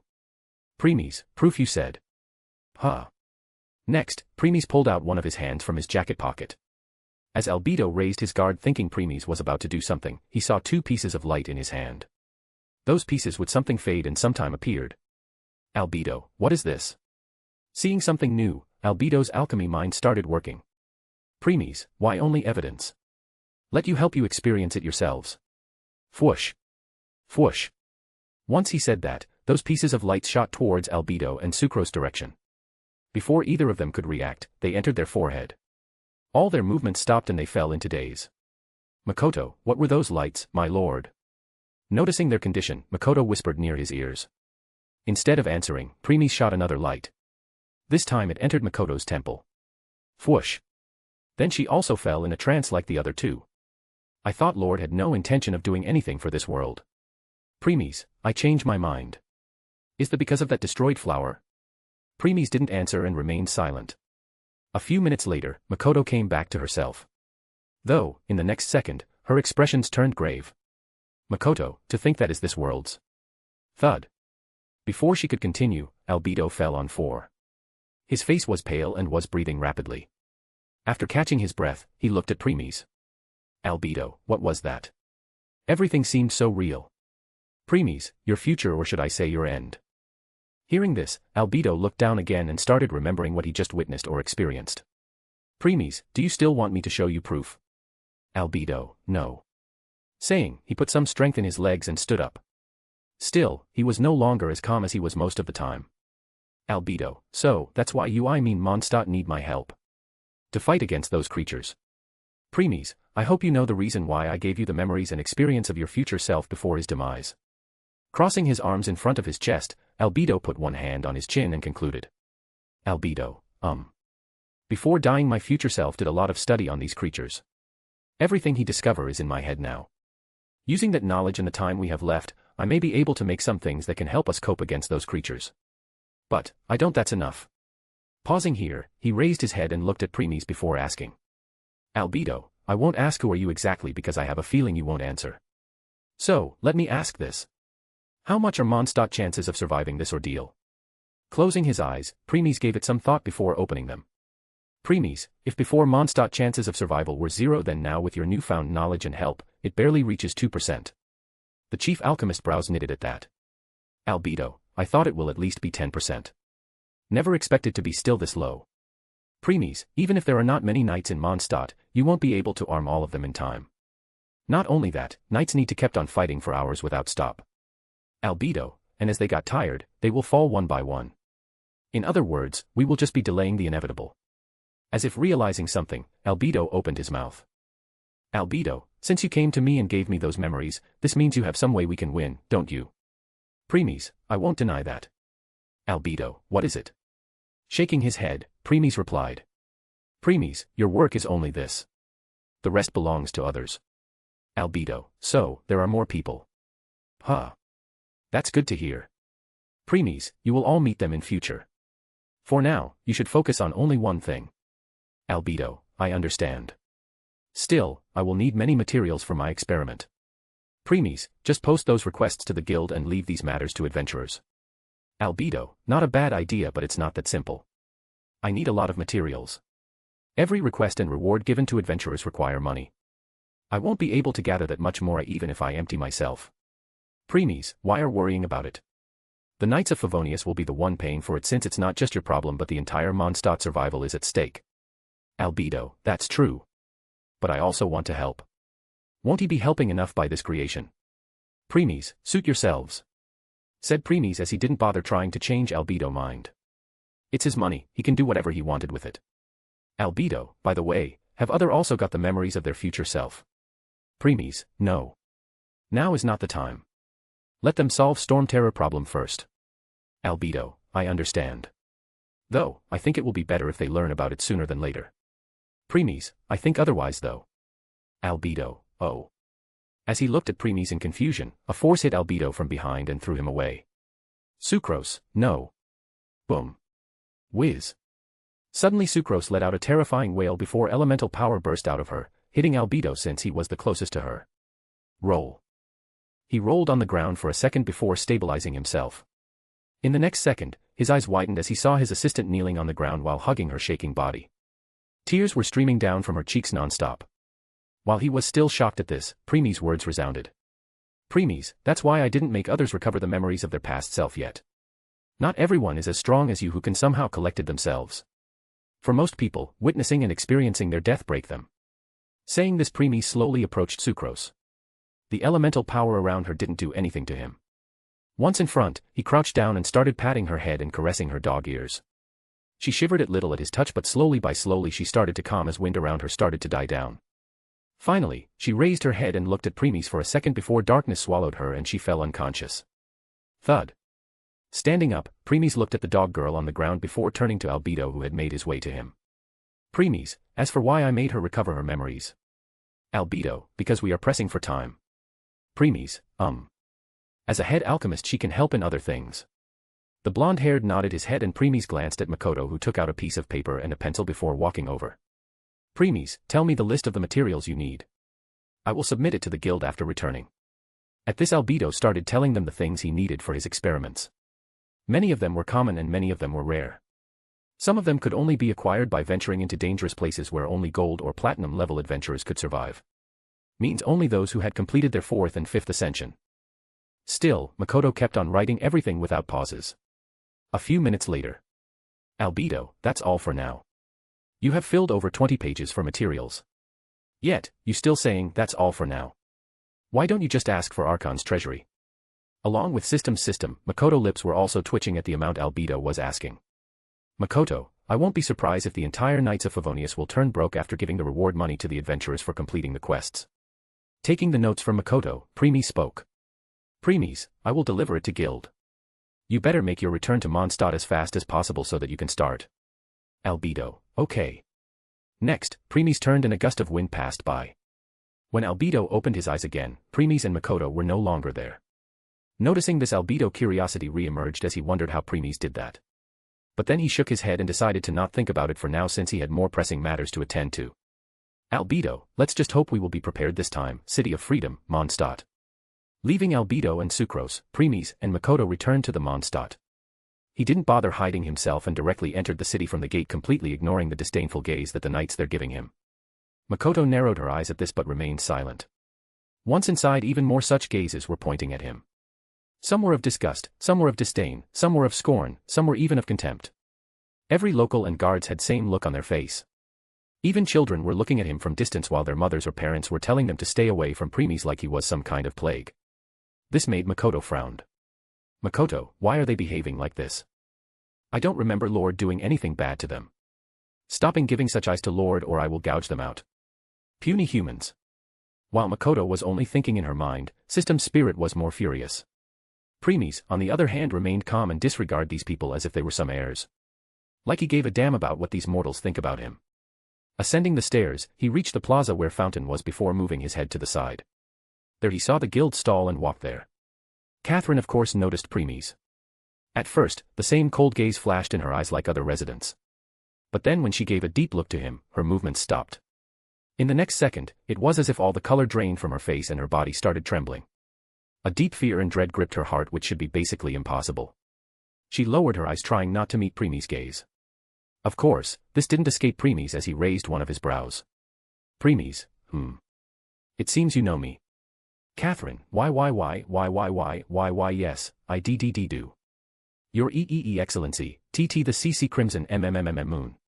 She spoke the last 3 words in a mosquito voice. Though it was still heard by Premies and Makoto, who was surprised.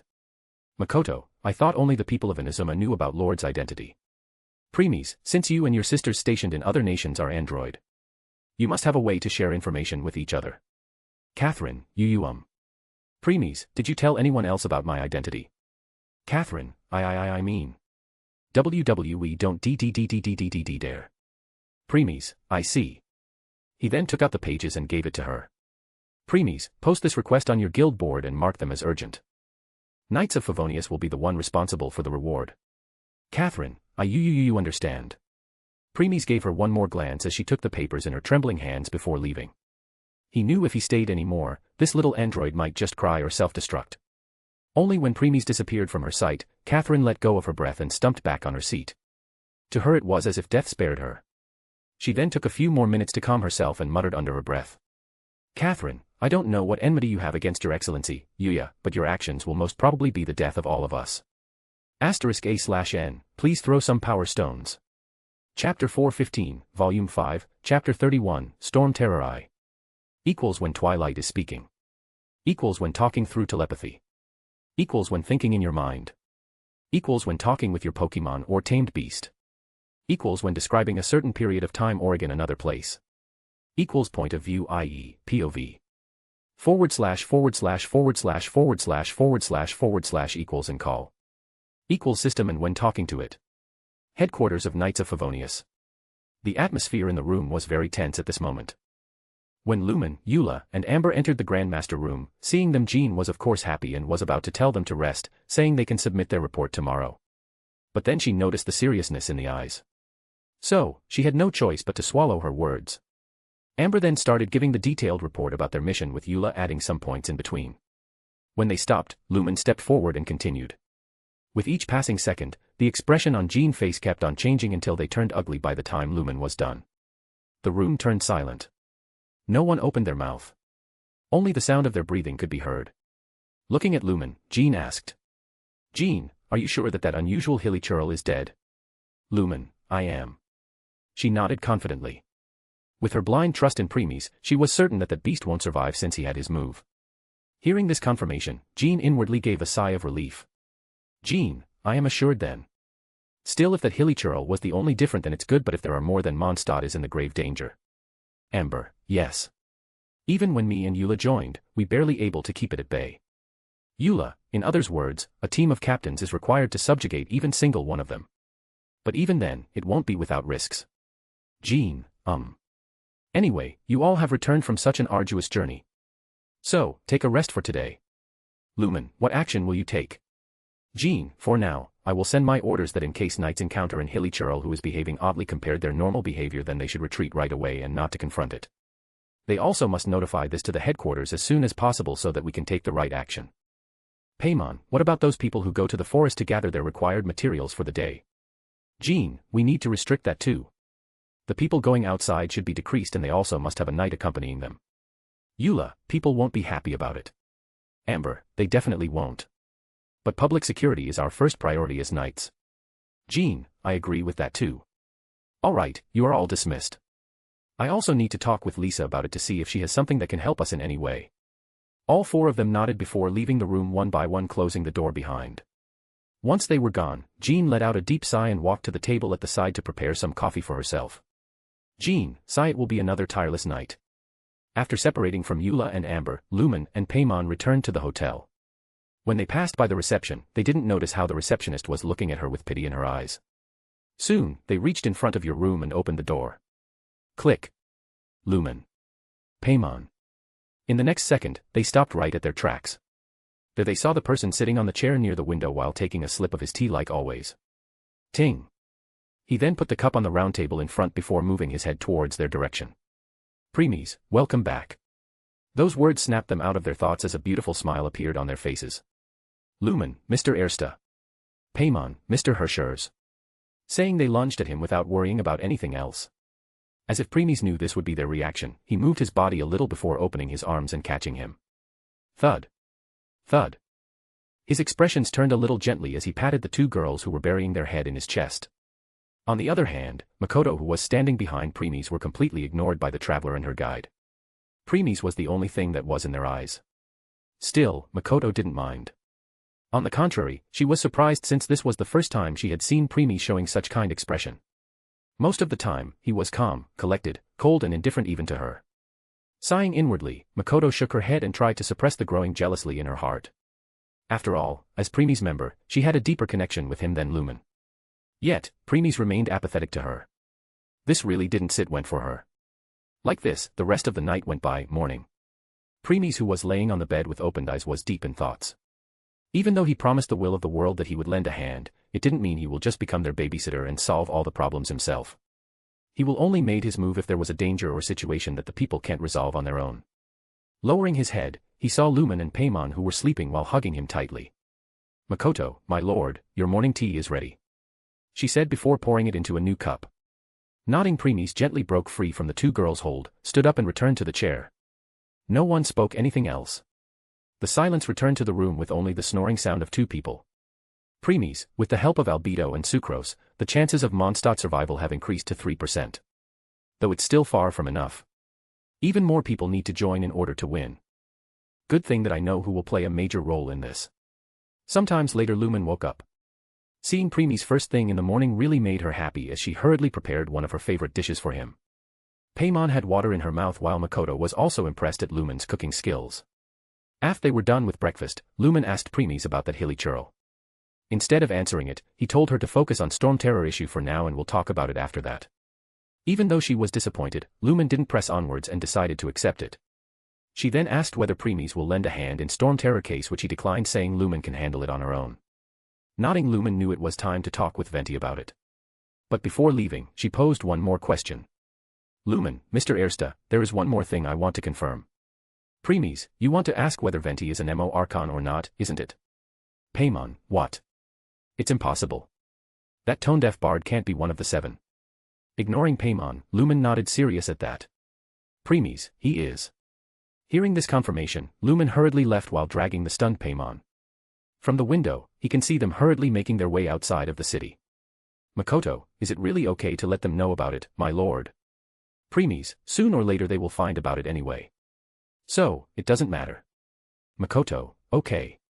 Premies, while Lumen is taking care of it, I should also make a visit to someone. Windrise, Galesong Hill, Mondstadt. Lumen and Paimon hurriedly made their way to Windrise, located southeast of Mondstadt. The area where the massive oak tree had grown after Vanessa ascended to Celestia. They soon saw Venti facing the tree. Paimon, Venti. Turning around he waved at them. Venti, good morning, traveler and her traveling companion. Lumen, good morning. Venti, so, what are you doing here? Though, I was just wondering if you would follow me. Lumen. Lumen, even if I ask him about his identity, he will deny it. So. Lumen, I want to know about an MO god. Venti, oh. Paimon, eh? She hastily covered Paimon's mouth so that she won't buttered something she shouldn't. The bard, on the other hand, didn't give it much thought. Venti, the god of an MO, Barbados already disappeared from Mondstadt a long time. She raised one of her brows at this. Lumen, disappeared. Venti, that's right. While Liyue and Inazuma's respective gods of Geo and Electro are still present, Mondstadt has seen many moons since they last saw their own god. Lumen, wow. You really are an Archon. You lie as naturally as breathing. Venti, why do you wish to know about the god of an MO? Does it have something to do with Dvalin? Paimon, that's MMMGH. Paimon tried to spoke again but Lumen didn't let her. Lumen, I was wondering if he or she had left some way to calm Dvalin because from what I have heard, an MO god and Dvalin were good friends. Dvalin even come to help Mondstadt when his friend called for his help against the vile dragon. Venti, that's true. They were really a very good friends. He said as a trace of melancholy flashed in his eyes for a second. Sighing, he shook his head before returning back to Lumen. Venti, anyway, I am quite curious how everyone sees Storm Terror. That said, there's no need to rush. I have not been back in a while and it seems there are few who are unhappy with my arrival. After saying the last sentence, Venti looked behind Lumen and Paimon and saw an Eye of Storm appearing. *A/N, please throw some power stones. Chapter 416, Volume 5, Chapter 32, Storm Terror 2. Equals when Twilight is speaking. Equals when talking through telepathy. Equals when thinking in your mind. Equals when talking with your Pokemon or tamed beast. Equals when describing a certain period of time or in another place. Equals point of view i.e. POV. / / equals and call. Equals system and when talking to it. Shin. With one last slash, the Eye of the Storm disappeared as Lumen put away her sword and returned to Venti and Paimon. Venti, extraordinary. Paimon, of course, Lumen is very strong. He nodded while giving it some thoughts. Venti, that monster might not be as strong as the beast we fight in Dragonspine but it can still give elite knights some challenge. Yet, this traveler not only took care of it with ease, she didn't use any elemental power the whole time. She just used her swordsmanship. Compared to Paimon who was nodding her head as if she was the who defeated the monster, Venti could clearly see the fineness and precision in Lumen's attack. There were no wasted movements. Every move was calculated. Venti, I don't think anyone in Mondstadt could defeat her in a sword fight. Returning back to himself, Venti smiled spoke. Venti, looks like there are many other things affected by the change in wind. Lumen, it seems so. Anyway, I think there were some external factors responsible for Storm Terror's hate. Venti, oh. Feeling surprised, Venti asked. Venti, why do you say so? Looking down, Lumen put her index finger and thumb on her chin, pondered about it for a few seconds from replying. Lumen, when I fought against it for the first time, I saw some blood colts on its back. Those colts were releasing some kind of power different from elements. Not only that. Raising her head, she looked seriously at Venti. Lumen, I felt that the elemental energy of Storm Terror was fighting against that dark inertity inside him. Maybe that's the cause of its behavior. Venti, you never failed to amaze me, traveler. That's some sharp senses you got. He said with narrowed eyes. Venti thought except for him, others wouldn't be able to find the cause of Dvalin's pain. Lumen, so. Venti, you're right. His hate did not arise from the people not making tribute to the Four Winds. Nor was it born from his nature, but instead came about as a product of his degradation. Paimon, degradation. Of his body or something. Venti, something like that. You see, there's black blood flowing through his heart which has been torturing him for years. Lumen, black blood. Huh. Must the blood of the vile dragon which it killed. Venti, that's what allowed him to be led astray by the lies of Abyss Mage. Paimon, Abyss, what? Venti, Abyss Mage. They are from the Abyss Order, an organization comprised of non-human beings. They despised mankind, though I don't know where they came from. All I know is that they hold deep hatred towards the human. Lumen, so, they are like terrorists. Venti, many hilly churls out in the wild take orders from them and act as their weapon. Before arriving here, I too liked Valen, cursed and left to waste. But now, before us stands the symbol of Mondstadt's hero, the place from which Mondstadt rose. He turned and faced the tree before continuing. Though Lumen ignored it as her expression turned solemn and she thought of something. Lumen, Abyss Order can give orders to hilly churls. Does that mean that unusual hilly churl was also given order by this Abyss Order to kill us? And it would have succeeded if Mr. Erste didn't make his move. At this, the feeling of weakness started to haunt Lumen again. But then she hurriedly shook her head and threw those thoughts away. Lumen, no, Mr. Erste warned me not to be hasty to become strong. I must solid my foundation before going ahead. Thanks to that very thing, I was able to fight against that hilly churl for so long even when its level was more than twice from mine. The corner of her lips raised a little as she relaxed herself. Paimon, so, how exactly did you get poisoned? Venti, that would be because I tried to communicate with Dvalin earlier, but was interrupted. As a result, not only did I not manage to help Dvalin break his curse, but instead, was also infected myself. Lumen, I am sure Mr. Erste will be able to purify it without any issue. Paimon, that was us, didn't we? Venti, exactly. Hee, so to make up for it, Lumen, you're coming with me to the cathedral. Paimon, the Mondstadt Cathedral. What are we gonna do there? Venti, to claim a certain holy liar der Himmel. Lumen, I am suddenly having a bad feeling about it. I hope he won't ask me to do something like stealing it. Goth Grand Hotel, Mondstadt City. On the top floor of the hotel, a red lady was sitting on sofa and was looking at the Fatui agents that were kneeling in front of her. They were trying their best to suppress the fear in their heart because they all were fully aware of the temper of the 8th of the 11 Fatui Harbingers. Signora, is there any news of an Emo god? She asked in extreme cold tone. This made the Fatui flinched before one of them reported. Fatui 1, no, Lady Signora. We have agents in every corner of Mondstadt, yet there was no one talking about it. The only thing we get in our hands is that an Emo god disappeared long time. Signora, tell me something I don't know. They trembled at her shout. Signora, what about the Storm Terror? Did that acting Grandmaster still not willing to accept our assistance? Fatui 2, she is still saying that she needs some time. Signora, useless garbage. All of you.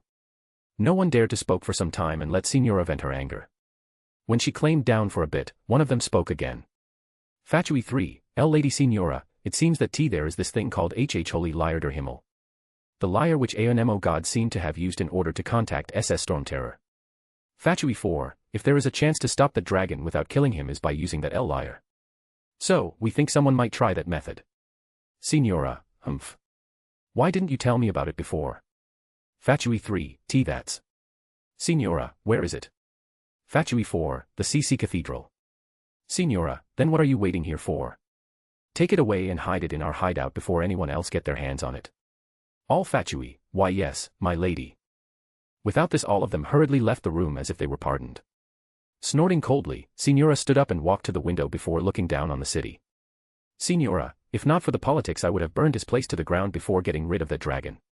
Bearing down the very city in which you were born. I guess I can expect nothing else from the Crimson Witch of Flame.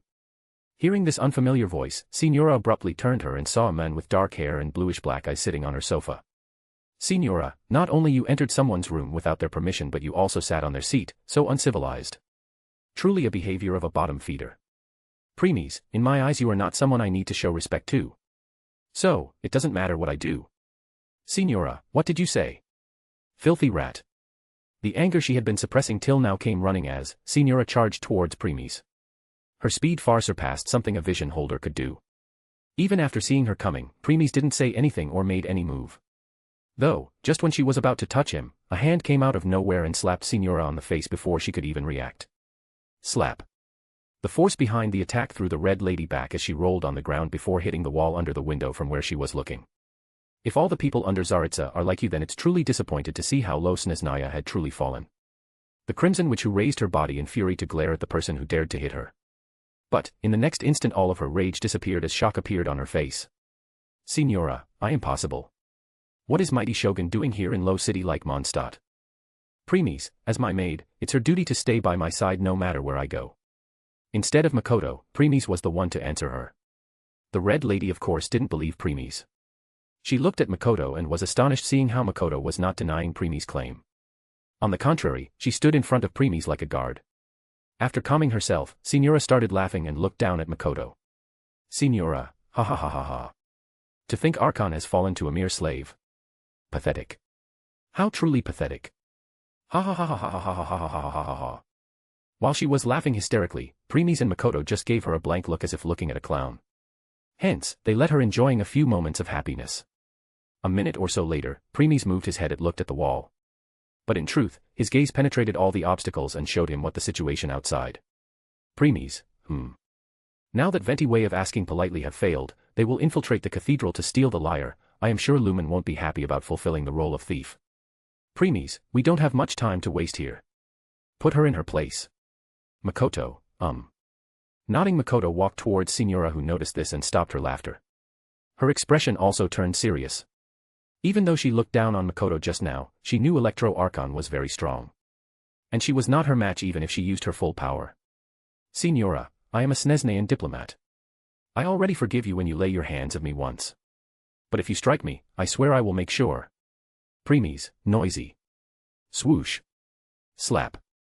At Premies' word, Makoto appeared in front of Signora and gave her a backslap this time. Making her fell again. Crackle. While falling cryo-elements gathered around Signora before she launched icicles at Makoto. Fwoosh. Fwoosh. Fwoosh. Fwoosh. Makoto easily dodged all of them with hardly any efforts. Just after that, electro-element gathered in her palm and she hit Signora on her chest. Bam. Roar. Signora, arg. The Harbinger got engulfed in thunder and slammed at the wall very hard. In case this room was not covered by Premies' power at the moment, then Signora would have been thrown through some buildings before plastering in the wall of Mondstadt. Thud.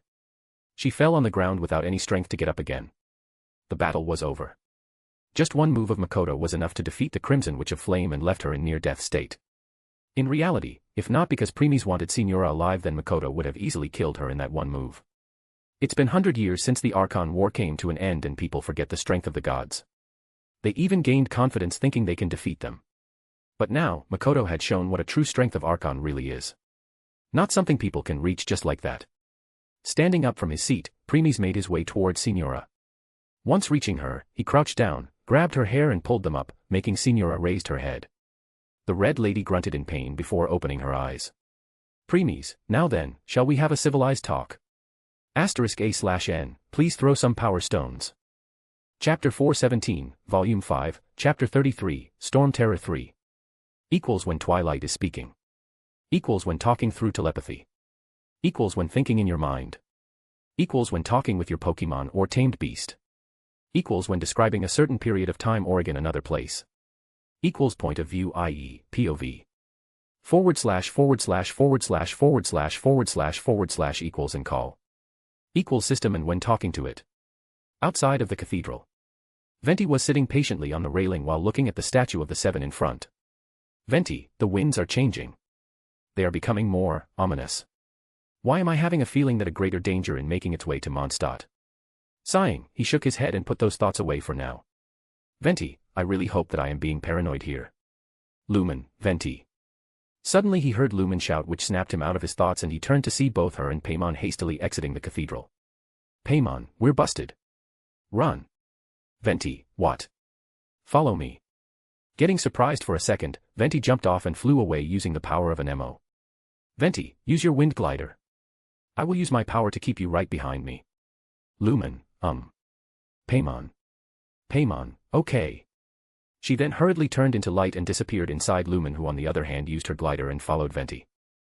Two people flew around the rooftops of the city before finally landing in front of a tavern. Venti, we would be safe here. Lumen, here? Showing a confusion, Lumen looked at the sign. Lumen, Angel's Share. Venti, what are you waiting for? Let's go before they saw us. Lumen, oh, okay. With they hurriedly entered the tavern Angel's Share. Two men could be seen talking to each other inside.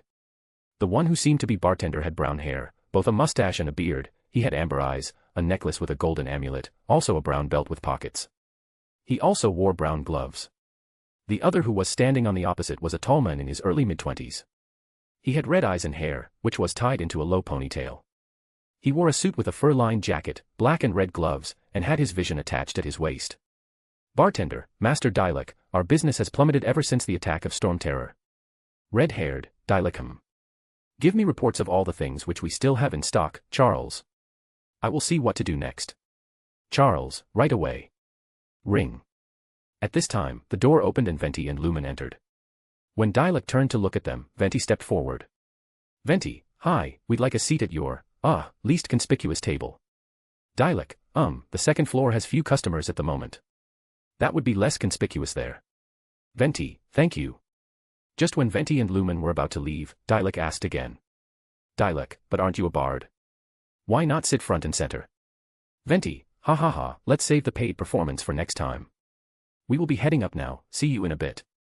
Waving his hand as they get going while Dialek kept on staring at their back. Charles, the bartender noticed Dialek behavior and asked. Charles, is something wrong, Master Dialek? Dialek, there is something strange about that bard. Keep an eye on it while I'll go ask around. Charles, ask who exactly?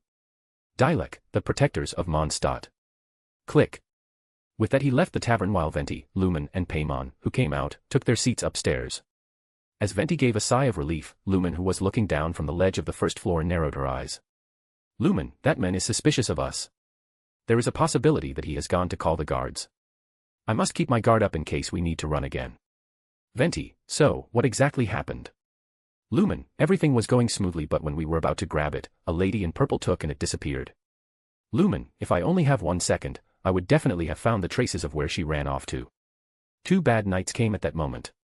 Hearing Lumen's response, Venti let out a sigh. Venti, we must get that liar back somehow. Paimon, is there no other way? Lumen, Mr. Ersta. Venti, no, there isn't. Paimon, but how do we find it? We don't know where that lady took it. Venti, lady in purple, anything else noticeable? Paimon, she had like long purple ear. Lumen, she was a fatui. Paimon, Venti, okay, this explains everything.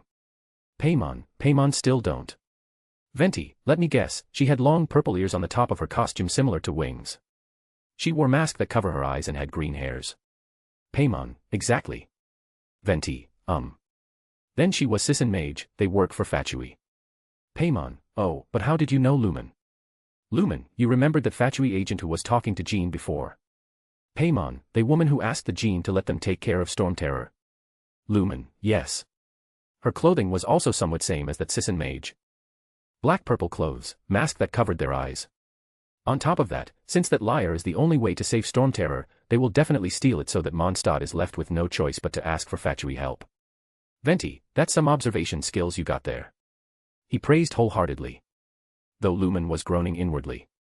Lumen, I got those skills by painstaking training Mr. Ersta made me go through. Just remembering that Lumen felt a chill down her spine. Preemie's training can only be defined with one word, inhumane.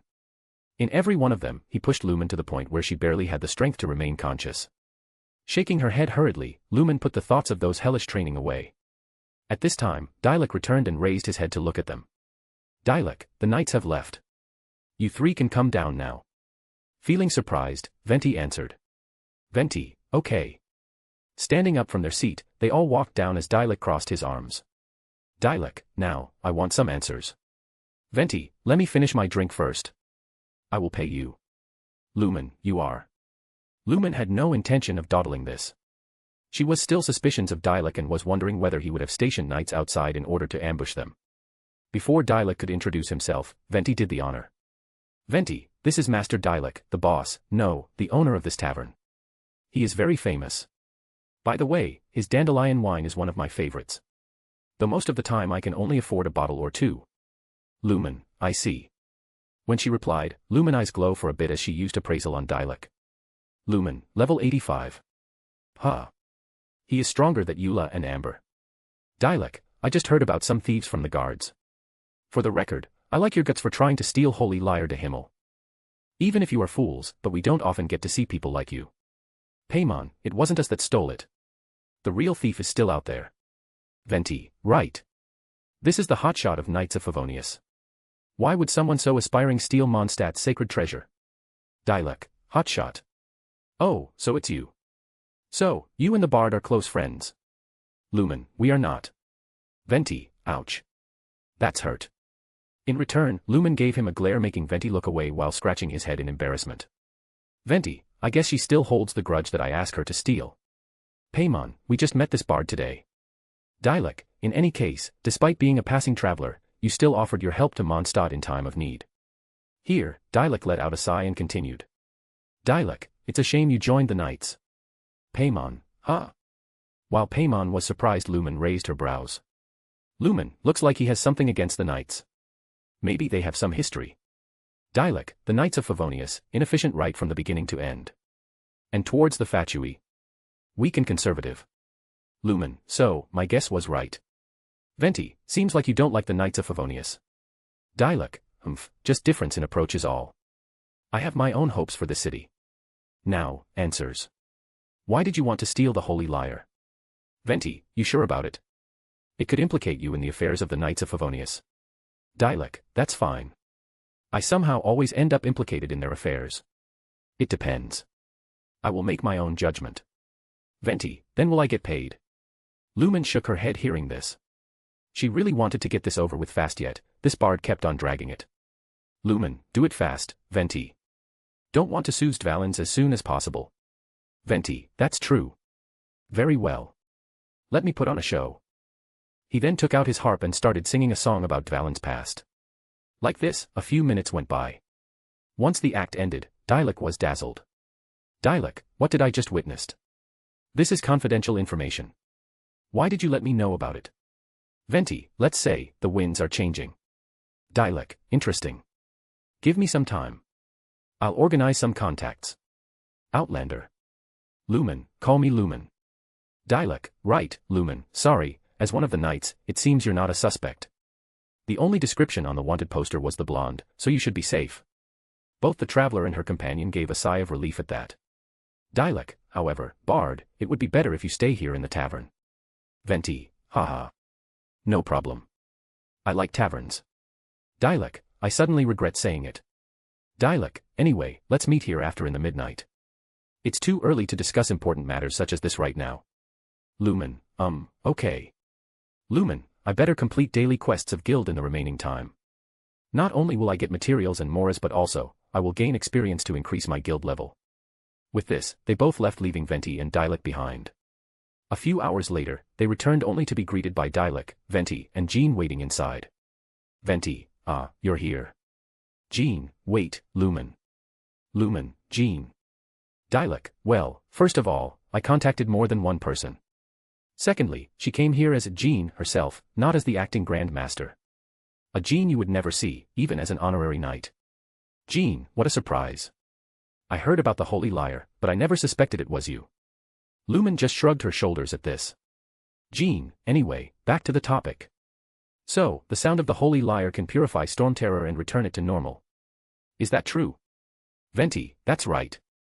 Lumen is putting herself on the front line to try and resolve this Storm Terror issue. Praising the blonde, he continued. Venti, now that's the hotshot of the Knights of Favonius I'm talking about. Like this their conversation kept on going. Dialek thought of a way to persuade Jean, but to his surprise she trusted Lumen right away. They then also talked about the diplomatic pressure from Fatui which made Jean to only do this in private and so on. From their conversation Lumen also caught a slip which made her knew that Dialek and Jean really did know each other. Once Lumen confirmed that Fatui was the one who stole the lyre, Jean also believed it since the conflict between Mondstadt and Snezhnaya stems from the conflict between the seven nations and their respective gods. And she also confirmed that the cryo gods Fatui seemed to be after the Anemo god's power. Venti remained quiet at this while Lumen gave him a side eye. Jean, if the Knights of Favonius publicly prevented an attempt on Valen's head, then the only other way to affect the Anemo god's power is to take the Holy Lyre. Dialek, the number of Fatui that have come to Mondstadt is far from limited. I've already managed to coerce a few reports out of them. Jean, Dialek has confirmed that the Holy Lyre is not being held in the Goth Grand Hotel. I imagine they don't want to leave something stolen in a place where it could be so easily found. Paimon gets it. If too much of a scene gets made, then it becomes a big diplomatic issue. Dialect, such is the diplomacy between the 7 nations. Lumen, ready to go? Nodding, she answered. Lumen, yes, let's go. Though the moment they are about to leave, a voice came from the upstairs and stopped them. No need. Here is the holy lyre you are looking for. Stopping, they turned and raised their head. There they saw that very lyre placed on the table with a black-haired man sitting on a chair in front of it and a purple-haired woman standing behind. Seeing him, a smile formed on both Lumen and Paimon's face while Jean also felt relieved. Dialect was surprised seeing their reactions but didn't say anything since it confirmed that they knew who that person was. At this time, none of them noticed Venti, who was looking at the woman with shock as his eyes widened. Venti, what are you doing here in Mondstadt? *A/N. Hi readers. I read some recent reviews and found that people not only not like my novel but are also criticizing me. I got depressed. But then I realized that I am not writing this novel for earning or something. I am writing it because it's my hobby. Hence, I won't let such things affect in any way and will continue writing. Still, I want to thank you all for your support till now. I truly appreciate it. Thank you. *A/N. Please throw some power stones. Chapter 418, Volume 5, Chapter 34, Storm Terror 4. Equals when Twilight is speaking. Equals when talking through telepathy. Equals when thinking in your mind. Equals when talking with your Pokemon or tamed beast. Equals when describing a certain period of time or again another place. Equals point of view, i.e., POV. // equals and call. Equals system and when talking to it. Lumen, Paimon, and Jean hurriedly made their way to upstairs while Dialect also followed after a second. The only one left behind was Venti, who was still looking at purple-haired woman with countless questions in his mind. Noticing his gaze, Makoto turned and put her index finger on her lips. Snapping out of his stupor, the bard nodded slowly before also deciding to make his way to them. Lumen was the first one reach up. She hurriedly pulled one of the chairs from the other table and bought it near Premis's before sitting on it. Her eyes were only on Premis, though occasionally she gave a jealous eye to Makoto since Premis would always take her wherever he goes. Before it was Lumen who stayed by his side, now her position was taken. Premis, of course, saw through Lumen's thoughts. Hence, he put his hand on her head and started patting her. This made Lumen turn her attention as she closed her eyes in content. Paimon too. Paimon too. Our little companion also wanted this, but before she could, Lumen caught her and didn't let her. Right now, she wanted to getting rid of growing enviousness in her heart. Premis didn't mind Lumen's behavior. After being separated from her brother and waking up in his new world, he was all Lumen had. So, it's not that surprising that she felt that Premis would be taken away from her. The first Electro Archon, who was standing behind Premis, of course noticed the look Blonde was giving her before. But she didn't get bothered by it and just smiled. Jean, thank you for getting Lyre back, Your Excellency. Dialect, Your Excellency. Jean and Dialect also reached them. The acting Grandmaster bowed towards Premis before taking another seat while Dialect was surprised at the way Jean addressed him. Still, he noticed the eye Jean was giving him and realized that Premis must be some kind of noble or royalty right away. Even though Dialect didn't have that good impression of nobles, thought of them as some leech, seeing how Jean was sincere with her words and was genuine respected Premis, he thought of Premis to be one of exceptions and didn't give birth to any hostility towards him for now. And since he brought back the lyre, this means he also had no bad intention against Mondstadt. So, his impression of Premis rose a level. When Premis nodded at Jean, Venti also appeared. Venti, you also have my gratitude, sir. Saying this, Venti picked up the lyre. Venti, this is the holy lyre. The pattern of flowing wind craved on the rosewood and the strings still feel cool to the touch too. Oh, the memories. Jean, what do you think, Venti? Can you summon Valen? Venti, although this lyre is the real thing, I doubt that it's going to work. As you can see, the lyre has been through 1,000 years of history. Its anemo power has run dry. In this condition, you couldn't play music fit for even Dialect's tavern with it. Not liking Venti's words, Dialect was about to open his mouth, but Premis spoke. Premis, you are next, Lumen. Lumen, Me. The traveler who was enjoying Premis' patting snapped out of her thoughts and pointed at herself with dumbfounded expression. Premis, Dvalin's teardrops. Venti, so sir knows. Yup, the lyre itself is fine, but the intensity of anemo power in it has greatly diminished. Those teardrops can do the trick. Lumen, oh. Okay. Taking out the teardrop crystal, Lumen carefully placed it onto the strings. Glow. Once she did so, it let out an aqua green glowing before fading. Venti, hee hee, it worked, as expected. Jean, this youthful glow. Paimon, praising yourself. Really? Our little fairy who break through from Lumen grasp sat on Preemie's lap, putting his hand on her head this time. She gave an incredulous look to Jean. Jean, I am talking about the lyre. Venti, thanks to Lumen having purified the crystal, the holy lyre won't continue to lose power. That said, its power is far from replenished. It'd be great if we could get more tears. Dialek, more. Huh. Venti, that's right. I can surmise that Valen will already be crying. Suffering alone in some deserted place. Dialek, Jean, what if you mobilize rest of the knights to assist? When they get it, Lumen can perform purification process. Venti, yeah. That's a good plan. However, Jean on the other hand, shook her head in denial. Jean, that's a problem. Venti and Dialek and Paimon, huh? Why? Understanding what Jean meant, Lumen also nodded her head. Lumen, if anyone else touch it, they will be cursed. Paimon, oh, Paimon forgot that. We can't let others touch those crystals. Dialek, what curse? Venti, I also want to know. You said the same thing to me before.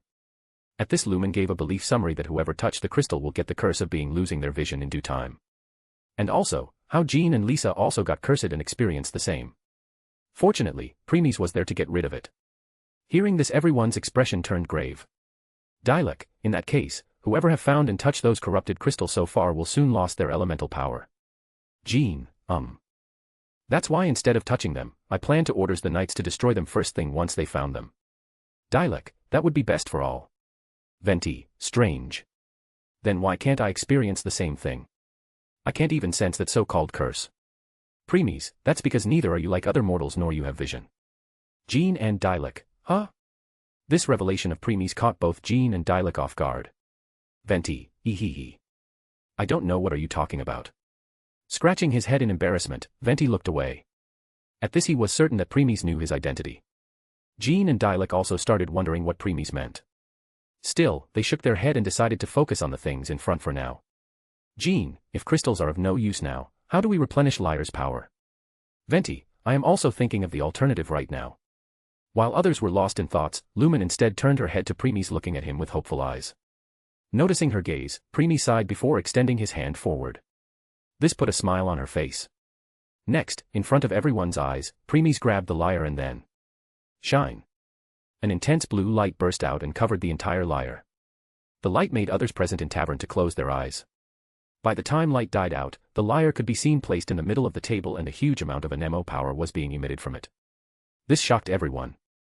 They never expected this. Like a marionette they turned their head towards Preemies' direction. Though in the next second, they all were speechless. Why? Because Preemies and Makoto was no longer there. Getting used to Preemies leaving like this, Lumen could only show a wry smile. Still, she was happy that Preemies helped her when she asked. At this time, Venti received a sound transmission. Preemies, complete this fast. Then we would have a talk, Barbatos. That's all he heard. Still hearing this, he let out a sigh. Venti, so, he really knows who I am. Sigh anyway. Picking up the now fixed lyre, he spoke. Venti, let's go and save Valen. *A/N, please throw some power stones. Chapter 419, Volume 5, Chapter 35, Storm Terror V. Equals when Twilight is speaking. Equals when talking through telepathy. Equals when thinking in your mind. Equals when talking with your Pokemon or tamed beast. Equals when describing a certain period of time or again another place. Equals point of view i.e. POV. / equals and call. Equals system and when talking to it. After leaving Lumen and others behind, Preemies started strolling in the streets of Mondstadt again while lost in thoughts. Preemies, the issue of the storm terror will be resolved by the morning. After that I can make Jean and others focus on the preparations of the coming enemy. Currently, they are not ready. By the time enemy would come knocking, the Jean and others must complete their second ascension. Otherwise, the battle will be over before it even began. Not only that but the other knights must also reach level 100 by then. Since it's midnight, there weren't much people since most of them were sleeping right now. So, currently, in the entire street there were only Preemies and Makoto. As moonlight fell on them, their shadows lengthened. At this second, Preemies' gaze fell on the poster on the wall. On the poster was the picture of the boy who looked mostly identical to Lumen. Premies, ether, so, Lumen also pasted these posters before returning to the tavern. Though she has some good drawing skills. Looking at this, Preemie's mind also wandered off to something else. Preemies, now that I think about it, it's been countless years since I last drew myself. That was during my time in Orario. He then started reminiscing about his time in Danmachi world as the images of people he met there flooded in his mind one by one. Preemies, even if I made sure that the time moved differently in there, I am sure Behemoth had already attacked the city. Though I don't know how many of them had survived, I'm mad sure that Behemoth start with noble section. Hence, I am 99% certain that the most of the nobles would have been killed or eaten by it. And since the protagonist still didn't start his journey, causalities will be quite heavy too. Thud. At this time someone bumped into Preemies and fell back on the ground. The person was middle-aged man with brown hair and was wearing blue shirt and glasses. Man, dog, can't you see where you are going? How dare you collide with a royalty? Clearly it was the man's fault, yet instead of apologizing he haughty and arrogantly started insulting Preemies as if it was his mistake to even stand in his way. Too bad, no matter what he said, Preemies seemed unimpressed. He just casually gave him an eye before looking forward. This, on the contrary, indignant the man even more. Standing up, he pointed his finger at Preemies. Man, bastard. Are you deaf or something? Still, Preemies ignored him as if he was some air before turning and walking away. Men, you. Uncle, what happened? Suddenly, a feminine voice was heard from behind that man. A woman approached him. While asking, the woman's gaze turned towards the direction her uncle was shouting at. Only to be surprised that it was Preemies and Makoto. That's Mr. Hershers. Not noticing Eula's expression, the person continued garbage talk at Preemies. Uncle, how dare a plebeian like him look down on a high-ranking aristocrat of the Lawrence clan? He should be punished to death. And those words decided the man's fate right at that moment. While Preemies kept on going, Makoto stopped and looked coldly at them. Crackle. A spark of electric was emitted from her eye. Eula, not good. The Spindrift Knight hurriedly moved and stood in front of her uncle with her claymore out and ready to block the attack. However, Makoto was already standing behind that man in the next moment. Her speed was not something Eula could have imaging. The man who was still barking while pointing at Preemies didn't realize that death was already standing behind him. And then... boom. Roar. A purple lightning pillar rose for a second before disappearing. When Eula looked back, everything was over. Only a last black burnt part was seen, which also dispersed in the air. Eula, how could this be? While the blue-haired was trying to process what just happened, Makoto casually walked past her as if she just got rid of some bug. Eula, wait. Snapping out of her thoughts, Eula turned to glare at Makoto. Yet, Makoto, as if had not heard her, kept on walking. Eula, I said stop. Saying this, she gathered all of her strength in her claymore, turning it into an ice sword and attacked Makoto. Slash. Boom. Jean, so, shall we begin? Venti, of course. Before that, everyone steps aside. Hearing this, other four move back as Venti took out the lyre. Venti, I, the best wandering bard of the mortal world, shall begin my performance with Holy Lyre. He then started playing a song. A few seconds later, wind started picking up. Whoa. Lumen, he is here. Whoosh. Suddenly, Dvalin appeared from below and stared down at Venti. Dvalin, you have come. What has been done cannot be undone. Venti, if so, then why do I see sadness in your eyes? Sadness that speaks of your yearning for this song. Dvalin, Gore. Jean, they are communicating, huh? At this moment, the people at the back noticed an ice blast heading towards Venti. Dialek, watch out. The bard was completely focused on his friend that he didn't saw the incoming attack. Still, before it could hit him, the lyre in his hand started releasing light as wind gathered around Venti in an instant, making a dome to protect him. Bang. The Ciro blast hit the dome and failed to even send a ripple to it. Jean, Venti. The others rushed over, and saying that they were surprised won't be an understatement. Paimon, great job, tone-deaf bard. Venti, but... I didn't do anything. Lumen, you didn't. Narrowing her eyes, Lumen looked at the lyre in Venti's hand. Dialek, an abyss mage. Red-haired said he saw Cryo Abyss Mage who revealed itself. Jean, so, the Abyss Order are also involved. Ciro Abyss Mage, do not be fooled by him, dear dragon. He left you to rot alone. Now he attempts to deceive you once more. Dvalin, Gore. Barbatos. Ciro Abyss Mage, let your wrath fester. Mondstadt has already turned its back on you. Dvalin, Gore. The dragon then lets out a huge roar. Dvalin, roar. Venti, Dvalin. Dvalin, you bring these humans here to slay me. You've changed quite a lot, Barbatos. Venti, it's not like that, Dvalin. Ciro Abyss Mage, the time has come for the dragon to serve its true master. While you bewail your pathetic selves, and watch the world tremble with fear. Here, Dvalin turned to fly away. Just when Venti was looking sad at his friend, the lyre in his hand started radiating as a blue light shot out of it and entered Dvalin's head. Shine. Sew. Dvalin. This made the dragon to stop his moment for a second. Ciro Abyss Mage, you. What did you do, Anemo God? Venti, I. There was no point in asking because even Venti didn't know himself. Crackle. SSS. Dvalin, AUH. Next, Storm Terror grunted in pain, a blue fire burst out from his back and burnt away one of the blood clots. Lumen and Paimon, that flame.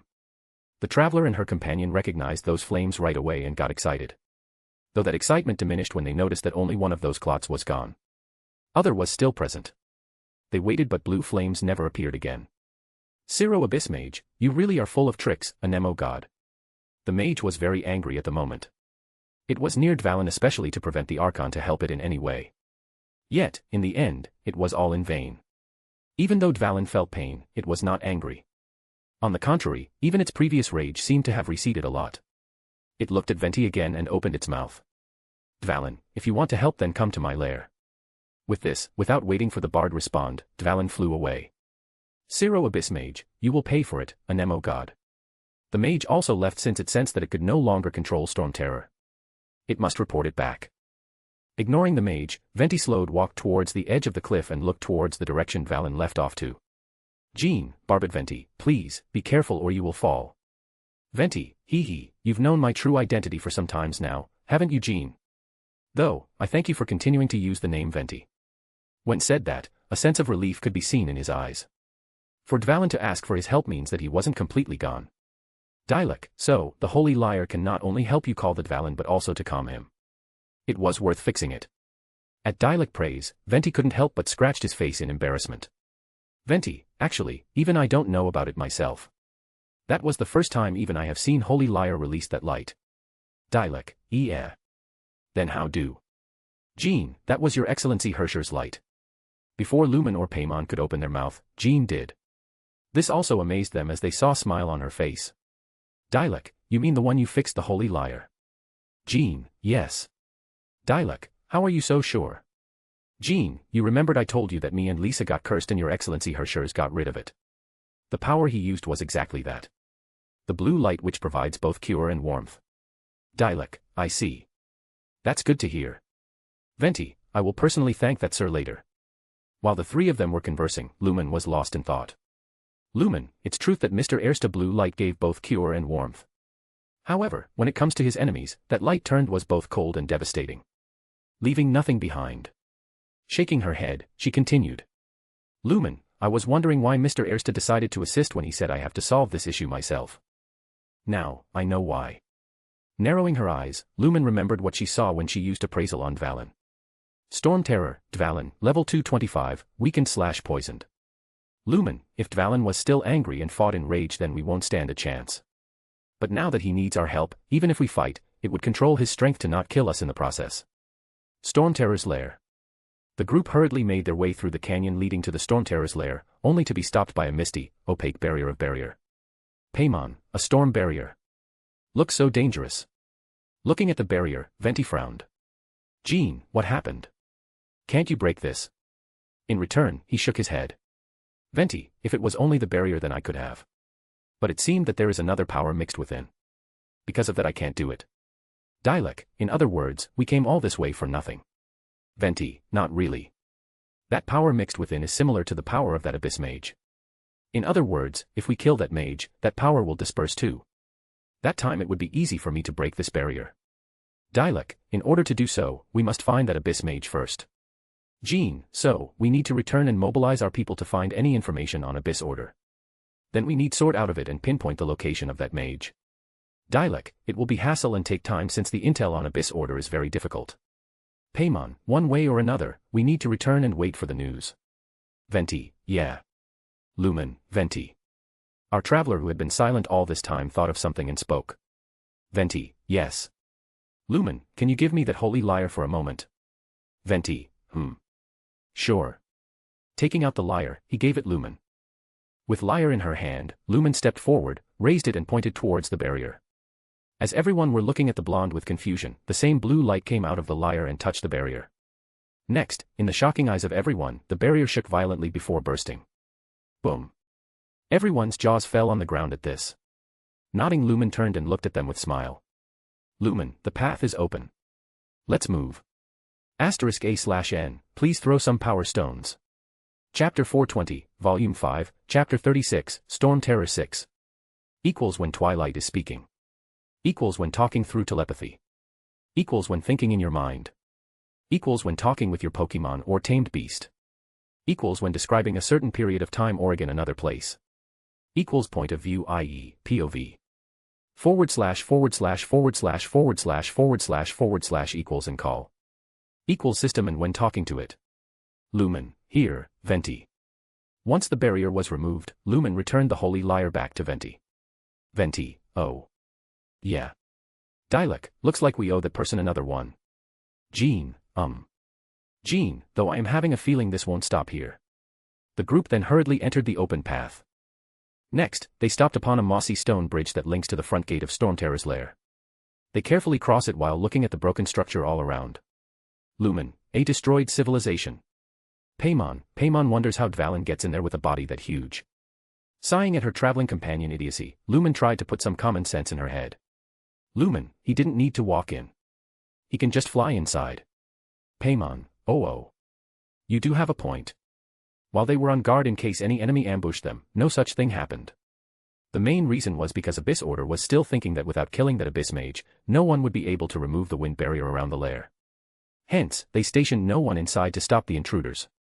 Traveler and others soon reached the entrance of a massive temple that occupied almost the entire canyon, only to see another barrier blocking their way. At this, everyone turned their eyes to Venti.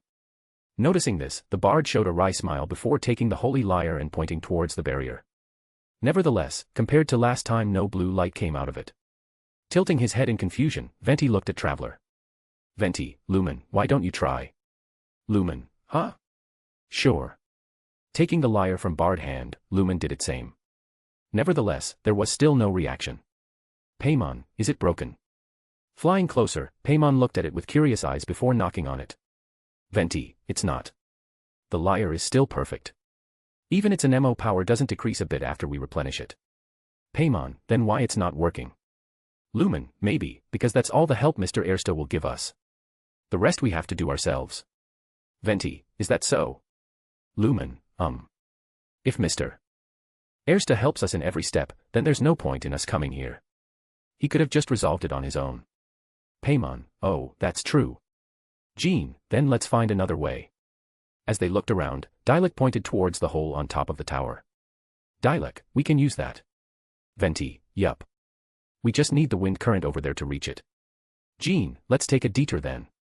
Next, they made their way around the barrier using various wind currents to reach the third highest floor of the tower. Paimon, it was more tired than Payon thought it would. Giving her a blank stare, Lumen spoke. Lumen, you're floating all this time. You can't be as tired as the other three. Paimon still get tired. Hearing this, the traveler just shrugged her shoulders while other three were looking at her with astonishment. After all this up-down, even someone experienced and stronger like Jean and Dialek have haggard breathing. Yet, Lumen was same as when they started. As if all this exercise was amount to nothing to her. Venti, interesting. Even if her level is lower than Knights of Favonius, her physique isn't. She is someone who spent most of her time in fighting.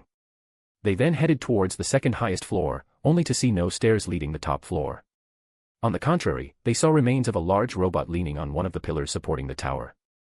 Witness it, Lumen hurriedly raised her guard and took out her sword. Jean, a ruin guard. What's it doing in Stormterror's lair? She questioned to no one in particular. The others waited, but they didn't hear any sound from ruin guard. Slowly, Lumen approached it with her sword held tightly in hand. Even after she stood in front of it, the robot didn't move. After confirming that it wasn't going to move, she put her sword away. Paimon, is it broken? Lumen, doesn't appear so. Jean, no signs or damage. So, it wasn't defeated in battle. Lumen, maybe its energy ran out or something. Jean, That answers why it's not moving. Still, what is? Dialek, while I am also interested in knowing what happened to this machine, we should remain focused on the task at hand. Venti, hee, Master Dialek's right. Let's keep moving everyone. The group then spotted a wind current and used it to glide to the top floor of the tower. There they saw some sort of mechanism across the hole in the middle of the floor. Venti, oh, we can't advance any further. The ruins seem to be guarded by ancient seals. Paimon, is this the work of Dvalin? Venti, no. These ruins were once part of an ancient city. Dvalin just happens to be nesting in these ruins for now. These ruins even predate the existence of the Four Winds. Mondstadt is a city without a ruler. However, before it was ruled over by a tyrant. Paimon, I see. Venti, anyway. I'll sing you that story when we have a chance in the future. At this time, Dialek walked over and inspected the object. Dialek, the markings on this seal. If my archaeological knowledge is not mistaken, this appears to be a light actuator. If we retrieve and reintegrate all the parts, we should be able to get it working. Jean, we should be close to completing the ceremony for this actuator. Let's put the last part back and see. Jean pointed at the crystal object nearby as Lumen walked over and grabbed it. Lumen, so, do I just put it on the light actuator? Dialek, once the crystal is close enough, it'll do the work by itself. Hearing this, the traveler nodded. Lumen, got it. As Lumen approached and got closer to the actuator, the crystal suddenly flew by itself and disappeared into the machine. This resulted in a domain briefly appeared on the hole of the floor before disappearing. Lumen, that's easy. She then returned back to the others. Venti, so, we're right. Still there are 3 more halos circling the tower. Paimon, means 3 more light actuators to activate. Jean, I can already see 1 from here. The remaining 2 must be scattered within the ruins. Let's go find them. Dialek, I'll go find another. Lumen and G. Venti, how about Master Dialek, Jean, and I each take 1? While we are doing so, Traveler will stand guard here in case some enemies show up. Hearing this, Dialek and Jean were surprised. However, before they could say anything, Venti gestured them to keep quiet. Turning to Lumen, he asked. Venti, what do you say, Traveler? Can we leave this place to you? Lumen, well, sure. Venti, hee. Thanks. All right then, Master Dialek, Jean, let's go. The bard then dragged both of them away in the confused eyes of Lumen and Paimon. Some distance away. Once confirming that Lumen and Paimon could no longer hear them, Dialek, so, what is this all about? Instead of answering right away, Venti turned to Jean. Venti, Jean, I want to ask. Do you know the real identity of Lumen, or where did she come from? Jean, I don't. We did some digging when Kia mentioned it, but we failed to find anything. It was as if Traveler appeared out of nowhere. Venti, so, that's the case. Putting one hand on his chin, Venti pondered with serious expression. Dialek, is there something wrong with her? Venti, I can't say that, but I am more interested in that sir behind her. Jean, you mean, Your Excellency Hershers?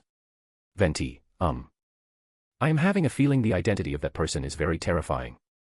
Dialek, is it because the power he left in the lyre not only calmed Dvalin but also removed the wind barrier? Venti, yes. Even an Adeptus will have difficulty doing it. Yet, he did even when he was not physically present. As if realization struck Jean, her expression turned stern. Jean, Venti, are you trying to say that there is a possibility that Your Excellency Hershers can be from Celestia? Venti, correct. That's exactly what I am thinking too. Jean, this makes things extremely complicated. If really is from Celestia, then we must make sure he won't get offended in any way. Otherwise, it will be over for Mondstadt if Celestia fury falls on us. Dialek also turned serious because of the gravity of the situation. Dialek, there is something more to it, isn't it? You won't just separate us to tell us that. Venti, you're right.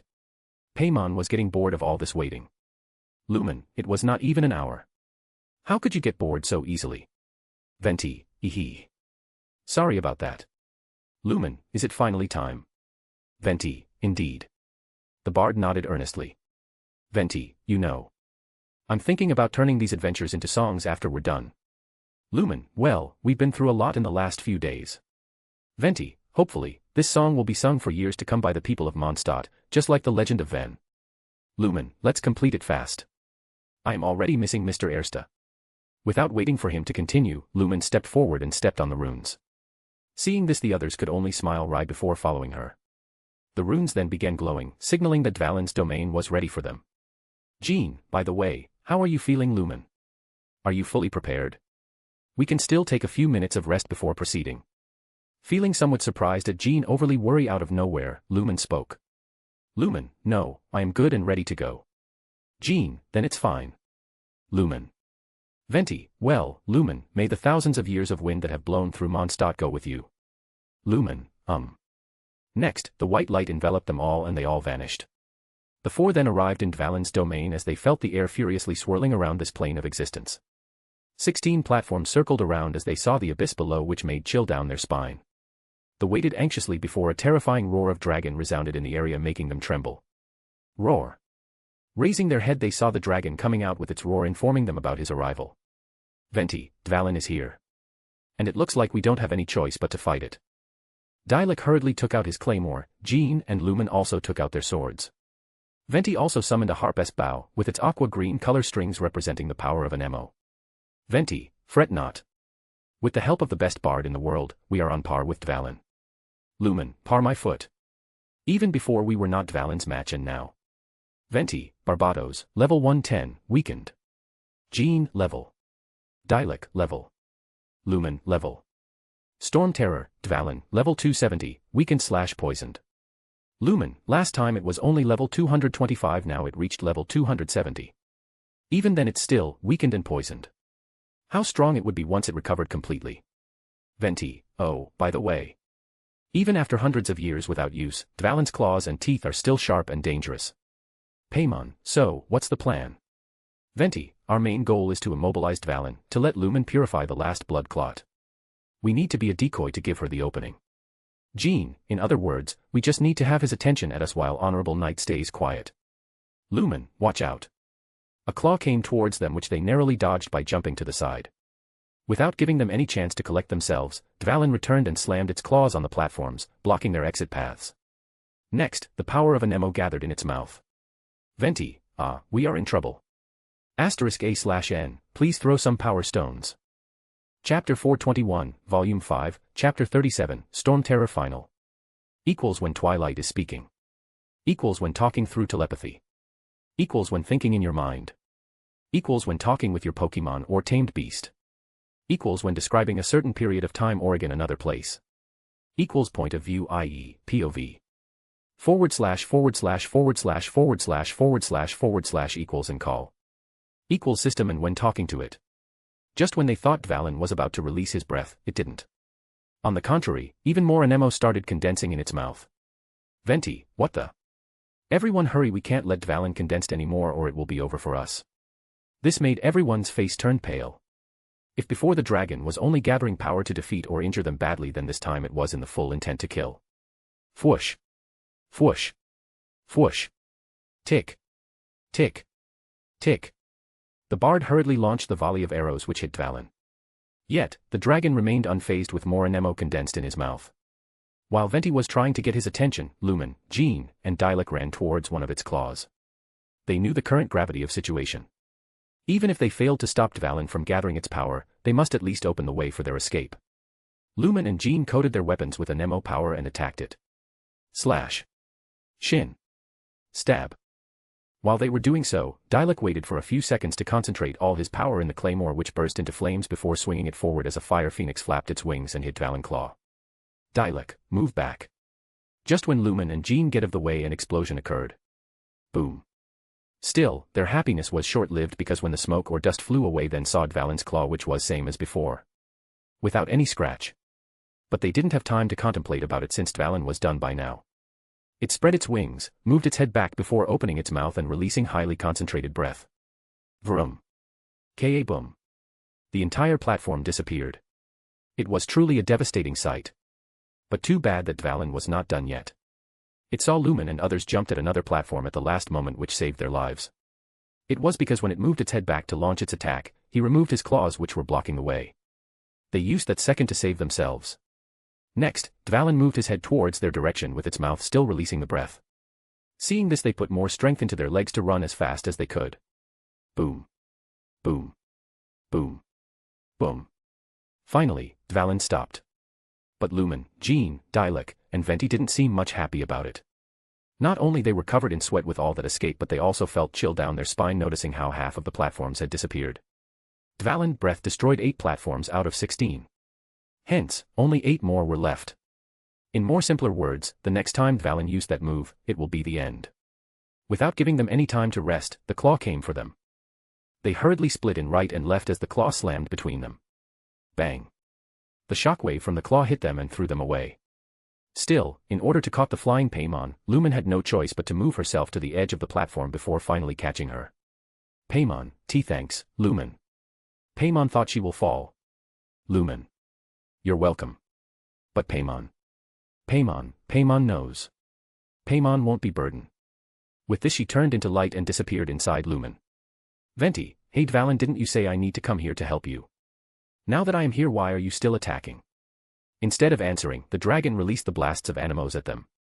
Fwoosh! Fwoosh! Fwoosh! The projectiles were faster and due to their fatigue, they failed to dodge it. They hit them and sent them flying. Lumen, arg. Jean, ah. Dialek, auh. Venti, hngh. The blast not only separated them but also injured them.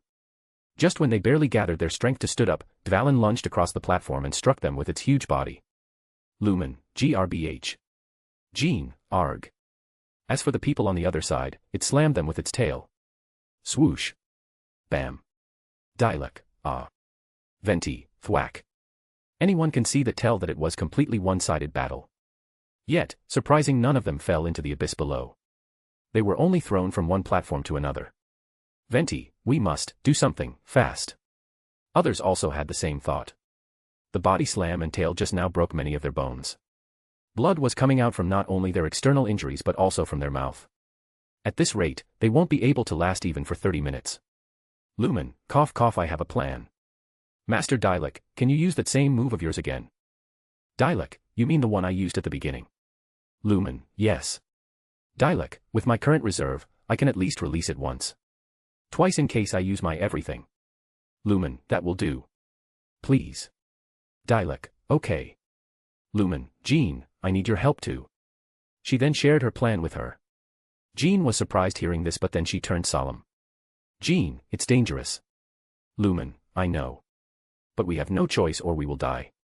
After giving it some more thoughts, Jean reluctantly agreed. Venti was attacking with anemo-filled arrows non-stop, giving Dialek enough time to charge his move. At this time, Dvalin did something different. Instead of in his mouth, it covered its claws with a Nemo element and slammed at Lumen and Jean. Bang. The two women jumped at the next platform, survived, but to their horror when they looked back, they saw that the platform was no longer there. It had been destroyed. So, now only 7 remained. Suddenly Lumen sensed something and looked at Dvalin. In the next second, her face turned pale. Lumen, hurry, Dialek. We can't delay it for much longer. Storm Terror, Dvalin, level 292, weakened/poisoned. Lumen, it's becoming stronger. No, to be more specific, it's recovering its former. Could it be that Mr. Airsta power that entered inside him is healing him? Dialek, I will be done any moment now. Lumen, release it when you are. Jean. Jean, I will guard you. With this she stepped forward in front of Lumen and also started attacking Dvalin by using anemo energy stabs to attract its attention like Venti. Dialek, here it comes. Burn.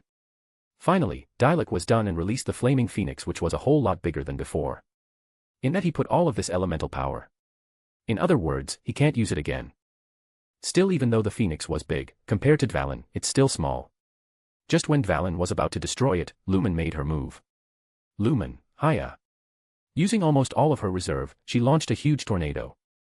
But instead of Dvalin, the tornado target was the phoenix. Boom. Soon, both the phoenix and tornado collided. Instead of destroying one another, they both merged together. And since Dialek Phoenix was stronger than Lumen's tornado, as well as air made fire stronger, a huge fire tornado was formed. Whiz. Wail. Woo. It was not the end. Jean also used her reserve and launched her anemo attack, which also merged with the tornado, making it bigger. Next, in the astonished eyes of Dialek and Venti, the tornado smashed on Dvalin, which paused for a moment after witnessing this. Boom. A huge explosion occurred. The entire area shook. As everyone waited patiently, the energy burst out, forming a hurricane of anemo before Dvalin emerged again. Unscathed as before. However, compared to before, the others were calm. As if they already expected this outcome. Dvalin saw that and started wondering why they were behaving like this. Then, it noticed something. There were only 3 people below. Jean, Dialek, and Venti. The last one was missing. As it was wondering where the last one could have hidden, Lumen landed on Valen's back. Thud. The fire tornado was in truth just a distraction. Lumen knew the Anemo element didn't have much effect on Valen since it was one of the 4 winds. The only one among them who had even a slightest chance to put a scratch of the dragon was Dialek. But the difference between his and Valen was too big. Hence, they used their Anemo to make his prio stronger. Even if it still won't be enough to even injure the dragon, for someone as prideful as Valen, how could it would let a mere ant put a scratch on it? So, it focused on nullifying the fire tornado while ignoring the others in the process. Using that moment, Lumen with the help of Venti and wind currents landed on the dragon. Her target, the remaining blood clot. Realizing that Lumen was on its back, Valen started thrashing around trying to get her off. Lumen, on the other hand, was barely holding on it thanks to the blessing that Venti gave her. Fwoosh. Fwoosh. Fwoosh. Tick. Tick. Tick. The arrows came and attacked Valen again, which irritated it, and it smashed its claw at them, partially breaking the platform. Dialek and Jean didn't let go of his opportunity and started attacking its arm. Lumen slowly crawled herself towards the blood clot before slashing at it. Slash. Splurt. Pink blood gushed out from it, but it was not enough. On the contrary, Dvalin grunted in pain, and this further intensified its rage. Dvalin, ROOAR. It raised its head and roared in the sky while flapping its wings furiously. From the clouds above, a Nemo blast rained down. This was another one of Dvalin's strongest move. Realizing that the end was nigh, Lumen put the remaining power into the tip of her sword and stabbed into the blood clot. Stab. Splurt. More blood gushed out. It was also the moment when the rain fell. Not only it swallowed on the remaining platforms but also hit Lumen. Lumen, arg. The bloodied Lumen finally unable to held on and fell from the Dvalin's back. Her body, bones, organs, muscles, tissues and so on were thoroughly destroyed by that attack. Blood was leaking out from every part of her body. Still, before she could lose consciousness, she noticed that the last blood clot on Valen's back burst into pieces with an Anemo vortex at that place, which also dispersed after a second. Seeing this, a smile appeared on her face. Lumen, I did it. We won. With this, darkness swallowed her and she fell into the abyss below, just like Jean, Dialek and Venti. Still, Lumen dreamt that she heard loud screech of Dvalin at the last moment, in the sky of Mondstadt. Premies, it went well. Good. Dvalin, I am honored to hear your praise, Your Excellency. The dragon was soaring through the sky of Mondstadt while flapping its wings happily. It's been a long time since it could fly without feeling any pain from the dark blood which was tormenting it. Premies was leisurely sitting on his back while caressing the heads of sleeping Lumen and Paimon in his embrace. Makoto was at his side while Jean, Dialek, and Venti were lying behind. They were all unconscious. Though none of their lives were in danger since Premies healed them already. Dvalin, why did Your Excellency cure me? If the poison was still inside me, then it would have been easy for these humans to defeat me. Since that time, I would have let the rage control me and would be full of opening. Premies, it's true that they would have better chances that time, but that's not what I want. I want them to suffer a setback and realize how weak they currently are. Yes. In truth, Dvalin poison was fully cured the moment blue light from Lyre entered Dvalin. However, Premies did something to make sure the blood clot on Dvalin didn't disappear. It was just a dummy to give others the illusion that they must do something to free Dvalin from its suffering. Lumen was wrong to think that Premies helped Dvalin so that it could go easy on them. The truth was quite the opposite. He wanted Dvalin to show them the glimpse of its real strength. And with its rationality intact it could do so. In plot, Dvalin breath and other attacks could only injure them and destroyed some parts of platforms. But this time, every move could kill and destroy. That was the true might of the dragon. Dvalin, is it because of that? Premies, yes. Looking back, Premies saw on a dark Anemo storm at the place Lumen and others fought. Premies, you have seen that thing in the bottom of that abyss, don't you? Dvalin, yes. It's terrifying. Even I don't know if I would be its match. Premies, I know.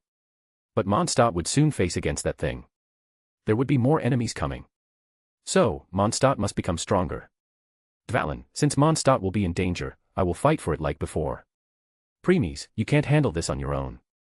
People of Mondstadt must raise their weapons this time to survive this calamity. Dvalin, I understand. For now, I will find a place to rest and recover my strength as soon as possible. Premies, Nodding his head, Premies placed his hand on its back. A blue light covered Dvalin completely. With this, the camouflage he put on Dvalin to hide it from Lumen appraisal disappeared. Now, its true current strength could be seen. Storm Terror, Dvalin, level 450, weakened. *A/N, please throw some power stones. Chapter 422, Volume 5, Chapter 38, Onwards to Liyue Harbor. Equals when Twilight is speaking. Equals when talking through telepathy. Equals when thinking in your mind. Equals when talking with your Pokemon or tamed beast. Equals when describing a certain period of time or again another place. Equals point of view, i.e., POV. / equals and call. Equals system and when talking to it. Preemies, I think you have heard enough. So, why don't you stop pretending to be sleeping, Barbados? He said without looking back. Makoto and Valen didn't seem surprised because they were also long aware of that. Venti, I just don't want to disturb you guys while you were talking. Not minding his excuse, Preemies spoke. Preemies, I will directly come to the point, Barbados. If you really want to protect Mondstadt and your people, you better return back to your peak strength as soon as possible. The bard's smile disappeared as a solemn expression appeared on his face. Venti, is that thing really that dangerous? Preemies, you will know when it will come. Venti, how long do we have? Preemies, I can guarantee that there won't be any problem for the next 1 year. After that it can be at any time. Next day, next week, next month, next year, it can be at any time. Venti, that's too little time. Preemies, I know. But that's all you have. Be prepared. Venti. Looking down, Barbados fell deep into his thoughts. Preemies, still, the situation of Mondstadt is better than other nations. The danger they will be facing is several times greater compared to yours. Venti, wah. This really shocked the bard as he opened his eyes wide in shock. Collecting himself, he hurriedly asked. Venti, they will also be facing crisis. What kind of? Preemies, you don't need to know. You better concentrate on your nation for now before worrying about them. He turned silent at this. Thinking of something, he turned to Makoto. Venti, it's been a very long time, Raiden Shogun. How are you doing? Smiling, the purple-haired replied. Makoto, I am doing good, Bartabos. Though you seem to have weakened. Before, the 7, all stood on equal stage. But now you have becoming the weakest one. Venti, Well, the strength of the 7 depend on the control of their nation. Since Mondstadt is called the City of Freedom, it's obvious that I should let its people have it. That's what is called freedom. Not to be bound and in control of others. A Nemo god replied confidently. Hearing this, Makoto was impressed. She also liked Venti's way of thinking. Too bad, Preemies pour a cold water over it in the next second. Preemies, it's called laziness. You are too lazy to run the country that you let the people handle it on their own. The only thing you want to do is sing, drink, and sleep. That's all. Makoto. Venti. Giving him a blank look, Makoto opened her mouth. Makoto, seriously. Venti, no. There is no such thing. Scratching his head in embarrassment, Venti averted his eyes. He can swear that he even heard Valen laughed at this. Preemies, anyway, you have enjoyed enough. It's time for you to take back your city. Venti, I can't do that. Mondstadt is declared as the City of Freedom. If I take over it now, then the city will lose its meaning. People will also be dissatisfied with this. And I am sure there will be those who can't accept it. As a result, there will be a rebellion. Like the one in past when people join forces to overthrow the nobles like Lawrence clan. Preemies, it's true that some people won't be pleased. However, by the time you will recover your full strength and take back Mondstadt, it will be the prelude of battle. That time, instead of becoming discontented, they will pray and worship you, thinking that their god has returned to protect them. And also, with the return of Dvalin, both of your prestige will rise even higher. Venti. Makoto. Both Venti and Makoto were speechless at that. They never expected Preemies to thought that far. Dvalin, how long are you going to make excuses, Barbados? Just accept it already. Venti, not you too, Dvalin. Makoto, as one of the 7, it's your duty to rule, protect, and lead the people the right path. You shouldn't run away from it. Venti, I am not running. It's just that. He then went deep into his thoughts. Thinking of many solutions. Finally, he thought of something and a smile appeared on his face. Venti, I know a way by which neither will people be displeased of me nor I have to go back on my words. Makoto, really? What is it? Venti, that's. Preemies, not interested. Before he could speak, Preemies interrupted. Venti, yeah. At least let me finish. Preemies, no need. You want me to be the one to assume control of Mondstadt. Venti, how do you know? Preemies, because it's a piece of cake for me to see through your thoughts, boy. Seeing his silence put a wry smile on his face. Venti, can you give Makoto, for this I agree with Barbatos, my lord. It would be Mondstadt honor to be ruled by you. Dvalin, I also think that Mondstadt will prosper under you, your excellency. Surprised that Makoto and Dvalin were also with him, Venti also followed. Venti, I have known Raiden Shogun and Dvalin for a long time. They won't just said yes to someone unworthy. Hence, this means my decision of giving Mondstadt to Sir is the right one. Premies, I didn't agree yet. And if I will be one to gain control over it, how will you recover your power? Venti, actually, I have a way to do that. Premies, that way. Huh. Venti, so, what do you say? Premies, we will see. He still didn't give a definite answer. Nevertheless, Venti was happy. Since Premies didn't outright say no, there was still the possibility that he will agree. Premies, in case I do agree, what will you give me, Barbatos? Venti, I will write a song and story for yo. Premies, I want. Hearing that, Venti was shocked. The next day, things seemed to be heading back to normal for the City of Freedom as Lisa clarified the misunderstanding to the citizens about how Dvalin being poisoned by someone and how the acting Grandmaster and others finally cure it. And with Venti playing the role of Bard to spread this tale, people calmed down. But soon they all became excited realizing that one of the four winds of Mondstadt had returned. Hence, the gossip of Dvalin's terror soon turned to how benevolent it was. It's still surprising seeing how people changed so fast. Anyway, currently Premies could be seen standing in the plaza, looking at the statue of Barbatos while deep in thoughts. Makoto was standing behind him as always. Premies, since the first arc of Mondstadt is completed, things seem have settled down for now. Dvalin have gone somewhere to rest and recover his strength. Barbatos also followed. This means it should be time to go to Liyue Harbor. What have you done? Suddenly an angry shout was sounded behind. Glancing back, Premies saw Yuya who was glaring daggers at him. A day before Storm Terror's fight, Kia and Yuya had a party whole night and arouse in the morning. Still, because of so much drinking and hangover, they were too tired to do anything. So, they separated and went their home to have a good sleep. In this morning, when Yuya woke up, he was excited about his new adventure and plan. But reality slapped him right in the face when he heard that the Storm Terror issue had already been resolved. He thought he was still in dream because according to the plot, it took months to finish it. The moment Lyre got stolen by Fatui, it took some days for Dialect to find the intel of their location. After recovering it, it took more days to recover the teardrops to restore Lyre power. Then it took even more days to find the Abyss Mage to remove the wind barrier around Storm Terror's lair. Only then did they should have reached the finally fight. But now. One day. Not even a month, just one day. And everything was over. He felt like crying when he saw the system notification that the mission was already completed and his contribution in this was almost non-existent. While he was feeling depressed and reached the Knights of Favonia's headquarters, he heard something which gave him the target to vent on. Yuya, it's because of you that Lumen, Jean, and Dialek are like this. They must have tried to protect you since you were nothing but burden to them. The only thing you knew was to take advantage of others. There was another thing. Ever since returning, Lumen, Jean, and Dialek had never opened their eyes. Even when the healers or priests from the church came to check on them, they failed to find any abnormalities. They tried to do everything in their power but resulted didn't change. All three didn't show any change. In the end, all they could say was that have faith in the Anemo god. He was the only one who could do miracle now. Once Yuya went to headquarters, Lisa told him about their condition and how Premies brought them back. As a result, Yuya put the entire blame on Premies thinking he was the perpetrator. However, Yuya who only wanted to use Premies to vent his fury had no idea how right he was. It was in truth Premies who was responsible for what was happening to them. When they were returning on Dvalin's back, Premies used that opportunity to plant the memories and experience of their future selves. Hence, the reason they were like this was because they were going through all of it. It was different from Albedo who had lived hundreds of years and had a strong will. Thanks to that, he was barely able to digest all of it in matter of minutes. Though it can't that fast for others. They needed time. Nevertheless, Premies didn't bother explaining. He already told Lisa that they were currently in a very long dream. And will wake up after they were done. Even if being confused, Lisa didn't press forward after being assured by Premies that their lives were not in danger. Though there was someone else who can't keep her mouth shut.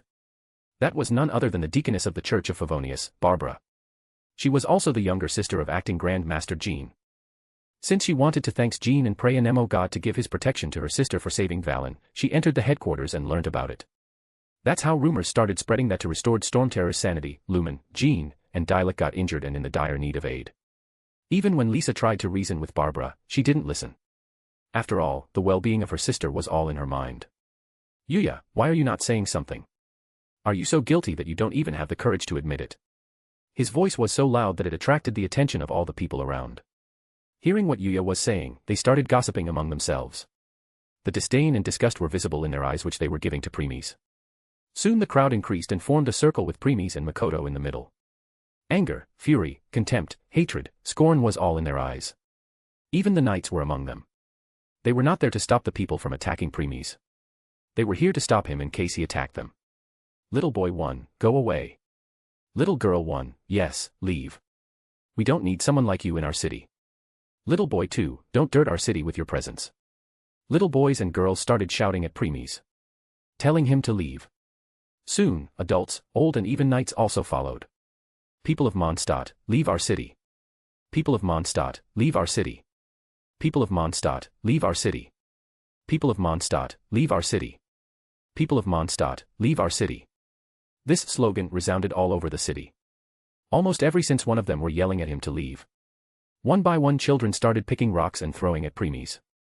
But because they were still some distance, the rocks didn't reach preemies. Though it was just a signal for others to do the same. Makoto, how dare you? Crackle. The electricity came out of Makoto and destroyed everything that was thrown at them. Just when she was about to show her true might, preemies placed one hand on her shoulder. Preemies, forget it. Let's go. Makoto, but my lord, these people. Preemies, do you think I give a damn about what these people think or say to me? He replied in his normal calm and indifferent tone. Goto don't care one bit what mortals thought of them. After all, just a mere thought was all they need to erase them. Preemies, for now, there is nothing to do here. Hence, it's time to go. Makoto, go. Go where? Preemies, Liyue Harbor. He replied as his gaze saw everything that was happening. He saw Lisa, Amber, Eula, and some others who were trying to stop people but to no avail. However, there was something common among them. That was, they were all surrounded by some kind of transparent an aura. This is the same aura which was on Lumen, Paimon, Jean, and Lisa. Chuckling inwardly, preemies gave one last glance to Yuya who was trying his best not to smile witnessing the people response. Preemies, you might be thinking that once I leave, you can fulfill your dream and make harem. However, you have no idea how my departure will come to bite you. Preemies, let's go. Makoto, Boom. There was a roar of thunder as it shined blinded everyone for a second. But by the time they opened their eyes, preemies and Makoto was no longer there. Leaving only the statue of the 7 who seemed to be looking at his people in disappointment. *A/N, please throw some power stones. Chapter 423, Volume 5, Chapter 39, Student. Equals when Twilight is speaking. Equals when talking through telepathy. Equals when thinking in your mind. Equals when talking with your Pokemon or tamed beast. Equals when describing a certain period of time or again another place. Equals point of view i.e. POV. // equals and call. Equals system and when talking to it. Splash. Honk. Honk. Blare. A ship could be seen sailing through the river towards its destination. The captain was holding the ship wheel on the deck while yelling at its crew members to do their work instead of talking. On the other hand, the crew people didn't seem to be angry or annoyed by it. They were long used their captain ethics. In any case, they were doing their work diligently while having happy conversation with each other. The smell of the sea, cool wind, flying seagulls, fish jumping out of water and so on really made them feel refreshed and energetic. Though the crew members were happy, the same can't be said for the guests who were resting in their cabins down. This ship sailed from Liyue Harbor to deliver goods to Mondstadt. However, after the few days of travel and when they completed half the distance, the captain found out that they left some important stuffs behind. As a result, they had no choice but to turn the ship back. Most of these guests were dissatisfied and went to argue with Captain. But a single line of Captain made them all shut their mouth. He said, if you people are in such a hurry then I will give you one of the lifeboats. You can use it to reach Mondstadt. One should know that 95% of the guests were just normal people without any vision. So, if they left and encounter monster, they wouldn't be able to protect themselves. As a result, they could only swallow their complaints and return back to their quarters. Still, Captain promised them that they didn't need to pay anything else for the return trip to Mondstadt as a compensation. Even if everyone knew that the captain was just bullshitting, they could only begrudgingly accept it. Anyway, while this was going on, in one of the cabins preemies could be seen lying leisurely on the bed with his head resting on the soft thighs of Makoto who was caressing and massaging his head gently. There was a loving smile on her face as she was looking at his face. Why? Well, you see, the 7 not only ruled their nation because it was their responsibility but also because they loved their people. The same was the case of Makoto. Back in Mondstadt, looking at the people who were saying rude words and throwing things at Premies, she was not only angry but also panicking that Premies would get offended by this and will kill all of them in rage. And since she knew the real identity of Premies, she was certain that he was fully capable of accomplishing that. The time when Premies stopped EI's strongest move, Musa no Hitotachi, using a single finger was still fresh in her mind. That time Makoto also gave her power to EI, increasing strength further, but it was still nothing in his eyes. For someone like him, destroying Mondstadt wasn't any issue. So, at that time, Makoto only planned to punishing some of those people so that others will run away in panic. However, the next thing was completely unexpected. Premies didn't even bother give people more than a glance before deciding to leave. She couldn't help but let out a sigh of relief at that.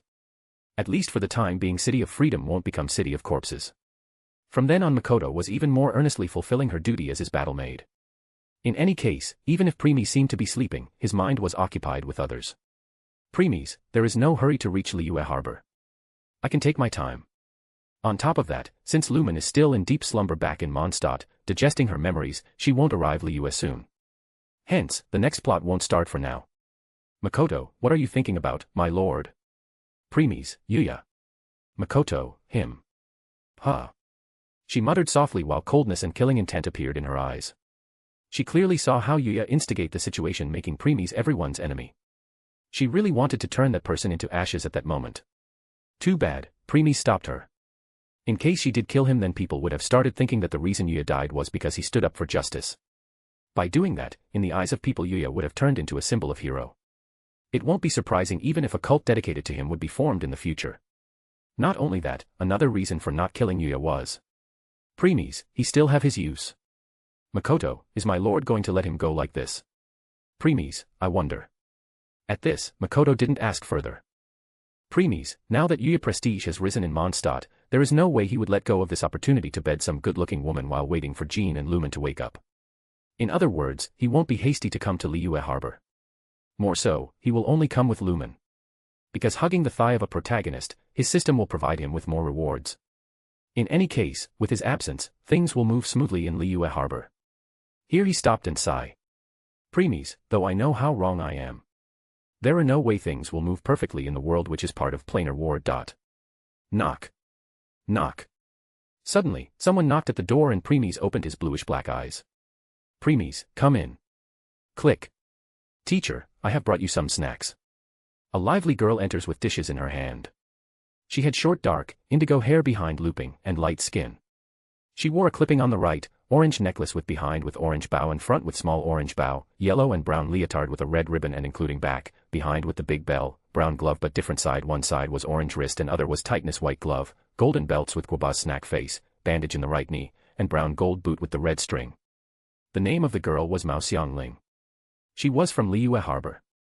She was also one of the passengers of the ship who was sailing towards Mondstadt. By the way, she was a chef. A chef on a mission to find rare and exotic ingredients from all the corners of the world. Well, that's now she introduced herself. And since she was well-known chef, the crew was more than happy to have her on the ship. If she took the duty of cooking while traveling, she didn't need to pay for anything. Of course, Xiangling agreed right away since she loved to cook. Now, how Premies and her met. You see, everyone on the ship loved her cooking and praised it. The only exception was Premies. He directly rejected the crew person who came to deliver food to him. Let alone taking a taste, he didn't even glance at it and just sent them away from the door. The person even revealed that it was made by Xiangling, but Premies remained unfazed at his decision. It may appear arrogance in the people's eyes thinking he was looking down on Xiangling, but Premies didn't care. Premies rarely ate the food prepared by someone. He only ate the one Lumen prepared for him. Hence, no matter how good other people cooking was, Premies didn't care. One should know that Lumen sucked at cooking at the beginning. But with Premies' guidance in the last years, she was now the best chef in the world. Even Xiangling fell short compared to her.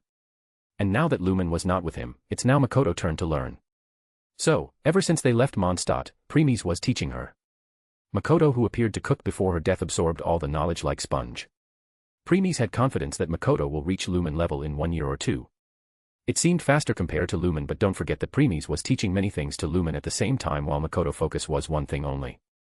Anyway, back to the topic, Xiangling got curious of this person who didn't want to eat the food prepared by her even after knowing that she was a good chef. Hence, she herself came and tried to talk to Premies but was rejected too. But it was not enough to stop Xiangling, who wished to know why Premies didn't like her cooking. Maybe this could help in improving her dishes if she knew the direction that can make more people like it. So, from that onwards, she kept on coming every since day to have a talk. In the end, Premies could only reluctantly let her in because she just won't stop knocking at his door during morning, afternoon, evening, and night. For some peaceful time, he accepted her.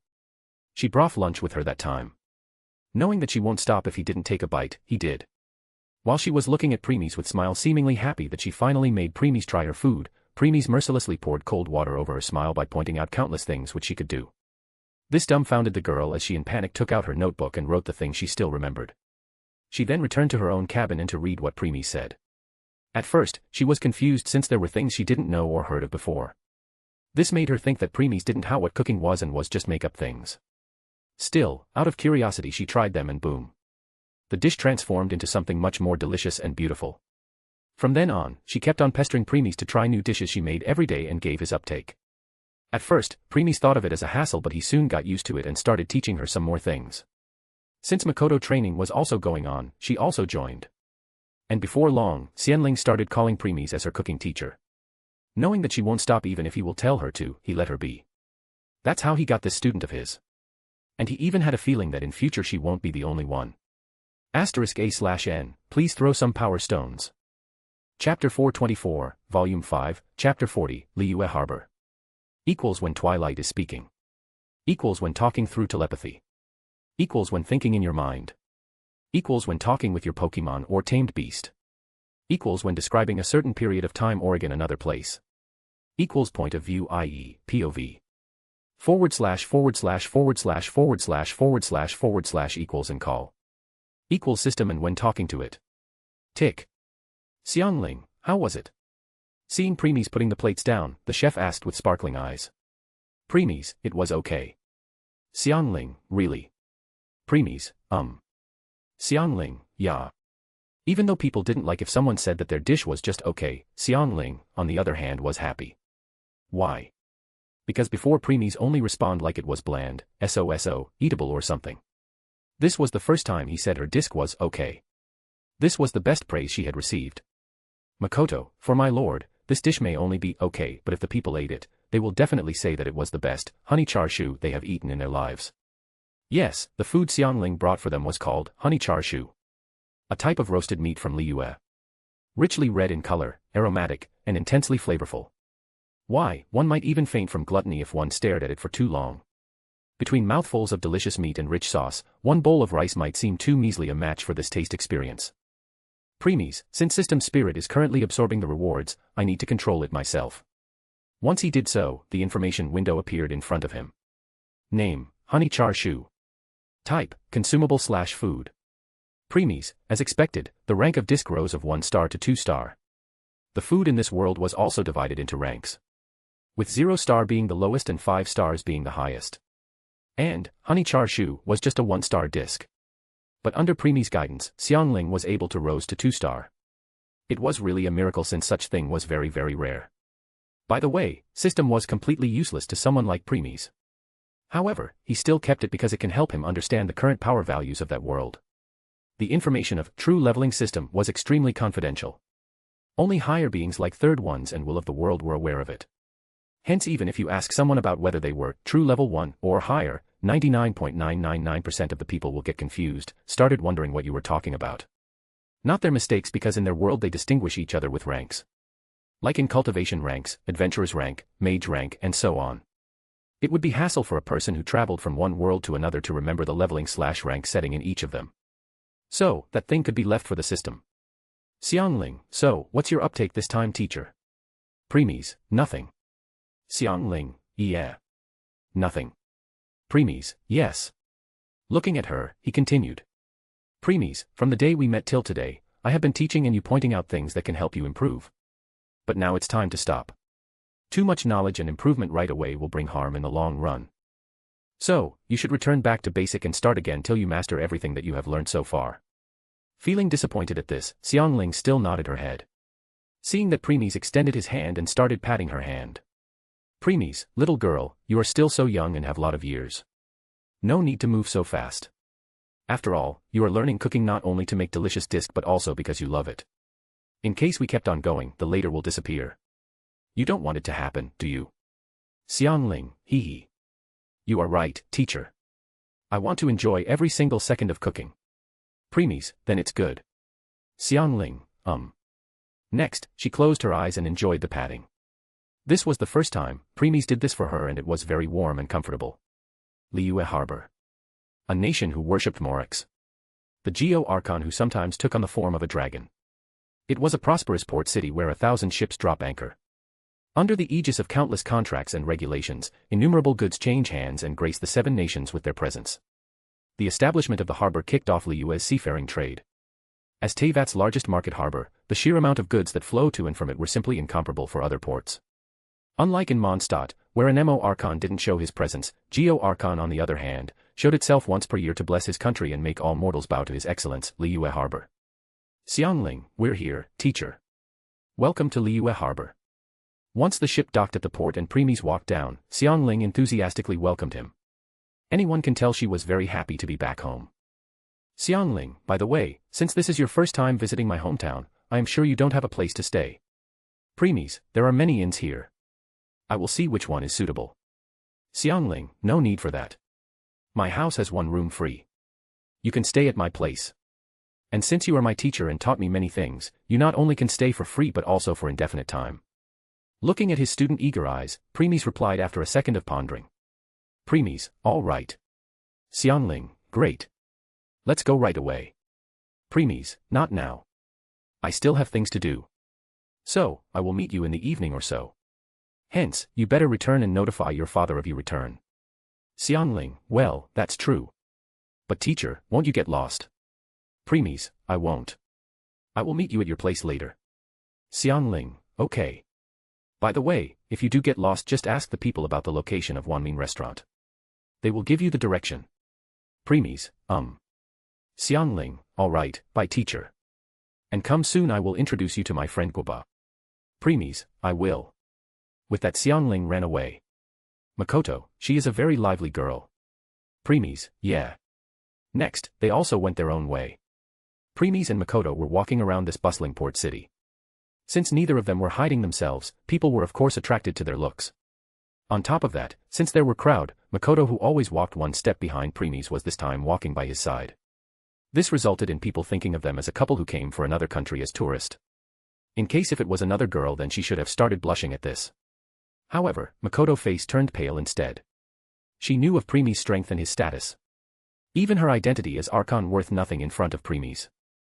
Becoming his maid already alleviated her standing, but calling her lover would have opposite effect. Still, noticing how Premies was ignoring the gossips, Makoto let out a sigh of relief. Makoto, my lord. Premies, I know. Saying this, Premies grabbed her soft hand and continued. Premies, this will keep those girls, boys, men, and women away who were looking at us and are thinking of approaching and have conversation. Just like Premies said, those people who were looking at them and praying they were not couple and were just friends or something felt their hearts shattering altogether. Makoto on the other hand remained silent and lowered her head in docile manner while letting Premies drag here. A blush had also crept on her face, which some people saw and felt like crying. Premies didn't know about it since his mind was preoccupied by other thoughts like always. Though he thought he heard some words like, it should be me instead of him. Still, he ignored them, not giving it much thought. They had already become the center of attraction in the crowd by now. Almost everyone would turn and look at them. Merchants in their stalls were also shouting loudly to get their attention of the things they could buy. Nevertheless, Premies and Makoto didn't give them any glance and kept on walking. However, things can't be simple. There were some bold people who still tried their luck. Only to meet with Premies' indifferent glaze and Makoto cold eyes. Even though women were only disappointed at this, men were angry. Their hostility was clearly sensed by both Premies and Makoto. In other words, trouble will be coming. Since there were guards all around, those people won't do anything out of ordinary. But once they went outskirts, fight was imminent. Premies, it reminded me of the time in Akame Ga Kill world when me, Ophis, Xingming and Ace went to village to have a talk with Ordverse clan. That time the village head and the villagers all united to get their hands of them. The result was. He didn't continue, but a cold glint flashed in his eyes which no one saw. Premies, still, I want to see how Liyue will counter this situation. I hope they won't disappoint me like Mondstadt did. Because if I decided to make a move, then there will be no going back. At this time, Premies raised his head and looked at certain direction. There his gaze met with someone who had been keeping an eye on them ever since they arrived here. *A/N, please throw some power stones. Chapter 425, Volume 5, Chapter 41, Ningguang. Equals when Twilight is speaking. Equals when talking through telepathy. Equals when thinking in your mind. Equals when talking with your Pokemon or tamed beast. Equals when describing a certain period of time or again another place. Equals point of view, i.e., POV. / / equals and call. Equals system and when talking to it. Somewhere in the distance, a man was sitting on a table with a cup of placed at the side. From the look of it, it seemed that tea had cooled off long ago. Still, the man didn't care. His gaze was on the couple who were walking through the crowd. Days ago, the man sensed someone's prying eyes over the Liyue. That time the man tried to catch him, but the person was one step and left. And today when the ship returned, the man sensed the same presence and checked. That's how he found this couple. Looking at the men, he was certain that it was the same person few days back. But when he saw the woman, he had a drastic change in expression. What is Raiden Shogun doing here for? Isn't the entire Inazuma closed off according to her decree? It seems that things are more complicated than they appear to be. Suddenly the husband turned his head and looked at the man's direction. Their eyes met and the man confirmed that the other party long detected him. Still, the man only narrowed his eyes and didn't look surprised. He had expected this after seeing Electro Archon. Looks like I have to delay my retirement. He then let out a deep sigh before disappearing from his spot. Makoto, he left. Huh. She muttered slowly while making sure only Premies heard her. Premies, yeah. He replied nonchalantly while waiting to see how Liyue will respond. From people talk he had already confirmed that rite of dissension was in few days, but no one knew the specific date time. It was as if the date and time of the event had vanished from their mind. Premies didn't inquire about it because he knew it was will of the world doing. Only when Lumen will make her way here will the event start. Makoto, Liyue Qixing. It seems they are the one with highest authority here. Premies, The Liyue Qixing, also known as the 7 Stars of Liyue, is a committee made up of 7 merchants and business leaders who govern Liyue, specializing within the commerce and trade sectors. The job of the Qixing is to implement the policies laid out by the Geo Archon Morex and manage the day-to-day governance of the region of Liyue. Makoto, so, that's how it is. Though the way I see it, if Morex left one day, then the entire Liyue harbor will face into the hands of this Liyue Qixing rather than Adepti. Premies, well, there is a saying, the time of the Adepti has long passed. If even the Liyue Qixing don't want to face that truth, then what future is there for Liyue? Narrowing her eyes at his, she responded. Makoto, oh. So, they really want Adepti to no longer take part in their conduct. Premies, does it really matter? The Adepti no longer take part in mortals' matter. They remained in their place, minding their own business. Hence, even if mortals took over the nation, nothing much will change. Remaining silent for a second, Makoto posed a question. Makoto, do Lord hate Adepti or Archons? He raised one of his brows at this. Premies, you do really think you, EI, and Venti would still be alive in case I do? Makoto, then do you like them? Premies, I am neutral. I neither like them nor hate them. The same is the case for every single being in this world. Humans, vision holders, fatui, abyss order, or even heavenly principles. As long as you don't get in my way, I mind my business, you mind your own. That's all. Makoto, I see. Lowering her hand, Makoto started pondering about something. While they both were having normal conversation, there was another person who was trembling in fear. Premies and Makoto were currently standing in front of Guild's stall and talking with each other while completely ignoring the pale-faced reception in front. Catherine's face was long turned pale when she saw Premies. And now both him and Makoto were talking about Adepti, Archons, heavenly principles like some everyday talk. Nevertheless, Catherine didn't dare to open her mouth and remained silent. She knew that she didn't have the qualification to enter in the conversation between higher beings. Premies, let's talk about it later. For now. Catherine. Catherine, why yes. Premies, how's the quests of materials gathering going? Catherine, aye, it's going fin. She then closed her mouth and didn't continue after noticing the blank look Premies was giving her. Gulping, she lowered her head and spoke. Catherine, we post the RRR request saying KK Knights of Favonius will be the responsible for the RRR awards. However, because the A-acting Grandmaster is still in CCC coma, the adventurers didn't RRR receive the rewards and got angry. So, right now no one is taking those RRR request. Premies, is that so? Huh. Catherine, Premies, leave them all to Yuya. Catherine, yeah. Premies, just told him that because of some circumstances you can't provide the rewards for now. You will give them when Jean will wake up. Catherine, HHE will accept. Preemies, he will for sure. Preemies, once it's confirmed that Catherine is in need for help, Yuya's system will definitely generate a quest, making it difficult for Yuya to refuse. Catherine, I will do so. Preemies, let me know when he is done. I will give you the list of next materials. Catherine, why yes, Your Excellency. Then Preemies grabbed Makoto's hand and left. Seeing them disappeared in the crowd, Catherine let out a sigh of relief. Makoto, can we really let that person handle it? Asked Makoto in cold voice. She didn't have any good impression of Yuya at this point. Only hostility. Preemies, yes, we can. Because he will think that by doing so, Jean and Lumen will be impressed learning about his deeds once they will wake up. He won't let go such opportunity. Makoto, in other words, he will do so that those women will start liking him and he could bed them. The image of Yuya was falling deeper and deeper in Makoto's eyes. However, she just let out a sigh of disappointed and didn't even bother to get at it at this point. Why? Because. Stealing a glance at Preemies, she thought. Makoto, even though Lord said he is neutral and don't take what others do, there is still one person he cares about. And since Yuya has his eyes on that person, his end is imminent. Yujing Terrace. The westernmost part of Liyue Harbor and its wealthiest residential district. It is built along the cliffside of Mt. Tianheng, overlooking the harbor.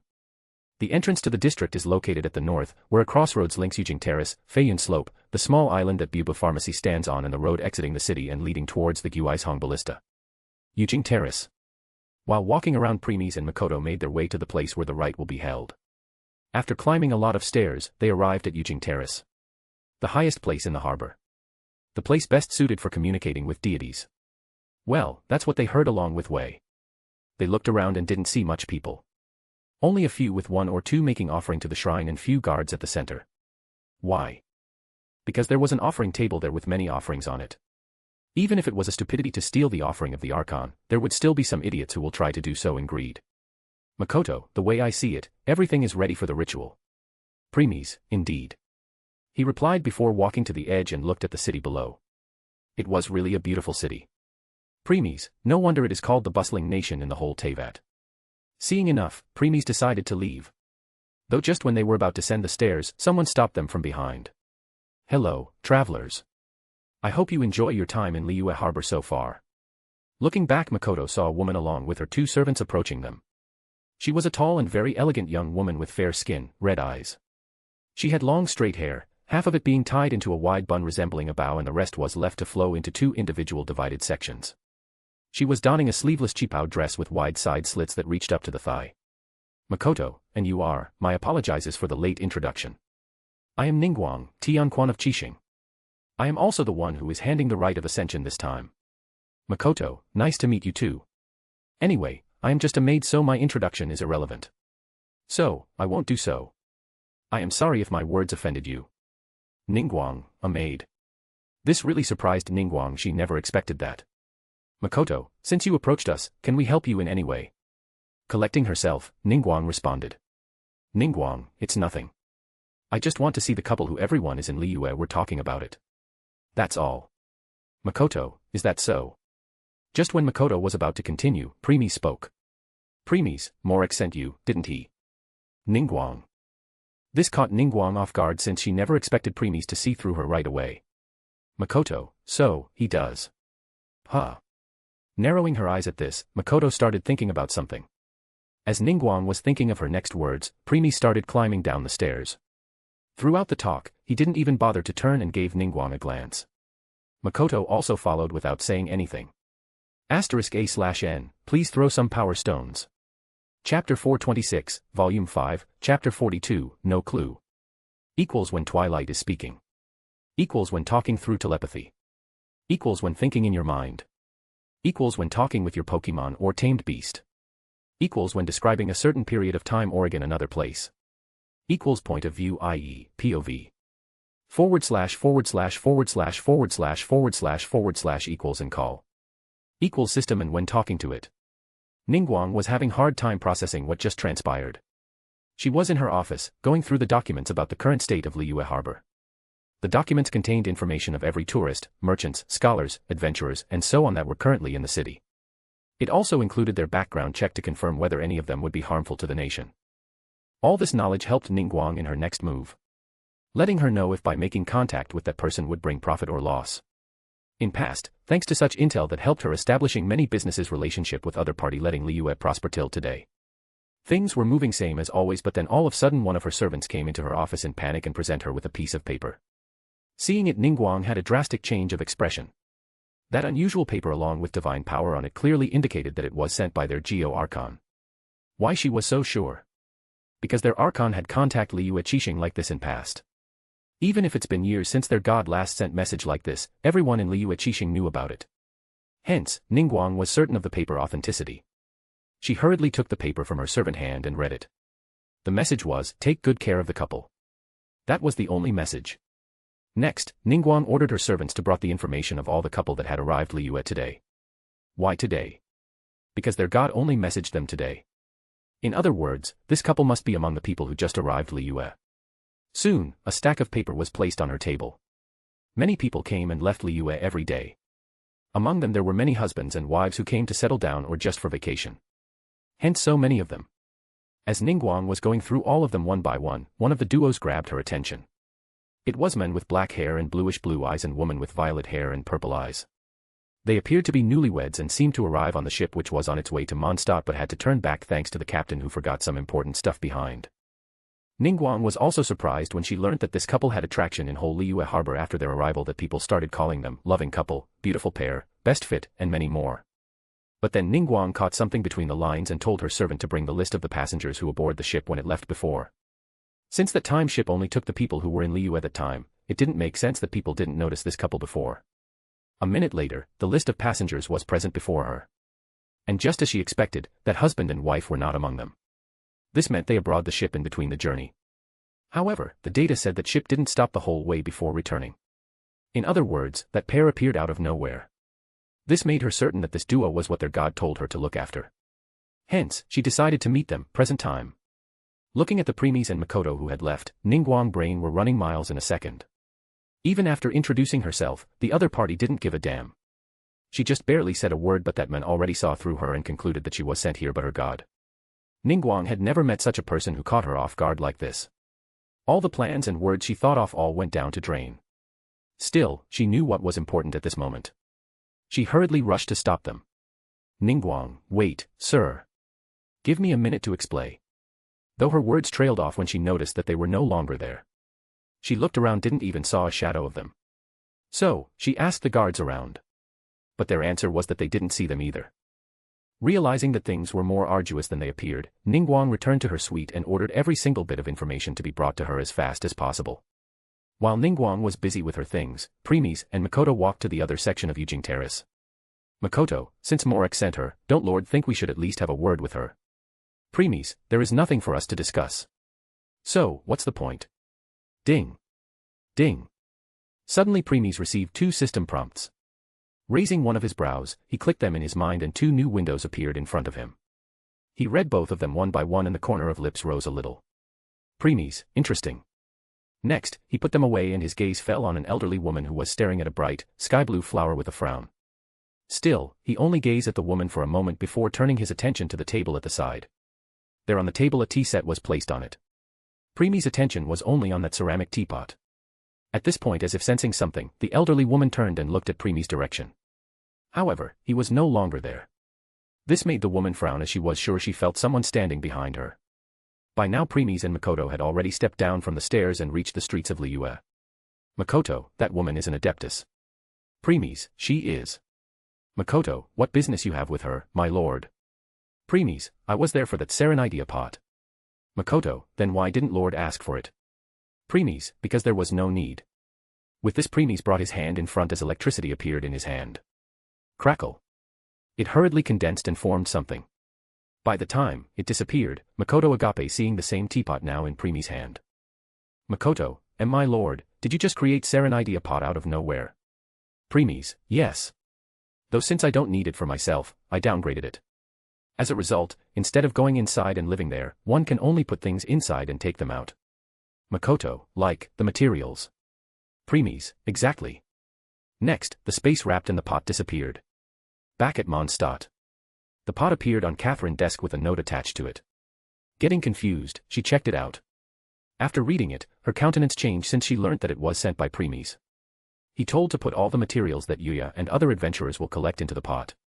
Once the message was correctly delivered, a spark of blue flame appeared on the note and burnt it to nothing. Catherine gulped nervously, witnessing that. If the Crimson Moon can send the things and message to her while in Liyue, this meant he could also return to Mondstadt in an instant whenever he felt like it. She also had a feeling he could also kill the people from afar like what he did to the note just now. Having no intention of becoming the target of his wrath, Catherine followed as she was ordered. Ningguang had frowned her forehead as she went through everything. No matter what kind of information she was given to her, what she got every time was nothing. Yes, nothing. The people on board didn't know them. Even the captain and crew didn't know about them. When Captain was asked about it, his response confused Ningguang even more. According to him, they were on the ship from the very beginning. It must be the mistake of the person who made the list of passengers. What made things even worse was that Captain was blatantly protecting them. To the point that he trusted the couple more than even his own crew. With further investigation, Ningguang learnt that one of passenger had a very good relation with the couple. That person spent most of the time with them. But when Ningguang investigated about it, she was shocked to hear that no one knew who that person was. As if the information had been erased from all of their mind at once. Ningguang's face turned ugly. She leaned back on her seat and rubbed her forehead because of headache. They were barely getting any clue. She even thought of gathering information from other nations. Thinking that that couple must be residents of other countries. Still, in the end, she had to put that thought away. Seeing the condition of passengers and ship crew, Ningguang was certain that even if that husband-wife did come to other nation, the people of that nation would also have their memories tempered. In the end, she ordered her servant to call someone while she also secretly contacted another person. A minute later, the door of her office opened and someone entered. Creak. Do you need for something, Lady Ningguang? She was a youthful-looking woman with the physical appearance of a late teenage girl to her early 20s in terms of her appearance. She had long blue hair that fades into a brighter shade at the tips as opposed to the lighter shade it was the closer it gets to her scalp. Her eyes were a mix of pink and purple. Her outfit was a black bodysuit with golden details around her legs underneath. Her sleeves were white with blue at both ends and are detached from her dress, matching her dress bodice. She had a noticeable pair of black and red horns on her head similar to those of a horn, indicating that she was half adeptus. Ningguang, yes, Gunyu. I want you to find a person or a couple for me as fast as possible. Makoto, my lord, since Mondstadt doesn't have much time, won't it be good if we ask the Liyue to provide them with assistance? Preemies, it isn't. Liyue has its own share of problems. Instead of helping the other nations, it would be better if they focus on their own. Makoto, what kind of troubles? Preemies, you will know. Saying this, Preemie's eyes fell on the pavilion in the distance. Both made their way to it in a matter of minutes. The area around it was silent. No one was even trying to walk towards its direction. It was as if some kind of power was keeping people away from it. Once they reached there, they saw a person sitting inside as if waiting for them. However, that someone was completely unexpected. Makoto had a drastic change of expression seeing the person while Preemies remained calm since he had expected this. She opened her mouth and spoke in trembling voice. Makoto, what are you doing here in Liyue, ei? Yes. The person was none other than the current Electro-Archon of Inazuma. Right in ei. *A/N, please throw some power stones. Chapter 427, Volume 5, Chapter 43, Bubu Pharmacy. Equals when Twilight is speaking. Equals when talking through telepathy. Equals when thinking in your mind. Equals when talking with your Pokemon or tamed beast. Equals when describing a certain period of time or again another place. Equals point of view i.e. POV. // equals and call. Equals system and when talking to it.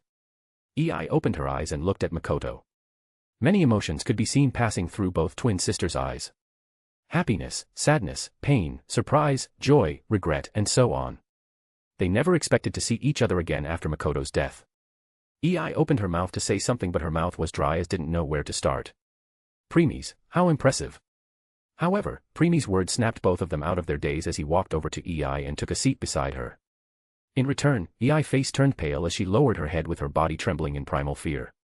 Even though Makoto was worried about her sister, she knew no matter what she will do, everything will come to fruitless.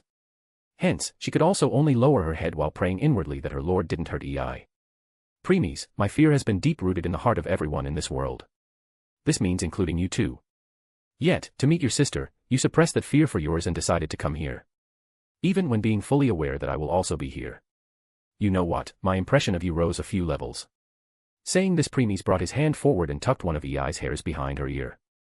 EI on the other hand remained silent and let Premies did what he want. Just as Premies said, she knew the risk of coming here. Yet, she can't stop herself after realizing that her sister had been revived. Premies, you know what? A reward is needed for this courage of yours. Crackle. Crackle. Once his words fell, thunder started crackling around EI as she widened her eyes and her head leaned backward. The pressure in the pavilion started increasing, but then Premies waved his hand and dispersed it since he didn't want others to sense it. Soon, a handle of the sword came out of EI's chest. To be more precisely from her heart. Premies lightly grabbed it and pulled it out. EI started gasping heavily for breath while looking at Muzu Ishin in Premies' hand. She was having hard time believing that someone can took out her main weapon this easily. He then started caressing the sword. A minute later, he stopped and moved his index finger over it. Hiss. The next second, the entire sword got engulfed in blue flames. Those flames sent a chill down their spine. Especially Makoto, since she had witnessed how these flames burnt the entire divine nail and dragon spine to nothing. A few seconds later, the flames dispersed and Muzu Ishin appeared. Now, it was shining even more brightly than before. When the twin sisters were looking at it with astonishment, a pulse of power was released from the sword. Morax, who was thinking whether he should meet with Premies and Makoto, was the first one to sense it. In the next moment, this expression turned grave. Adepti were the second to sense that and their face turned pale. The last ones were the mortals. Fear gripped their heart and they felt as if death was coming for them. Because of that, a commotion soon spread throughout Liyue. Premies didn't mind even if others sensed the power of Muzu Ishin. Though he made sure that no one will be able to pinpoint their location. Premies, here. Hearing this, EI extended her trembling hand and held the handle of the sword. Then she felt a terrifying power inside it. Which once unleashed can destroy everything. And Premies' next words confirmed it. Premies, be careful while using it. Because with its current might, it won't be a problem for you to split an entire nation in two. EI. Makoto. The sisters shivered hearing that. One should know that EI's strongest move, Muzu no Hitotachi, cut an entire island in two. That fame of her were known to almost everyone in Inazuma. People from other nations were also aware of it somewhat. But now with this, it won't be exaggerating to call Electro Archon had become the strongest of the seven. EI, I can't take it. Premies, is it because this sword was Makoto's? Feeling surprised that Premies knew about it, EI nodded. EI, this sword is original Makoto's weapon and created from her might. I only started using it when I lose her. Now that she is revived, it should return back its rightful owner. She said while looking at Makoto, who on the other hand smiled and shook her head. Makoto, no, EI. It's yours. I want to give it you long ago. That's why I sealed a part of my consciousness in it before my death so that when the time comes, I will let you know about. EI, why? Makoto, because I know after my death, you will change and will seek out the way for eternity. Premies, you were just running from the truth.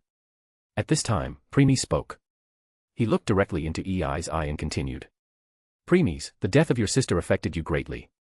You just used an illusion to deceive yourself that eternity is the only way to go against Celestia. Though in reality you were just hiding inside the sword, to close yourself from everything that was happening into the outside world while letting your puppet fulfill that last order you gave. Pausing for a second to let her digest his words, Premies spoke. Premies, hundreds of years have passed since that cataclysm. However, your heart is stands still at that time. You haven't moved forward. EI. By the time Premies was finished, EI looked down and didn't speak for some time. She no longer cared how he knew so much things about her. Her concentration was only on the last thing he said. EI, I.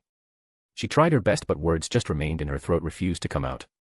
Premies noticed that EI's eyes had turned watery as drops of tears started falling from the corner of eyes one by one. He then gave an eye to Makoto before standing and leaving. Giving some private time to the sisters. Once he left, Makoto walked over to EI. The tears that she was suppressing in Premies' presence burst out as both sisters hugged each other and started crying, letting out all the pain, sorrow, and sadness in their heart. When Premies entered the streets of Liyue again, he felt divine sense. Clearly, indicating that Morax and other Adepti were looking for the source of power released by Muzu Ishin. He didn't give it much thought and strolled around. Premies, it's been a long time since I was alone by myself. Most of the time Premies had someone by his side. His empress, wife, guards, battle maids, daughters, spirits, guardians, pets and some others. But not right now. He didn't mind since such thing was rare and he enjoyed such moment. He looked around and saw the commotion among the people started to settle down thanks to the guards who hurriedly moved and calmed the crowd, reassuring them that there was no danger. Walking past them, Premies decided to complete some more things. Bubo Pharmacy. It is a pharmacy renowned as the finest pharmacy in all of Liyue. The pharmacy is known to be quite busy during most of the time. Entering through the door at the eastern side of the building allows entry to the back room, which contains living quarters. Entering the pharmacy, Premies walked over to the reception that seemed to be empty. By the time he reached it, a stoic girl voice greeted him. Welcome to Bubo Pharmacy. When he reached the counter, a little girl with light purple hair reaching her shoulders at the sides with a long plate in the back, pale skin, and magenta-colored eyes popped out of nowhere. She had several talismans stuck on her purple-themed clothing, indicating that she was not human. Welcome to Bubo Pharmacy, sir. I am Chi-Chi. Once upon a time, Chi-Chi died. Then, Chi-Chi was saved by the Adepti. Now, Chi-Chi is a zombie. Premies, I see. Anyway, I am here to buy some materials. Chi-Chi, which ones? Premies, like Qingshin, horsetail, lotus head, mist flower corolla, flaming flowing stamen, violet grass. The zombie heard everything calmly as Premies kept on giving one name after another. When he was done, Chi-Chi nodded her head. Chi-Chi, we have all of them. How many do you need? Premies, how many you have in stock? Chi-Chi, we have 100 of each of them. Premies, what if you add the one you are keeping in warehouse? Chi-Chi. The lavender-haired girl becomes silent. There were really a lot in warehouse, but it was for the next following days, weeks, and months. Premies, you can keep the number that will help you go through this month. Rest I will buy at double price. What do you think? With that amount, you will be able to full your stock in month again. Chi-Chi, give Chi-Chi a moment to calculate. Premies, go on. She then left to count the stock in the warehouse while Premies waited patiently. 30 minutes later. Chi-Chi returned and gave Premies the list contained every material and their count. Chi-Chi, it will be 902,977,422 moras. Premies, I want to see the goods first to confirm. Chi-Chi, follow Chi-Chi. The little girl then took Premies to the warehouse behind and showed the stuff to him. Premies' gaze fell on all of them before he nodded. Premies, the quantity and quality are both fine. Chi-Chi, tell Chi-Chi the location, we will send all of them there. Premies, no need for that. He said before bringing his hand in front. Crackle. Blue flames appeared out of nowhere and condensed in a false Serenitea pot in his hand.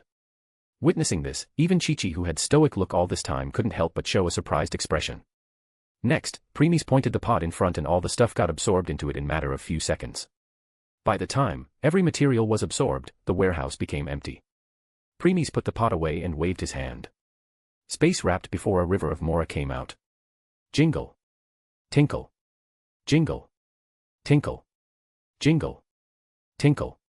A small hill of Mora was made by the time Premies was done. Premies, here. With this, the payment has been done. Chi-Chi could only nod with dumbfounded expression. Premies, by the way, can you collect more of these materials by the next month? More than you have before. I will buy everything. And. Taking not a paper, Premies list down some new materials before passing it to Chi-Chi. Premies, these two. Chi-Chi went through each of them one by one before raising her head to meet Premies. Chi-Chi, these things are rare and expensive. Premies, I will pay 2 times. Chi-Chi, okay. Bubo Pharmacy will see what it can do. Premies, here's the advance. He waved his hand and before long another hill of Mora appeared. The zombie girl didn't know what to say anymore. Now that Premies had given the advance, they can't refuse it and had to make sure they meet the customer needs. Premies, do you sell seeds? Chi-Chi, I am sorry, sir. We don't deal with seeds. Premies, what if the sufficient amount is paid? Before she could continue, another hill was made. Premies, here's another advance. Chi-Chi, we will see what we can do. For the first time Chi-Chi was feeling mentally drained. She decided not to open her mouth or there will be another hill. People would be happy seeing so much money, however, Chi-Chi was sure that boss won't be so happy. After all, collecting all those materials in the passage of a month would be a doubting task. Returning back to the shop, Chi-Chi gave the receipt of the things that Premies bought and also another 2 of the advanced payments. She then took out a notebook and looked at Premies. Chi-Chi, since we don't have seeds, please tell Chi-Chi which seeds you need. Premies, let's see. Calla lily seeds, carrot seeds, Cecilia seeds, glaze lily seeds, hara fruit seeds, horsetail seeds, Jueyun chili seeds, lotus seed, lumidaus bell seeds, marcotte seeds, mint seeds, nakaweed seeds, plui lotus seeds. The list kept on going for a few pages. By then even Chi-Chi started question herself whether they would be able to find them. Premies, and that's all. The zombie could only nod blankly at this point. Premies, I am leaving then. We'll meet in next month. Pleasure doing business with you. With this Premies left. Letting out a sigh, Chi-Chi looked at the notebook in her hand. Chi-Chi, boss will be extremely busy till the next month. He would barely even have time for himself. Chi-Chi shouldn't have accepted such bizarre request. But now we can't back down, otherwise it will affect the pharmacy's reputation. She then held her eyes and prayed. Chi-Chi, may our Geo Archon have mercy on our boss, because Chi-Chi have a feeling that sir won't. *A/N, please throw some power stones. Chapter 428, Volume 5, Chapter 44, Zhongli. Equals when Twilight is speaking. Equals when talking through telepathy. Equals when thinking in your mind. Equals when talking with your Pokemon or tamed beast. Equals when describing a certain period of time or in another place. Equals point of view, i.e., POV. // equals and call. Equals system and when talking to it. After his trip to Bubo Pharmacy, Premies went through few more shops and bought more materials. Though compared to before, he didn't ask the shopkeepers to collect more materials for him for the future. The reason being, first, most of them were merchants who traveled from one city to another. Hence, they were highly certainty that not only will they ask for astonishing amount but will also run away once the advanced payment was done. Second reason was Ningguang. Since he knew she was searching for him. This intel of him buying so materials will definitely reach her ears.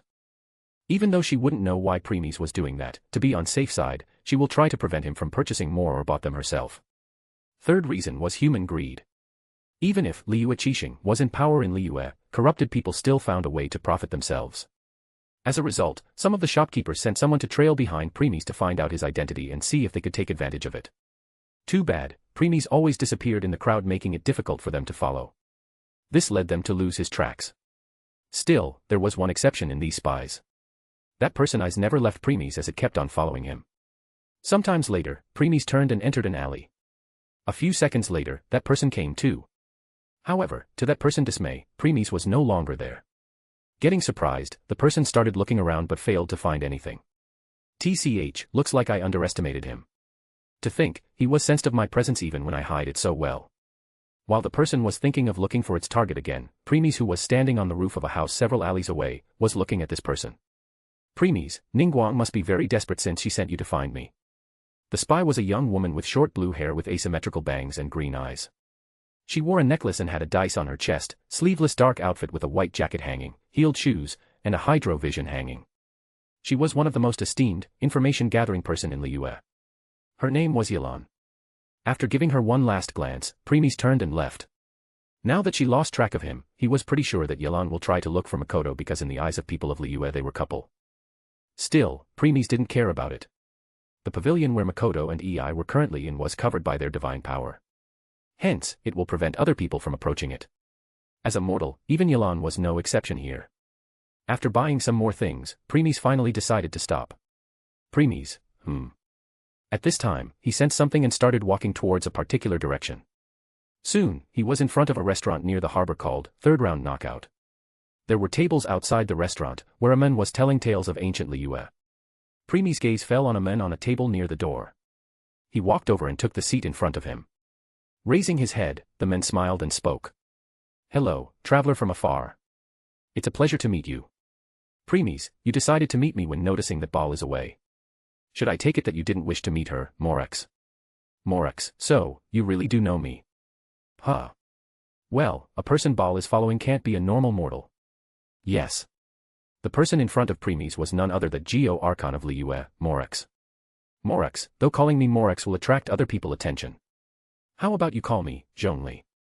Premies, alright, let's get down to business. What do you want? Zhongli, aren't you straightforward? How about we eat something before proceeding to our talk? I have ordered some wine-fermented sweet rice balls.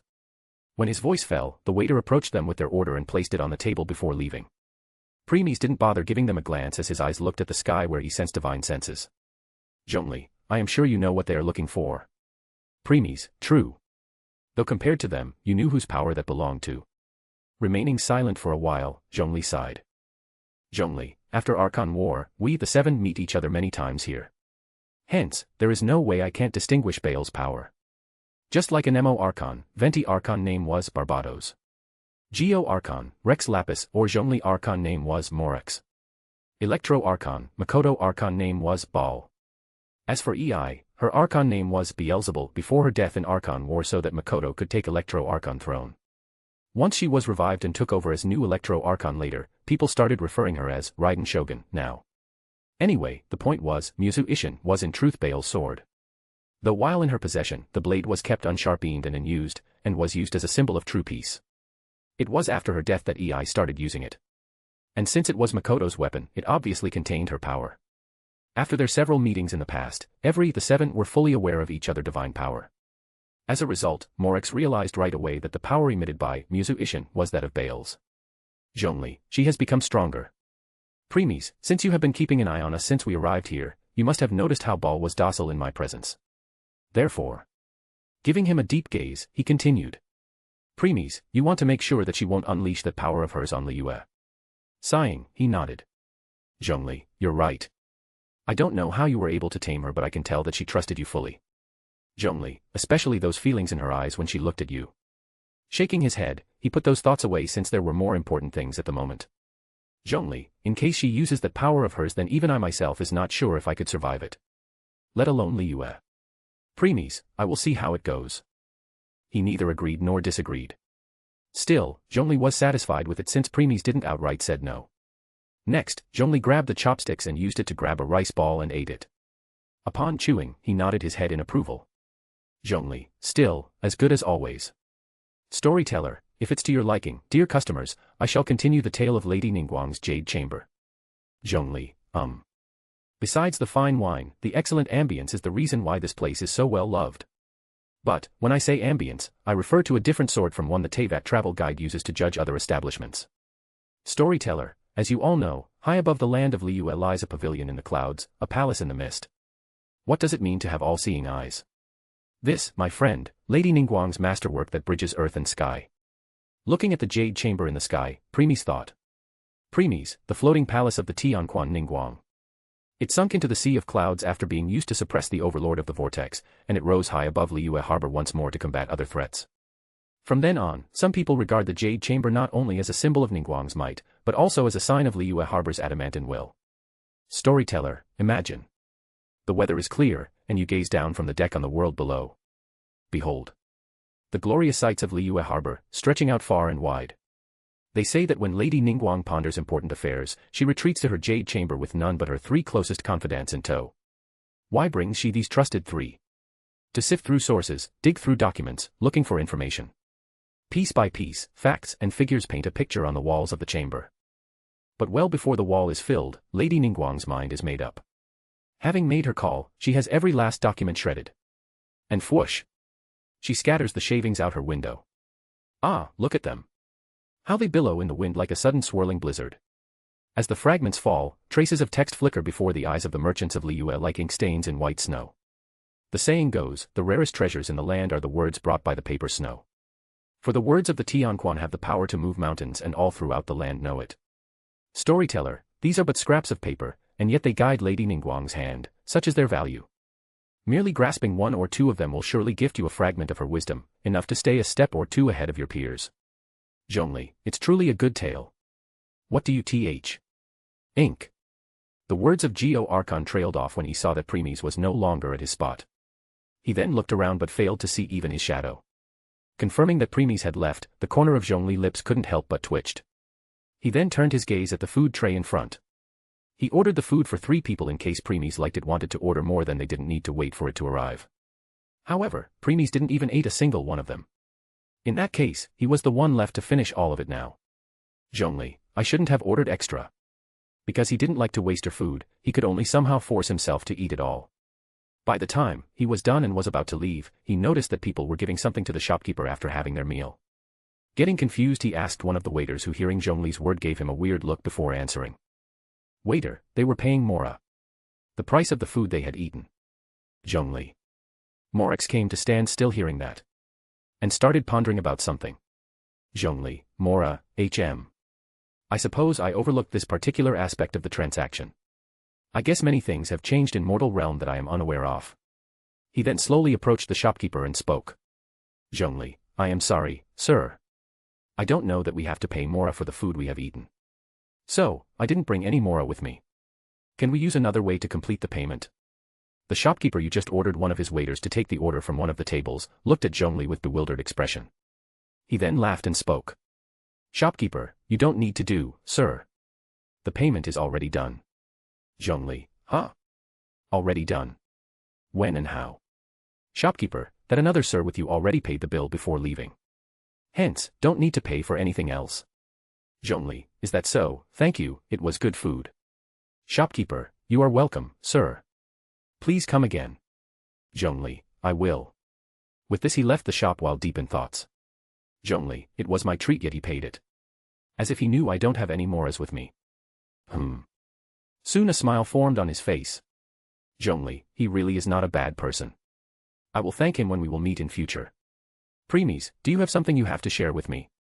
He asked while looking at the trembling Catherine in front of him. After leaving Zhongli, Premies started to stroll around Liyue as before. But when he passed by the guild stall, Catherine saw him and started trembling. Other time, he would have ignored it since this was the reaction of almost everyone who knew his real identity. One of the examples was EI. But he can tell that there was another reason for Catherine fear. So, he decided to pry from her. Premies, let me guess, something happened in Mondstadt, right? Catherine trembled violently at this before nodding. Premies, explain. Taking a deep breath to suppress her fear, she explained. In the morning, she received the information from her sister, which was in Mondstadt. According to her, few days after Premies left, people started to lose their ambitions. As a result, they also lost their vision. At first it was only 1 or 2 cases, but soon more and more people started facing the same. Since acting Grandmaster Jean was still in coma, people started to panic. Hence, they all turned to ask for the help from the person who was currently the most popular, Yuya. Yuya tried, but even he had difficulty to solve this issue. Hence, to decrease some increasing pressure on him, he decided to turn people hatred to someone else. That was Premies. He said before leaving Premies did something to curse the people of Mondstadt because they kicked him out. And because of Yuya's high esteem and Premies' low value in Mondstadt, people believed him right away. As a result, Catherine, so, now why Your Excellency, is the most WWW wanted person in the entire Mondstadt now. There is a HH heavy, BBBBB bounty on you, everyone, want, wish, and pray, for your DDDDDDD death. Thinking it will solve their current predicament. *A/N, please throw some power stones. Chapter 429, Volume 5, Chapter 45, activated. Equals when Twilight is speaking. Equals when talking through telepathy. Equals when thinking in your mind. Equals when talking with your Pokemon or tamed beast. Equals when describing a certain period of time or again another place. Equals point of view, i.e., POV. / / equals and call. Equals system and when talking to it. Premies, wow. Just wow. He said while leaning his back on the guild receptionist table. Catherine was trembling while Premies ignored her as his eyes were looking at the sky. Premies, even when I left you are still using my name to tarnish me and polish your reputation. Do you real want me to come for your head? The poor receptionist face turned pale hearing Premies' emotionless tone. Premies, what should I do? What should I do? What should I do? What should I do? Oh, I know. That would be better. After pondering over his thoughts, Premies finally nodded after coming to some conclusion. Getting curious, Catherine unconsciously blurted out. Catherine, what would you do, Your Excellency? In the next moment, she was horrified and covered her mouth before started shaking her head. Just when she was about to apologize, Premies spoke. Premies, nothing. Catherine, yeah. And nothing. Premies, yes. Premies, yup, nothing. There's nothing I have to do. Granted, using me as scapegoat, Yuya somehow alleviate people rage, but it's only for the time being. After some time, people will again start asking for his help. Because one way or another Mondstadt is in Yuya's hand now. Even if the sleeping acting Grandmaster wake up, she can't take it back easily. Here, the corner of Premies' lips rose a little and cold smile appeared on his face. Premies, now here's the question. What would happen to the country whose king is unable to save his people? The result is, slowly by slowly people will start losing their faith in him and will start fighting among themselves. In more simpler words, Mondstadt will destroy itself on its own. Shaking his head, Premies decided to leave the guild area. Premies, it's true that Yuya has system and it also have the cure for such curse. But not only the cure is expensive but it should be used before curse started its effect. So, Yuya must find a way to see whether the person is cursed or not before giving him, or the cure. This method of searching is also available in system and it's way more expensive. Before long he can see the location he planned on going and walked over. Premies, to help his host, system will definitely let Yuya know about it. However, after seeing its cost, Yuya will think otherwise. After all, such price can let him buy a lot of other stuff from system store. Hence, instead of buying it for all the people, he would prefer to buy the cure for himself and his harem. For the rest, he will say something like he was still looking for cure and will curse me in front of people saying I am heartless for making people suffer. Resulted in people hating me more. After that, Premies decided to no longer think about Mondstadt. Stopping in front of a shop, Premies read the sign. One mean restaurant. The restaurant ran by Premies' new student, Xiangling alongside her father. Anyway, because Xiangling invited Premies to stay at her house during his time in Liyue Harbor. Hence, he decided to come here since he was done for the day. On top of that, he was sure that his student will start looking for him all over the Liyue, in case he didn't come. So, he was here. Entering, he saw that all the seats were booked with waiters moving from one place to another taking and serving customers' orders. Business was really good here. Next, he moved and entered the kitchen and saw Xiangling preparing food with a bipedal, orange panda-like creature. A symbol resembling a combination of a geo and pyro symbol can be seen on the creature's back. That creature was splitting fire from its mouth. Not only that, it was also controlling the strength and heat of flames. It was as if it instinctively knew when to adjust its flames while assisting Xiangling in cooking. And its control over flame was high enough that it can use its flames to scorch off pig bristles without burning the meat. This was the very friend of Xiangling that she told her teacher about, Guoba. However, compared to her student, Premies was fully aware of Guoba's true identity. It was a god known as Marchosius. The god of the stove and patron god of the soil. The god Marchosius was one of the gods who helped the Geely Assembly flourish thousands of years ago. For your information, the Geely Assembly was an ancient civilization in the region of Liyue that was established and ruled by the god of Geomorex or Rex Lapis and his wife.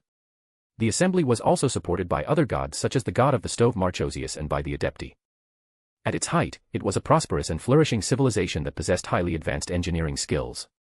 Now back to the topic, around 3,700 years ago, in the midst of the Archon War, the Geely Assembly was destroyed by a battle that resulted in a massive flood. That time, Marchosius and the Adepti accompanied Morex and their people to what is now Liyue Harbor. Centuries later, Marchosius sacrificed his power to save Liyue from calamities and plagues. Leaving Morex and Madame Ping with his recipes and secrets of the flame, he retired to the mountains and fell into a deep slumber with both his physical body and intellect greatly reduced.